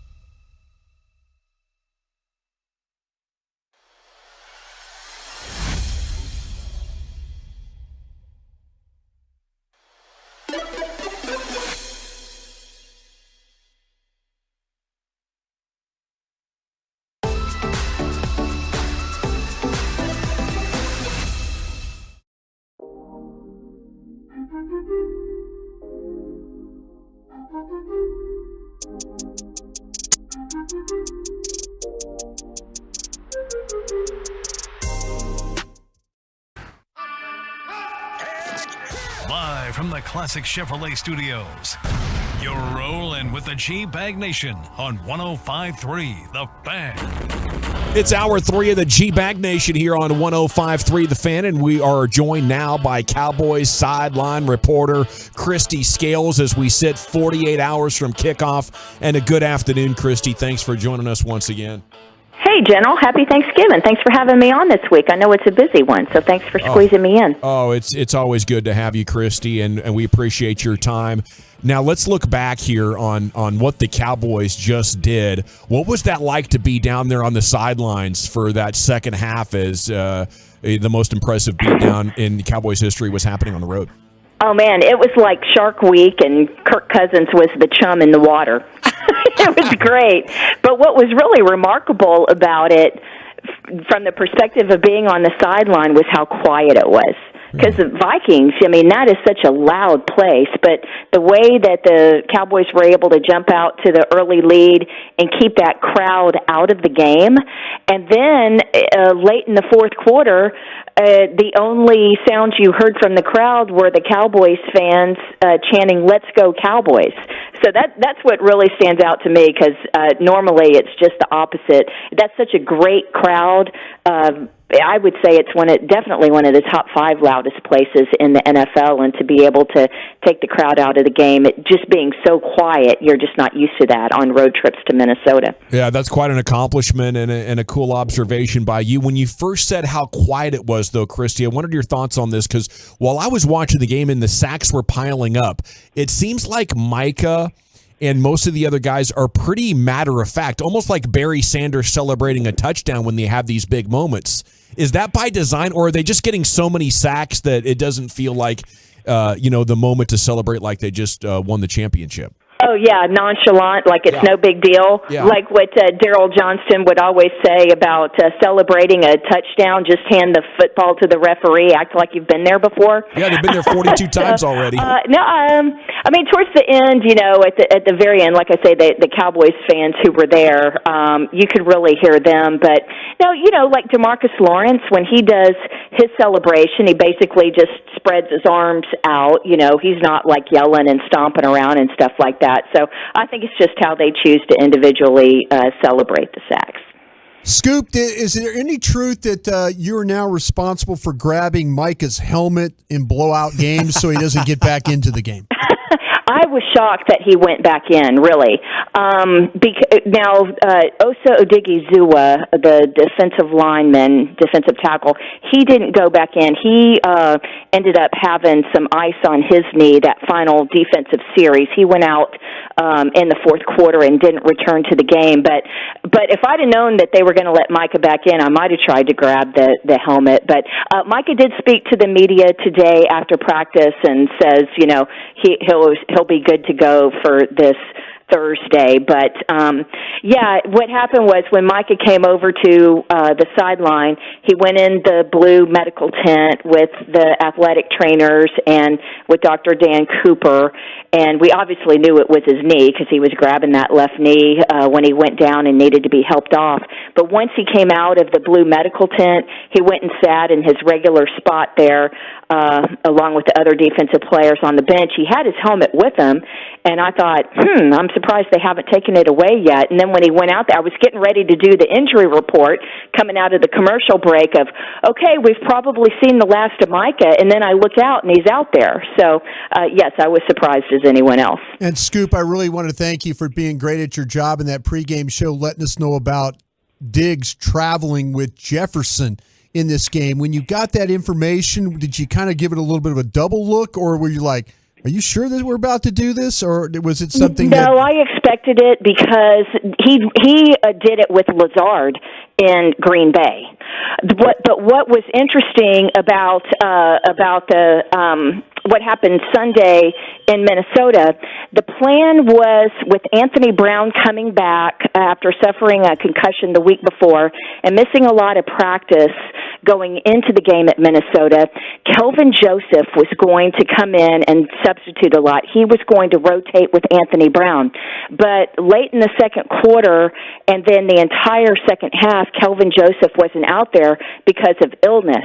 So Anthony Brown ended up playing 95% of the defensive snaps when he was only supposed to play a little over half of it. So they were short-handed at cornerback when Joseph went out, and a game day inactive coach's decision was Nashawn Wright. So luckily Anthony was able to get through the game okay and not have any issues, coming off concussion protocol, because they would have been short-handed with Joseph and his illness. Cowboys sideline reporter Christy Scales with us here on The Fan. Speaking of illness, we got some illness spreading around the Star. What's the update looking like for Thursday on Thanksgiving, health-wise? Well, let's see. We've got Quentin Bohanna, one of the defensive tackles, missed the game in Minnesota due to illness. They thought that he had practiced up through Friday, and they thought that he might be able to play, but he wasn't available. Well, I guess it's spreading among the defensive linemen now because Jonathan Hankins hasn't practiced this week due to illness. Dante Fowler at defensive end and Terrell Basham haven't practiced due to illness, and then Kelvin Joseph, who I mentioned missed most of the game Sunday, he hasn't practiced. And then DeMarcus Lawrence, whether it's more foot or illness, they actually have him listed as both, foot/illness on the practice report, so he hasn't practiced this week. But I can tell you that out at the Star and football operations area coaches, and they're wearing masks and things like that and just trying to keep from spreading this bug to everybody. Have you heard about the onion in the sock routine here to get the toxins out of the body at night when we go to sleep when we're sick? I've heard that. I've heard garlic as well, so I don't know if that's so much to pull the illness out of the body or to keep the vampires away, but right. I say go for it. It's all hands on deck, whatever needs to be done on a short week. So, Christy, it is 21 years ago today that Creed performed at halftime of the Thanksgiving Day game. Is that the best Thanksgiving performance you've seen? I did get to interview Scott Stapp, which 21 years ago was a very big deal. That made me very happy. The best one of all time, probably Destiny's Child. Would be, that was a really good one. But Jonas Brothers, them doing it for the second time for Salvation Army and the Cowboys, I think is really cool. Probably my best Jonas Brothers story was, this was just a couple years ago, and the pregame sideline can get very crowded in the Cowboys bench area because they're VIPs or corporate sponsors and stuff. And so, anyway, it's getting kind of crowded. I'm kind of towards the front and over on the side where the visitors are doing their warm-ups, and one of the players kind of is coming towards us, so I just step back. Well, when you're crowded together, when you step back, you might bump into someone or step on their foot, which is what happened as I stepped on Joe Jonas's foot of the Jonas Brothers, and as I turn around, there are the three of them together, and it's like, hello. So I thought that was very cool. But then, of course, I had to strike up a conversation, and so we're just kind of chit-chatting, and then there's a guy that's in a bright silver suit, a dress suit, not wearing a tie, but a NASA T-shirt with this bright silver suit, and I look over, and I tell the guys, I'm like, can you believe that guy walked on the moon? And they're like, that guy walked on the moon? And I'm like, yeah, that's Buzz Aldrin. They're like, that's Buzz Aldrin? They're like, oh, we got to go meet him. So I lost my time with the Jonas Brothers because they wanted to go meet a famous astronaut. Whoopsie. They had no idea what they were messing with right there. You're pretty good at chatting up the celebrities, though, aren't you, Christy, it seems? Yeah, that's pretty cool. Like John Bon Jovi, one of my favorites, down on the sideline. It was actually Jerry's birthday, and so couldn't get him to sing "Happy Birthday" to Jerry on the air there. But that's pretty cool. But really, the thing is, with the owner's box interview, I know that's what we call it. That's what it is on the run sheet, and what we call it for Cowboys radio. But I call it train wreck waiting to happen because you never know what's going to happen or who's going to be there, or if Jerry's going to be sucking on a throat lozenge before the Vikings game Sunday, and it's like, what is he eating? Well, no, he's got a sore throat. Yeah. But you never know what's going to happen on the sideline. Yeah, are you always ready for the Chris Christie or somebody to just come showing up out of the blue in that thing? And do you have to prepare two sets of questions when you do that? I actually just, seriously, Brian, I do have a little thing. I always have I know who the team owner and GM are for the other team, but I'll always write their names just so I don't blank out, and I'll just take 2 little notes just to have a couple of questions ready, because most of the time when Jerry pulls someone on the air with us as part of the owner's box interview, most of the time, especially when it's a road game, it's going to be the owner or GM for the other team, or it's going to be Mark Murphy, up in Green Bay. That's happened before. The best was last year when we had that game in New Orleans, and if you guys remember, I was talking with Jerry and Jerry Jr., and that's when Sean Payton, right up in the middle of the interview, joined us in the middle of the interview live. And as head coach of the New Orleans Saints, walked across from the home sideline to our sideline, and just right in the middle of the interview, got right between Jerry Jr., put his arms around both of them, and ended up telling stories about when they signed Tony Romo as a free agent. And Sean's like, "Yeah, we nearly lost Tony Romo because Jerry didn't want to pay a couple extra $1,000 in signing bonus."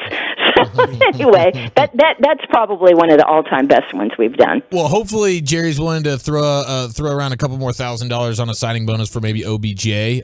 What's the Christy Scales confidence meter here? That I feel very good about it. And Dak and Micah talked about it today after practice. Dak was asked, and he says, "Yeah, I've been in contact with Odell a few times." He wouldn't say whether it was by phone or just texting or whatever. He didn't want to go too much into detail, but no, I feel good about it. And then, of course, last week on Owner's Box, Jerry wouldn't go into specifics, but he did confirm. What were his words? "It's my understanding that a meeting is being set up after Thanksgiving with Odell." So, and I know it's been confirmed since then, but I think that's the first time that Jerry on air or a Jones family member had confirmed that. Jerry confirmed this morning Tyron Smith is going to be returning at left tackle. Did that surprise you that he came out and said that? No.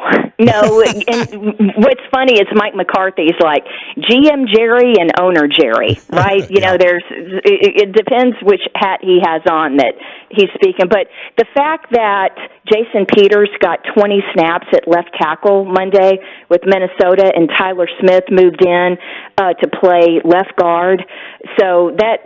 And Mike McCarthy had said last Monday, told the media in the press conference that Jason Peters had been working exclusively at left tackle in practice and not at left guard. So it's like, okay, well, they're getting ready. I'm thinking to myself, and most of us who cover the team closely are thinking the same thing. All right, that's going to pave the way for moving Tyler Smith to left guard. Didn't really expect to see it so much against Minnesota. But the other thing was, why would you do that against Minnesota? Well, the game was out of hand, and so you want to get guys like Zach Martin and even Tyler Biotish out of there. And so then you can take McGovern and put him at right guard and get Zach Martin off of his feet, a veteran on a short week with a Thanksgiving Day game coming up in 4 days. Christy, of course, before we let you out of here, I did want to ask you about how special it is for the Cowboys playing on Thanksgiving. I think it's got to be all of our favorite game every year. Certainly it'll be special for Eric and I to be hosting pre and post. I know Broadus was talking about he can't remember the last time he didn't work a Thanksgiving Day game. I'm sure it's the same for you. Yeah, last time I didn't work a Thanksgiving Day game was 1990. Because I've been with Cowboys Radio since 91. But the last time I've been home for Thanksgiving is when I was 16 years old, because when I was 17, I was a freshman at A&M, and of course we played Texas every Thanksgiving night, right? That was always the third game. Detroit at noon, Cowboys at 3:25, and then Aggies and Longhorns that evening. And so 85 through 89, I was at A&M, and then 90, I had graduated but was working at KVIL, went to the Aggie game as an old Ag for the first time, and then 91, been working Cowboys games since then and wouldn't have it any other way. And it's great for my family because I am the worst cook in the world, and the last thing you want is me helping prepare a Thanksgiving Day meal, so it works out perfectly for everyone. Good career choice for everybody involved, Christy. Now, do you sneak in like a brunch Thanksgiving, or do you do a Friday Thanksgiving, or do you just pass in total? Actually, Cowboys radio, we get together. We used to tailgate. Brad Sham and Peggy Sham, they'd bring the turkey, and we'd do it in the parking lot of Texas Stadium before we had to go in and get ready for pregame. But Bob Thomas, our statistician, he and his wife Marla host us for like a brunch, and they live just maybe 5 minutes from the stadium. So we stop by Bob and Marla's house, have a quick meal, just enough. What's the word? Is it tryptophan that's in turkey that makes you sleepy? Mm-hmm. Just enough tryptophan that you got to fight through it to get ready for the broadcast. I love it, Christy. What are you feeling for Thursday? Light work, easy win for the Cowboys, right? Wouldn't say easy, but yeah, I mean, the Giants are just decimated in the secondary and at wide receiver. So, I think they maybe keep it close for a little while, but it would be very disappointing if the Cowboys don't handle their business on Thursday. They should have this game. I mean, I know that the Giants are 7-3, and I'm not saying it's a soft 7-3, but they've outscored their opponents through 10 games by 1 point. They've scored 205 points. They've given up 204 points, But they've got so many injuries along the offensive line and or illness. It's just going to be interesting to see if they have, even 3 of their regular starters that are available on Thursday. Oh, that is terrific stuff, Christy. I'm calling it 45-27, and after that answer from you, I feel great about that prediction. I do think it will be high scoring, yes. Have a great weekend and enjoy the game. Thanks, guys. There she goes, Christy Scales, Cowboys sideline reporter. Now, coming up next, it's time for the Woolly Bully, Zach Wolchuk in the top 10. Where are we going, sir? Got some things to know about this Giants offense, but let's celebrate Thanksgiving, the most popular Thanksgiving sides. I got the top 10. What's your favorite next on the Fan? Okay, let's talk about window.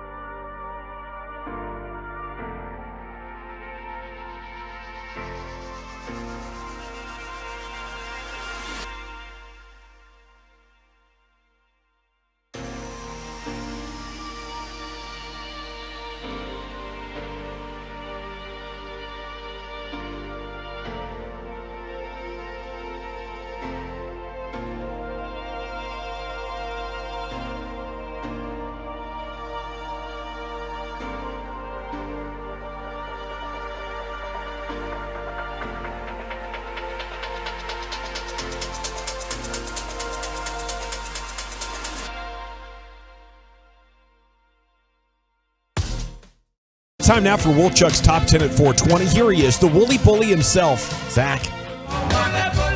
Thank you very much, General. Appreciate all the love. Texas Rock 7, Badass Mofo Lady T. Of course, the Twolos texting in their tops, sides, and side pieces as well on the Twolo chat. What do we got going on there? I might be a top side piece, Brian.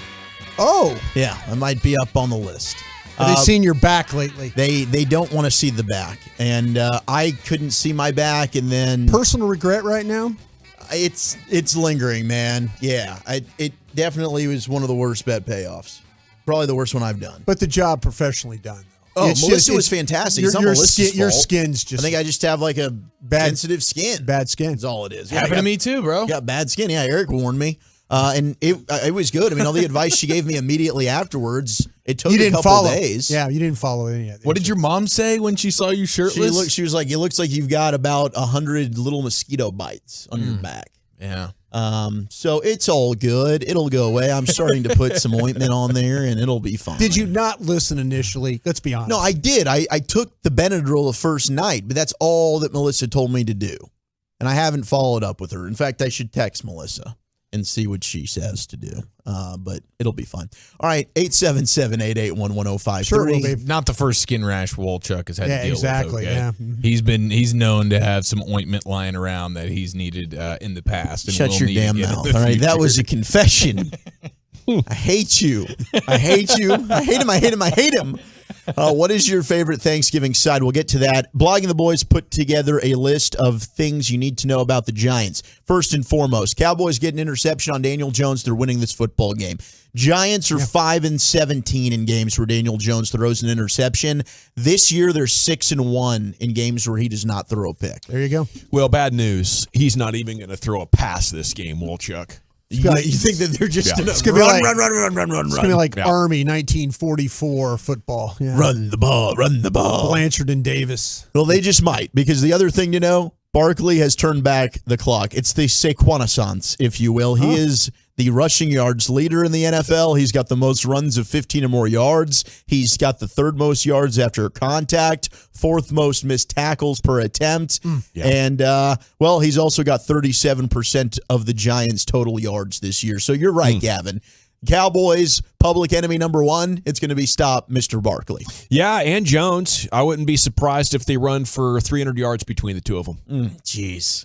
That's not going to be a good situation if that happens. The last time they were at AT&T Stadium, it was Justin Fields running all over, and we're going to get a similar. Holy crap! It's going to look like They're Justin have Fields success. out there. They're going to have. It'll be a big day for the Cowboys offense, but a big day for the Giants offense as well. And another reason they're going to want to run the ball, they got a lack of offensive weapons. Wan'Dale Robinson was probably their best receiver up until now. He just had a 100-yard game. Well, he's out for the year. So you got Darius Slayton, who's coming on a little bit. He's averaging 17 yards per catch. Then there's Richie James, who you mentioned, Brian. He might slide into the Wan'Dale Robinson role. And then it's Daniel Bellinger, who I think is the rookie tight end. And he's got a little bit of an eye problem. Yeah, well, great. So he can't see the football.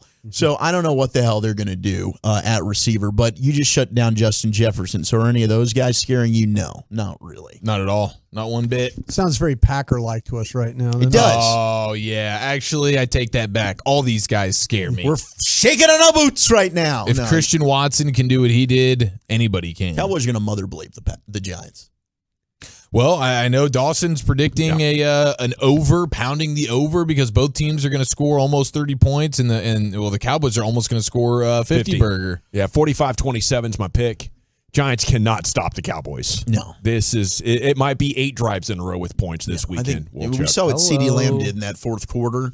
I think he just picks up where he left off. And I think you find Michael Gallup and Dak Prescott finally connect for that long-awaited touchdown. I'm going to put in the call for that. And tight ends usually just feast. Just one. Because I think, Dak's going to spread the wealth. You got to be thankful on Thanksgiving, right? Yeah, he's going to be thankful for every weapon, and maybe we even get the big man touchdown. Can we get a big boy Jason Peters? Just like throwaway fourth quarter, we're already up 3 scores touchdown for Check the him in as former the fifth tight end. He is a former tight end. I'd love that. Get a 15 personnel out there, first time in NFL history. Save that for the rematch with the Eagles. In the playoffs? That's a good call. Oh, that's good. Or Christmas Eve. Christmas Eve. Okay. That'll be a great present for Peters. 877-881-1053, your favorite Thanksgiving sides. Gentlemen, and I'll start with Lucius Alexander. What is your favorite Thanksgiving side? Does deviled eggs count as a side? Absolutely. Yes. Okay, yeah, deviled eggs. I like deviled eggs. The dressing. Sweet potato souffle. Yeah, bro. A souffle. A souffle. Oh. And you got the marshmallows on there? Absolutely. You got all that stuff on there. And the nuts. You got to have the nuts. You always search for a nut every bite. Yes. You're always searching for a nut. You're always searching for a nut, Bro. baby. Every bite. As soon as I wake up. So fire. It's not healthy if you're not. You know what I'm saying? You're like, oh, something's going on. You got to say regular. Use it or you lose it. Yeah. I'm going to go with the sweet potatoes as well. Now, my dad makes them in the pan. And he's just like adding brown sugar and goodness there. It's a dessert. I feel like that side's a dessert. That's how I feel about the sweet potato souffle. Okay, yes. And I think it's similar. Souffle is just made in the oven. Probably very similar ingredients. Yeah. Rolls. Okay. And then, I don't know if this is a regular thing, but the scalloped corn, it's like a corn casserole almost, Yes. and there's like crusty edges. Yes, my mother makes It's it, kinda like and it's stuffing. my favorite side. I'm with you 100%. Yeah, okay, Delicious. right on. I didn't know quite how to describe it, but yeah. I know exactly what you're talking cool. about. Yep. Scalloped corn is what my mom calls it. I was just thinking, because I've always done, and I know you guys were freaking out when I was going through all those dressings where I add seafood to them. Oyster stuffing I'm or something? into an oyster Aren't stuffing. you stuffing your bird with a bunch of oyster broths? No. Weird. I don't do that, but I think. But you know people that do, right? Oh no, I absolutely do. You have to be careful of that, because if you got to make sure that stuffing is cooked. Because all of a sudden you put it in the turkey and all that, and and it's not cooked, man. You get pretty sick doing that. So, but yeah, I'm a big fan of the stuffing, and I usually like to put some type of seafood in it, some chopped seafood in it, and make it part of it. People like sausage dressing and stuff like that. I'm like crawfish. I like crawfish dressing is what I do. Give me a little flair. So you stuff the bird with crawfish? No, I don't put any stuffing in the bird. He's talking about just the your stuffing on the side. You put stuffing on the side. Okay, so then it's no longer stuffing, right? Because if it's stuffing, it's actually in the dressing. bird. Dressing at that point. It's dressing. Okay. Yeah. Well, there's been like some controversy with what is stuffing, what is dressing. Well, I mean, stuffing doesn't Stuffing to necessarily me have is to be dressing. stuffed in the bird. It's the same thing. It's the same Okay. thing. Okay. Yeah, I'm not putting anything in the bird because I'm worried about it being undercooked. That's what I would makes worry sense. about. Isn't one like cornmeal based and another one is like something else? Well, yes. Breadcrumbs? Breadcrumbs. Breadcrumbs? Yeah. Like So the some dressing is cornbread. cornmeal based and stuffing is breadcrumbs kind of? I've always used breadcrumbs in my dress. I think my mom I've does, too. used like bread pieces, not like the actual crumbs. I've used Actual torn up bread. I yeah, like that. Yeah, for my dressing. And I guess you can't actually stuff the bird if you're going to do the spatchcocking, correct? That's correct. Yeah. I love spatchcocking. All right, then we've got the crab and lobster mac and cheese that's getting texted, and that sounds divine. We got a lot of. I put this on Twitter. We got a lot of mac and cheese love. That's a meal in itself. If you go crab or lobster mac and cheese, that could be a meal in itself. Hell yes. I would love a seafood twist to my Thanksgiving. Yeah. We've never really had much of a seafood twist to the tamales. Thanksgiving. I'll tell you what, I've seen people do tamales. For Thanksgiving. Oh yes, It's something different. Green bean casserole is getting some love. Eric, you're a big mashed potato guy. Huge mashed potato guy, huge Twice mac and baked? cheese guy. I do like it twice baked, absolutely. Yeah. The sweet potato casserole. I'm a big fan of that as Lucius was discussing. And I did want to throw out there, I know this isn't a side, but this is something I just discovered this week that my wife pulled out of the fridge when there was only one slice left. I didn't know, so I only had one bite, fell in love with it, and I can't wait to surprise my family with it. It's a pear pie. Ooh, pear a pie. Pear pie. Never had that. Holy smokes! She had to convince me to take a bite. Pear pie. Me too. This is the first I've heard of it. I don't know if anybody else has tried a pear pie. I was not familiar with it. I was like, why would I want to try this? But she was like, come on, just have a bite. And I was like, holy crap! Might be the sweetness of the pears. Is phenomenal. Ooh. I think she got it, or her mom got it at Central Market or something. So is this That's like what I'm showing up making with. the apple pie? Oh, I'm asking guys. Yeah, you're talking to me. I by the way, I so if you're making an apple pie, but but just substitute the pears. I wonder if that's the thing with the brown sugar and stuff like that that you put in there. Yeah, I couldn't tell you. But it was delightful. I did ruin the mac and cheese last year, so I've been told if whatever I bring to the party, I'm bringing Miller How'd you Lite. ruin it? And I was watching like a TikTok video. And I think I bleeped up just like the measurements on things. You know, It was runny. I just thought like more cheese the merrier. You know, the creamier the better, and not really, not the case. It was a shame. You were improvising off that TikTok recipe, weren't you? I was culling outside the lines a little bit. I should have stuck to my guns and just like went by the book, you know. But I get to the line of scrimmage, I start seeing things, and I want to hot route it. No, it gets fun. You start throwing things in there. You're like, oh yes, this will be nice. This will be good. Delightful. It doesn't always work. Just add another pound of cheese. It'll be okay, right? It doesn't work out that way. That was my method. Yeah, there you go. We got some chicken and dumpling love on the fan text. That's always good. Honorable mention on the most popular Thanksgiving side dishes in America is the creamed spinach, which we have not had anyone mention. I think that's a steak item myself. Okay. Creamed spinach is a I'm not going to fight you on that. I've never personally had creamed spinach on Thanksgiving. No, it's really good. Steak item. Number 10 is the creamed corn. Number 9, we got the candied yams. Number 8, Brussels sprouts. Have to be done the right way, though. Absolutely, but you get them done the right way. Ooh, Yeah. delicioso. Yeah. Number 7, the cranberry sauce. Out of a can, right? Out of a can. Number 6 is the sweet potato casserole. Yes, please. Number 5, we got the rolls. Oh, so good. Yeah. Now, Are we that- making- at least 5. Are we At least making these 5 by per meal. scratch? We can making scratch rolls? Maybe. I'm cool with whatever. Might If you be want to get the croissants. Hawaiians, the Pillsbury croissants, croissants. yeah, the crescent rolls. I'm cool with I don't anything. mind the tray though that you just warm up though. Those are good rolls too. Like, we were talking about Yeah. the Hawaiian rolls. Hawaiians are pretty good. Yeah, I don't necessarily want the Hawaiian roll more than those regular just rolls that they have. The flaky ones. Yeah, I'm not sure what those are called, but you know they're in the bread aisle. Yeah, the ones in the regular I know bread it. aisle. Yeah. Number 4 is mashed potatoes. Yes, please. Number 3, green bean casserole. Well, thank you. Man, you get those what is it? The crunchy French onion, onion? Crunchy, thing. maybe some A lot of that bacon, going on bacon in in there. there. Need What's a the lot of white those. stuff? Is that what is I think that? that's the is that cream. mayonnaise? Some type of cream. Oh yeah, I think it's like cream of onion soup or something. Yeah, that's what it okay. is. That's what All it right. is. Number 2 is the mac and cheese. Yeah. Add something Load to it. me You up. got it. It should be top 3. Number 1, most popular it is top Thanksgiving 3. side, the stuffing. Hello.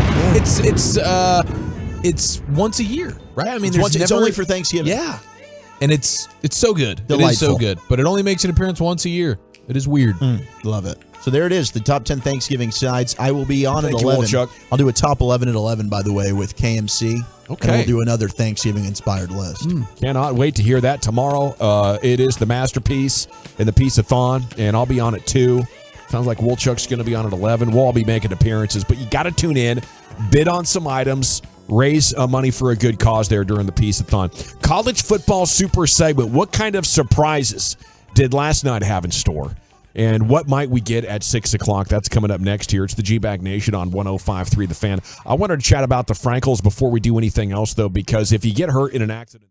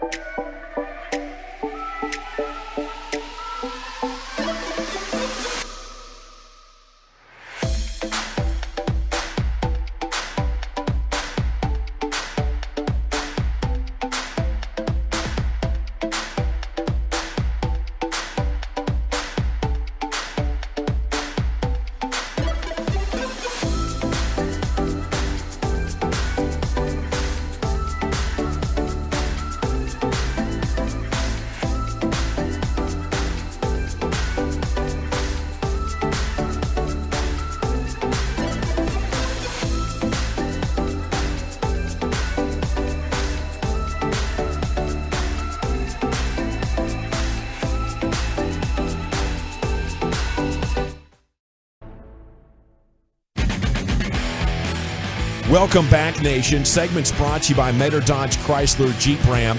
It is time now for a college football super segment. Report surfaced last night. Lane Kiffin's going to Auburn. It was a report out of a local TV station in Ohio. So this afternoon, the story is, amid speculation, he's leaving for Auburn. Ole Miss coach Lane Kiffin met with his players Tuesday and assured them, I have not accepted a job at any other school. Sources telling ESPN. This is just so weird. I think college football, could they move to real contracts with coaches that you can't break? Like, players just can't be like, well, I know I have a contract with you over here with the Cowboys, but I want to go somewhere else. I don't know what the answer is, but Kiffin, as a rule, does not respond to coaching rumors, but sources told ESPN he felt as if he owed it to his players and their parents to formally address the situation. It sounds like he's gone, and he's using, word tricks to say, I don't know what you've heard, but I'm not accepting a job anywhere. I haven't accepted any job, okay? Well, it's like, Coach, tell us you're not leaving. Are you leaving? Well, I haven't accepted any job, okay? So all these reports are BS. It's putting the coaches in a weird spot. It's not fair to the players. If you have a contract, the coaches, the players, the parents are coming to play for you. You shouldn't be able to leave until that contract's over. React. Man, you can't in other sports. Yeah. Sean Payton can't leave. Yeah. I guess in college basketball you're able to do this, right? Sure. In college, So now, but now with the transfer portal, these players can do it too. They're all hopping. So they're now hopping with their coaches. We saw what happened with Lane Kiffin and all the other guys. They need real contracts too. It was always unfair right up until about now, and it's still unfair in a ton of different ways, but the idea that coach can decide to leave tomorrow and so can I think levels the playing field a little bit. Yeah, I could see that. Yeah, that's good. Yeah. But I would say the coaches need a real contract and the players need real contracts. I'm coming to play for you for 4 years at $500,000. If we mutually decide to part ways, then I as a player will leave. But it's creating issues for the coaches on both sides. I would say it would be a deal you could make if both agreed to it. And maybe the coaches want stability inside their program so much that some of them would be willing to agree to that. I think the coaches love the leverage, though, that they get sure they do. From other programs. They wanting love them. being courted. And these players do, too. I mean, Caleb Williams, who's been a monster beast at quarterback and maybe ends up winning the Heisman for USC, we'll find out. But he was doing the same thing, even though it was he's probably going to follow Lincoln to USC. He was making sure every program got touched. He's dialing up everybody. Yes, okay, cool. Driving the price up for himself, even if he knew the whole time, I'm going to USC. I'm going Jordan to be with Addison Lincoln did Riley. the same thing. The Pitt receiver, he knew he was probably going to SC, but he had Texas thinking they actually had a shot. And then USC's got to up that They money. gave him more of the NIL stuff. So great stuff, guys. What else do you have here in this college football super seg? Well, so I really want to go back to the Peter Burns thing because we got an extra layer of it. And you brought this up yesterday, Eric, and we have the audio. The Peter Burns, Ben Watson situation. Now, they're both hosting the SEC Network show, and it was halftime of Florida and Vanderbilt, where Vanderbilt ends up knocking off the Gators. And for their second straight SEC victory after 26 straight SEC losses. Yes. So Peter Burns ends up making a reference about Benjamin Watson's wife on a college football segment, and Ben Watson gets visibly upset. Here's the exchange. This is what went down, and you can judge for yourself on how Ben Watson maybe should have handled this. G-Bag Nation, you make the call. Here's the audio. 45-20. By the way, did you not get the memo on the suits? We all went dark today. You're like Easter service. Y'all kind of leave me out. But man, as long as I get the text from my wife that says I look good. Oh, really? So send me the text, babe. Send me the text. It's not the one she sent me. Right now, doors. Commercial live TV. 14-6. Live TV. Keep my man on the toes. Welcome back to the Farm Rich Halftime Report. Just you and I here, Taki. I'm not sure what happened to Peter Burns, or did you have him keep? Here's Ben Watson sitting back down. We'll see how Peter Burns is with that smart mouth in the second half. But Gators do not get much going in the first half. Just ooh. So that was Ben Watson coming back to the set. He sits back down. And Peter Burns today issued an apology. He said, well, it was a joke. The truth is that I crossed the line. You should never joke about families, so that I owe an apology to Ben and Kristen 100%. Benjamin Watson couldn't have handled it better with his humor and class. We all good, and I'm proud to call him a friend and coworker. Then he got on his crutches and crutched off a little bit. Yeah. And Ben Watson has accepted the apology. Okay, so that's over now. We got closure on that story. Yeah. Okay. Yeah. Well, good for them. I think we're good. Yeah, that's a joke that you make like you guys make. Like you've known each other for 12 years. Right. With good friends, you make that joke. And we do make that joke with each other. And I'm cool with Eric's wife. And Eric's wife is in on the bit. And she doesn't mind. And she laughs it off. And I laugh it off. And it's not a big deal. But I guess Peter Burns and Ben Watson are not that close. Or Ben Watson doesn't, he's a keep my wife's name out your mouth kind of guy. Yeah. And Shannon Sharp alluded to that on Twitter because Benjamin Watson, former NFL tight end, former Georgia great. So in the tight end fraternity, Shannon Sharp is familiar with Ben Watson, and he saw the video on Twitter. Shannon Sharp did, quote tweeted it and said something along the lines of like, hey, Benjamin Watson is a straight lace, like very, very by the book kind of dude, and he's not messing around. It's all about respect kind of with him. So I don't know if there's anybody in Benjamin Watson's life that could make that joke and it go over overly well. But the funny part is though, Peter Burns is like shock jock sports radio background. Yeah, he goofy. Thinks he's being funny. Right. Yeah. Right. And honestly, it's hard to say it shouldn't offend you, but if you're Benjamin Watson, now this story has become much bigger and more people are familiar with your wife now than they ever would have been had you just let it go. Like it's really not that big of a deal. You just discovered the SEC network is a thing, though. Right. Yeah. But I mean, to him it was. So everyone's different. Everyone takes things differently. I think it's amazing that Peter, what's his name? Peter Burns got folded up like laundry, then he came back on television and apologized. I apologize for what I did. He got slapped. That's like the guy that got shot by Dick Cheney. I stepped in the way. It was my bad. It wasn't the president at all. Yes. It's not the first time like a radio guy has thought that he can bow up to a former athlete, and at the break he got straightened up pretty good. Because the joke gets made going into commercial break. They come back and there went from 4 guys on the set to just 2 because Watson, I think, needed to have a little bit of a conversation there with old Burnsy. And then when he came back, he kind of slammed his phone down. He didn't look happy about it. In real time, Peter Burns, like an hour later, sends a selfie picture and says hashtag friendship with Watson. And Watson does not look happy to be in the picture. And Watson quote tweets it and says, "We're good, but you need to send a public apology to my wife." And that was the public apology. We got the public apology. Virginia and Virginia Tech have canceled their game this weekend as the Cavs continue to mourn their players that were shot and killed, and that ends the season for both of those teams. Also, if you missed it, Hendon Hooker, the outstanding quarterback for Tennessee, is going to miss the rest of the season after he tore his ACL in their loss to South Carolina over the weekend. That game might make an appearance on TD Tuesday. I also expect the college football playoff rankings, the top 4, probably will stay the same. We'll see if maybe Michigan gets jumped, but I don't think so because you had both Michigan and TCU struggle.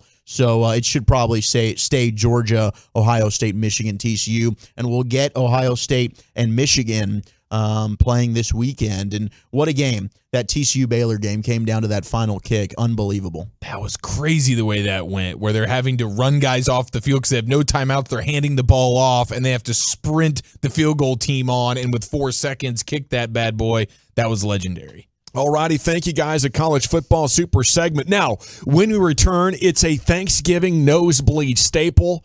What is this exactly, Wolchuk, Chiafalo? Well, we used to hit the E-Spot each and every Friday night, sending you into the weekend with the best sounds of the week, in and out of the world of sports. This is a Thanksgiving edition of that. It is like G-Bag of the Day or Masterpiece of the Week, just not quite as good, but it's next. All right, let's talk about Diamonds Direct, though, because they're celebrating the holiday.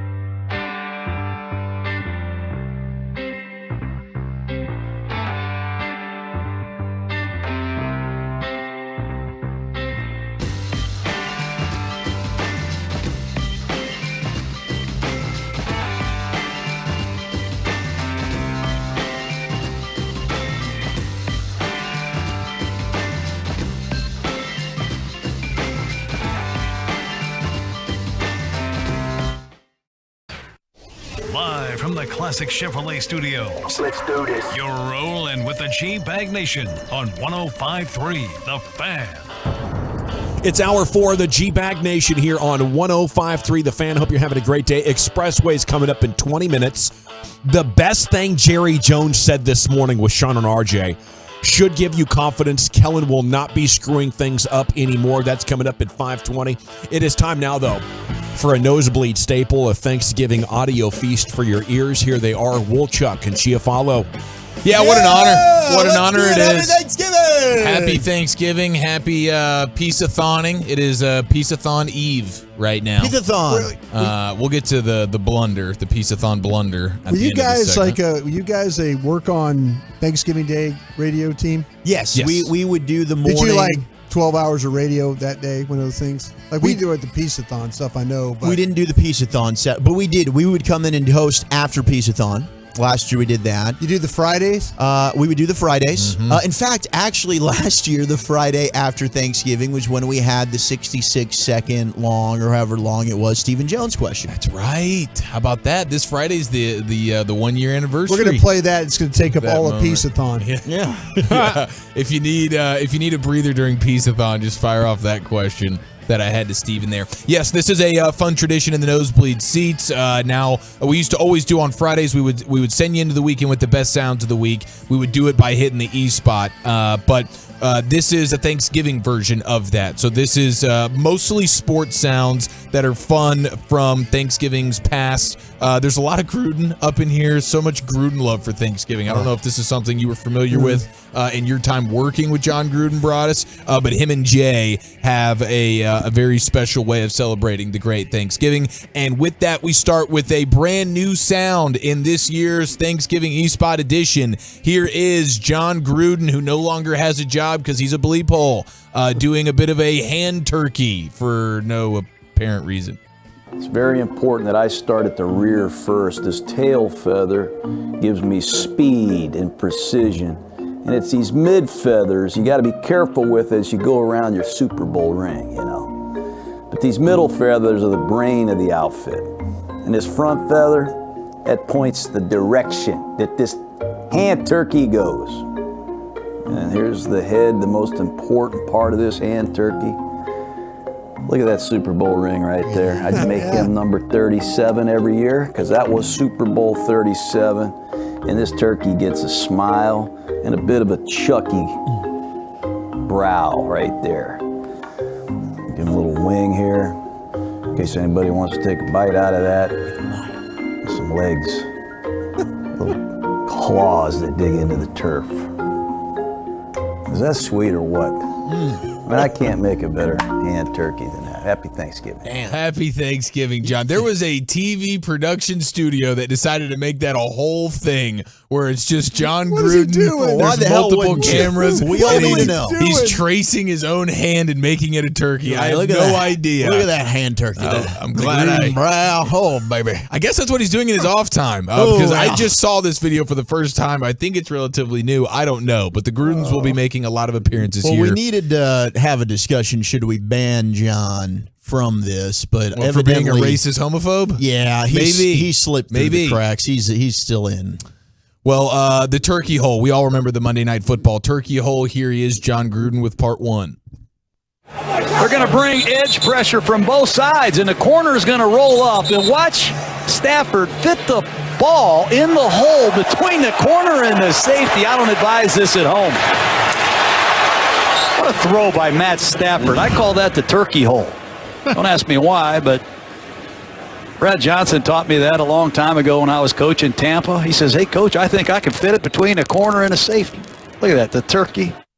Yeah, it's about the size of where you could fit maybe a 15-pound bird through. Yeah. That's all the window you got for a ball. That's a turkey hole right there. Brad Very Johnson, talented broadcaster. He was the best at fitting through that turkey hole. He could make things just sound interesting, and he had a quirky, unpredictable way of spinning phrases and stuff. It really a shame that we lost him due to, what'd you call that, homophobic racism? He's a racist homophobe, I believe. I believe that could be alleged there. Now, there is more from John Gruden, part two. What is the turkey hole, John?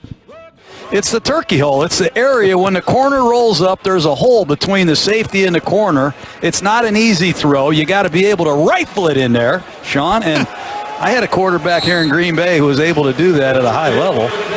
And now I'm watching, that's right, I'm watching one here, Matt Stafford, who makes a living putting the ball right there in the turkey hole.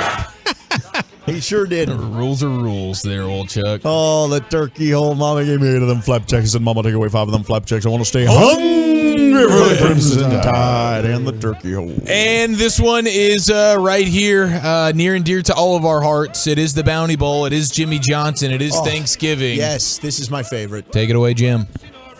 Winning and losing ball game, of course, concerns me. What concerns me more than anything else is when you take away from the integrity of the game. I mean, having bounties on opposing players is not the way it's supposed to be done.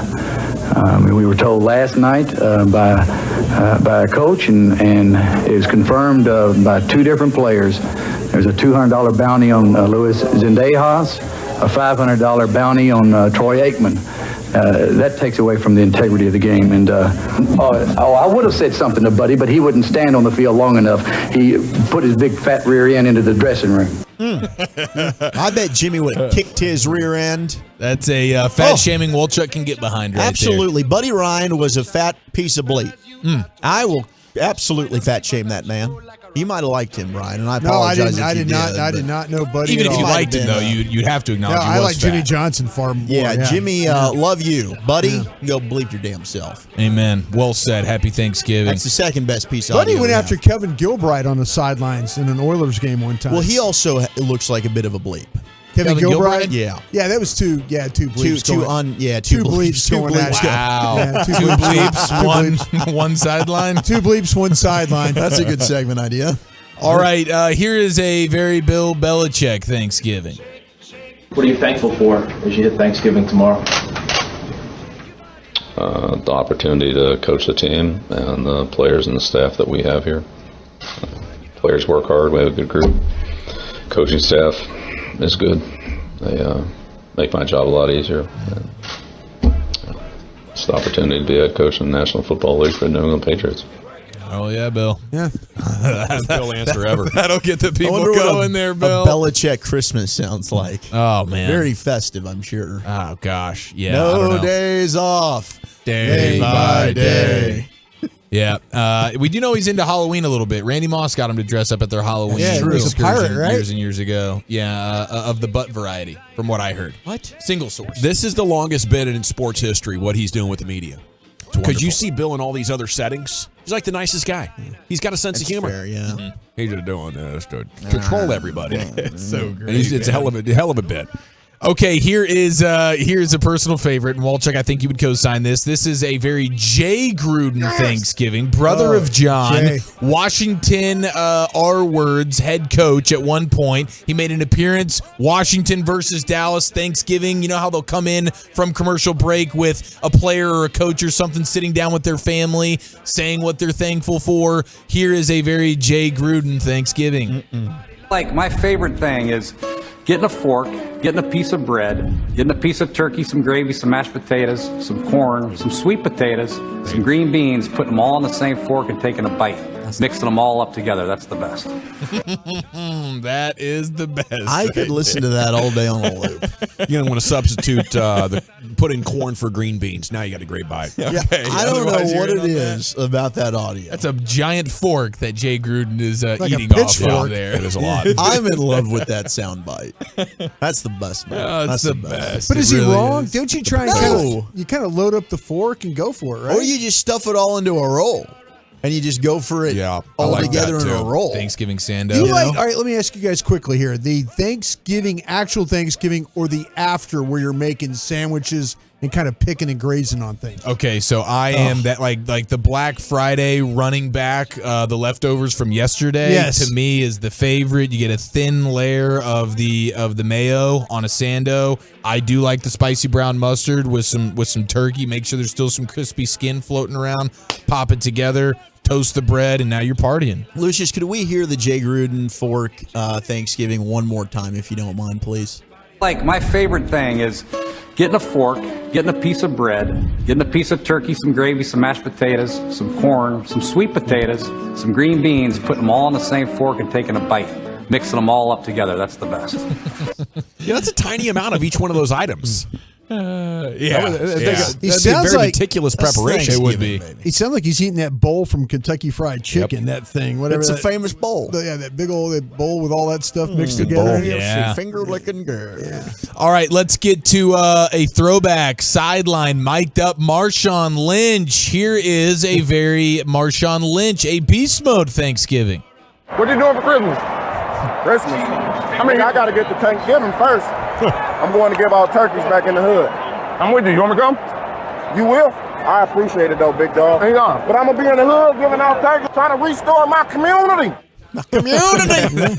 That is Richard Sherman Skittles and Marshawn Lynch. Is the best. Little Thanksgiving interaction there. And I believe Richard Sherman was a man of his word that year. And he did go along and hand out turkeys in the neighborhood that Marshawn Lynch is from. So From very, Oakland, very cool. right?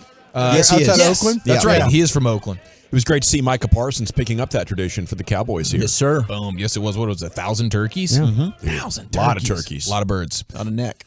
Here we go. Speaking of a lot of birds, the turducken, John Madden. Here's a very when he cuts that with his fingers. hands, it's like it's the bust. It's absolutely unbelievable. Here he is, John Madden.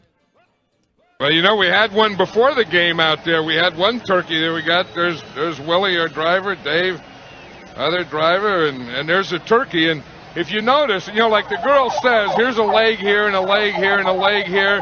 There's 4 legs. And I think this one may have, you know, a couple down there too. But we have these turkey legs that we're going to give out after the game. Little piece of pie gone already. Right there. Well, you never know. I don't know who's in that bus when I'm up here. I don't know who's down there. But I know that 6-legged turkey's there. Yep. And we're going to have those 6 legs to give out to the MVPs of this game. But we got a turducken, right? Yeah. This is a turducken right here where we got, you know what a turducken is? A turducken, this thing here is a deboned duck stuffed in a deboned chicken, stuffed in a deboned turkey, cut sideways, and you get a little turkey and a little chicken and a little duck. Now that's there. That's turducken. Then over there we have the turkey. See, now here's the turkey. We got 1 leg, 2 legs, 3 legs, 4 legs, 5 legs, 6 legs. But anyway, here's how you slice it. See, a lot of people don't know. You have to slice it down the middle. See, and then you slice it across this way. Because what it is, it's a deboned chicken stuffed in a deboned duck stuffed in a deboned turkey. And it's really 5 different things. It's a chicken, a duck, a turkey, and 2 kinds of dressing. And are you going to have one on your Thanksgiving table? Yeah, I'm going to have one. I have to bring it though, but you know because here's a picture one. Turducken. Yeah, Picture. That is it. And you see, you cut it like right down here. See, and then this is what it looks like inside. See, so you got turkey and duck, and then dressing, and then chicken. And then you just have to do it that way. Okay. That makes sense. Now, can I get some hoisin sauce with that? That's unbelievable. This stuff is looking good and smelling good and tasting good. We got to dig in and start eating now. Oh, God, R.I.P. to the 817 legend. sounds like Caliendo doing a Gruden spoof. It was real though, and for a long time. Man, I could hear him and Summerall just talk about things forever. Oh man, that's childhood right there. I miss them so much. Well, here we go. We got a couple more. Here's a very Zach Wolchuk Thanksgiving. Oh, what the hell? I want the canned, disgusting, lubricant, Jello-like cranberry sauce, and I'm going to smother it all over the delicious bird that we like to call a turkey, and we're going ham, baby. That's my kind of Wolchuk Thanksgiving. Man, you sounded half in the bag there. What was going on there? That was pandemic radio where he's at home hammered doing like midnight radio. I think I was. Yeah. Awesome, dude. It was great. Props for that. That was fun because that was the night before Thanksgiving, and that's the biggest party night of the year. And so we might have been at Baby Dolls. We had to work. We were doing radio, but obviously we had to party together a little bit. And here's a very, I believe this is a very Alex Jones Thanksgiving. I will eat your ass. Wow, that's it, Lucius. Okay, That was uncalled I thought we for, tried Alex. to ban that guy. We did. We've had the bouncers keeping him out of the club, but for some reason, Alex Jones still finds a way to come in there and just eat asses. Now, finally, here is in honor of Peace-a-thon, the blunder that I had. I believe it was now 3 years ago. I had to fill in for Sean Sharif. And this was your last fill-in, right? This was the last fill-in. This is the way that we kicked off the first installment of daytime KNC Peace-a-thon, and it was disastrous for me. That's the Jason Garrett press conference, and they'll have more of KNC Masterpiece Peace-a-thon coming up next. Peace-a-thon. Yeah. I said it like Mike Tyson might. And they'll have more of that. Like the Jason Garrett presser's just going to keep going. Right. Well, it's weird. They wedged a Garrett presser in the middle of a crosstalk. I didn't know what was going on. I was just trying to get out of there, and I ruined Peace-a-thon, man. More of that. Peace-a-thon. There it is. Sorry, a Thanksgiving audio feast from the nosebleed seats. Thank you, guys. We love you. I would vote more Madden for next year. Maybe a little less screwed. Maybe just a little. I'm in on a lot more, yeah. Okay. We got the expressway, including the best thing Jerry Jones said this morning with Sean and RJ. Gave me confidence Kellen Moore's not going to screw things up. We'll get you that cut. We'll get to Bobby Belt and then Lucius Alexander, LA Live, coming up at about 5:40 right here on 105.3 The Fan. Let's chat D&M Leasing. What do you say?